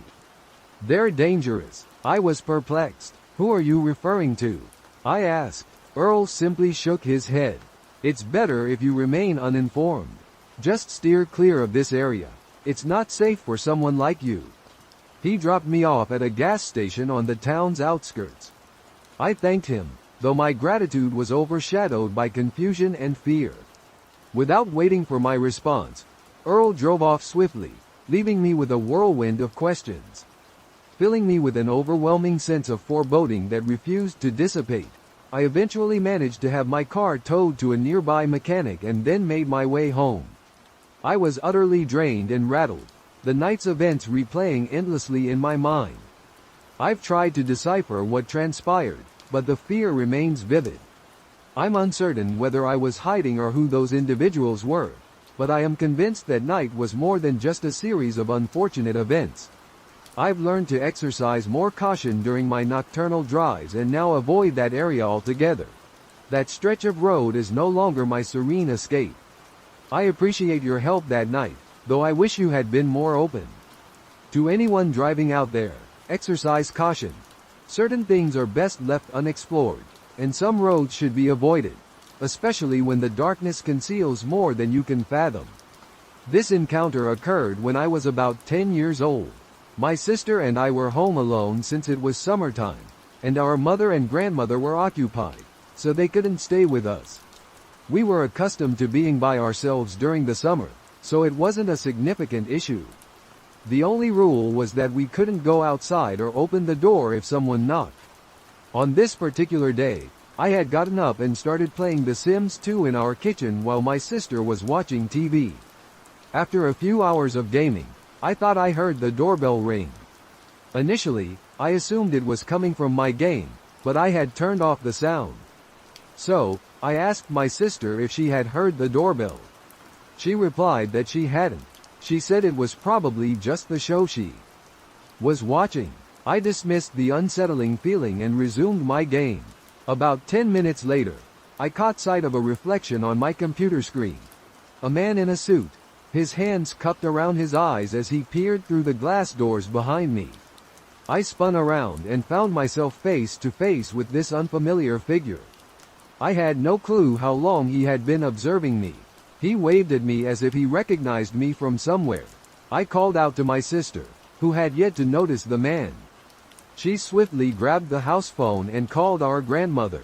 We had encountered salespeople before, but none resembled this individual. He was clad in a poorly fitting black suit, which was odd enough given the sweltering 99-degree heat, and he was carrying a briefcase. Every other salesperson I had seen only ever had a clipboard or perhaps a few flyers, but this man had a briefcase. The next alarming sign was when this peculiar man circled around our house, heading for the back door. During his little excursion, he would have noticed there wasn't a car in the driveway, suggesting no one was home. As I stood up to find a hiding place, the man reached for the doorknob and started jiggling it forcefully. Thankfully, the door was locked. He smiled at me, gesturing for me to come and unlock the door for him. The commotion he caused had now set off our 75-pound lab mix, who began barking furiously. There was no way she would let this man get to us if he managed to break in. My sister informed me that our grandmother was on her way and instructed us to hide in the back of the house, in her room, until she arrived. My sister hands me the phone and then dashes into the kitchen to grab the largest knife we own. I can hear her shouting at the man, informing him that we have called the police. She returns to the room with me, and we close the door. Afterward, she confides that she lied about contacting the authorities and mentions that the man began to laugh as if she had just delivered the most amusing joke he'd ever heard. A short while later, we heard the front door open, and our grandmother's voice called out to us. We emerged to greet her, and she explained that she hadn't seen anyone around. She had walked around the entire house before unlocking the door. She also found it odd that if the man were a salesperson, he hadn't left a note saying, "Sorry we missed you." She decided to take the rest of the day off to stay with us, keeping an eye out in case the man returned. It's been 11 years since that unsettling encounter, and I still prefer not to know what was inside his briefcase.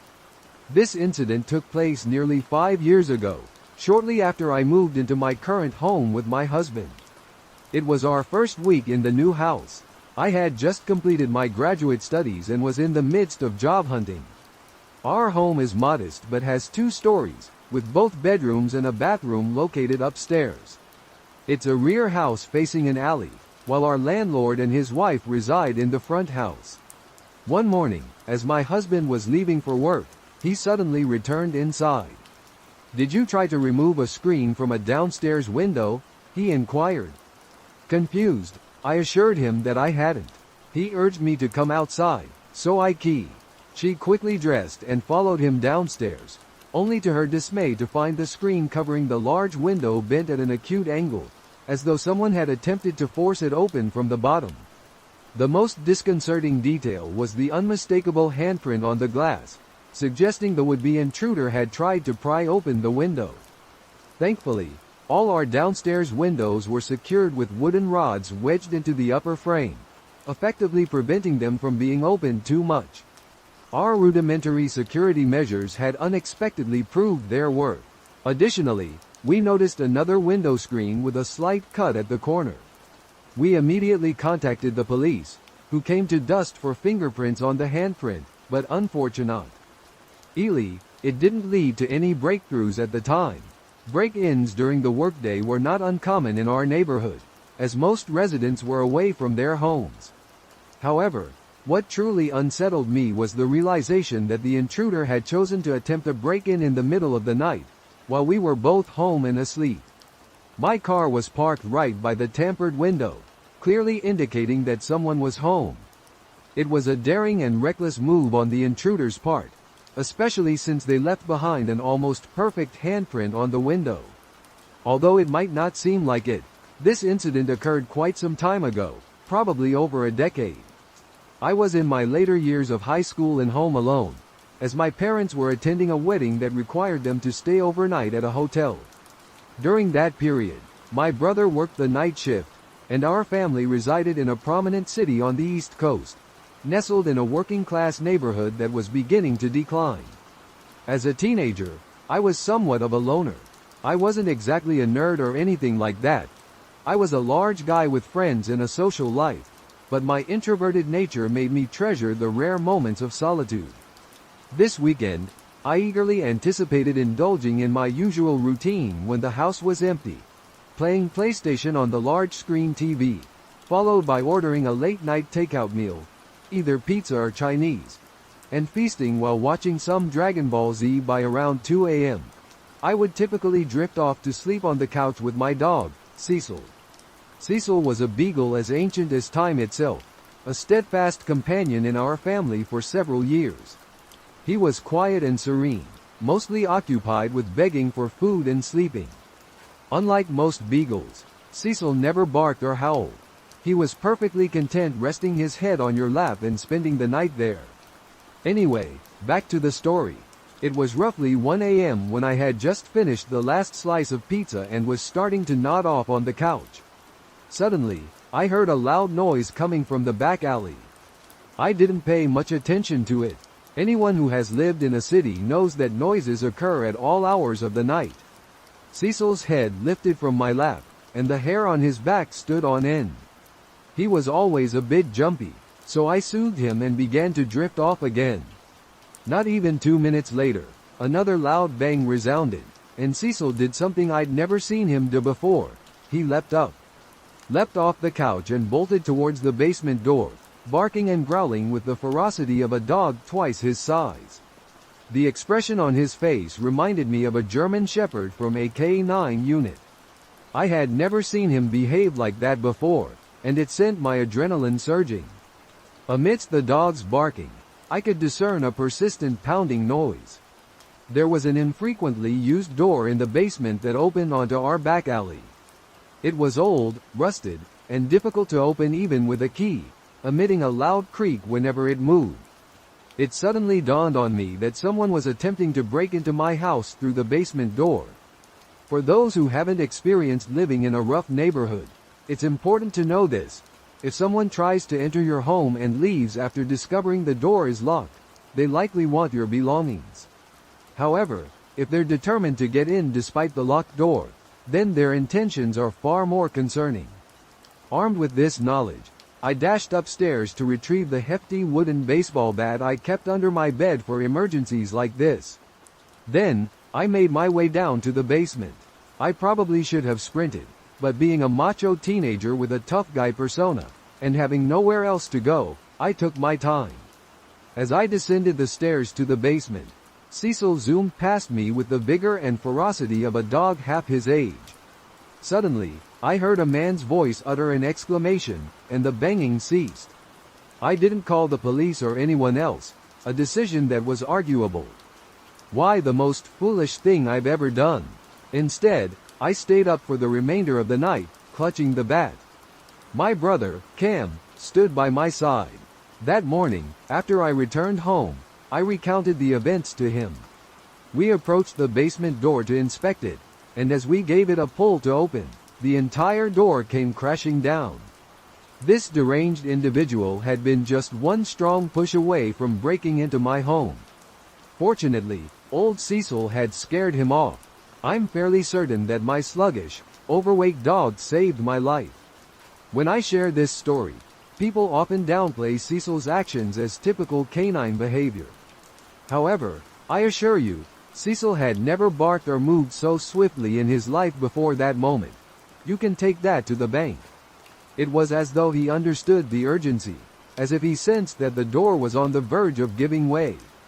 A few years ago, we had to put him down because he had grown too old and was suffering greatly. Before he received the injection, I spent a moment alone with him, expressing my gratitude one final time for his companionship and for what he did that night. By then, I had become an adult with a family of my own. I am convinced that none of it would have been possible without old Cecil. Thank you, my friend. I miss you dearly. This incident occurred back in the 1980s, long before the era of cell phones. I was in high school at the time. One evening, after dinner, my mom suggested we take a walk around the block. My brother and dad were absorbed in watching TV and chose to stay home, leaving just us girls to venture out. We lived on the outskirts of the suburbs, in a subdivision that was semi-rural. By that, I mean there were houses, but no streetlights or sidewalks. Everyone relied on septic tanks as there was no sewer service, and that sort of thing. The houses were all set back quite a distance from the road, and the lots were densely wooded. We were strolling around the block, which measures roughly 1.5 miles in its entirety, and we were nearly back home. That night was exceptionally dark, with no moon in sight, and we had a flashlight at the ready for when it was necessary. Without it, visibility was limited to just a couple of feet in front of us. We primarily used the flashlight as a signal in case a car passed by, but since there was hardly anyone around, we kept it switched off while we ambled along, chatting. Just as we rounded the corner onto our street, we suddenly detected footsteps trailing behind us. This struck us as peculiar, considering we had just come from that direction and hadn't seen or heard anyone else walking along that street or emerging from the driveways we had passed. We assumed it must be a neighbor also out for an evening walk, whom we hadn't noticed in the darkness. I turned around to look and flicked on the flashlight to identify who it was. They immediately turned on their flashlight as well, so all I could see was their light, not the individuals holding it. They remained silent. We continued walking, but the footsteps behind us quickened. They now sounded heavy, leading us to believe it was a man. We increased our pace, and he matched our speed. I switched the flashlight back on, and he did the same, maintaining an eerie silence. We were too frightened to call out, and by this time, we were nearing our driveway. Once there, I nudged my mom ahead and urged her to ascend the driveway, which was steep and long. Once she had a head start, I sprinted up after her. As I did so, the footsteps diverged to the opposite side of the road and continued onward. This individual never uttered a word, which was unusual, as people typically greet each other or wave when out for a walk. As we approached the house, my father suggested that the person we had seen might have been a neighbor. My brother and I hopped into my car to investigate further, driving down the road to identify who it might have been. To our surprise, there was no one in sight. We circled the nearby streets, but the roads were deserted. There wasn't enough time for anyone to have left the area. Eventually, we discovered it was an unpleasant neighbor who took pleasure in frightening us before quickly retreating into a house. He even boasted about his antics to some other neighbors who happened to be friends with my dad. We contemplated getting back at him, though I can't disclose exactly what we did. In my job as a security guard for an alarm response company, we typically respond to triggers at businesses and private homes. 99% of the time, it's just a motion sensor activated by a cat or a restaurant that forgot to deactivate their system before a delivery truck arrived. On this occasion, I was summoned to a residence because the back door alarm had been set off, suggesting someone might have opened it. The homeowner was out of town, but she received a notification through her app, and her mother met me at the location. We checked the door and found it securely locked. We speculated that perhaps someone had attempted to open it, which might have triggered the alarm without actually gaining entry. However, a light was on inside, raising the mother's concern, which she conveyed to her daughter over the phone. The daughter was uncertain about whether she had left the light on intentionally, as it can be a good deterrent to make a house appear occupied. But her uncertainty made me uneasy. The mother wanted to inspect the interior, yet she didn't possess a spare key. The neighbors had one, but they were asleep, and the mother was reluctant to disturb them. After completing my paperwork, I resumed my usual patrol routes. An hour later, the same residents sent out another alert. I was the only officer in my city zone, so I responded once more. When I arrived, the police and CSI were already on the scene, speaking with the mother and the now awake neighbor. They were reviewing video footage sent by the daughter. As I watched the footage, I saw 4 armed men wearing masks and hoodies emerge from the bathroom just a minute after the mother had left. They proceeded to rob the place, having broken in and locked the door behind them to maintain appearances. They were the ones who turned on the light. The mother mentioned that 3 men had robbed her daughter's home a month earlier, and somehow they knew when the daughter would be out of town. These individuals seemed cunning, desiring a quiet robbery without confrontation, yet they carried weapons, ready to shoot their way out if necessary. The mother had considered entering if she'd had a key or waking the neighbor for a spare. We likely would have been shot by these men had we entered. My job doesn't provide Kevlar vests for just anything. If I ever receive another house call with someone inside, I will not enter, regardless of what is requested of me.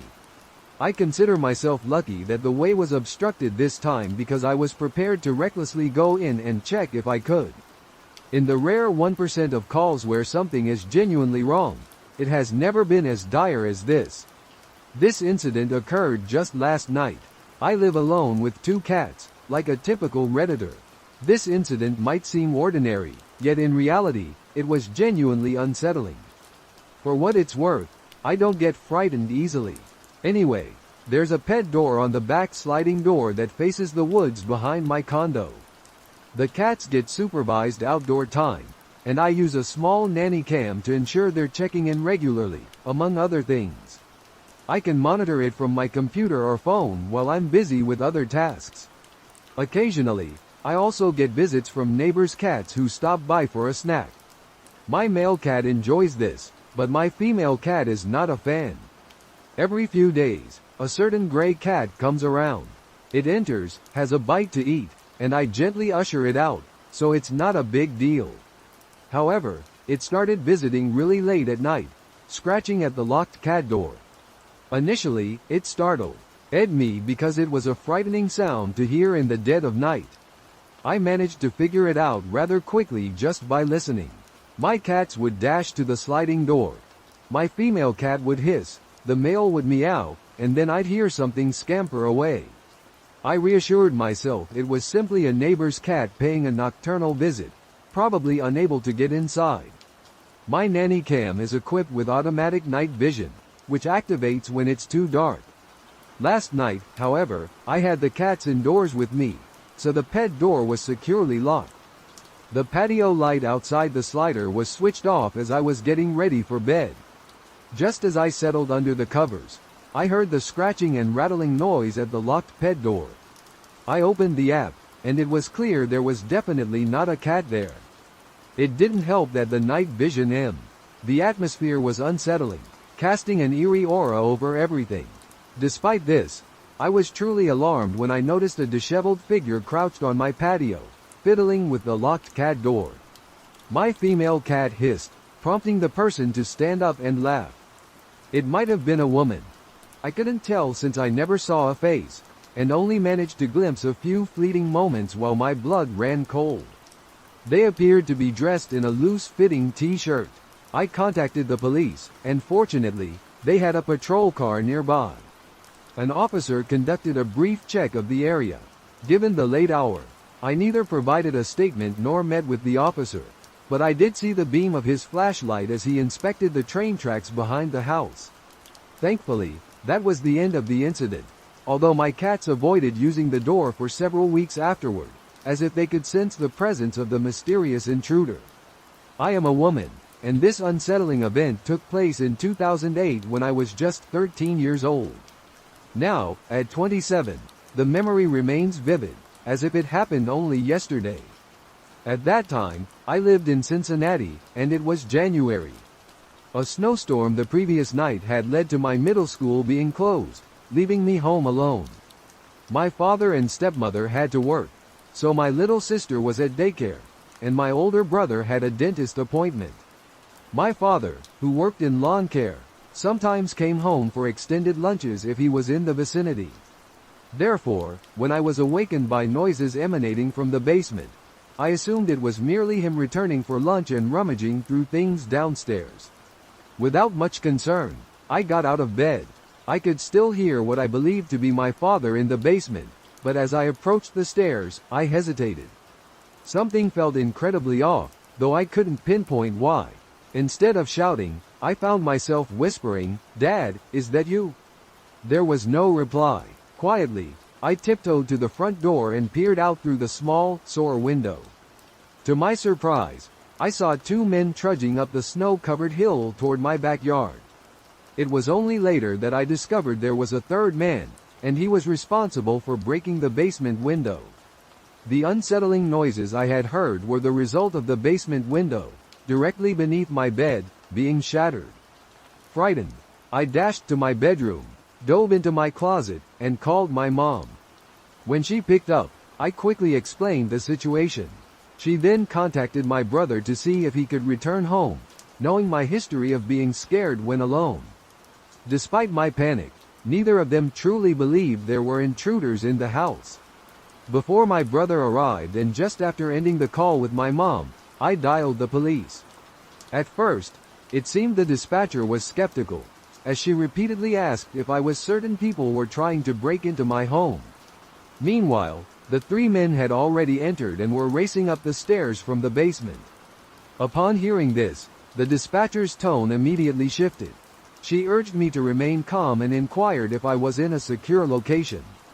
I informed her that I was in my bedroom closet, though the door wouldn't fully close because my room was only tidy from hastily shoving things into the closet. So, I had to hold the closet door shut. The dispatcher instructed me to update her if I could hear anything else. When she asked if I had heard anything, I mentioned to her that I overheard them conversing in the living room, but their words were unintelligible to me. The next thing I remember, they were forcing their way into my father's bedroom, which was located directly next to mine. Shortly after, I peeked through the slight opening of my closet door and saw one of the men enter my room. Within moments, he left, clearly realizing it was a child's room and there was nothing of value for him there. A few moments later, one of them yelled, "He's home," and they all began to flee. Let me provide a bit of background on the house. It was quite dated, so opening all the windows, including those in the basement, required the use of a lever. These were unlike glass block windows that couldn't be shattered or seen through. Additionally, the front door wouldn't open because the house had shifted so much over time that it wouldn't unlock properly. We had placed the couch in front of it because the front door was unusable. Instead, we used the side door for entering and exiting.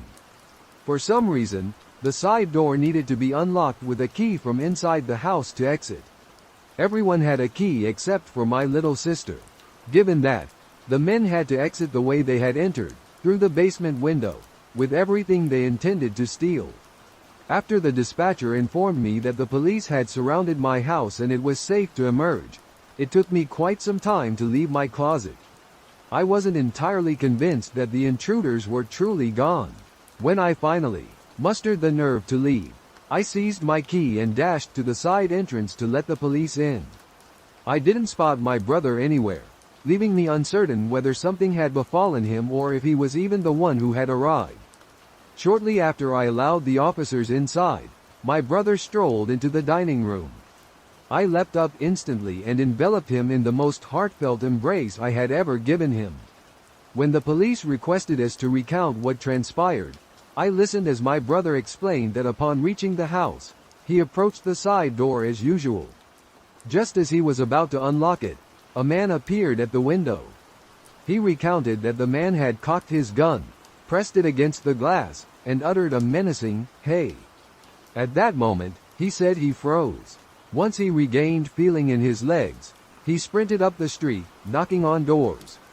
After trying 3 houses, he reached the 4th, where a little girl answered. He asked her to fetch her mother, explaining that intruders were in our house and that his little sister was inside. She contacted the police, and my brother then called our grandparents to confirm that I was indeed telling the truth. The township extended an invitation to my dad and us to visit the town center about a week after the break-in. Upon arrival, I found myself surrounded by the officers who had captured the intruders, and they honored me with a certificate of bravery for remaining composed and assisting them in apprehending the culprits.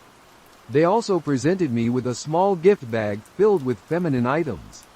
Roughly a month later, we were required to attend the court date for the men, where I encountered a woman and her son in the waiting area. Their home had been burglarized a week prior to ours. Coincidentally, the intruders had taken all her firearms. As it turned out, the two men involved possessed 3 guns, but only one was loaded. I was far too overwhelmed to be present in the courtroom and couldn't bear to face the man again, so the judge permitted us to remain in the waiting area until the hearing concluded. 2 of the men received 7-year prison sentences, while the third was sentenced to 12 years for brandishing a gun at my brother.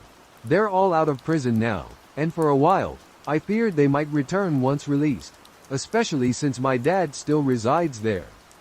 However, nothing has occurred since. I had always heard tales of homes being broken into but never imagined it would happen to me. I'm truly grateful that I was mature enough to handle the situation and that the man never realized I was in the house with him until they faced justice.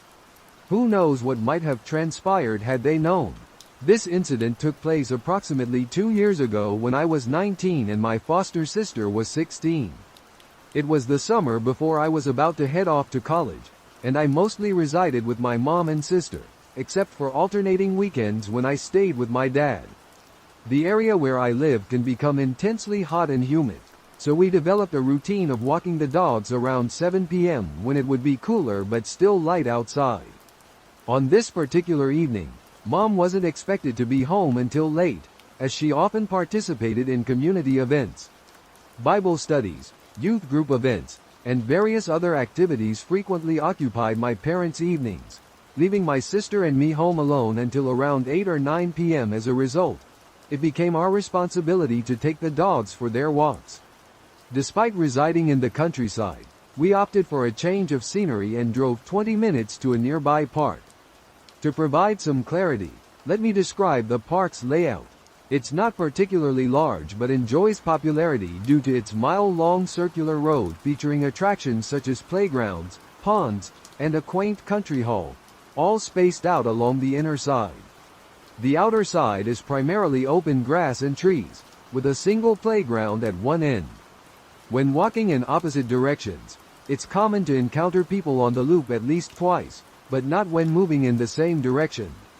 Vehicles can only travel in one direction on this road, as it is a one-way street. Our walk began uneventfully. We parked the car, leashed our dogs, and set off around the loop. Occasionally, we paused so I could snap pictures of our dogs while my sister managed our larger dog, who pulled as if his life depended on it, eager to sniff everything in sight. During one of these stops, a man in his 40s passed us, heading in the same direction. He smiled at my sister, complimented our dogs, and continued on his way. We didn't give it much thought, as exchanging pleasantries in the park is quite usual. However, just 10 minutes later, the same man passed us again, this time directly across from where we first encountered him. He greeted us once more with a smile and a friendly, "Hi." At this point, we both looked at each other, puzzled by his rapid reappearance. We exchanged glances, acknowledging the peculiar man.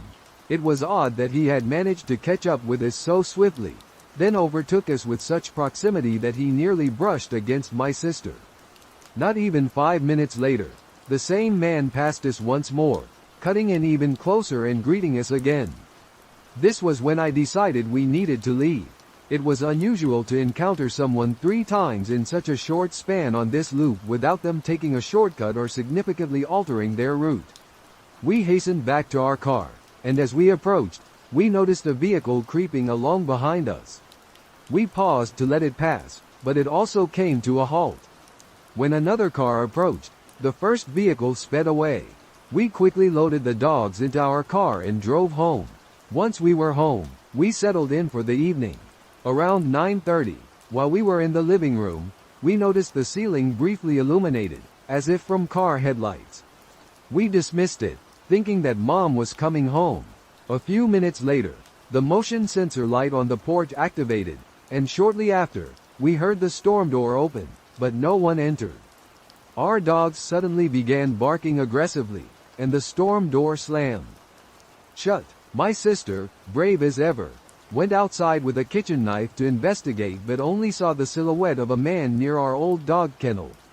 She quickly returned inside, and we locked the door. I called my mom, who advised us to make sure all doors were secured and the dogs were inside. When she arrived home and we explained what had occurred, we decided to call the non-emergency police number. The officers who responded, despite not finding anyone, it seemed as if they thought we were overreacting. To this day, we remain convinced that someone with harmful intentions had been at our house, possibly the same individual we had seen at the park.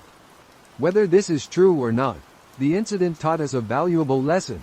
Always trust your instincts. If you feel someone is showing too much interest in you, avoid heading directly home. Stay alert to your surroundings and remain in public areas if possible. You never know who might be observing you. About 12 years ago, when I was 9 years old, I found myself home alone with my 12-year-old brother.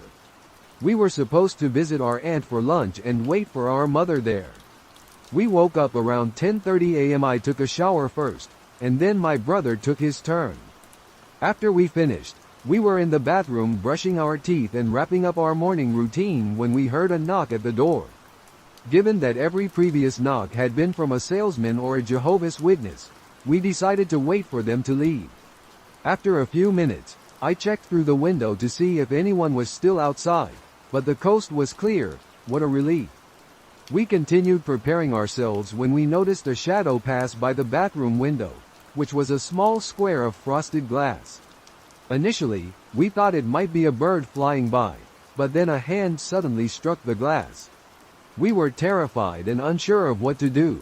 My brother had his cell phone with him, so we immediately dialed the police. As the call was connecting, we heard a deafening bang at the door. Someone was attempting to force their way in. I am uncertain whether they were kicking or ramming it, but whatever they were doing, it was one of the most terrifying sounds I've ever encountered. My brother instructed me to lock the bathroom door, so I complied. It took 5 powerful strikes before the intruder managed to smash the door open. The police responded promptly. I distinctly recall what my brother whispered, his voice barely audible. "Hello, there's someone in our house, and I think they're stealing. We're at 1249 Maple Street, and I'm here with my little brother, locked in our bathroom. Please hurry." While all of this unfolded, I was seated against the wall, hugging my knees. It was one of the most nerve-wracking experiences I've ever endured. I could hear the intruder rummaging through our belongings, emptying drawers, moving up and down the stairs, and opening cabinets. He even shattered a few cups and plates. Then, I heard the familiar sound of my cell phone powering off, and I remembered leaving it on the kitchen table. I felt foolish for having left it there. The chaos continued for a few more minutes until we heard him attempting to open the bathroom door. My brother grabbed a large metal rod we had lying around. The man began kicking the door, yelling, "Who's there?" We remained silent. Another kick, followed by yet another. I felt on the verge of an anxiety attack. My chest was tightening, chills coursed through me, and it was unbearably hot. I tried to stay calm, but it was overwhelming. After that, he stopped. We heard the door creak open, followed by silence. We waited nearly 10 minutes before daring to leave the bathroom. The living room was. The room was in complete disarray, with papers and books scattered across the floor, cabinets left ajar, and cups and plates strewn about in our mother's bedroom. The nightstand and closet were wide open, their contents tossed haphazardly around the room. Upstairs, in our own room, the chaos mirrored what was downstairs. In the span of roughly 5 minutes, the man had rifled through all our belongings, leaving behind utter disorder. Afterward, my brother phoned our mom, who instructed us to head to our aunt's house immediately. We followed her directive without delay. Upon arriving at our aunt's, I felt a bit more at ease. She greeted us with ice cream, likely informed by my mom about the ordeal, and sought to soothe our nerves. We returned home around 5 o'clock. My mom had notified her boss of a domestic emergency, allowing her to leave work early. She set about tidying the house, restoring it to its usual state so we could feel at ease. I genuinely appreciated her efforts, as well as my aunt's attempt to distract us from the distressing event. According to my mom, the police showed up at her house about 3 to 4 hours after she had gotten there. She recounted the entire incident to them, but due to insufficient evidence, no action was taken. The intruder was never apprehended, and frankly, I doubt there was any serious attempt to locate him. In the days that followed, my mom stayed home with us. Now, I recount the story as a humorous anecdote. Fortunately, no one was harmed, and he only made off with trivial items. Nonetheless, at the time, the experience was terrifying. For a 9-year-old, such an event can have significant psychological effects, and I consider myself fortunate that it didn't lead to any lasting damage. I managed to move on after a couple of weeks. Currently, I'm 29 years old, and as a woman reflecting on this, I can recall that it happened when I was 14.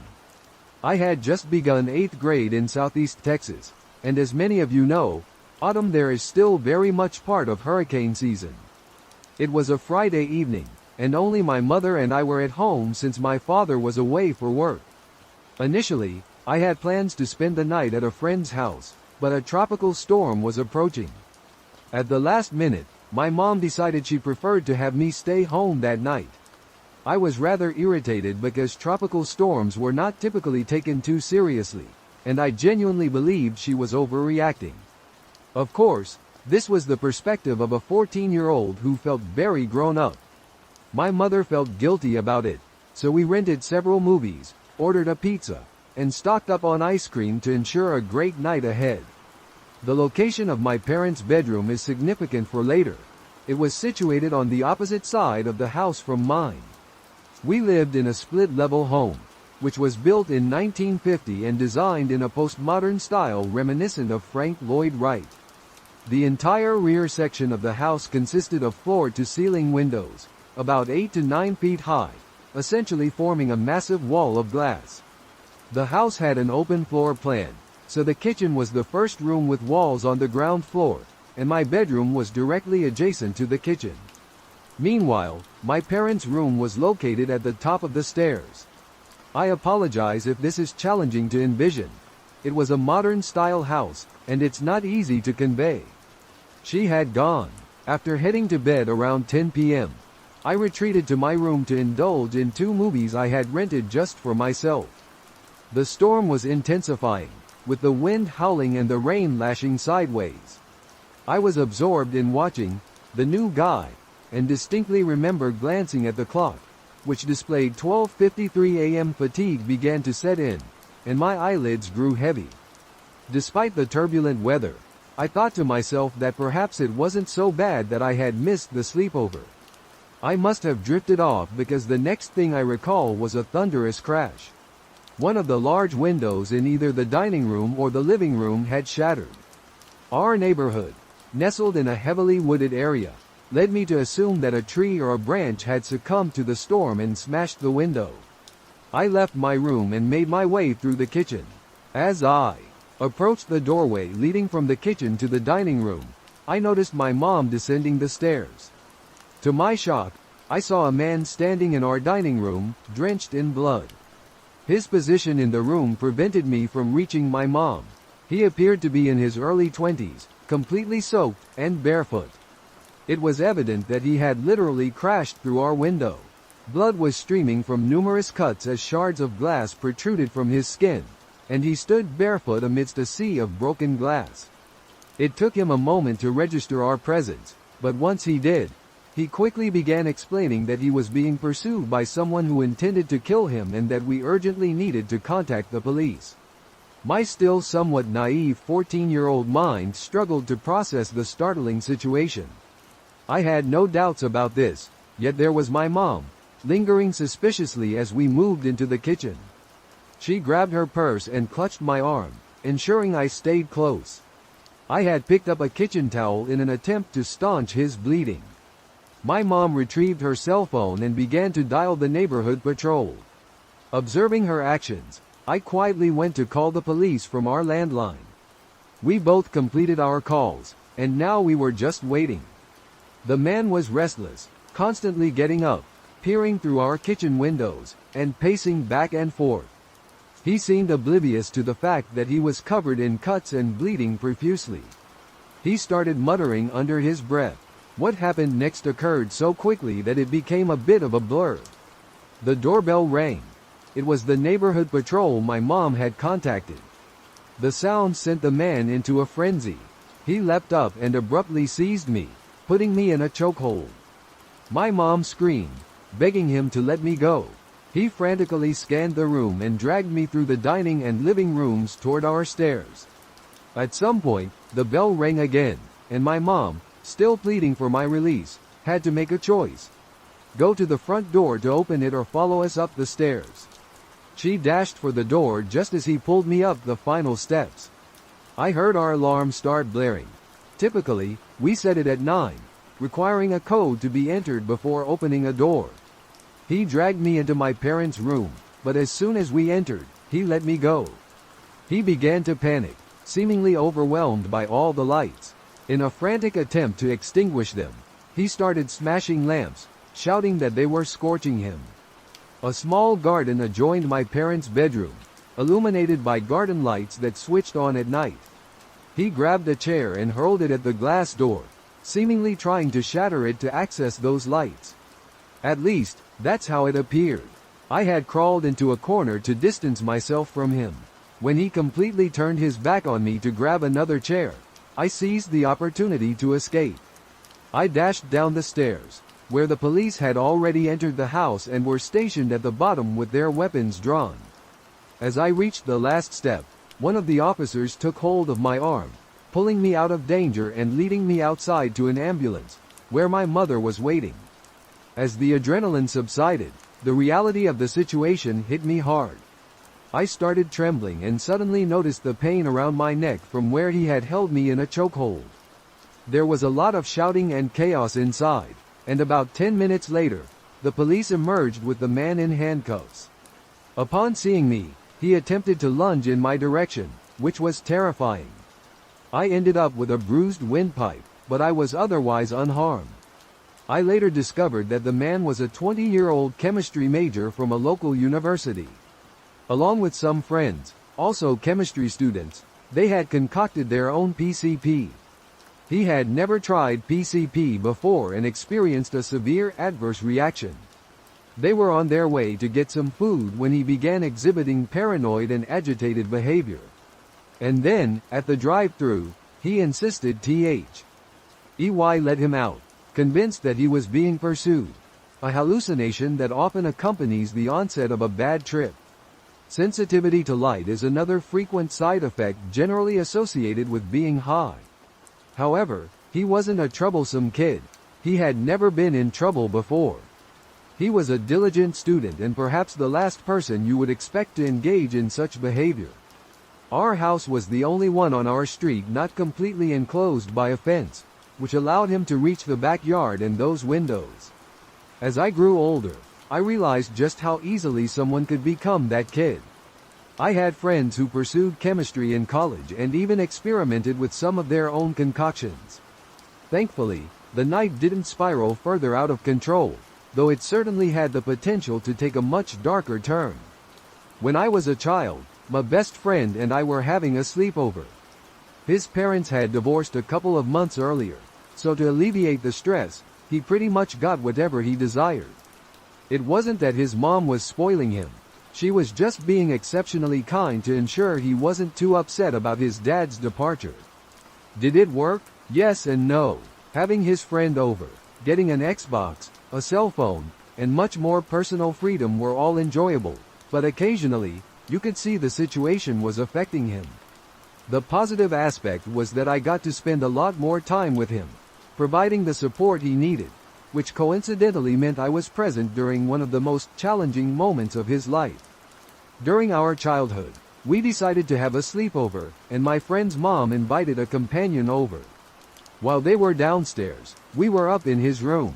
At one point, I felt thirsty and went downstairs to grab a glass of water. To reach the kitchen, I had to pass through the TV room, where I noticed his mom's friend was a man, and they were getting quite cozy, if you catch my drift. They quickly separated as I entered the room. I pretended not to notice anything, and it felt incredibly awkward when I walked back through with my glass of water. Unfortunately, I made the mistake of mentioning it to my friend. He was clearly upset about the fact that the guest was a man. Being in 9th grade, we were pretty perceptive. My friend wasn't pleased, but he did what he usually did, kept it all inside and found ways to distract himself. In retrospect, not the healthiest way to cope, but it was his way. Remember the cell phone I mentioned earlier? Well, his mom had given it to him so he could stay in touch with his dad. So, naturally, the first thing he did was call his dad to tell him about the unfamiliar man at their house. I felt completely responsible at that moment. It was terrible when my friend, H, turned to me with a smug grin and said, "Dad's on his way over." I just knew something unpleasant was about to unfold. I sort of wanted to leave, but at the same time, I was there to support Ryan as a good friend. I came from a family with a very healthy dynamic. My parents were a loving and devoted couple until the day my dad passed away, and I had always. I like to believe that they thought they were raising decent kids, but when it came to Ryan, his parents were utterly clueless. This made me genuinely pity him, so I decided to stick around. I sensed something terrible was on the horizon, but I had no idea how dire things would actually become. From my friend's bedroom window, which faced the driveway, we could both see and hear nearly everything that unfolded below. Ryan's dad, and I'm not exaggerating here, barreled up the driveway at around 40 miles per hour, screeched to a halt, and didn't even bother to close the car door as he exited. For a fleeting moment, Ryan looked at him as if he were a knight in shining armor, right up until the moment he muttered, "Oh crap, I think my dad has a gun." Hearing that final word sent a razor-sharp chill straight through me. I anticipated yelling and arguing, but never unfire. Ryan's dad pounded on the door until his mother answered, demanding to know the whereabouts of her male friend. Ryan's mom responded, bewildered, claiming ignorance. But then Ryan's dad escalated from calm to furious in an instant, shouting, "Don't lie to me. Tell me where he is." A tense, almost tangible silence followed, leaving Ryan and me feeling incredibly anxious. Then his mom questioned how he even knew about another man, which sent another wave of dread through me, knowing I was essentially the one who had spilled the beans. At that moment, I convinced myself that whatever was about to transpire was entirely my fault. Ryan's dad erupted at this revelation, calling her a liar and barking, "Now get out of my way." We could do nothing but watch, frozen in disbelief. I could hear Ryan's mother screaming for a moment, and then we heard another voice. This one was undoubtedly inside the house, the voice of her male friend. He was yelling at Ryan's dad to let him go. I heard the man begin to shout something at Ryan's father, and then suddenly everything fell silent. The only sound was the pounding of footsteps against the floorboards downstairs, and then, bam, 3 unmistakable gunshots reverberated throughout the house. Ryan and I were both in tears by this point because we could still hear his mother screaming, and we had no idea if she had been shot. What if her boyfriend was dead? What if he had a gun and fired at Ryan's dad? The whole situation was traumatic enough, but the not knowing made it infinitely worse. I had to take Ryan's cell phone from him to call the police. He was completely overwhelmed by stress. He had already been through a difficult few months with the whole divorce situation, and now he faced the possibility of losing a parent. I can't blame him for shutting down. Honestly, it was hard enough for me, and they weren't even my parents. The 3 gunshots were the last thing we heard before the police arrived. Until then, the only sound was Ryan's mother sobbing downstairs. We should have gone to check on her. I know we should have. but the dispatcher instructed us to stay put because we didn't know if there was still an active shooter. So we followed their advice. Thankfully, everyone turned out to be all right, and no one was actually shot. Ryan's dad had aimed the gun at his mom's friend the moment he saw him, but the guy was quick and managed to. Ryan's dad chased the intruder to the back of the house, firing 3 shots as he ran. The gunfire was intended to frighten the man away, and none of the bullets even came close to hitting him. Despite this, the incident was terrifying, and Ryan's dad was eventually sent back to prison for a considerable period because of it. When I was a child, I had a friend in elementary school with whom I was incredibly close. We would sit together in class and spend every recess and lunch break hanging out. We once planned a sleepover.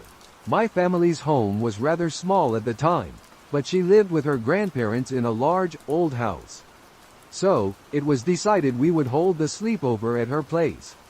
I never discovered why she lived with her grandparents or what happened to her parents, but I distinctly remember my mom and dad advising me not to ask her about them. In retrospect, the reasons were obvious. The peculiar thing was that my friend seemed intent on having the sleepover at my house. She was so reluctant to have it at her grandparents' that when it became clear we had no other option, she almost didn't want to go through with it. I had to persuade her to host it at her place because I was so excited about the sleepover in general. When the night finally arrived, I went over to her grandparents' home, and it was just as enjoyable as I had imagined. We watched movies in her room, had pizza delivered, indulged in ice cream straight from the tub, and her grandparents were incredibly kind and welcoming. Then, I believe it was around at 9:00 p.m. My friend's grandpa gently knocked on the door, peeked his head in, and informed us that he and her grandma were heading to bed. He reminded us to keep the noise down. After he went to bed, we continued with our evening. A short while later, I mentioned to my friend that I needed to use the bathroom. She suddenly jumped up, blocking my path to the door, and insisted, "You can't go out there. You'll wake up Grandpa."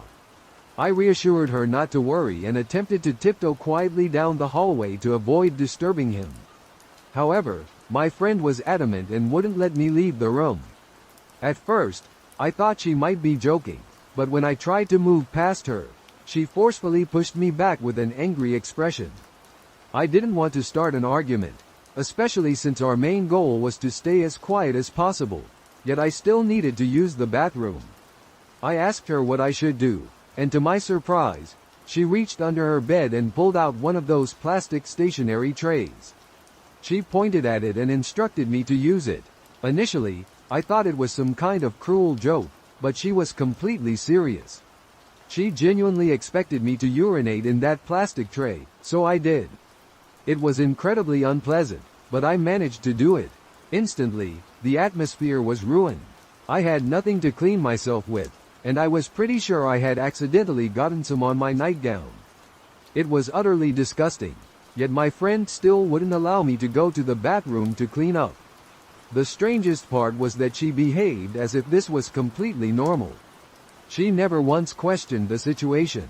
I had never encountered anything like that at my house, and she certainly didn't seem like the type of kid who would be involved in such odd behavior.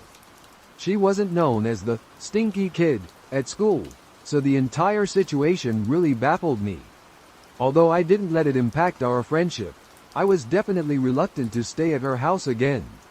We remained close for quite a while afterward, but eventually, we attended different high schools when she moved in with her aunt in St. Paul. We stayed in touch through MySpace back when it was still popular, but I never uncovered the truth behind her strange nighttime bathroom habits, not until long after her grandfather had passed away. It turned out that my friend's grandfather had assaulted her multiple times during the night. The situation was more complex than typical abuse. He was a veteran who suffered severely from post-traumatic stress disorder. Every few nights, he would be found roaming the house, apparently sleepwalking or experiencing a mental episode. On several occasions, when my friend would try to use the bathroom, he would physically attack her, accusing her of being the enemy. He would reportedly interrogate her and inflict pain to make her talk. It was all incredibly tragic because, if you met him, he seemed like a genuinely nice person. When he died, she took it very hard. When I called her, she broke down in tears so intensely that she had to hang up, and she didn't respond to any of my texts, no matter how much I pleaded for her to reach out. In the end, my mom and I looked up her aunt's home phone number and called to let them know we were coming over. Her aunt seemed more than willing to help when we arrived. She had agreed to speak with us, but with the stipulation that what she had to reveal was profoundly serious. It explained why her mother wasn't present and how it had devastated her life. She was too young to comprehend the reasons behind his actions, believing him to be merely abusive. At that time, awareness of his condition was scarce, so those involved simply perceived him as cruel toward his daughter. As a result, she developed an addiction, which explained her absence from the situation. Despite her insistence that the judge should not grant custody to the grandparents, her pleas were dismissed due to her obvious addiction. I suspect they were so petrified of him that they couldn't bring themselves to talk about it, and only after his death did the truth emerge in various ways. The aunt she was living with was her mother's cousin, meaning she wasn't present during the events of their childhood. Hearing about it was utterly horrifying, even as a friend, so I can only imagine the anguish she felt, knowing she was so close to the abuse yet unable to perceive it.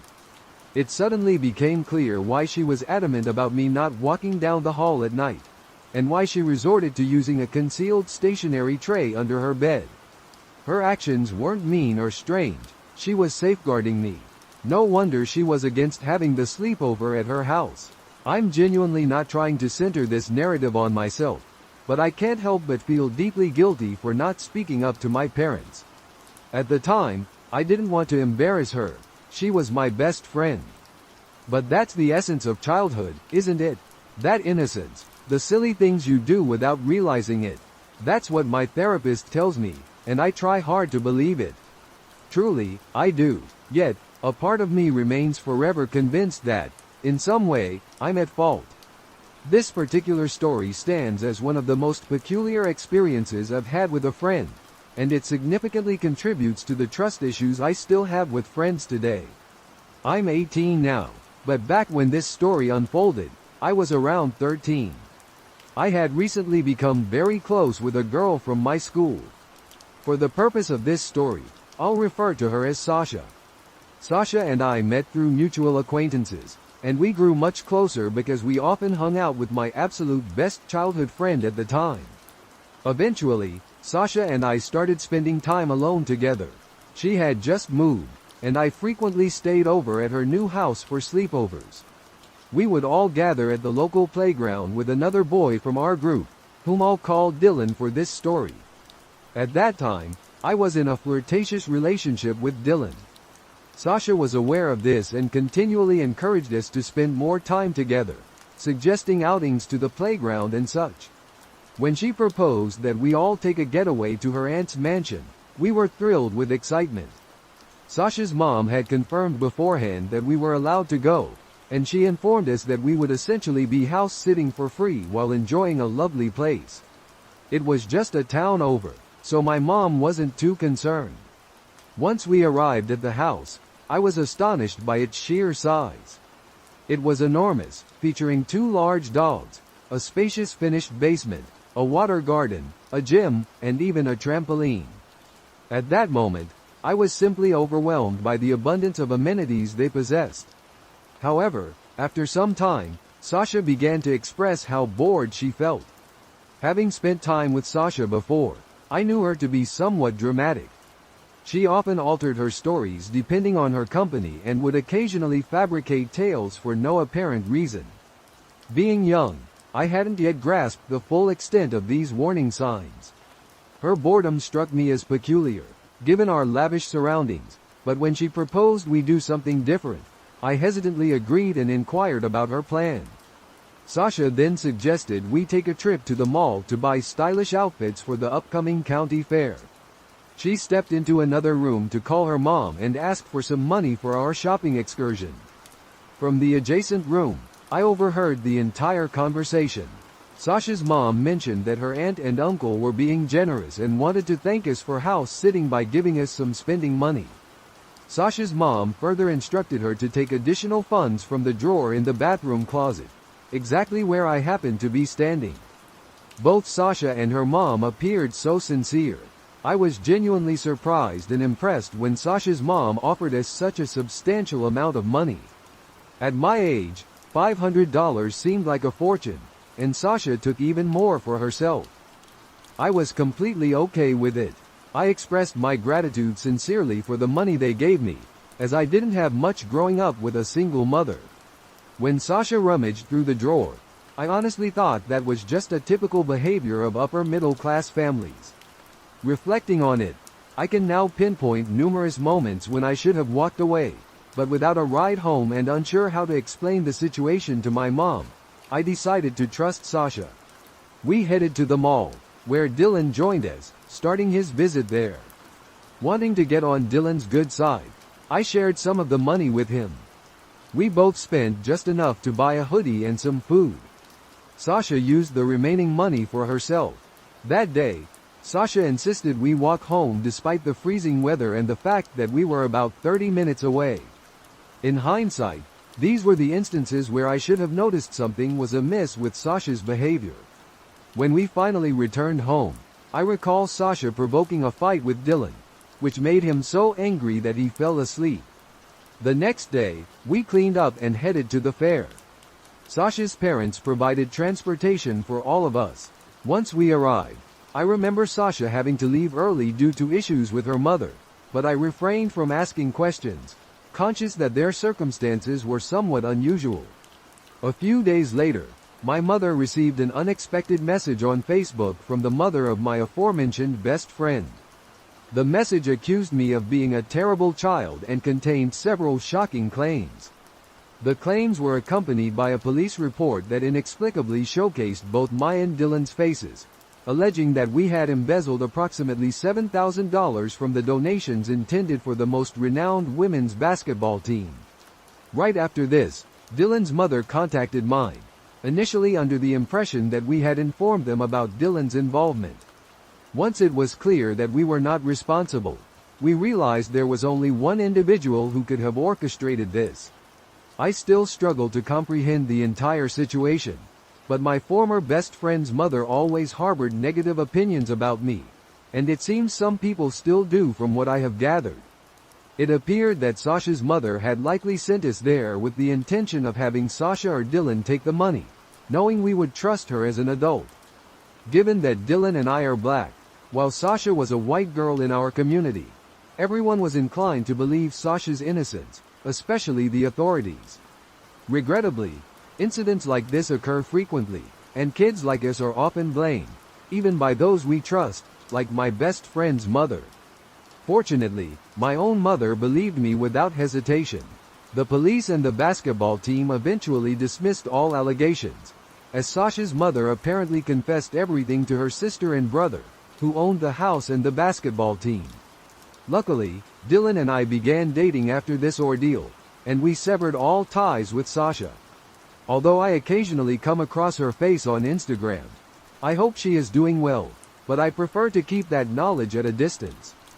This incident unfolded in August of this year, and it all began with my friend Hazel and I, both 14 and soon to turn 15 this year, eagerly planned a sleepover at her house upon her return from vacation. Inside her room, she has a spacious closet that she uses as a makeup area, a detail that will become significant later. As we lounged and chatted in her room, the notion of using a Ouija board surfaced.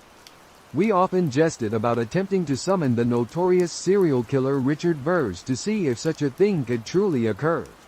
Once the idea was mentioned, Hazel promptly retrieved the board and set it up, turning off all the lights except for her TV, which played old music in the background. This wasn't her first experience with the board. She assured me it never actually worked, having tried on numerous occasions. However, it was my initial encounter with it. We frequently discussed the Ouija board at her house because uncanny events seemed to happen there more often than not.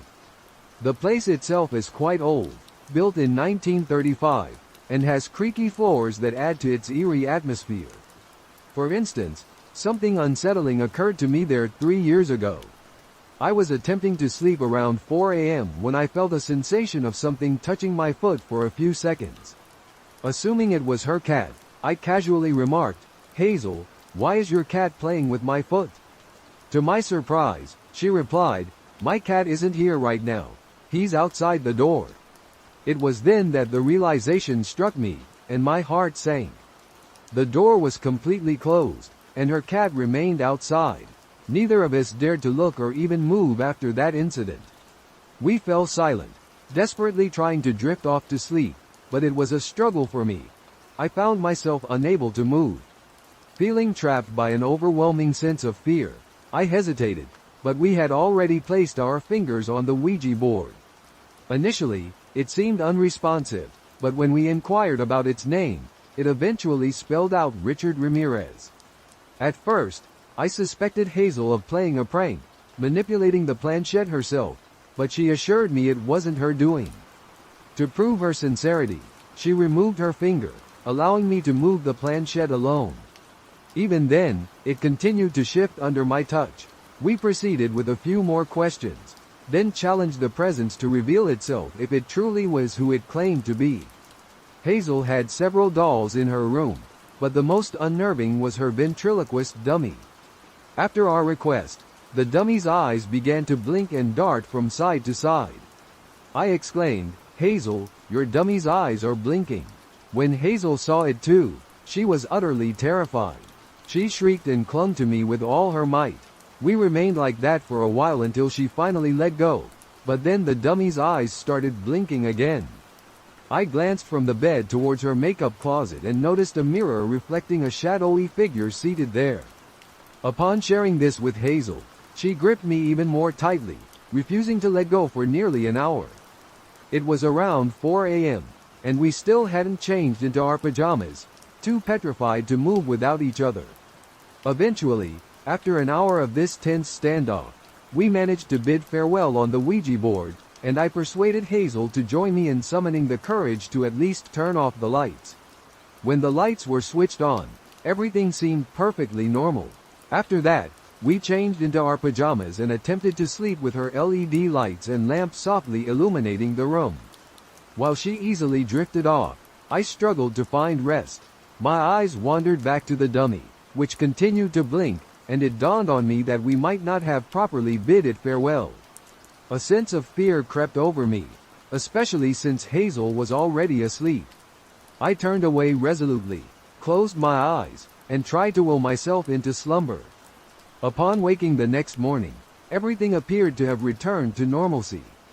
Hazel mentioned that she occasionally still sees the dummy blinking and feels too frightened to fall asleep at night, opting to keep the lights on instead. She's contemplating getting rid of both the Ouija board and the dummy. I remain doubtful that we ever properly said goodbye, and I'm certain she'll steer clear of Ouija boards for some time. Until this experience, I never believed in the authenticity or effectiveness of Ouija boards. This encounter, however, taught me to exercise caution with such activities. You never truly know who, or what, you might be communicating with, and things can spiral rapidly if you're not careful. I'm still uncertain if we were conversing with Richard Ramirez or someone else entirely, but I am convinced of the reality and power of the experience. I doubt I'll ever engage with one again. In the summer of 2019, my friends and I gathered for a sleepover to celebrate one of our friends' 17th birthday. Rihanna invited our friends over for a swim in her pool, to enjoy some drinks, socialize with a few boys, and spend the night in the trailer so we wouldn't disturb her parents. We planned to sleep in the trailer parked on her driveway, which had 4 beds. A bunk bed in the left corner, a single bed right next to it, and another bed near the entrance. After hours filled with fun, a bit of vomiting, and a heap of teenage drama, we decided to head to the trailer to avoid waking the neighbors or Rihanna's parents. It was around 3 a.m. when the atmosphere began to calm down. About 10 minutes later, Ree was still wide awake despite being intoxicated and decided to peer out the window from the top bunk, which we shared. She mentioned witnessing a teenage boy briskly walking along the sidewalk beside us, frequently glancing back at another guy who was swiftly pursuing him. Determined to stand up for the first boy, she shouted random things to deter the second guy from following him. The second guy, clearly not sober, immediately heard Ree and Rihanna's shouts, which drew his attention. Frightened, she remained silent beside me while I attempted to sleep. Roughly a minute later, Ree chose to check again, and there he was, right in front of the trailer, investigating the source of the noise. He was edging dangerously close to the door when Ree told me, "Hey, don't panic, but there's a guy right outside the trailer." I quickly sat up to look outside, and indeed, he was there, lingering right next to us. By this time, Ree had alerted everyone else as quietly as possible. Rihanna quietly alerted us that there was a man outside the trailer. Instantly, she jumped up and glanced out the window to confirm it for herself, then informed everyone else to take cover on the bottom bunk. We all gathered together in the lower bunk when Mackenzie, our smallest yet most daring friend, decided to remain outside and inspect the windows. The man, still uncertain about the source of the shouting, had vanished. We sat in silence for a few moments, debating whether to contact someone until Mackenzie chose to peer through the window of the bottom bunk. This window faced the garage, and she quickly announced that the man was positioned right beside it, although she could only see his legs.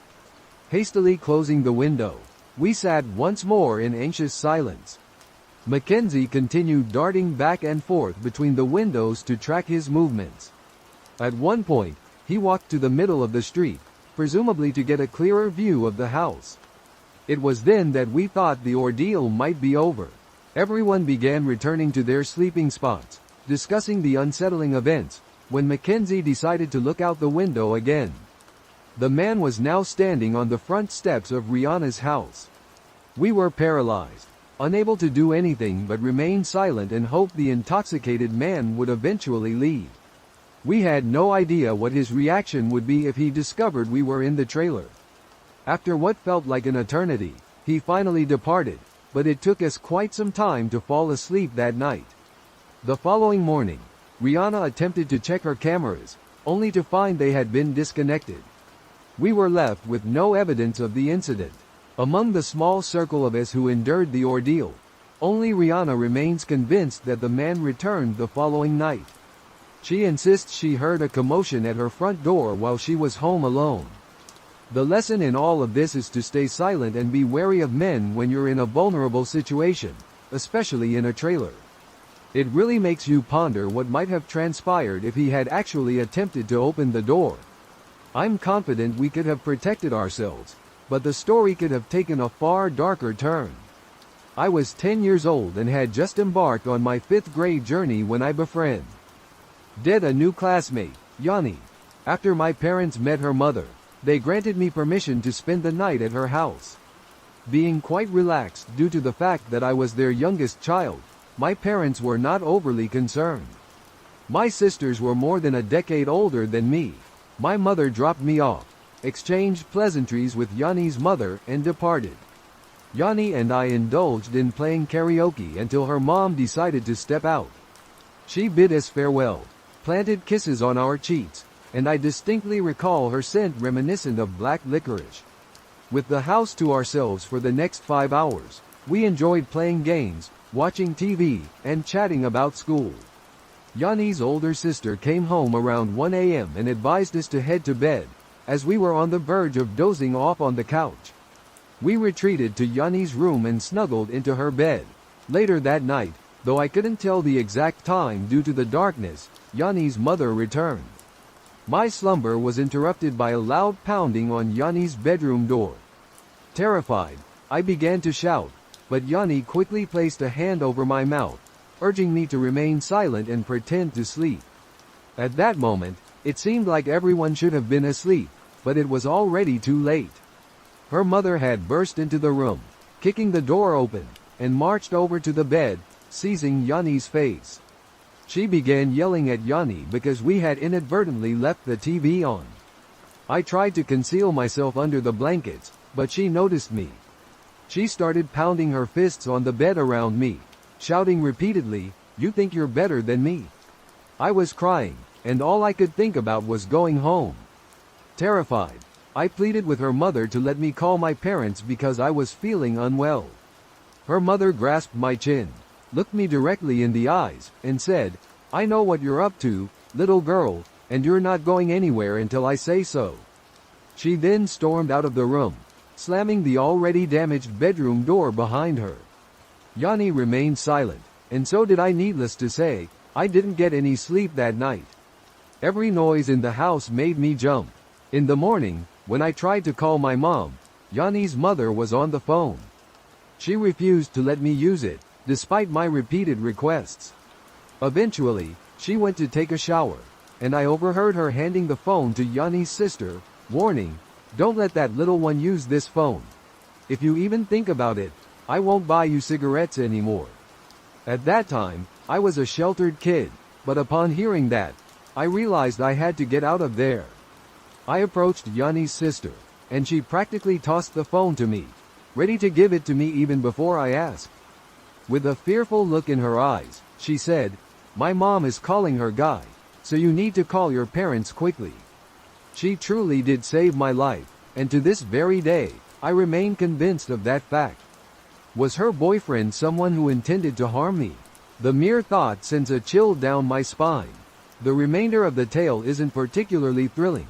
My mother picked me up, and I acted as if nothing was amiss. 2 days later, it was Parents' Day at school, and since Yanni was in my class, her mother was there as well. Her mom approached me, questioning why I no longer wanted to visit and accusing me of being unfriendly. She spoke to me in a manner that seemed innocuous, so neither my mom nor my teacher noticed anything amiss. I kept silent and didn't utter a single word, that is, until 2 weeks later. During that time, my older sister was babysitting me while our parents went to the movies. Unable to suppress my thoughts any longer, I broke down and confided in her about what had transpired. She comforted me and informed our parents. We embraced and cried together. A couple of weeks afterward, Yanni stopped attending school. My classmates and I were curious about what had happened, but I refrained from asking my parents.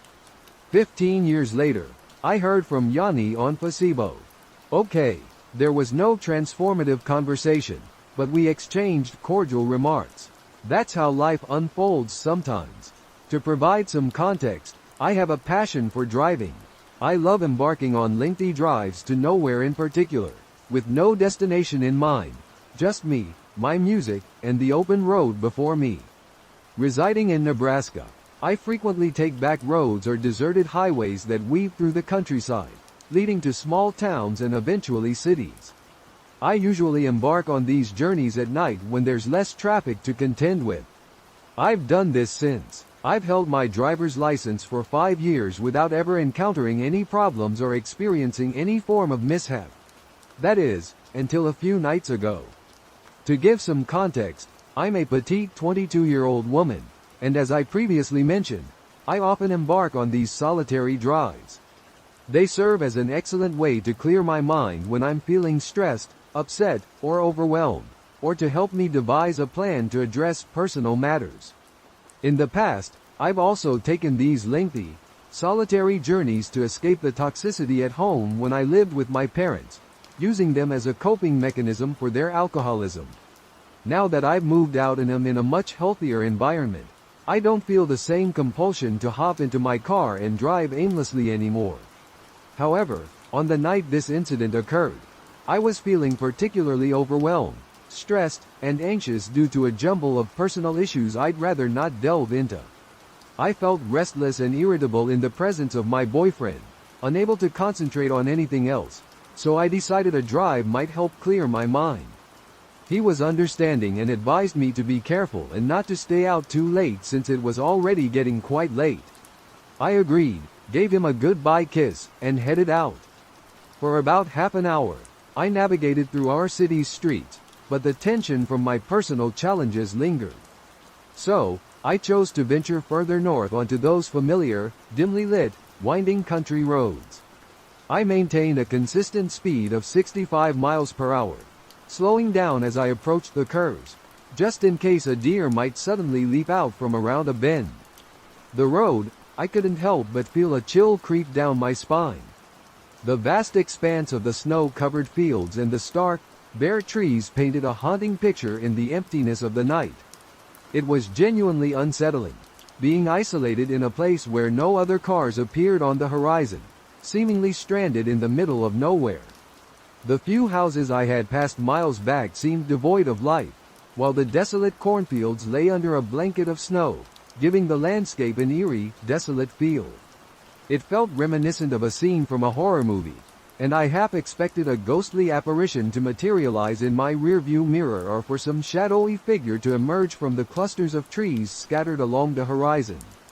The only illumination came from my headlights, yet even with their glow, I strained to pierce the thick veil of night surrounding me.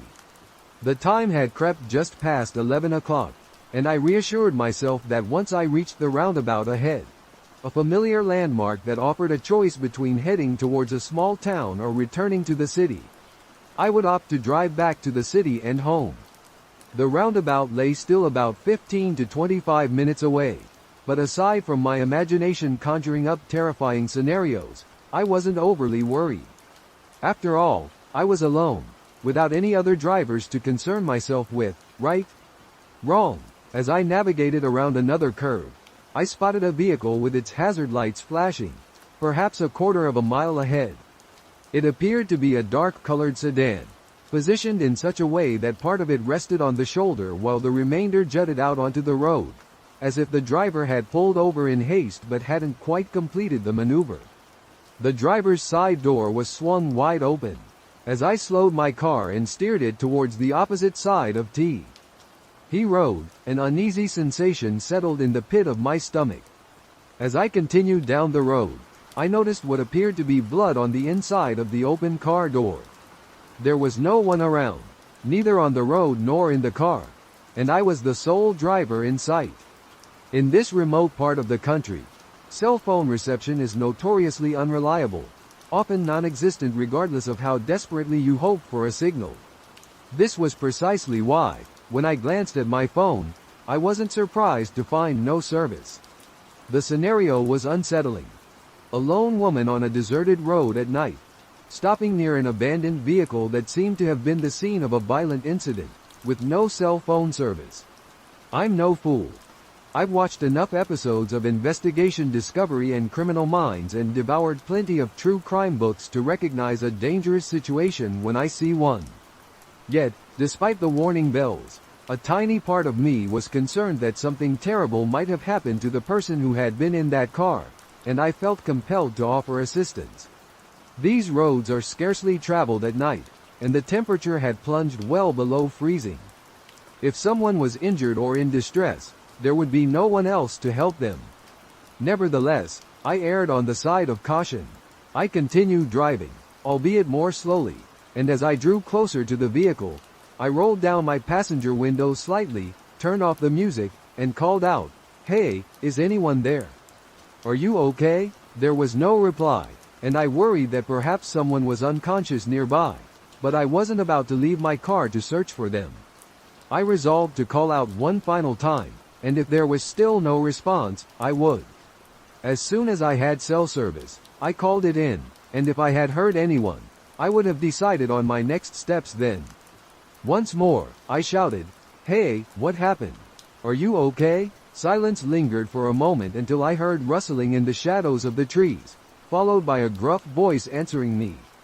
Initially, I felt relieved and was about to respond or perhaps even stop my car and get out when I noticed three things almost simultaneously.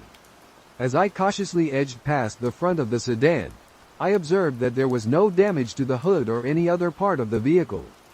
This struck me as odd, given the blood inside the door. In my rearview mirror, I caught sight of someone emerging from behind the sedan, hastily approaching my car.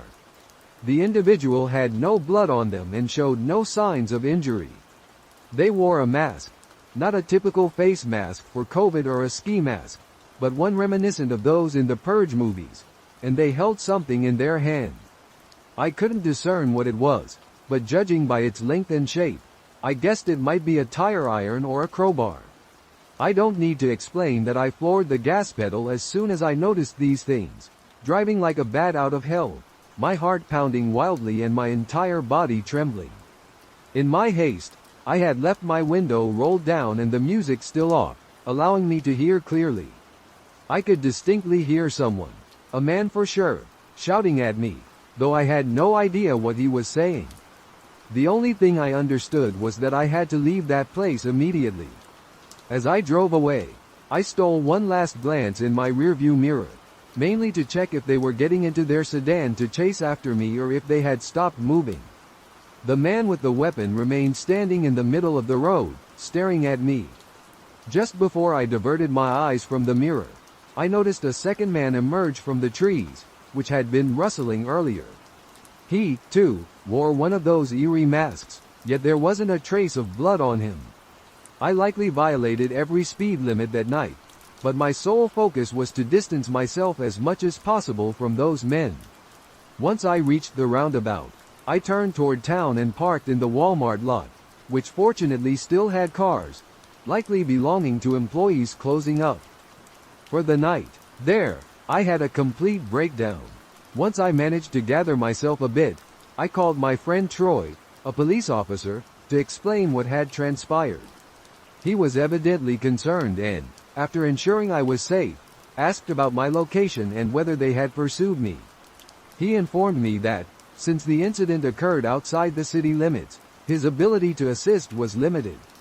However, he offered to contact the local police or sheriff with jurisdiction over the area to take my statement and investigate.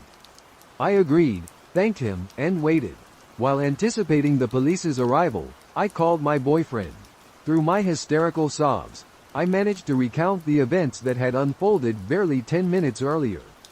As one might expect, he was genuinely alarmed, worried about my safety. He insisted that I either return home immediately or that he would drive down himself to escort me back. I explained to him that the police were on their way to take my statement, so leaving was not an option at that moment. I reassured him that I was all right, but I remained on the phone with him until I saw the familiar sight of police cruisers pulling into the parking lot. I provided the officers with my account of events, and they promised me they would return to the scene to investigate and attempt to apprehend the individuals responsible. However, I doubted their chances of success, given the lack of surveillance cameras and any detailed description of the men. I hadn't even noted the license plate number, as the thought hadn't crossed my mind in my moment of panic. It wasn't until the police asked if I had it that I realized my oversight. All they had to work with was a vague description of a dark-colored sedan and two masked men. After giving my statement, I went home and spent the entire night nestled close to my boyfriend, alert to every sound the house made, fearing that those men might show up at any moment to complete whatever sinister act they had begun. Since the incident, I have not received any updates from the police regarding potential leads, and I am uncertain if they ever will find any. I am simply grateful to still be here, thankful that I didn't stop my car or get out. I shudder to think of what might have transpired had I done so. I am left with countless unanswered questions. What were those men doing? Was that truly blood inside the car, or just a ploy to attract more attention? If it was real blood, had they harmed someone else? What would have happened to me if I had stopped my car? It's needless to. I won't be embarking on any more late-night drives, and I sincerely hope I never encounter those odd individuals again.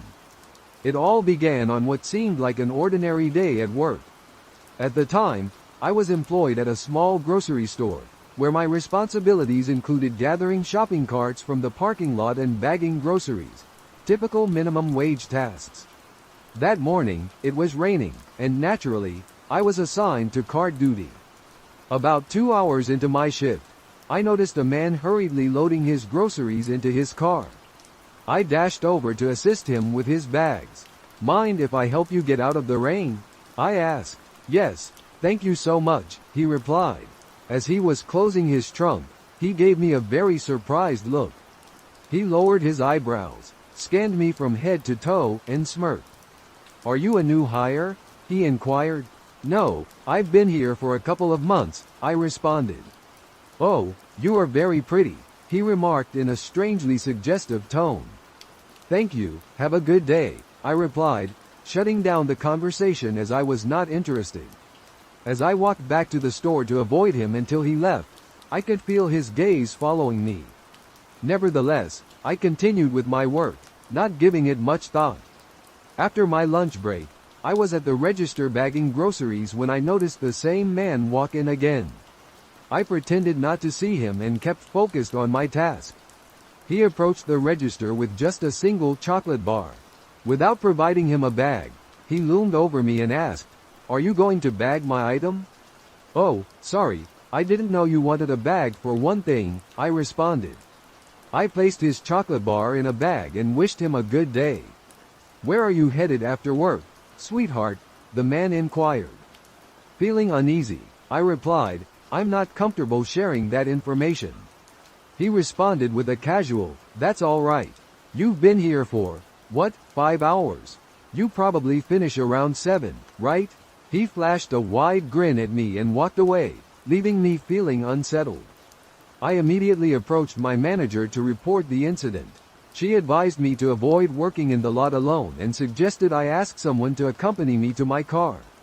When my shift ended, a male colleague escorted me to my truck. Together, we scanned the parking area for the man's vehicle but saw no sign of him.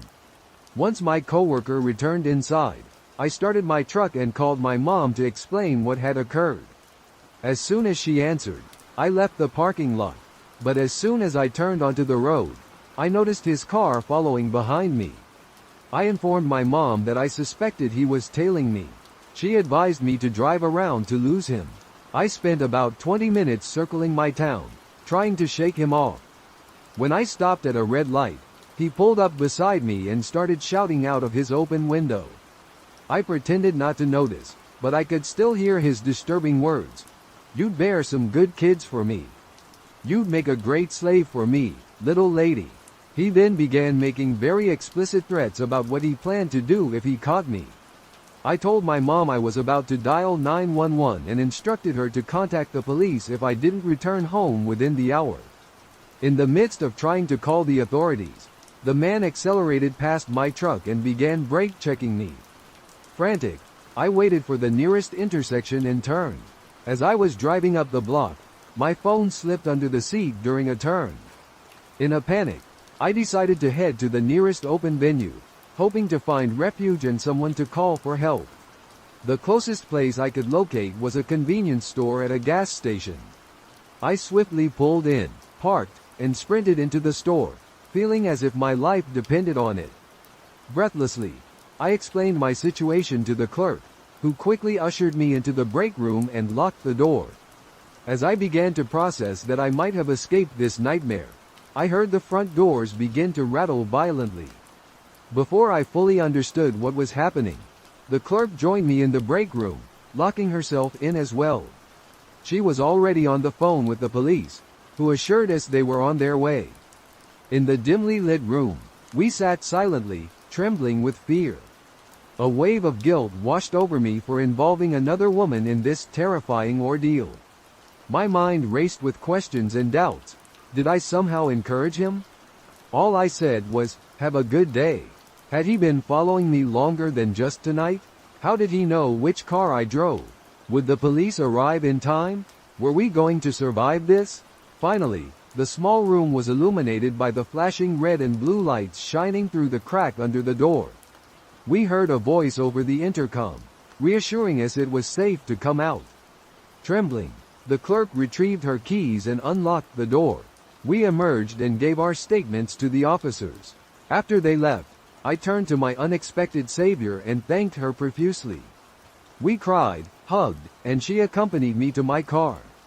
The following evening, I returned to the store, bringing her some food and an Amazon gift card as a gesture of gratitude. I had narrowly escaped a potentially fatal situation, and her kindness meant the world to me. The car accident happened a mere 10 feet from a mountain lion in the wilderness. I can say with complete honesty that, at that moment, I believed it was the end of my life. Thank you for taking the time to read this. Stay vigilant, exercise caution, and remain safe. This incident took place a little over 10 years ago, when I was around 26. Though I can't recall the exact year, it was approximately 2012. Back then, I often went out with friends to bars and parties, staying out late most weekends. The house where I usually spent time with friends was located on a side street branching off from a main road lined with popular and bustling bars and restaurants. Parking was on the street, and during busy weekends, it was common to have to park several blocks away. The street closer to the bars was quite pleasant, but if you walked a few blocks in the opposite direction, it became a bit more unsettling at night. After an evening of socializing, I had to make my way back to my car, which was parked several blocks away in the slightly more dubious area. This was during the winter months, so I was dressed in a heavy sweater or pullover and a beanie. This detail is relevant only because, in the dark, it would have been difficult for anyone to discern much about my appearance from a distance, apart from my general height and build. There wasn't much traffic as you moved farther from the bars, and the streets were fairly dim without any streetlights. As I walked along the sidewalk, As I walked slowly down the street, a car began to inch forward, matching my pace. It pulled up next to me and came to a halt. The window rolled down, revealing a young woman behind the wheel. She was quite attractive and remarked that I looked cold, suggesting she could give me a lift to my destination. Her demeanor was very friendly.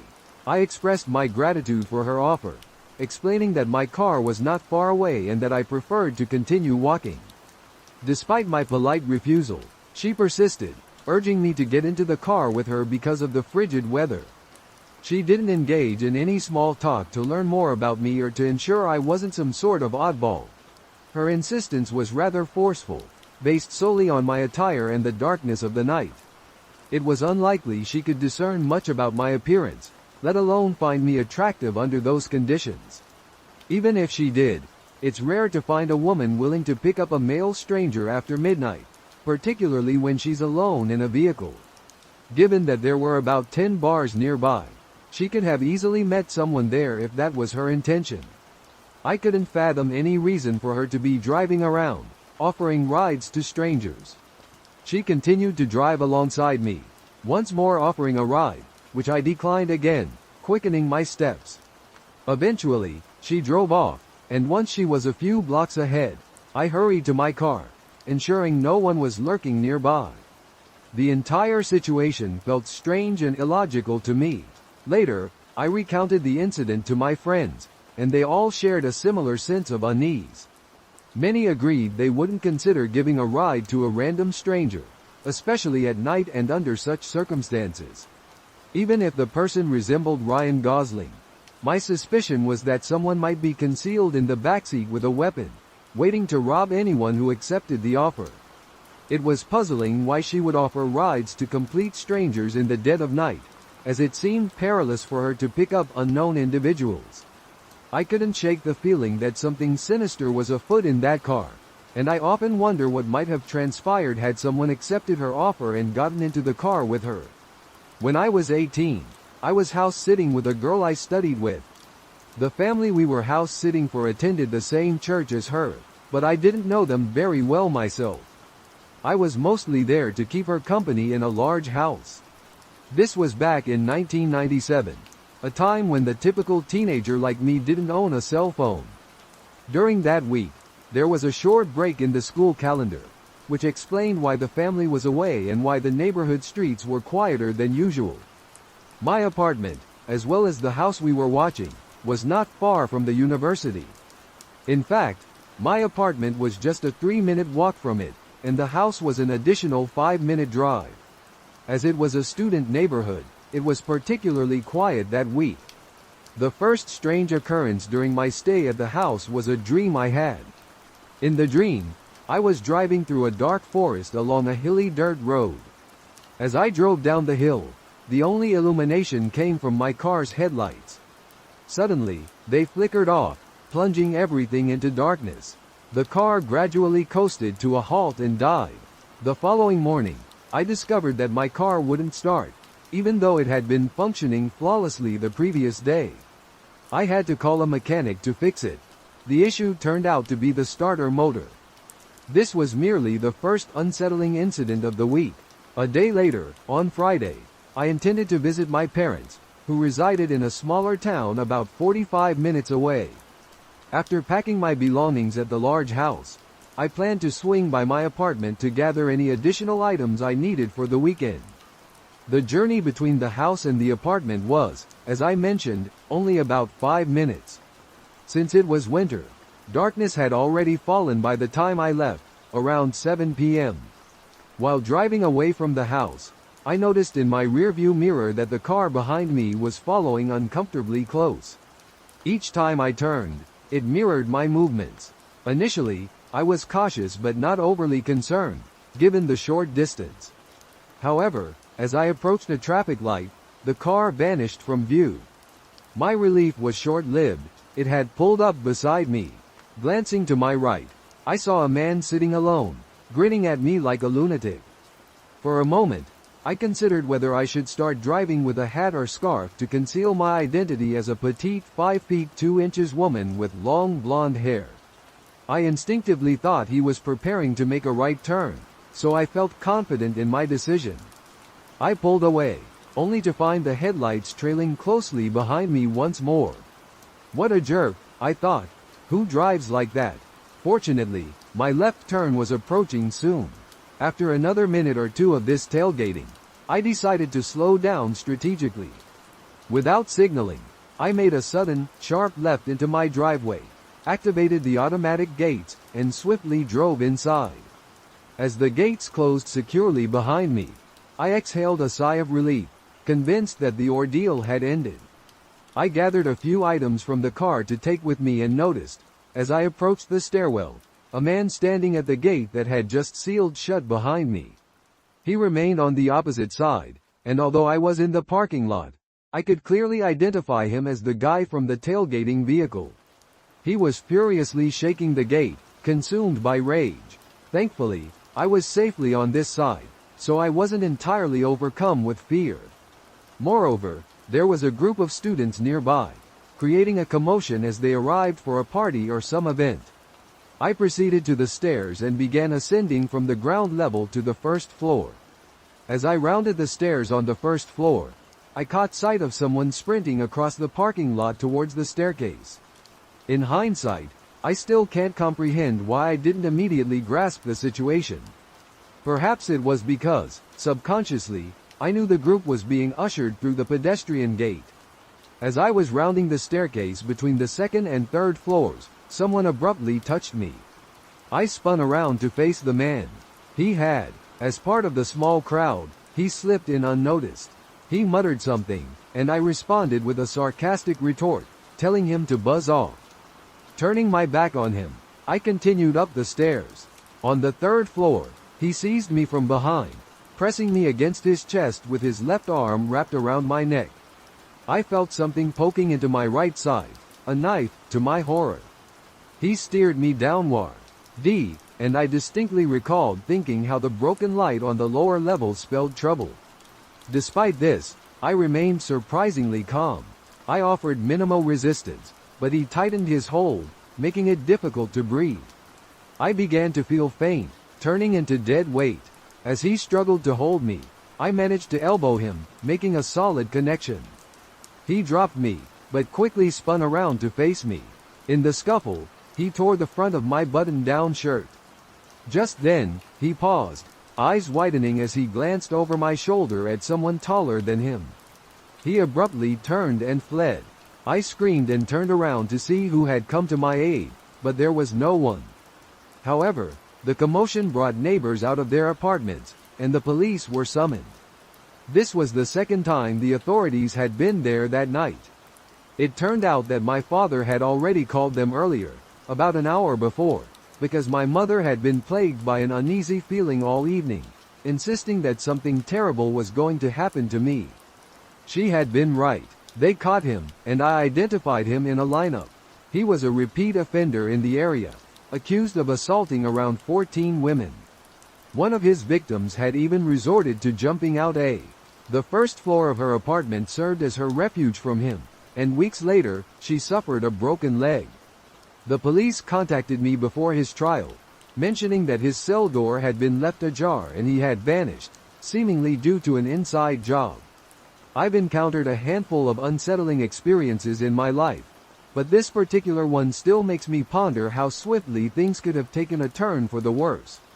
I'm a 20-year-old woman, and this story dates back to a time when I resided in a very isolated part of southern Indiana. It was a weekend evening, and my best friend and I were returning home after our graveyard shift at a local waffle establishment. She opted to pick up her dog from her house so we could spend the night at mine, a detail that becomes significant later. We started our journey into the rural countryside where I lived, and to reach my home, one had to travel down a lengthy, narrow dirt road. About a mile in, we noticed the headlights of a truck. As we drew nearer, we realized it was a well-maintained truck, likely from around 2018. I'm not particularly knowledgeable about vehicles, so please forgive my lack of expertise. The truck was parked sideways, obstructing the entire path. Perplexed, I exited the car and inquired if the driver was all right. Initially, he appeared hopeful upon seeing me and explained, "I'm just waiting for a friend to come get me. My truck's stuck." He offered me a smile, but I couldn't help but notice that his pupils were almost completely dilated. He glanced back at my car, observed that I wasn't alone, and noticed the dog poking its head out the window. His smile swiftly disappeared, and he commented, "Pit bulls are mean and nasty." With that, he turned away. After completing a full circle, he returned to his truck. I went back to my friend and urged, "Put this in reverse and use every bit of driving skill you possess to get us out of here." We backed up my poor, 95 Cadillac, which really wasn't suited for dirt roads, and managed to make our way back to the main road. Feeling relieved, we took an alternate route home. To our astonishment, however, the same man was parked on that road, standing off to the side, smiling and staring into our headlights. We were on the brink of panic and pressed the gas pedal to the floor for the remainder of the drive home. I still have no idea how he got there before us or what his intentions were, but I'm grateful I wasn't alone. Being a rather naive college girl at the time, I believe the presence of the pit bull perhaps saved us from that man. Sadly, the dog later unexpectedly snapped at my friend a few months later, inflicting serious injuries on her. It had always been a good dog, and I know Shish. He was a caring owner, so I suppose it's just an instinctive thing with pit bulls. They can become unpredictable at any moment. I've been with my wife, Rebecca, for 6 years and married for 11 months.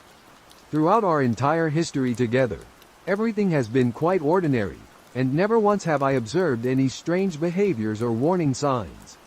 I cannot emphasize enough how out of character this entire situation has been. She doesn't even enjoy watching horror films. When we first began dating, she agreed to watch The Shining with me because she knew how much I love horror movies. She was so frightened that she couldn't even make it halfway through the film before we had to turn it off. She was never interested in anything eerie and had never been one for pranks, which was perfectly fine. That's precisely why this incident was so peculiar. It was completely out of character for her. I should also mention that she had no history of mental health issues, and to my knowledge, it doesn't run in her family. While it's true that some people can conceal their mental health struggles, in the 6 years we've been together, I think I would have noticed some indication. 2 months ago, I was in the kitchen, preparing a cup of coffee for myself. I was running slightly behind that morning and knew I wouldn't have the chance to grab breakfast on my way to work.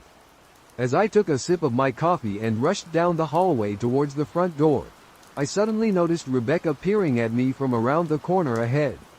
Only her eyes and a lock of her long, dark hair were visible, hanging against the wall, while the rest of her was hidden from view. I almost spilled my coffee at the sight. "What on earth, Rebecca?" I exclaimed as I dabbed at the coffee droplets on my pants. "You startled me." She immediately emerged from hiding like a child caught in the act and dashed towards the living room. By the time I reached the front door, she had vanished from sight. It was really bizarre and entirely unlike her. as I mentioned earlier, yet I also found it somewhat amusing that she was being more playful and less serious. I called out that I loved her and teased her for being crazy as I closed the door behind me. I could hear her laughter echoing. Her behavior was a touch unusual, but it certainly didn't. It wasn't something that warranted calling a priest over. By lunchtime, I had completely forgotten about it, and by the time I returned home, she was back to her usual self. I chose not to bring it up, and life continued as normal. The next incident occurred 3 days later. It was around 2 a.m. when I awoke, feeling thirsty, and went to the kitchen for a drink. As I stood at the kitchen island with a glass of orange juice in hand, a strong sensation of being watched washed over me. For reasons I couldn't explain, I glanced down at the floor and saw my wife's face, smiling at me. She was peeking at me from the opposite side of the island, staring up with wide, unblinking eyes and grinning like the Cheshire Cat. I screamed, I admit, not out of annoyance but genuine fear. For some inexplicable reason, I was terrified at that moment. At the sound of my scream, she scurried backward, out of my view, her hands and feet smacking against the tile as she hurried out of the kitchen on all fours. I didn't chase after her or even call out. I just stood there, frozen in shock, wondering what on earth had possessed her to act like that. It took me a bit longer than I'd like to admit to muster the courage to head back upstairs, but eventually, I did. When I reached our bedroom, Rebecca was lying on her side, seemingly asleep, or at least pretending to be. I stood there for a moment, watching her breathe to ensure she was truly asleep. I couldn't shake the feeling that she might suddenly jump out at me the moment I got into bed. I climbed in, and she didn't even stir. Her breathing was soft, and I began to question if I had dreamt the entire incident. Next morning, I waited for her to come down for coffee, and after handing it to her, handing her a mug and planting a kiss on her cheek, I decided to bring it up. What was all that about last night? I inquired, ensuring my tone was light-hearted to avoid offending or embarrassing her. She frowned over her steaming cup of coffee, shaking her head as if she had no idea what I was referencing. You were peeking at me again from over there, I said, gesturing toward the spot on the floor near the kitchen island. She followed my gaze, and when her eyes met mine, she erupted into laughter. Her laughter was so infectious that I couldn't help but join in. You creep me out sometimes, you know that, I remarked, amused. She chuckled at my comment and draped her arms around my neck. You creep me out all the time, so I suppose we're even, she retorted playfully. We exchanged our goodbyes and headed off to work. As I drove, I couldn't shake the unsettling feeling from witnessing her grin at me from behind the island like that. The sound of her hands on the floor as she crawled away lingered in my mind. I reassured myself she was merely trying to be playful, attempting to share in my passion for all things horror. It wasn't that I was frightened of her, but something about it still felt off. I began noticing her peeking at me more frequently. Sometimes, she would peek out from behind the couch or the living room curtains. On one occasion, she even managed to squeeze inside her grandmother's old trunk that rested at the foot of her bed. I might not have realized she was there if the trunk's ancient hinges hadn't betrayed her presence. She had the lid propped open just enough to reveal half of her face, grinning like an overexcited toddler. It was disconcerting, and I didn't even stood up to grab a snack from the kitchen. As I walked back into the living room, I noticed something out of the corner of my eye. The closet door, which I was certain I had left closed, was now slightly ajar. My heart skipped a beat. I hesitated for a moment, then cautiously moved closer to inspect it. Inside, everything seemed in order. Clothes hung in their usual place, and nothing appeared out of the ordinary. I shook my head, brushing off the unease, and returned to my seat. Yet, the unsettling feeling lingered in the back of my mind, refusing to let go. I tried to immerse myself in the game, but my concentration wavered. Later that night, as I lay in bed, the silence felt unusually heavy. Every creak of the house seemed amplified, making my heart race. I couldn't shake the feeling that something was amiss. I turned over, trying to find a comfortable position, but my thoughts kept returning to Rebecca's strange behavior. Was she still playing that bizarre game? I couldn't fathom why she'd continue or what she found amusing about it. Despite my efforts to dismiss these thoughts, sleep eluded me. I tossed and turned, haunted by the possibility that Rebecca was still lurking somewhere in the shadows, observing me with that enigmatic smile. I found myself questioning everything, wondering if I had overlooked something vital. The next morning, Rebecca returned, her usual cheerful self. She greeted me warmly, as if nothing had ever happened. I forced a smile, determined not to let my paranoia show. But deep inside, I knew that trust, once shaken, takes time to rebuild. As we settled back into our routine, I resolved to watch for any signs, hoping to understand what was really going on with her. As I stepped into the shower, I began rinsing the soap from my hair when I was suddenly gripped by the unsettling sensation of being observed. I cautiously opened my eyes and nearly suffered a heart attack. Rebecca was peering from behind the shower curtain. Her entire head was extended into the shower, leaving only her body outside. Her long, dark hair clung to the curtain, the ends dripping with water. Her mouth was twisted into a ghastly grin, her eyes wide and bloodshot, as if she hadn't blinked in ages. I let out a scream and recoiled against the wall, but she remained still, her unsettling smile unwavering. Her makeup had run down her cheeks in 2 black streaks, giving her a giddy yet completely unhinged appearance. I was petrified. We stood there for what seemed like an eternity, neither of us uttering a word. Finally, after what felt like forever, she slowly withdrew her head from the shower, and I watched her blurred silhouette through the curtain as she retreated towards the bathroom door. A moment later, the door slammed shut with such force that it rattled the mirror. I screamed once more and leapt out of the shower to lock the door.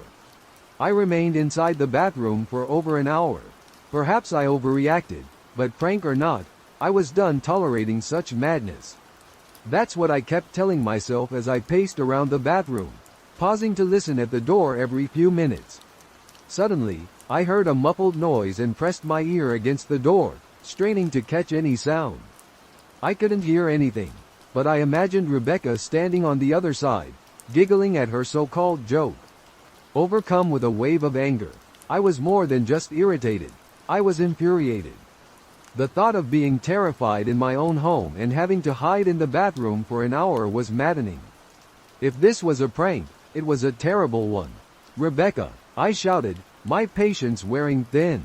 I anticipated her to either apologize or call me a jerk, but instead, I barely heard a soft, "Mom," so faint that I questioned whether I had imagined it. Then, there was absolute silence. "Rebecca," I called again, unable to mask the tremor in my voice. No response came, just the sound of my own labored breathing. "I swear to God, just stop it," I yelled, banging my fist against the door. I expected her to retaliate with profanity, something I thought she might do if provoked like this. I had never shouted at her before, yet, there was nothing in return, only the sporadic drip from the showerhead. I won't deny my fear. I was too petrified to open the door and confront my own wife. I waited another 30 minutes or so, which felt like an eternity when you're frightened. Eventually, I resolved that I couldn't spend the entire night cowering in the bathroom. Gathering my courage, I knelt down and peeked under the door. I half expected to see her face staring back at me, but thankfully, she wasn't there. The hallway stretched out before me, leading to the top of the stairs, but there was no sign of Rebecca. I was unsure whether to feel relieved or troubled by her absence. I watched for a few minutes, waiting for her head to appear at the top step, but it never did. Mustering my courage, I stood up with my hand hovering over the doorknob, bracing myself to open it. With trembling fingers, I slowly turned the lock and I was on the verge of yanking the door open when a sound reached my ears, a noise that still induces nausea whenever I recall it. It was a moan, louder than before, yet this time, I could pinpoint its origin. I turned my head towards the closet door in what felt like slow motion and locked eyes with my wife, who was peering at me through the narrow gap. Her eyes were as wide as ever, and her mouth hung open in the most grotesque, unsettling grin. I didn't even scream. Fear had robbed me of that ability. Her hands were clasped to her chest, her body trembling with sheer delight, as though she could barely contain her excitement. A short, raspy moan bubbled up from her throat, deep and raw, sending a shiver through my entire body.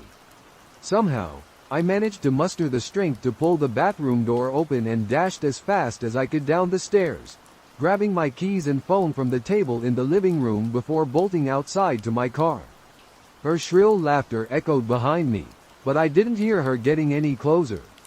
I didn't bother to shut the front door.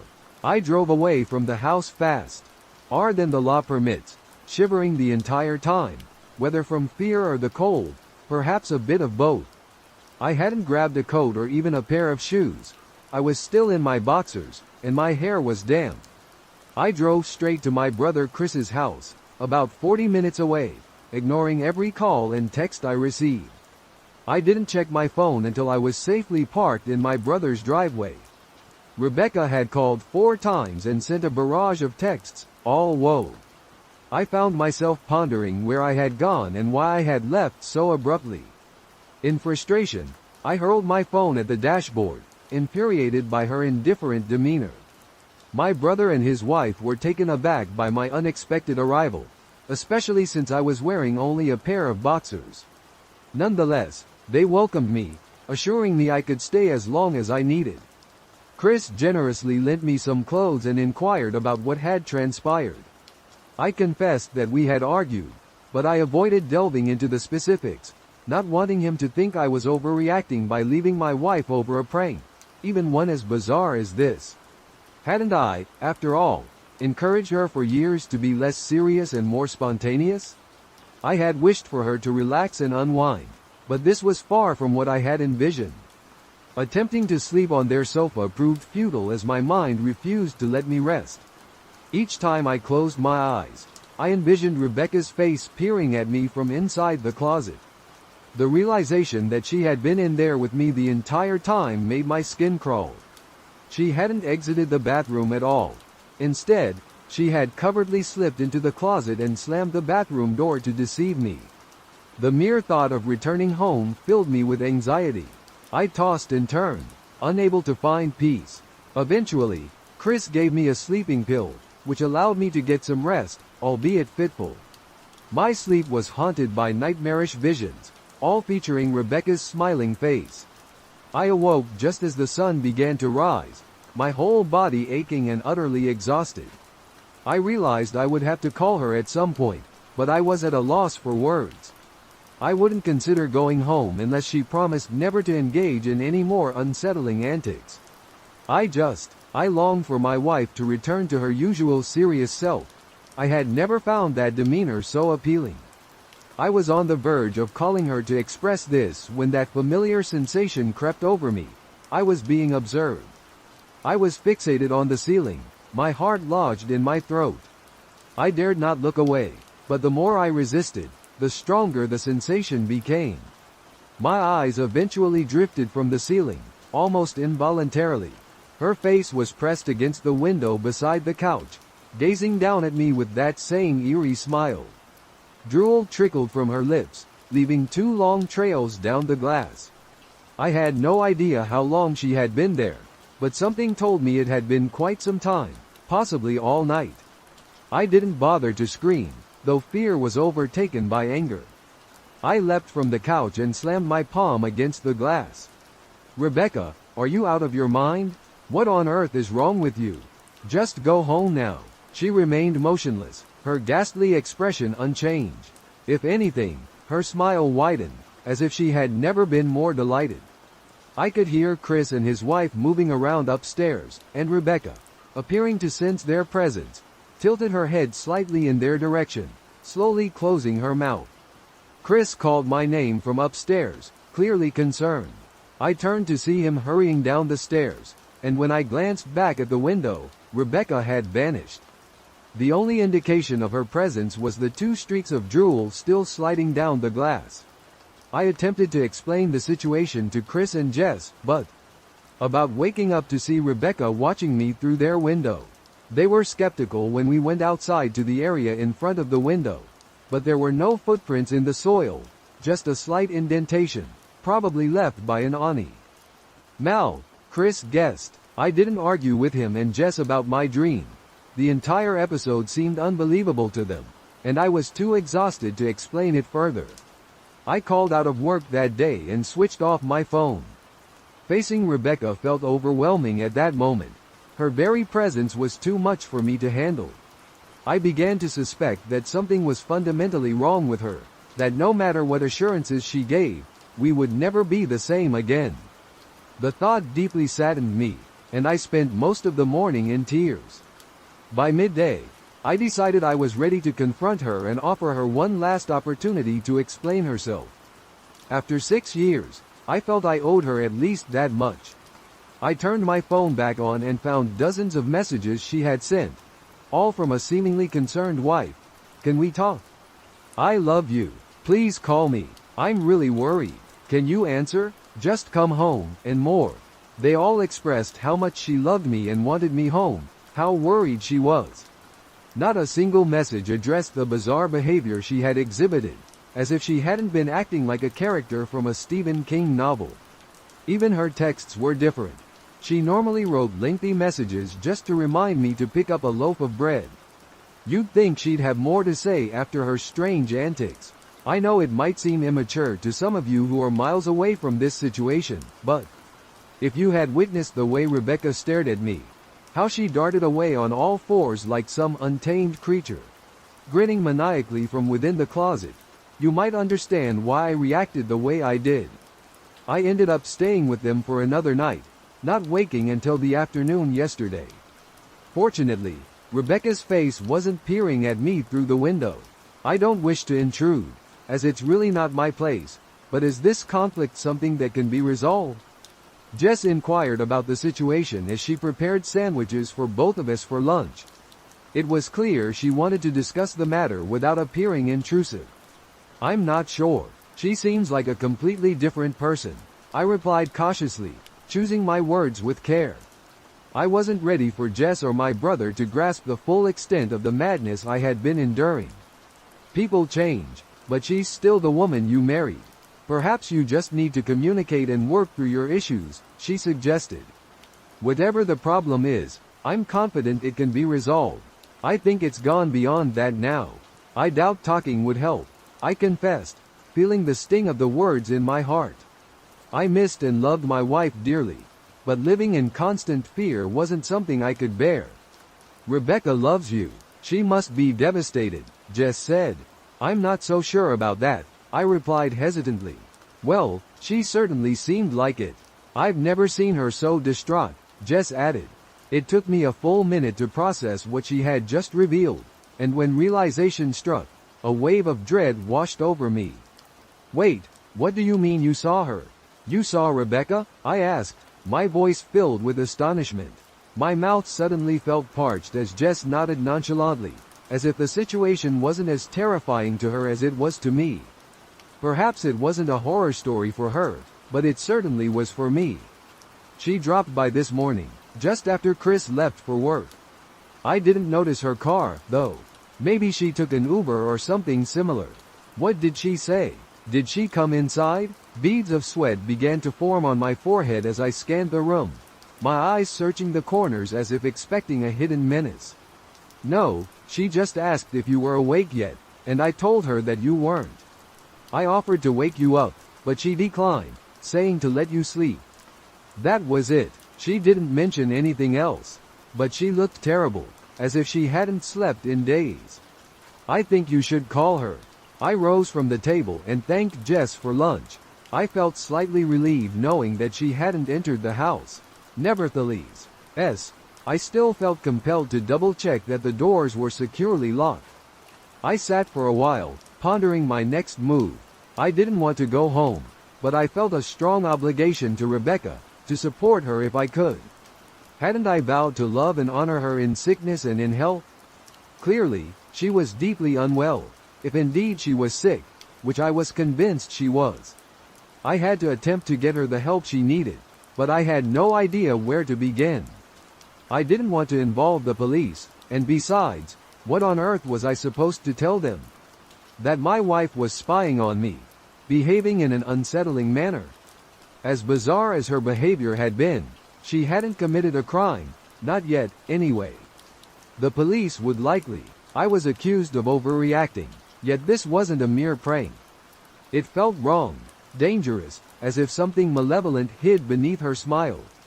As her husband, I knew I had every right to have her committed, but what if she merely pretended to be normal in their presence? She had evidently managed to deceive Jess into believing she was just a concerned wife. As long as the doctors didn't deem her a threat to herself or others, they would have no option but to release her after 72 hours. I felt lost and overwhelmed, so I did what any husband in my situation would do. I called her mother. Unfortunately, she didn't want to believe me. We were never on the best of terms, though we never argued or anything like that. She simply wasn't a warm person and was quite difficult to get along with. She rarely smiled, and when she did, only her lips would stretch into a thin line, leaving her eyes as expressionless as before. She exuded an aura that made it seem like she was constantly on the defensive. I had only met her twice, and both encounters were very brief. I got the impression that she didn't approve of me for her daughter. Rebecca always hurried us out quickly, not wanting me to feel uncomfortable, for which I was grateful. Being in her mother's company felt nearly unbearable, like walking on shards of glass. I was relieved when we moved 3 states away, sparing us from frequent visits. Although I was happy to avoid her, I needed her help. I truly didn't want to speak with her, but I had no choice. She was the only person who might understand Rebecca better. I inhaled deeply before dialing the number. "Yes," she answered, her voice already tinged with annoyance. "Marianne, it's Ben. Do you have a moment to chat?" I could practically hear her sigh of exasperation. "I'm in the middle of writing checks, but if you insist, I suppose I can spare a minute." "What exactly do you want to discuss?" "It's about Rebecca. She's been acting unusually, and I was curious if you had any insight." She cut me off abruptly. "It's hard to follow your rambling, Benjamin. What is it you want from me?" I could almost picture her standing there in a thin sweater and slacks, tapping her fingernails impatiently on the table.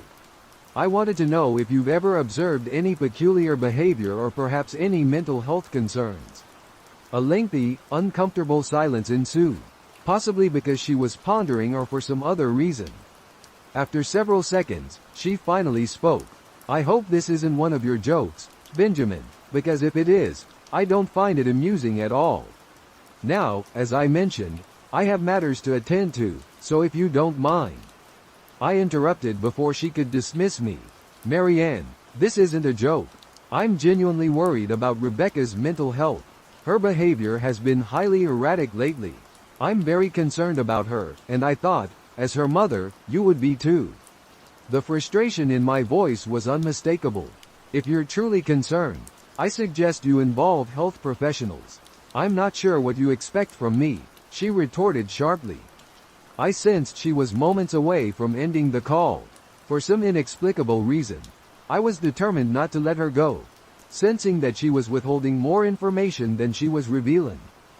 "Gee, please, if not for my sake, do it for Rebecca," I implored. I heard a faint, trembling breath, as though she was struggling to maintain her composed exterior but was failing. "Marianne, Benjamin, I don't know what more to say to you. My only advice is to seek professional help. Do not contact this number again," she instructed. I attempted to call out to her, but she had already hung up. I grappled with the conversation, puzzled by her refusal to assist me. Even if she disliked me, why wouldn't she want to help her own daughter? I couldn't fathom it. I replayed the conversation in my mind, desperately trying to uncover something I might have overlooked. I was on the verge of giving up when I recalled her final words to me. "Seek professional help." She had spoken those words with a hint of urgency. I might have been grasping at straws, but I was certain her tone had shifted subtly when she uttered them, as though they held particular significance. What had she implied? I assumed she was alluding to medical professionals, but perhaps she was indicating someone else, someone she didn't feel at ease mentioning directly. Or maybe I was simply grasping at straws. I waited for Chris to come home, and after a lengthy and draining discussion, I managed to persuade them that Rebecca genuinely needed psychiatric assistance. I didn't divulge everything. I wasn't ready to delve into all the details yet. However, I recounted our last encounter, describing how Rebecca had hidden in the bathroom, peering at me from the closet. They were clearly concerned. I was utterly shocked, yet thankfully, they believed me. They only wanted to help her, although they didn't consider the situation overly serious. Unusual, perhaps, but not perilous. They kept insisting that Rebecca must be pulling some kind of bizarre prank, maybe for YouTube, Jess suggested, though not very convincingly. Chris was against involving the police for the time being. Instead, he proposed accompanying me, and I readily agreed. He reasoned that calmly speaking to her and trying to persuade her to leave willingly was the best course of action. I concurred with his approach. At least this way, I wouldn't be entering that house alone. We drove over this morning, shortly after breakfast, as I had no intention of going at night. As we pulled into the driveway, my stomach began to churn. Her car wasn't there, but I still remained cautious. The front door was ajar, and for a brief moment, I imagined her eyes peering through the gap. I was trembling and starting to sweat, while Chris seemed completely at ease. He waited for me to open the door, hands in his pockets, as if he were taking a leisurely walk in the park. I envied his lack of concern. I pushed the door open and was immediately assaulted by the stench of decay. Chris smelled it too and followed me into the house with his nose wrinkled. My eyes scanned the room for any signs of Rebecca. The house was eerily silent and dark, despite it being late in the morning. All the curtains were drawn tightly, refusing to let any sunlight in. Had I not left just 2 days ago, I would have thought the house abandoned. Ned and I navigated each room with caution, meticulously inspecting any possible hiding spots, and occasionally calling out her name. "Why on earth are you searching under the couch? Are we really trying to find your wife there?" His gaze bore into me as if I were insane. "Let's just head upstairs," I suggested. Although he shook his head, he trailed behind me as we ascended the stairs to examine the bathroom and the guest bedroom. As we climbed, my shoes crunched over shards of glass scattered across several steps. I noticed that one of our wedding portraits, which had been mounted along the staircase, was shattered. The frame dangled askew, with all the glass removed. I paused, staring at the photo as a lump formed in my throat. It was taken just after we left the church. She was radiant in her white gown. Gazing at her lovely face, I never imagined it would ever become a source of fear for me. We proceeded up the remaining steps and inspected the guest bedroom, which appeared entirely undisturbed. I felt a wave of reluctance approaching the bathroom, as memories from that night surged back. Sensing my hesitation, Chris offered to go in alone, but I couldn't allow that, so we entered together, checking the closet and the shower. The bathroom seemed as if it had remained untouched since the night I departed. "I don't think she's here," Chris stated. "Why don't you pack some clothes, and we can try coming back tomorrow or something?" I nodded in agreement and headed to our bedroom, hastily stuffing clothes into a duffel bag. As I looked inside our closet, I discovered the source of the smell. Instantly, I began to. Chris took one glance and his complexion turned ashen. He had to retreat to the stairs to escape the horrific sight and stench. I looked down, aghast, at what was sprawled inside my bedroom closet.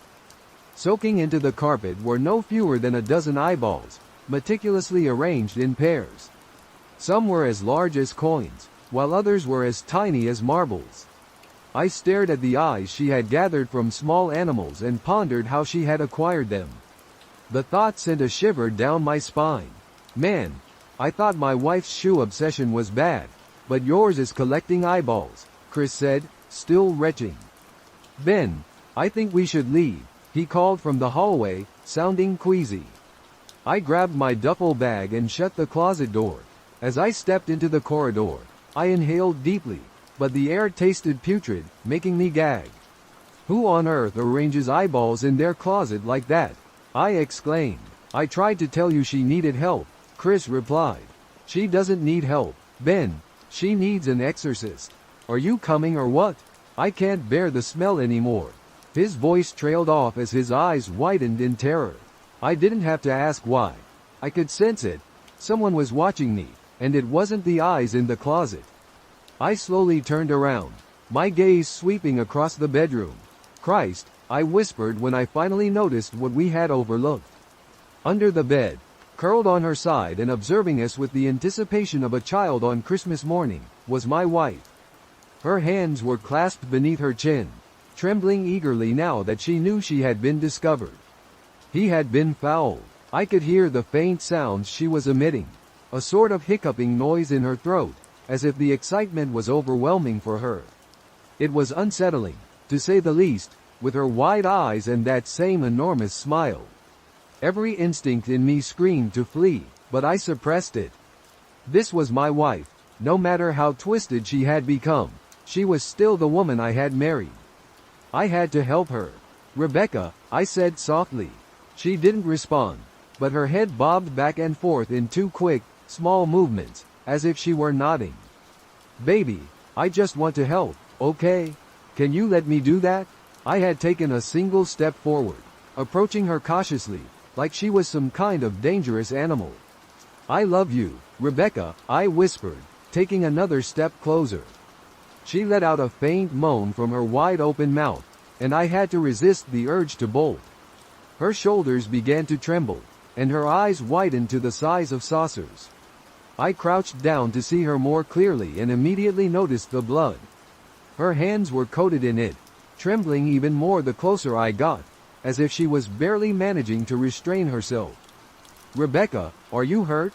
You're bleeding," I said. She nodded again, her bloody fingers moving up and down as if playing an invisible piano. Occasionally, they brushed against her chin, leaving smears of blood on her skin. I wanted to recoil in disgust.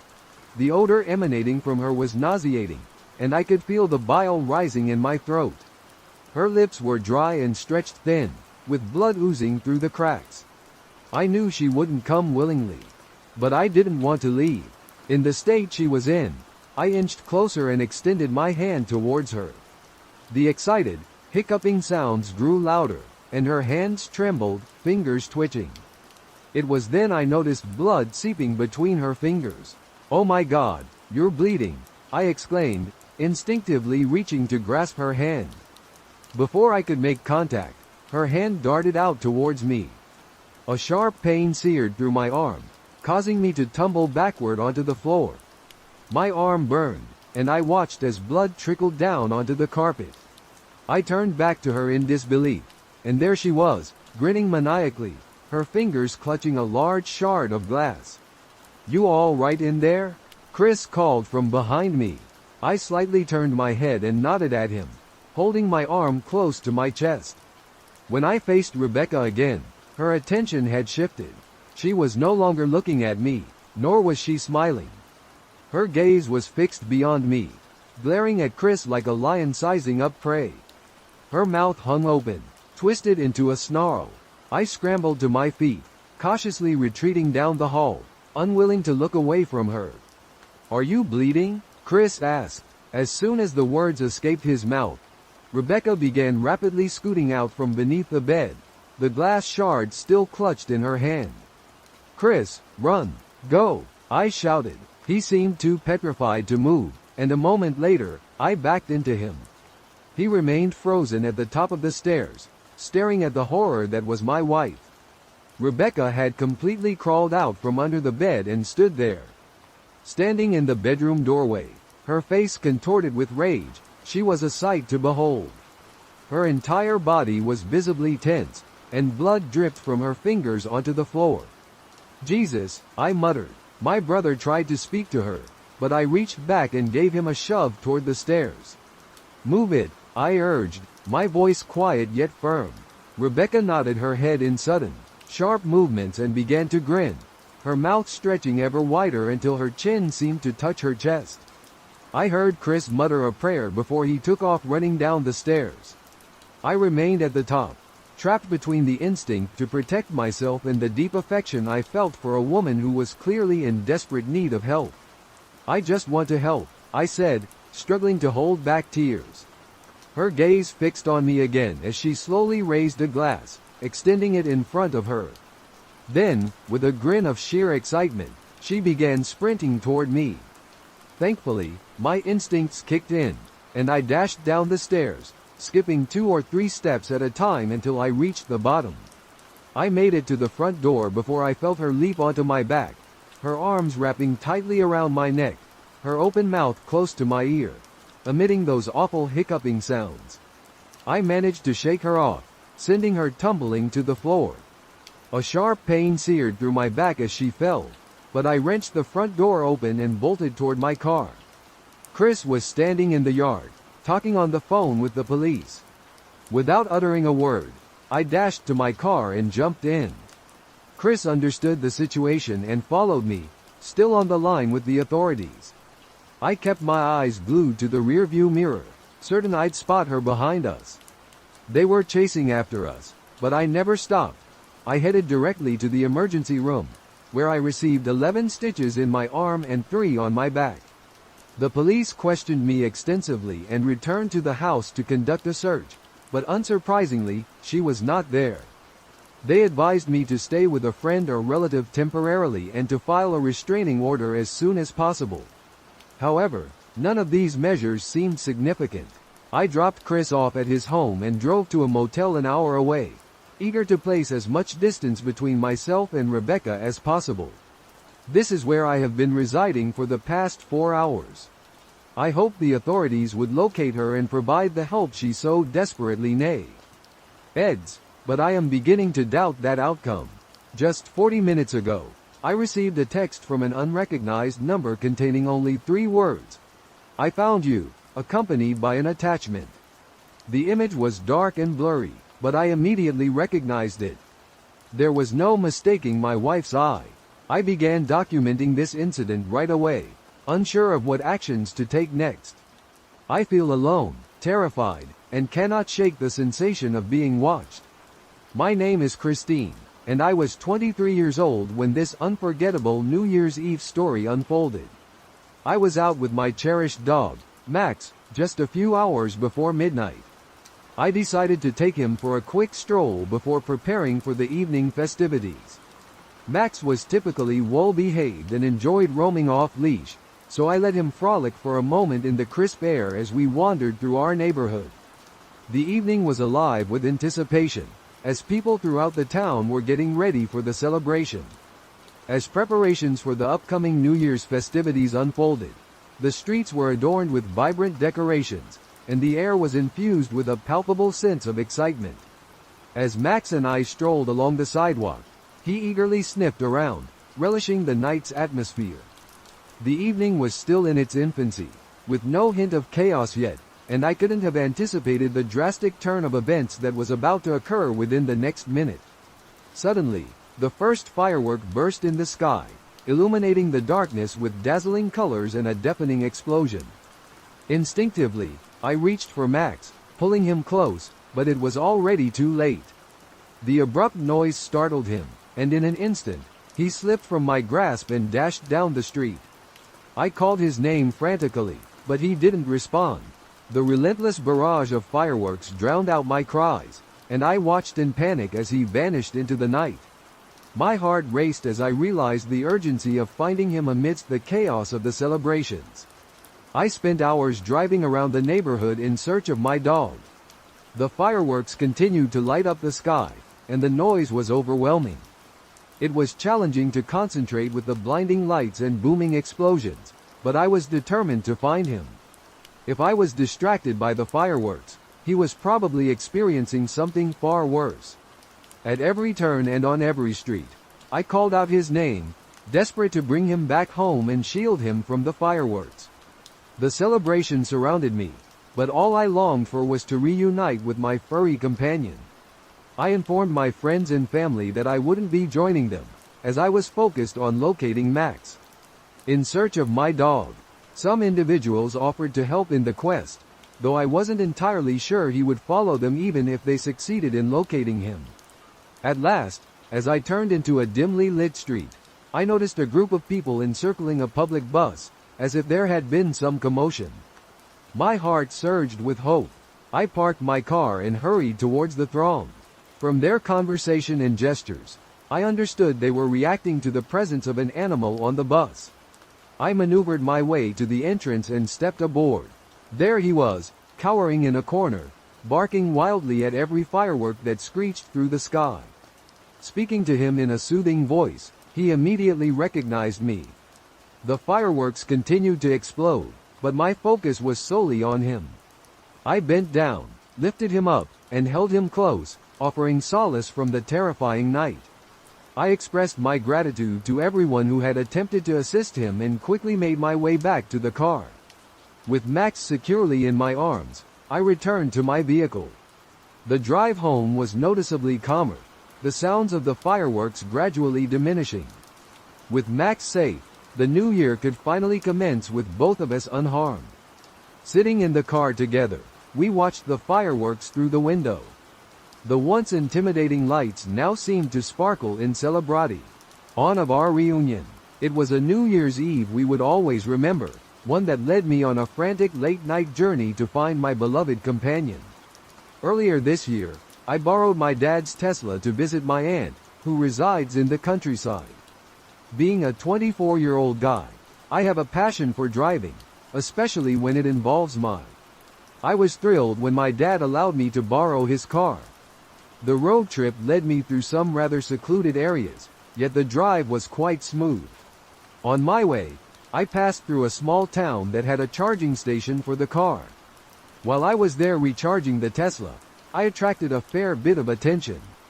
It seemed not many electric vehicles passed through the area, and the locals had numerous questions for me. I traveled the remainder of the way without any problems, stayed with my aunt for a few days, and eventually decided to head back home. On a sunny afternoon, around 3 p.m., I began my return journey. The initial part of the drive took me through a bustling town, followed by some tranquil suburban neighborhoods. However, retracing my route, I soon found myself again on the long, narrow highway that seemed to stretch and curve endlessly. It was serene, but as the hours went by, I began to feel increasingly fatigued. To keep myself alert, I turned up the radio, hoping the loud music would help wake me up a little. I squinted at the road, trying to maintain my focus, and that's when I noticed a small glimmer of light in the distance. It was the reflection of my car's headlights on another vehicle parked by the roadside. As I got closer, it became clear that the car was abandoned. It was dark, and the windows were tinted. The area was quite isolated, and the idea of being stranded there was unsettling.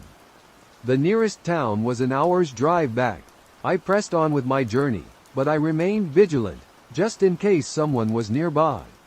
A few minutes later, I noticed a blindingly bright light suddenly flooded my rearview mirror, making it impossible to discern the vehicle behind me. Only their blinding headlights were visible. The lights seemed to inch closer, prompting me to reduce my speed, assuming they would soon pass by.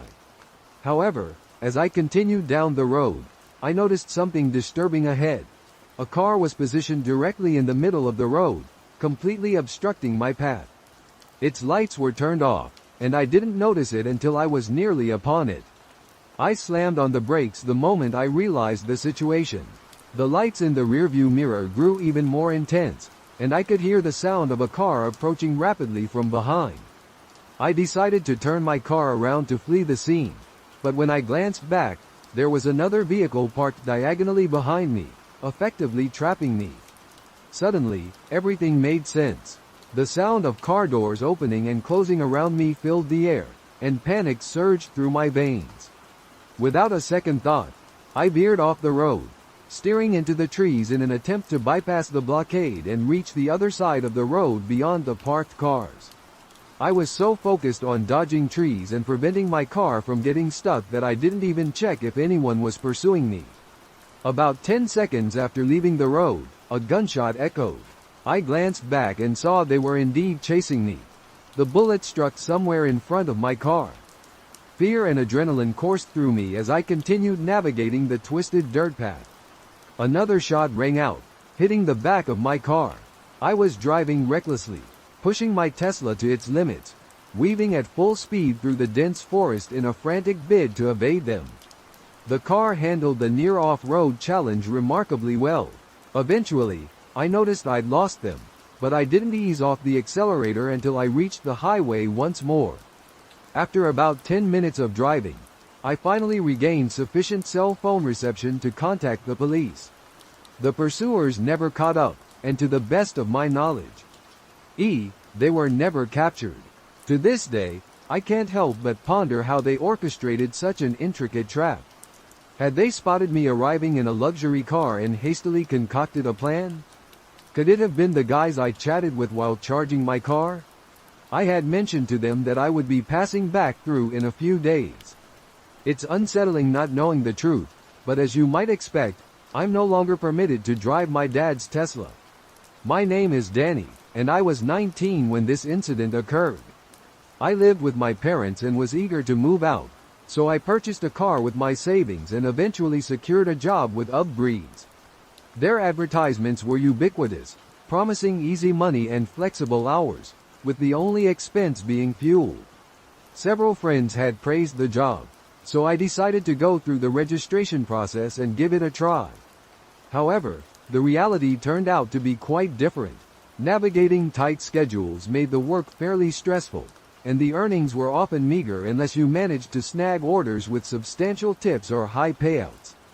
Otherwise, you would hardly make enough to justify the effort. As a teenager, my financial responsibilities were limited to covering my car payments and insurance, so I didn't need to earn a fortune.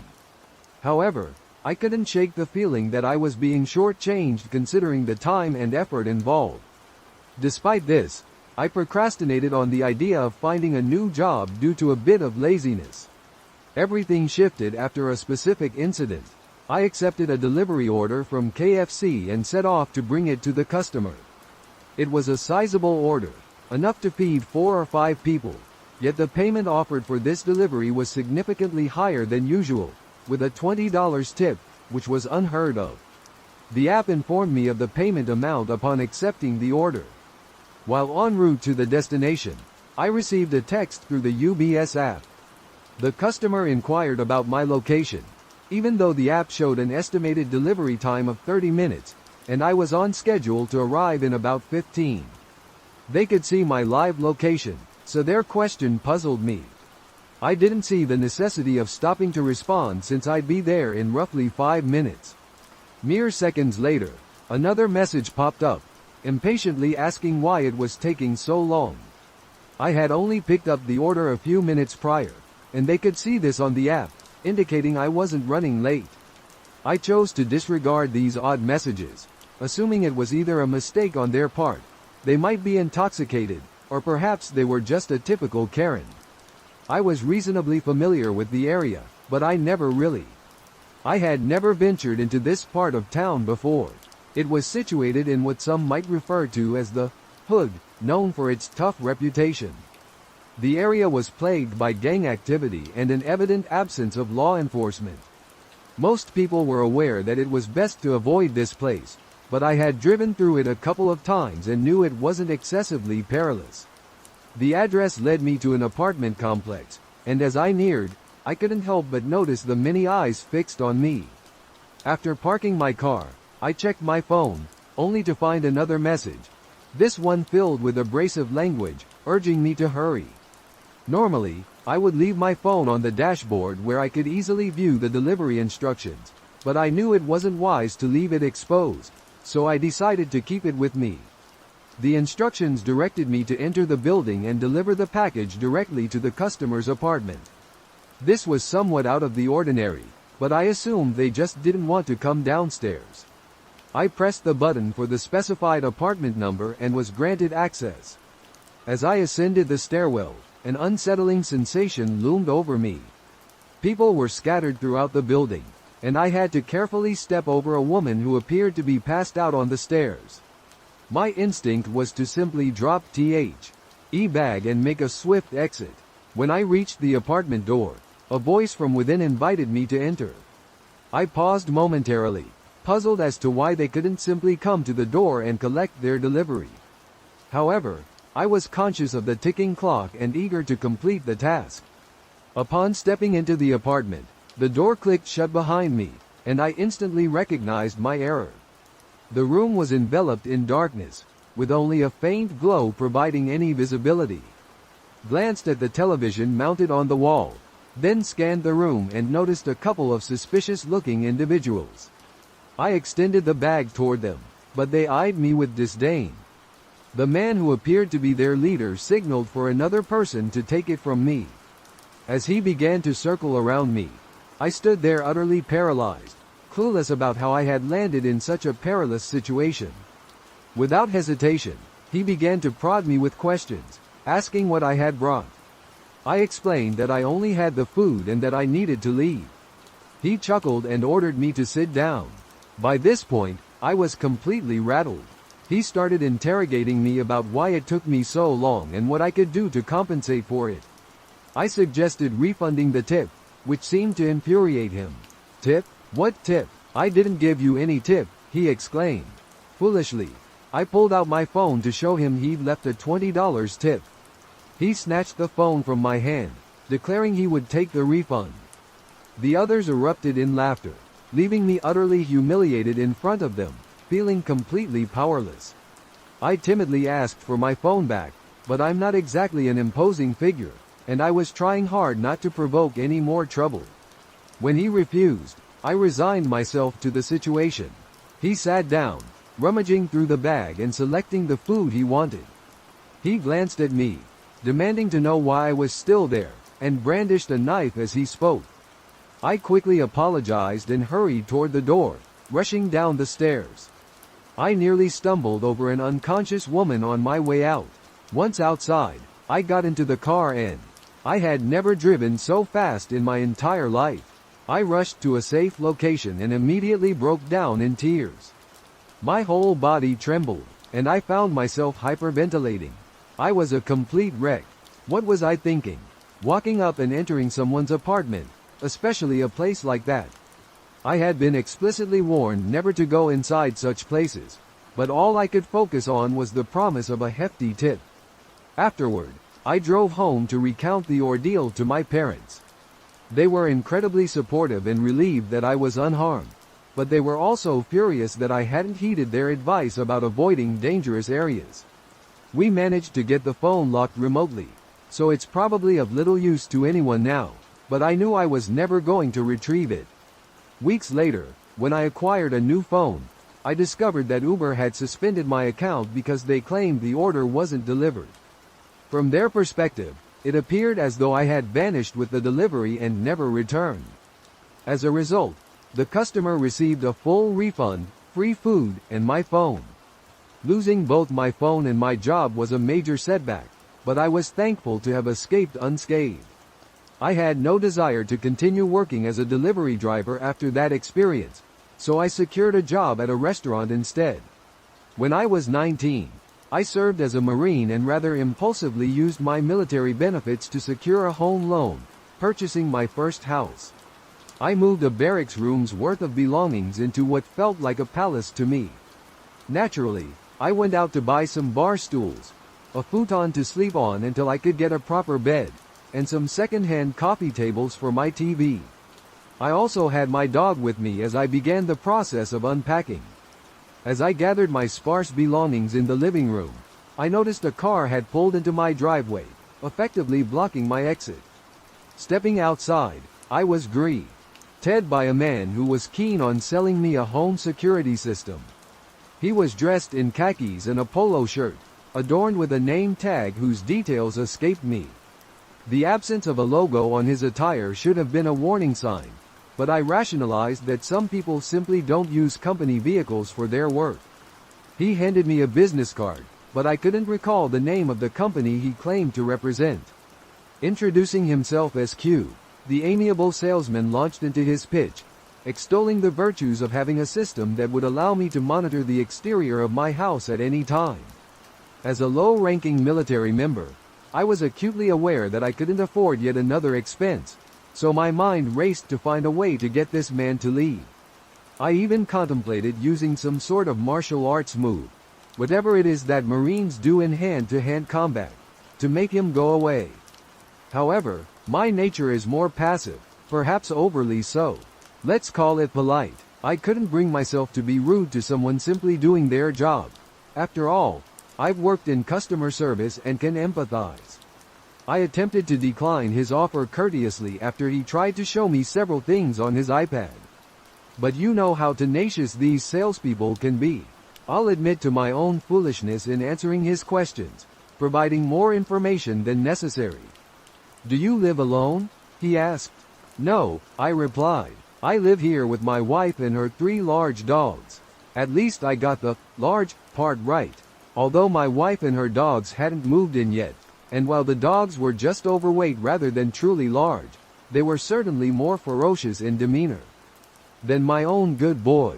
However, the presence of 2 women cohabiting might have appeared to him as easier targets.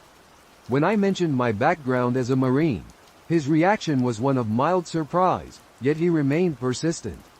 He inquired about our security measures, to which I responded, "My dogs and myself." Admittedly, not the most reassuring answer I could provide. I wasn't exactly intimidating. Though armed, I would indeed be formidable. Having used firearms throughout my life, I've never missed a target, whether animate or inanimate. He repeatedly suggested, more times than I was comfortable with, that if I invited him in, he could demonstrate the optimal spots for installing cameras. Each mention heightened my unease, leading me to suspect he might be contemplating a burglary. Not that there was much worth stealing, but given my past experiences with assault, my thoughts gravitated towards a potential theft. Throughout our 15-minute conversation, I ensured we remained outside, away from my home, all the while attempting to extricate myself politely from the encounter and retreat indoors. Overwhelmed with maintaining social decorum, I eventually abandoned the conversation altogether, leaving him standing alone in my front yard. Once inside, I secured the lock behind me. He returned to his vehicle and departed, and I thought nothing more of it. After some unpacking, I found myself unable to do much more, as there was nowhere to store most of my belongings. I indulged in some junk food and assembled the futon, adorning it with my coziest blankets. Ensuring the security of my home by checking the locks on doors and windows, I settled down in the living room. In hindsight, I'm uncertain why I chose not to set up in a bedroom instead. The house had blinds, and the layout of the rooms took some getting used to. Perhaps I preferred being near an exit. For context, my back door was a double-pane glass door. At that time, I didn't have any curtains for it, but the kitchen window was covered with blinds. My kitchen, living room, and dining area were all connected, yet I had strategically placed my futon against a wall in the living room so it couldn't be seen from the back door. The front door had a window as well. Call me paranoid. I had been lounging for a few hours, and around 11, my dog got off futon and approached the back door. He's a large dog resembling a Rottweiler, but he's never harmed anything in his life. He greets strangers at the door with a wagging tail and barely ever barks. He lingered there for a moment, whining a bit. I dismissed it, assuming it was just a squirrel. Then he started growling, and the sound is something I will never forget. It sent a jolt of terror through me as I sat alone in the dark. I had only experienced that kind of fear once before, when a mountain lion screamed, and I realized how helpless I was against nature. The point is, these sounds are meant to instill fear, and it petrified me. I was frozen, wanting to cower, to hide, to call the police. But I realized if someone was actually out there, they would definitely see the light from my phone and know where I was. So, while my dog remained stationed at the back door, I mustered just enough courage to move off the couch and investigate. Still scared out of my wits, I crept into the kitchen and grabbed a knife, one of the few utensils within my reach. As I crouched by the kitchen window, I hid among the cabinets, ensuring I couldn't be seen from any potential vantage point outside. I was mustering the courage to peel back the blinds, while my mind conjured irrational scenarios, as if horror stories I had read were becoming reality. I was ready to back out. Bravery was not my strong suit. After all, I worked in communications, which is far removed from any life-threatening circumstances, especially those involving someone at my home, the one place I should feel secure. My eyes scanned for anything coming from outside as my sanctuary felt violated. I've always harbored a fear of home invasions, rooted in a childhood incident that isn't really worth delving into.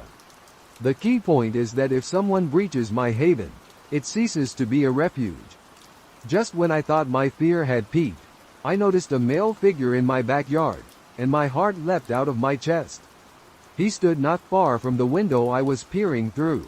His audacity was clear. He wore nothing over his head, and I could see his blonde hair glinting in the moonlight.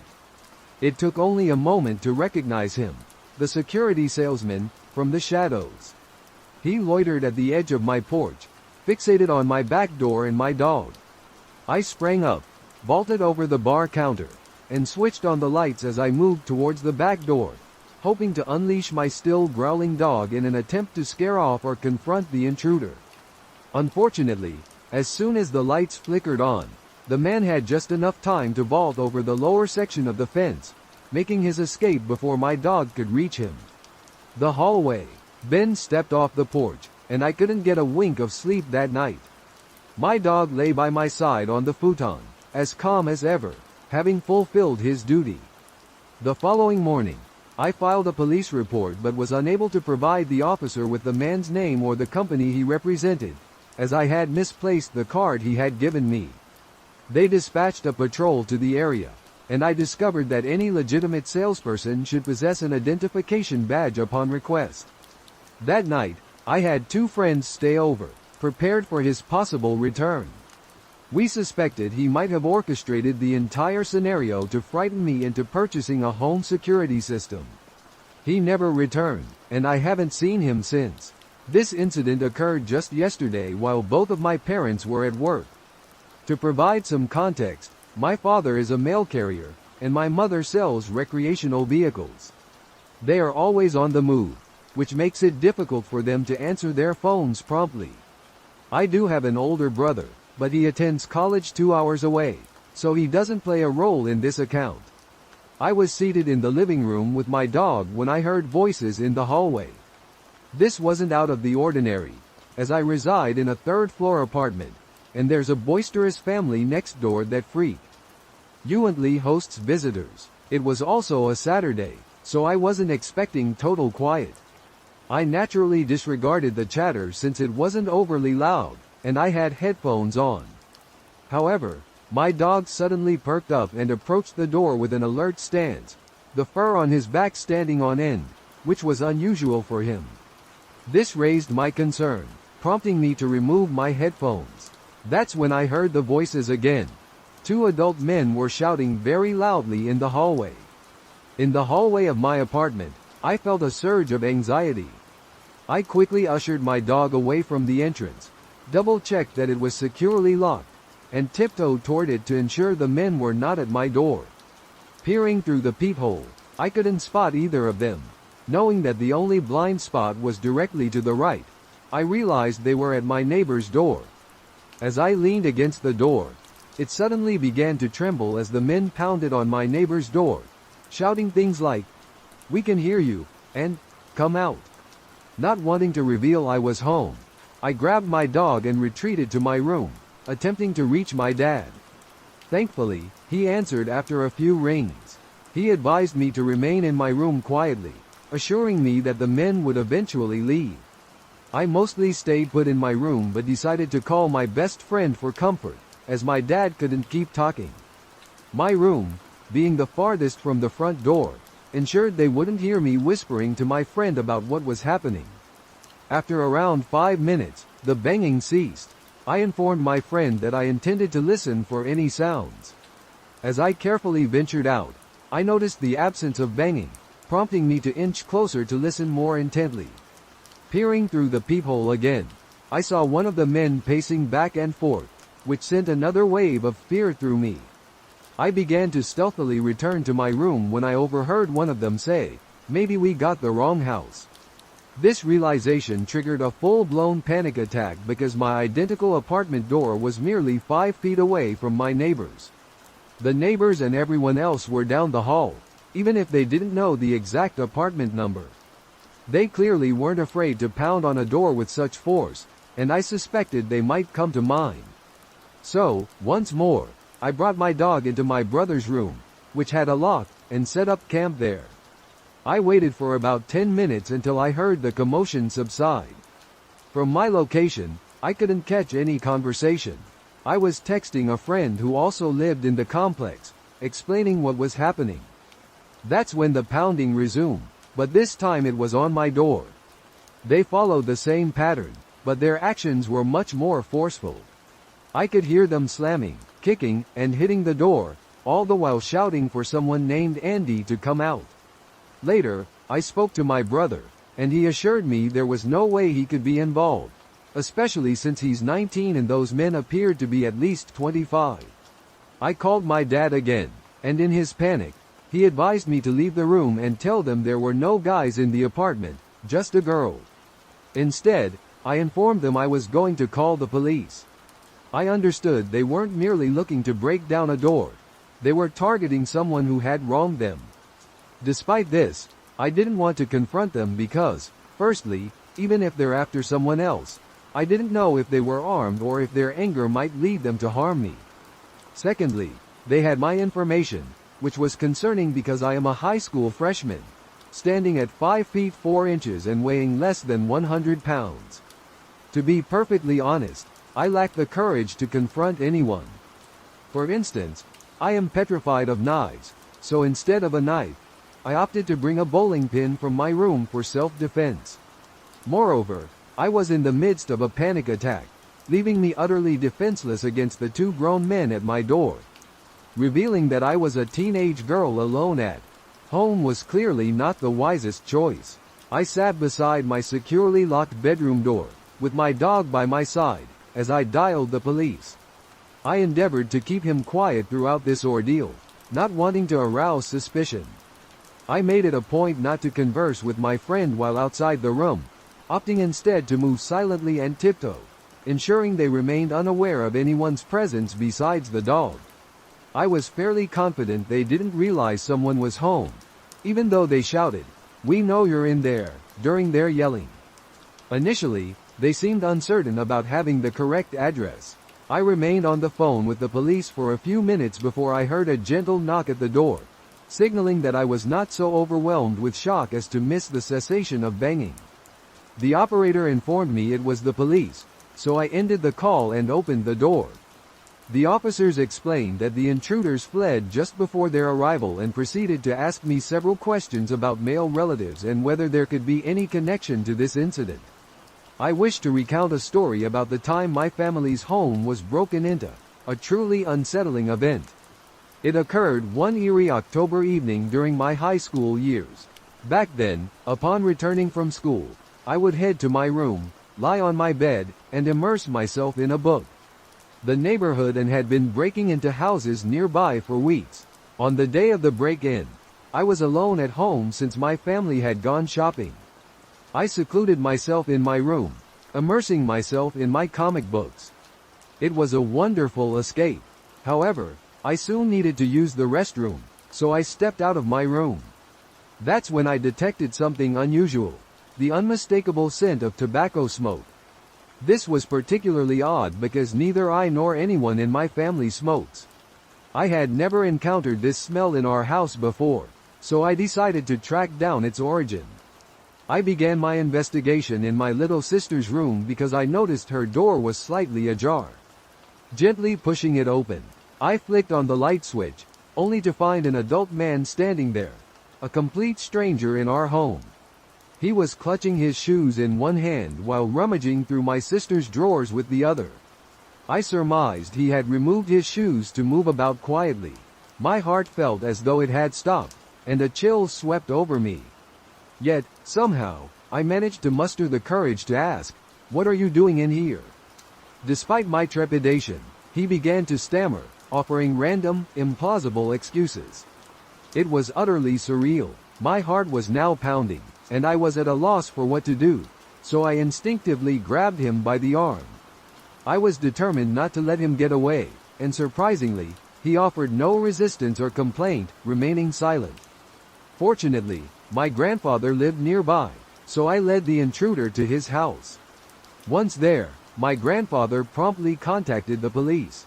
After some time, the authorities arrived and filled us in on the situation.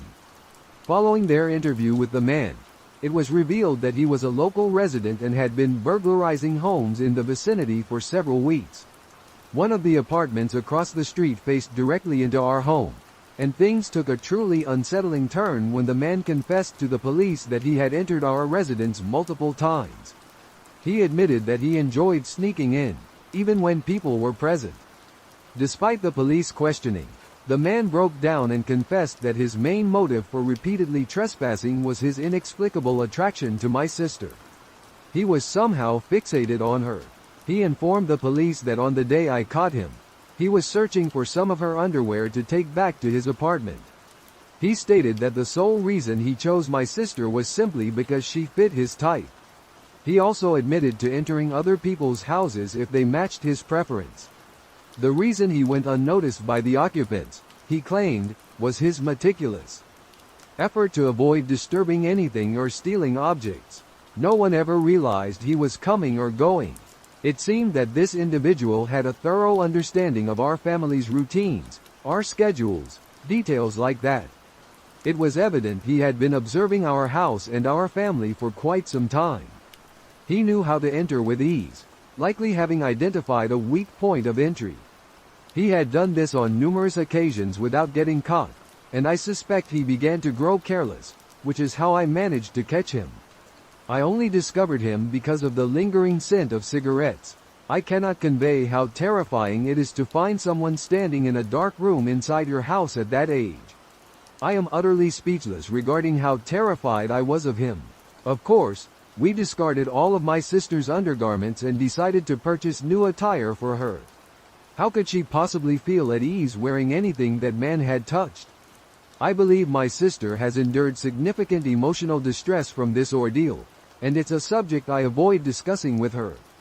I'm just relieved I caught him because who knows what other intentions he might have had. Perhaps stealing the clothes was just the beginning, and I shudder to think what else he might have attempted. During this time, my roommate was away for the week, leaving me with the entire house to myself. It was spring break, meaning my college courses were on hold, and I had no plans or obligations. On Monday, I found myself essentially confined indoors as a massive storm swept through our city. This was typical for this time of year, yet it always seemed more severe each time. The trees appeared as if they might be uprooted, and the house shook and creaked incessantly. Knowing sleep would be impossible, I decided to stay up. I switched on the Xbox, loaded my video games, and played for well over an hour, likely until around 11 when the doorbell rang. I paused the game and stood up, but then remembered the ongoing storm and wondered who could possibly be outside at that moment. I approached the front door and peered through the peephole, but saw nothing. Opening the door, I was immediately hit by the wind and rain, and when I glanced around, there was no one in sight. I shut the door, speculating that perhaps the wind had somehow triggered the doorbell. It sounds absurd now, but what else was I supposed to think? I returned to my game, but only a few minutes later, I was startled by a tremendous crash in the backyard. It sounded like things were toppling over and shattering. I instantly realized it was our patio furniture and dashed to the back door.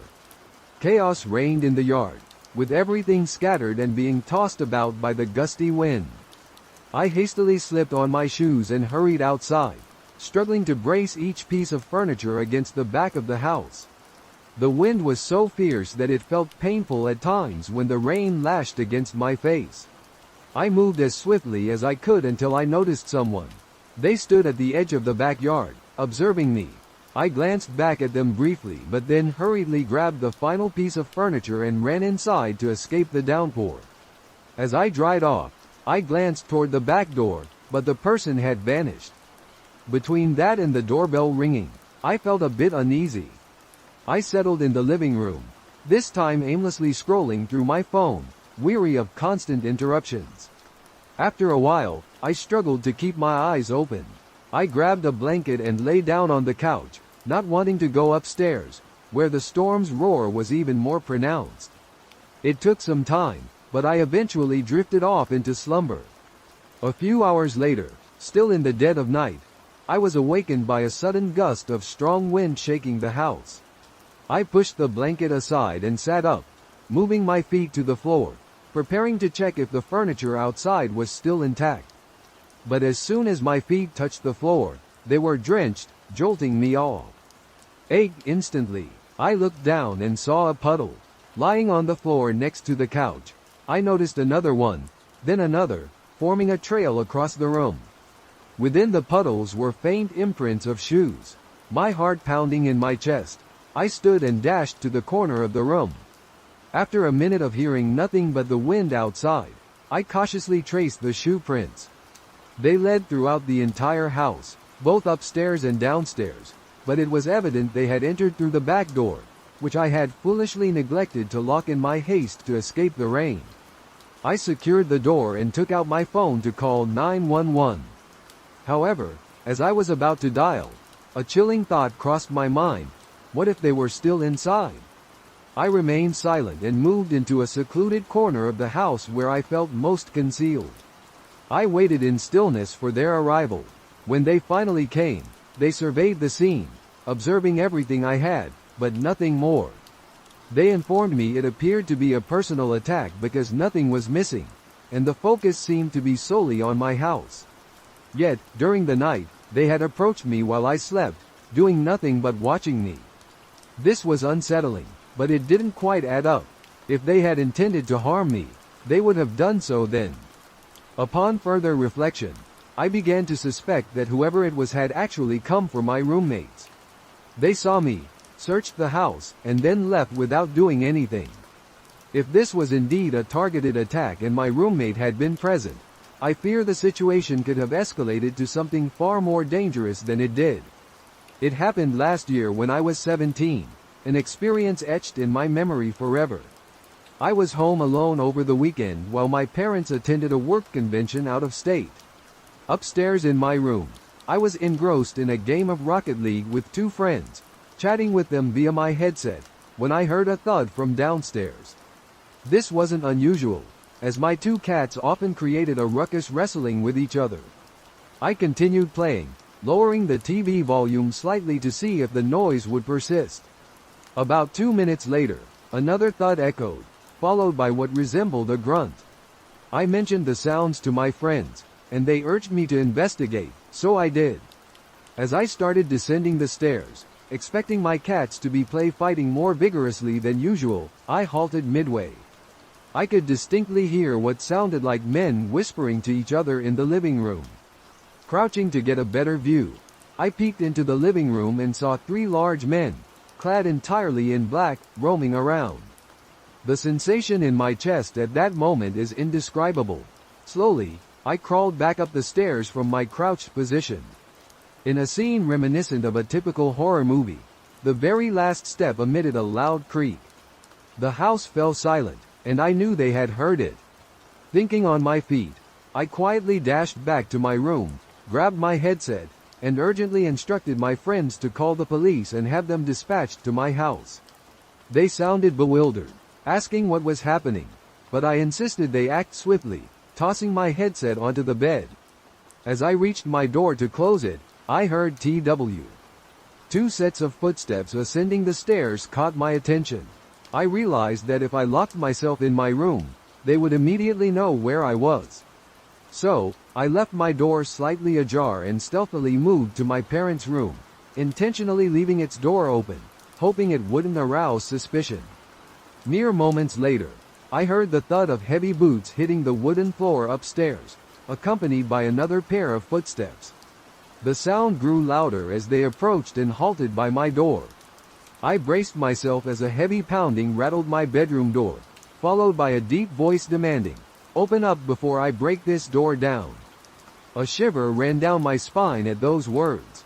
I quickly decided to slip through my parents' bedroom window, opening it as quietly as possible.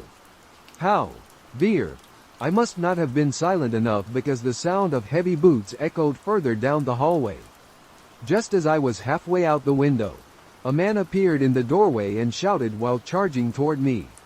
In that instant, I leapt out the window, but he managed to grab my ankles, trying to pull me back inside. Fortunately, I wriggled my feet enough to slip out of my shoes, landing on the small roof above the back door.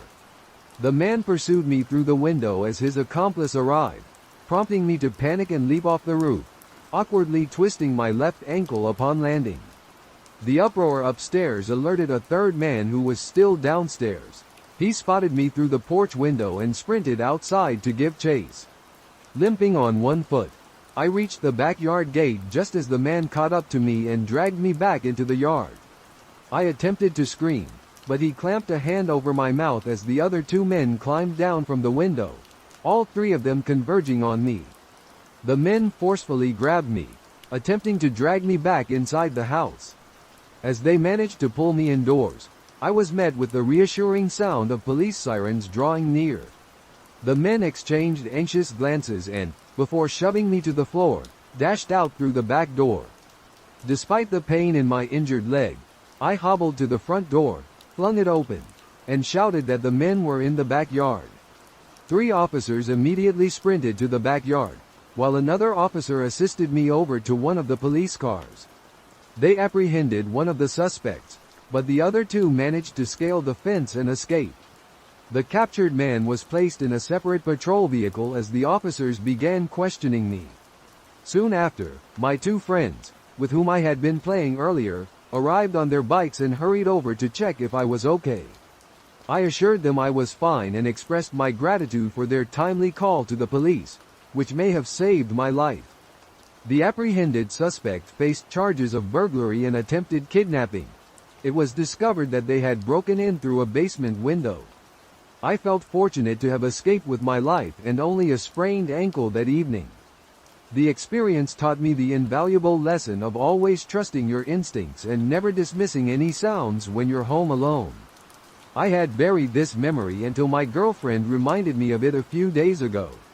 We began dating near the end of my senior year, and prior to our relationship, I had been active on several dating apps.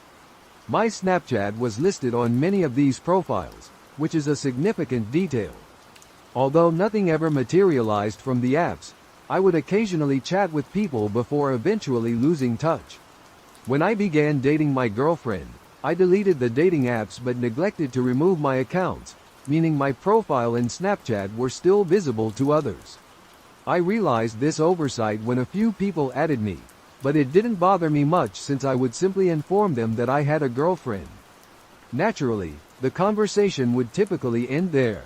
However, there was one individual who added me. Let's call him Adam, and he inquired if I was available. Being straight, I was accustomed to guys reaching out, so I responded with my usual reply. Sorry, I'm straight and I have a girlfriend. I expected that would be the end of it, but he didn't stop. Initially, his messages were quite normal, asking about my day or what I had been up to, simple things like that. As the nice guy that I am, I replied, thinking he just wanted to be friends, and I was perfectly fine with having a gay friend. But gradually, the messages took a more unsettling turn. He started asking questions about my girlfriend, and not just the basic ones. Over time, I began to notice that Tyler's way of speaking was eerily similar to Adam's. I wasn't certain, so I refrained from jumping to conclusions. I shared Tyler's Snapchat with my girlfriend, who added him to investigate. As soon as she did, Tyler became agitated, confirming that he was indeed Adam. Realizing this, I blocked him once more. After that, everything went silent from Adam for about a month. I lived in the suburbs of Chicago, and both my girlfriend and I resided just down the street from each other. We frequently saw each other, and our families were close friends. A month passed until one day I received a letter without a return address or name, just my own name on the envelope. Upon opening it, I was utterly shocked and horrified to discover it was essentially a love letter from Adam. The letter detailed his affection for me and his wish for us to elope. Halfway through, the content shifted dramatically, becoming explicit with graphic descriptions of his intentions towards me. At that moment, two terrifying realizations struck me. First, he knew where I lived, and second, he had personally delivered the letter, indicating he was in my town. I immediately called my girlfriend, who was just as disturbed as I was. After discussing the situation with my parents, we decided to contact the police. Unfortunately, because I had blocked and deleted Adam's social media information and the letter lacked a return address, there was nothing they could do. Day after day, letters continued to appear in my mailbox, until they began showing up at my girlfriend's house as well. Her letters were even more disturbing than mine. Adam expressed his hatred for her and described, in gruesome detail, how he intended to harm her unless she ended her relationship with me. Like me, she reported this to the police, but they were unable to take any action. My girlfriend's family had planned a vacation to Hawaii, and I was staying at their house to look after it. The first few days passed uneventfully, but one of the last nights of the week took a turn for the worse. As usual, I was sitting on their couch, watching TV, when suddenly the power went out. It was around 1 a.m. It was pitch black. For a few moments, silence enveloped the room until the stillness was shattered by the sound of a window breaking in the office.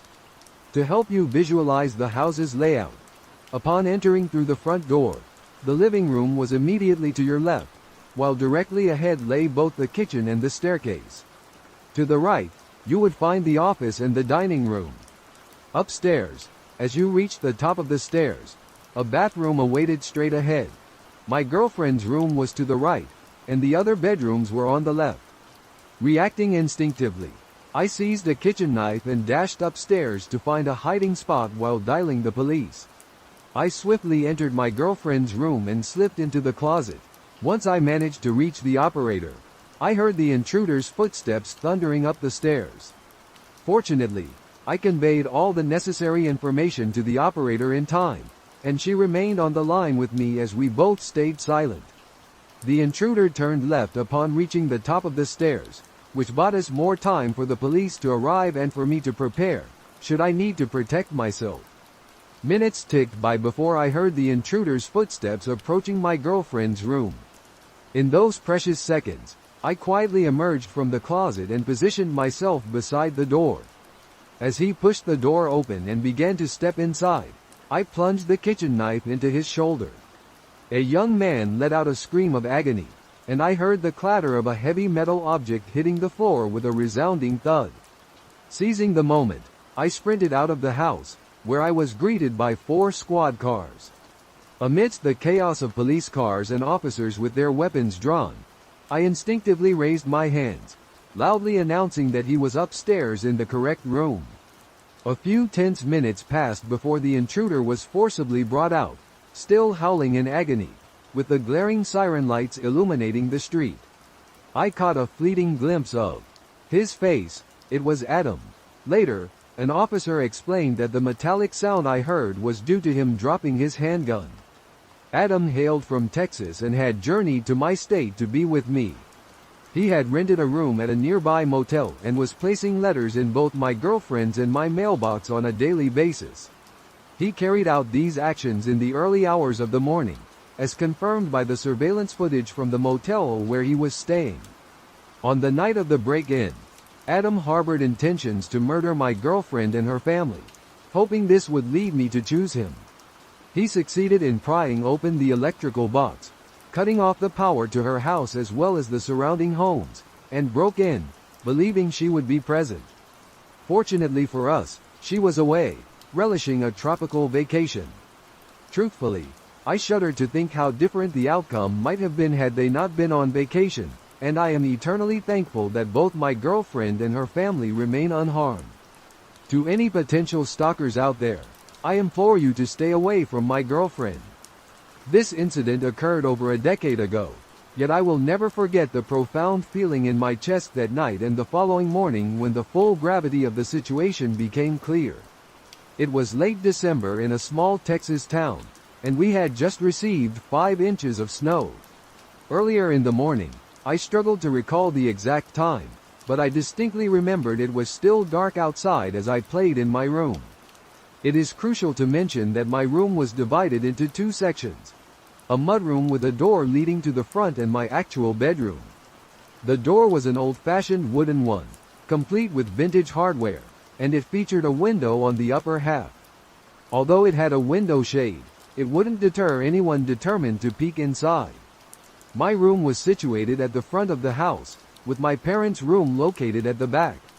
Suddenly, the doorknob wasn't gently moved, rather, it was being twisted forcefully. This particular door needed to be locked from the inside, allowing the knob to turn and open with ease. Fortunately, there were 2 deadbolts securing it. Whoever was on the other side had just discovered that the knob could turn freely. As soon as I heard it fully rotate, I leapt up and pressed myself against the wall about 5 feet from the door, my back firmly against it. The door fell silent, and I found myself paralyzed, unable to move. Then, the knob began to turn slowly once more. I remember watching and waiting for it to complete its rotation. When it did, whoever was on the other side started to jostle and pry at the door. Initially, their attempts were cautious, but then they began pounding on the door with their foot. They managed only 2 kicks before I unfroze and screamed for my life. I dashed to the back of the house to alert my parents. They asked what was wrong, and I told them someone had tried to break in. They hurried over to check, but they didn't bother to look outside, despite my pleas for them to do so. They simply said my imagination was running wild, wondering if it was an animal or merely the age of the house causing the noises. After taking one last look around my room without bothering to investigate further, I was instructed to go to bed. It took me hours, and I can't even recall when I finally drifted off. The only thing I remember is staring at the door from my bed, my gaze fixed unwaveringly on the doorknob. Suddenly, I was jolted awake by my parents, who appeared visibly agitated and frightened. My mom grasped my shoulders firmly, positioning herself directly in front of me. She demanded to know, with an intense seriousness, why I had thought someone attempted to break in. This time, when I told them, they seemed to genuinely listen. Their grave demeanor worried me as they pressed me for every detail. Once I finished recounting my story, they mentioned they needed to show me something. They led me to the front door and out into the yard, pointing to the snow near my window by the driveway. Clear bootprints were visible, tracing a path from the street through our yard, stopping at my window and then at my room door where I had been playing the night before. The police arrived and filed a report, but nothing substantial ever came of it. I was never able to sleep soundly in that house again. I can never erase the memory of experiencing this as a child and the feeling of not being believed by my parents. I'm just relieved I wasn't home alone and remain grateful for that sturdy door. Hello, I'm a 20-year-old French girl. To set the context, I reside in a suburb within a small complex of 6 houses. My gate is frequently broken, and more often than not, it stays wide open, allowing easy access to our modest community. My house is a single-story dwelling with 4 bedrooms, including my own. Downstairs, there's a guest bedroom that we've converted into a treatment room due to my health challenges. This is where we store all the necessary equipment and medications. My dog, who is incredibly dear to me, seems to be attuned to everything. He can even sense my epileptic seizures before they occur and recognizes the arrival of the nurses by the sound of their car tires in our yard. He never barks unless there's a genuine issue. A nurse visits me 4 to 5 times daily for various treatments, including infusions, which are a crucial part of my daily routine. One morning, as per usual, my nurse named Sandra arrived at 8 a.m. She administered my treatment, and we conversed as we always did. After about 40 minutes, she departed, mentioning she might be slightly delayed next time, but advised me not to worry. That day, my parents were at their jobs, and I had a medical appointment scheduled for the morning. I was home alone except for the periodic visits from the nursing staff every 4 hours. After returning from my appointment, I settled on the sofa with my dog, waiting for the next nurse. When I heard the sound of tires, I assumed it was Sandra arriving a bit early. My dog began to growl, which was out of the ordinary. I glanced at the clock. It was 11:50 a.m. I thought perhaps Sandra had rearranged her schedule with the previous patient, as she occasionally did. Upon hearing a knock at the door, I went to answer it and was greeted by a young woman I hadn't encountered before. She introduced herself as Camille, a third-year nursing student, and explained that Sandra had sent her to prepare my treatment. I felt no suspicion and was unperturbed. I was accustomed to students visiting, but this time caught me off guard. Sandra typically informed me in the morning or sent a message, and she never left a student unattended on their initial visit. I guided Camille to the treatment room, showing her the way while she washed her hands. My dog's behavior suddenly turned peculiar. He growled as she drew near and circled around me, so I decided to leave him in the living room and shut the door to calm him down. I wasn't paying much attention to Camille's actions, as I was absorbed in my phone at that moment. However, I soon noticed she was preparing a syringe, rather than using the standard pre-filled saline syringe. Glancing up, I saw that my treatment ampules remained untouched, but I distinctly heard the sound of ampules breaking. Something felt amiss as she approached me with the syringe. Just then, I received a message from Sandra, stating she'd arrive in 5 minutes and asked me to begin setting up the equipment. I concocted an excuse, telling Camille that I needed to use the restroom, and left her in the treatment area.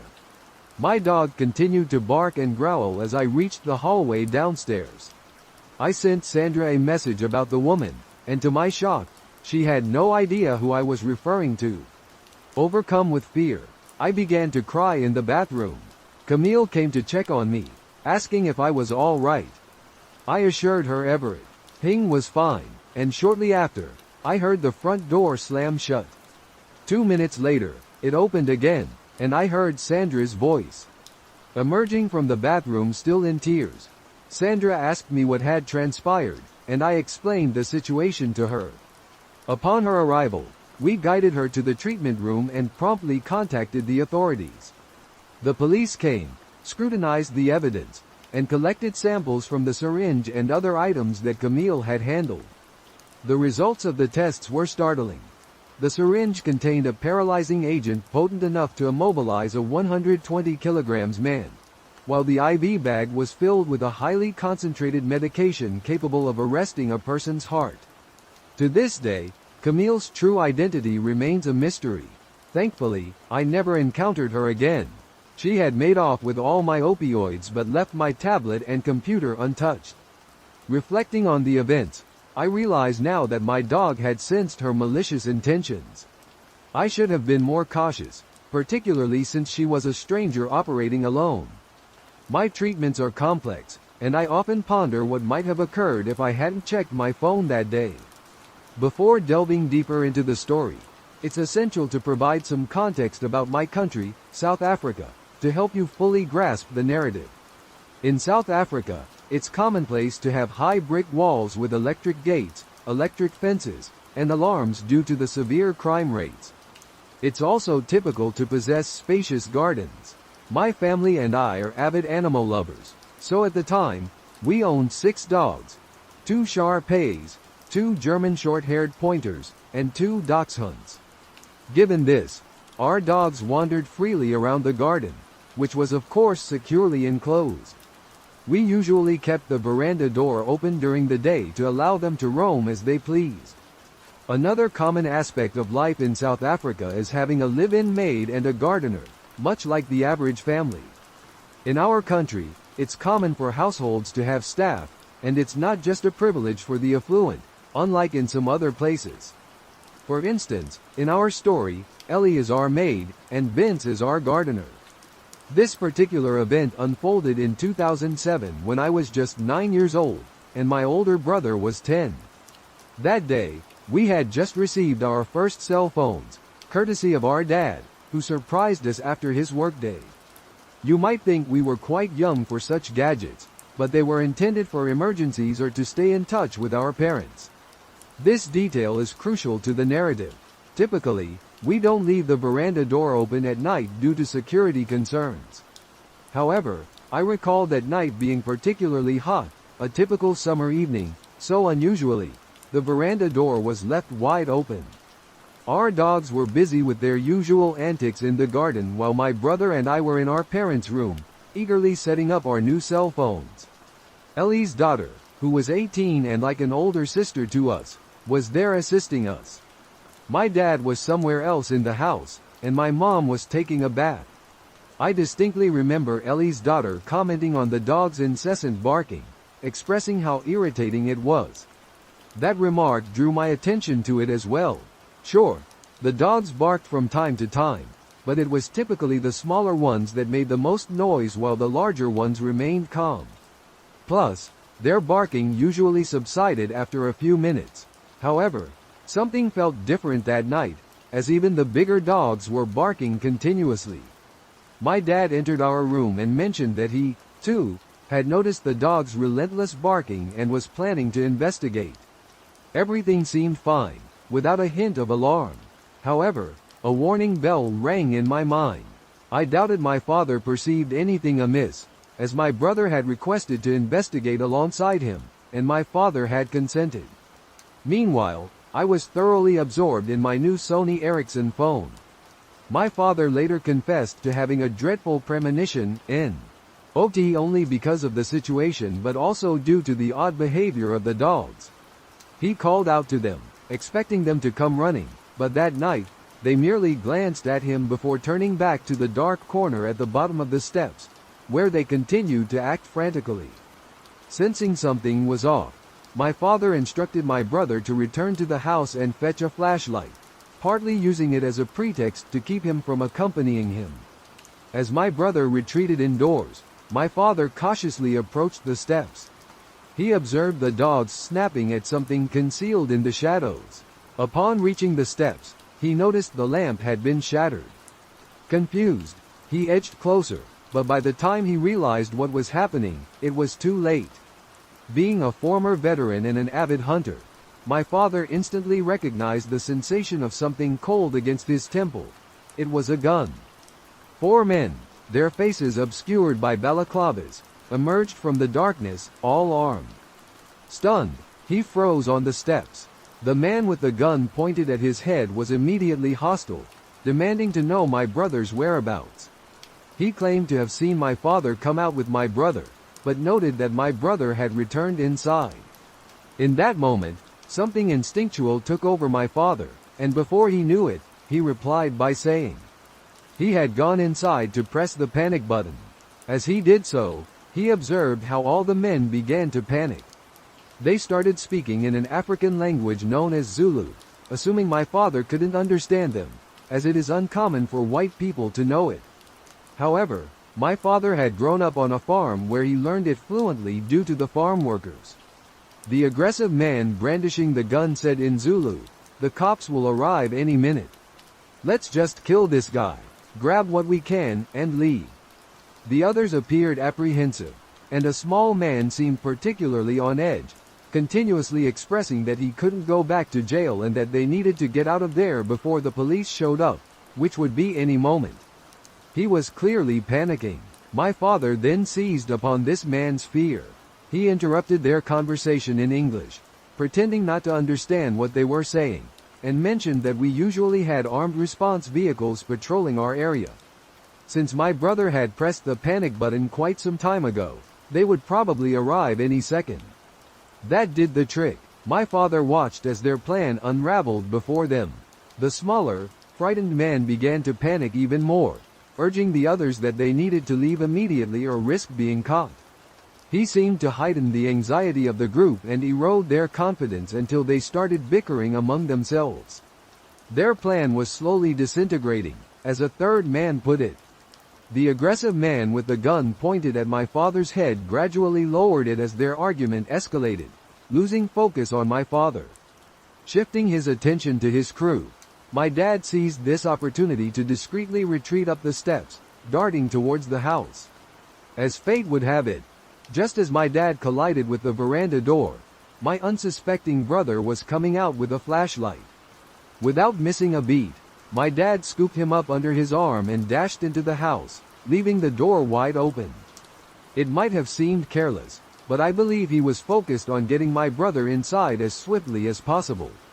Meanwhile, the maid's daughter and I were equally unaware of the unfolding events until my dad burst through the bedroom door, slammed it shut, and urged us to hurry upstairs into the attic. "There are 5 men outside with guns," he said urgently. "They're here to harm us. Get upstairs now." My heart sank at his words, and instinctively, I sprinted towards the stairs. My mom, wrapped in a towel, emerged from the bathroom and followed closely behind. We huddled together in the darkness, engulfed in silence so profound it felt as if you could hear a pin drop. I think we were all just bracing ourselves to hear something from the rooms below. My mom muttered, frustrated that neither she nor my dad had a phone. But, as fortune would have it, I held my brand new Sony Ericsson in my hand. No better time to use it in an emergency than now, right? My mom dialed the police, and to our disbelief, when she explained our location, they informed us it was outside their jurisdiction. "Sorry," they said, and the line went dead. We were left not only to our own devices but also utterly shocked. My mom began cursing like a sailor once more, and that's when my dad realized with a sinking feeling that he had forgotten to close the veranda door. And what? Ellie and Ben remained in their rooms, blissfully oblivious to the peril surrounding them. He retrieved his firearm from the secure location in the attic and instructed us, under no circumstances, to venture downstairs, insisting we remain hidden regardless of what we might hear. Overcome with emotion, I pleaded with my father not to leave us, but he explained he had to find the others before any misfortune befell them. The gravity of the situation set in, and tears flowed more freely as we realized 2 more people were still at risk. The maid's daughter, understandably, was in a state of panic, fearing for her mother. Downstairs, my father vanished, leaving the atmosphere heavy with tension. We could still hear the dogs barking ferociously, signaling that those men lingered on our property. My mother quickly dialed another number, reaching out to the armed security patrolling the neighborhood. They assured us they would arrive in approximately 10 to 15 minutes and instructed us to remain hidden until they signaled their arrival by ringing our gate bell. We waited in anxious silence, dreading the possibility of hearing a gunshot or any sound indicating the intruders had breached our home. But there was only silence, punctuated by the occasional bark of the dogs outside. After what felt like an eternity, though it was likely just a few minutes, we heard footsteps ascending the stairs, causing my heart to race. I closed my eyes, praying it was my father with Ellie and Ben. Fortunately, it was indeed them. We all stayed hidden for a while longer, no one daring to utter a word. The dogs seemed to have calmed down significantly, though they still barked sporadically. Suddenly, the gate intercom buzzed, and my father instructed us to wait while he went to investigate. It was indeed the security company, and as soon as they confirmed it, he opened the door, marking the end of the nightmare. I recall standing up, my knees giving way under the rush of adrenaline, while my body somehow managed to endure the ordeal. The armed security personnel managed to contact the correct police department for our area, and soon everyone was investigating the garden. They discovered 7 sets of footprints, revealing that the intruders had bent the spikes on our wall and climbed over. Shortly afterward, we installed an electric fence. It turned out that 2 other individuals must have been lurking in the shadows, unseen by my father, which is quite unsettling in itself. Violent crime in South Africa is alarmingly severe, and it's disturbingly common for torture and other horrific acts to occur during home invasions. I was obviously very young at the time, unaware of the world's horrors, and simply frightened for my family's safety. Now that I'm older, the mere thought of 4 women being in the house, with my mother wearing nothing but a bath towel, still sends chills down my spine. The police mentioned that the presence of so many individuals, more than the usual 1 to 3, suggested they might have harbored sinister intentions. I am immensely grateful that nothing happened to my family and eternally thankful for my father's quick thinking with the panic button. I am also relieved that my father understands Zulu, which allowed him to manipulate the situation to our advantage. Lastly, my family will forever owe a debt of gratitude to our loyal pets, who warned us that night. It was a terrifying and life-altering experience. Had it not been for our remarkable dogs, none of this would have transpired. From that day forward, my father always made sure they received leftover rice or meat with their evening meal. I am convinced there was a special place in heaven designated for those angelic creatures. At the time, I was just 14 years old, and it seemed like an ordinary evening. It was approximately 9 p.m., and I was at my younger cousin's house, babysitting for the night. Both of our parents had gone out for drinks and weren't expected to return until late. We were lounging in the living room, casually watching random shows on television. As we sat there, an unsettling feeling crept over me. Something was amiss, though I couldn't quite identify what it was. I attempted to dismiss it and continued watching TV with my cousin, who was happily enjoying my company. However, the uneasy feeling persisted, so I got up and walked to the back door to secure it. Upon returning through the kitchen, I realized the source of my discomfort. In the window was a very decrepit, homeless-looking man, staring intently at us. Instinctively protective, I acted as though I hadn't noticed him. I told my young cousin that we should head upstairs because our parents would be home soon and wouldn't want him staying up late. After tucking him into bed, fully aware of the man outside who seemed intent on entering, I gathered my courage. At that time, I was about 125 pounds and stood 5 feet 8 inches, having played football for my school. If memory serves me correctly, I went straight downstairs into the kitchen. I seized one of those meat tenderizing mallets and turned back toward the window where I had seen him earlier, but he was no longer there. Panicking, I dashed to the front door to ensure it was secured. Both the deadbolt and the doorknob were indeed locked. I sprinted back upstairs, clutching the meat tenderizer, and entered my cousin's room, positioning myself in front of the door. When he inquired about my actions, I assured him it was nothing to worry about and advised him to keep his head down. I promptly called the police, followed by my father and uncle. The police mentioned they would arrive in half an hour, while my father and uncle were about 45 minutes away. Suddenly, I heard the sharp sound of a window breaking and the ominous thud of heavy boots on the tile floor. I instructed my cousin to remain calm and hide beneath the covers, whispering to him the importance of staying silent. The intruder's footsteps echoed from downstairs, sending chills down my spine. I tightened my grip on the meat tenderizer and waited.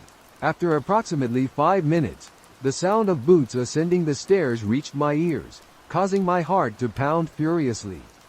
My cousin's door was barely 10 feet from the staircase. I listened as he opened the doors to my uncle's room, followed by the bathroom. My cousin's door was next along the hallway.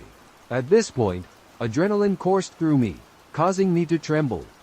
Abruptly, he chose to head back downstairs, and I heard him open the basement door. 15 minutes later, the police arrived, storming into the house. They came to our room, and I informed them that I had heard the intruder enter the basement. They swiftly descended and apprehended the man without much trouble. The commotion revealed that the man had escaped from a psychiatric facility located roughly 20 miles away. With the mental capacity equivalent to that of a child, he had already trespassed into several other homes in the vicinity. I endured months of nightmares following that incident. Around a decade ago, I lived alone and rarely had visitors. At that time, I was deeply saddened, having lost my girlfriend to a drunk driver. One evening, as I was savoring a beer and watching the sunset from my back porch, I noticed a large, unkempt man emerging from the woods. My heart skipped a beat as he staggered ominously towards my home.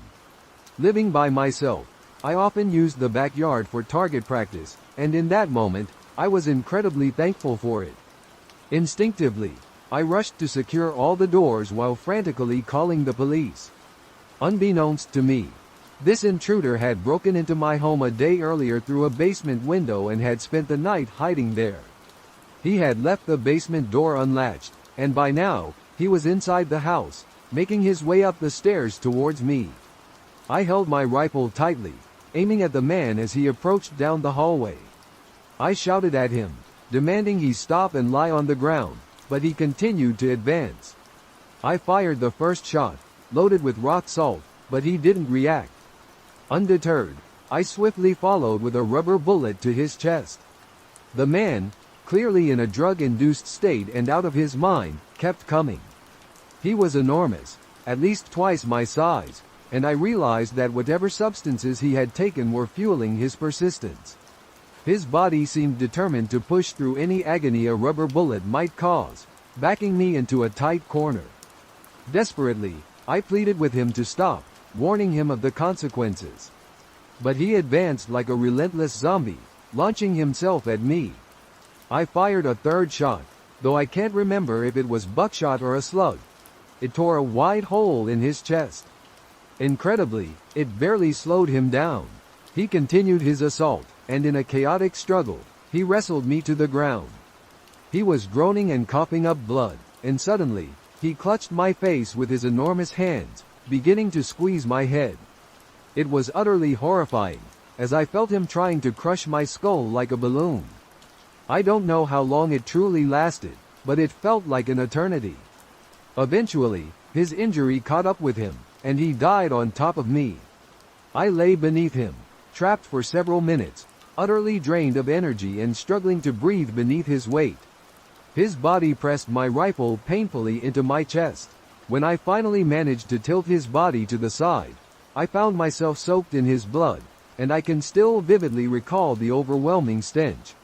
I had completely forgotten that I was still connected to the operator on the phone, who had heard our entire confrontation, which essentially consisted of my desperate pleas to stop or I would shoot, and the man's menacing taunts.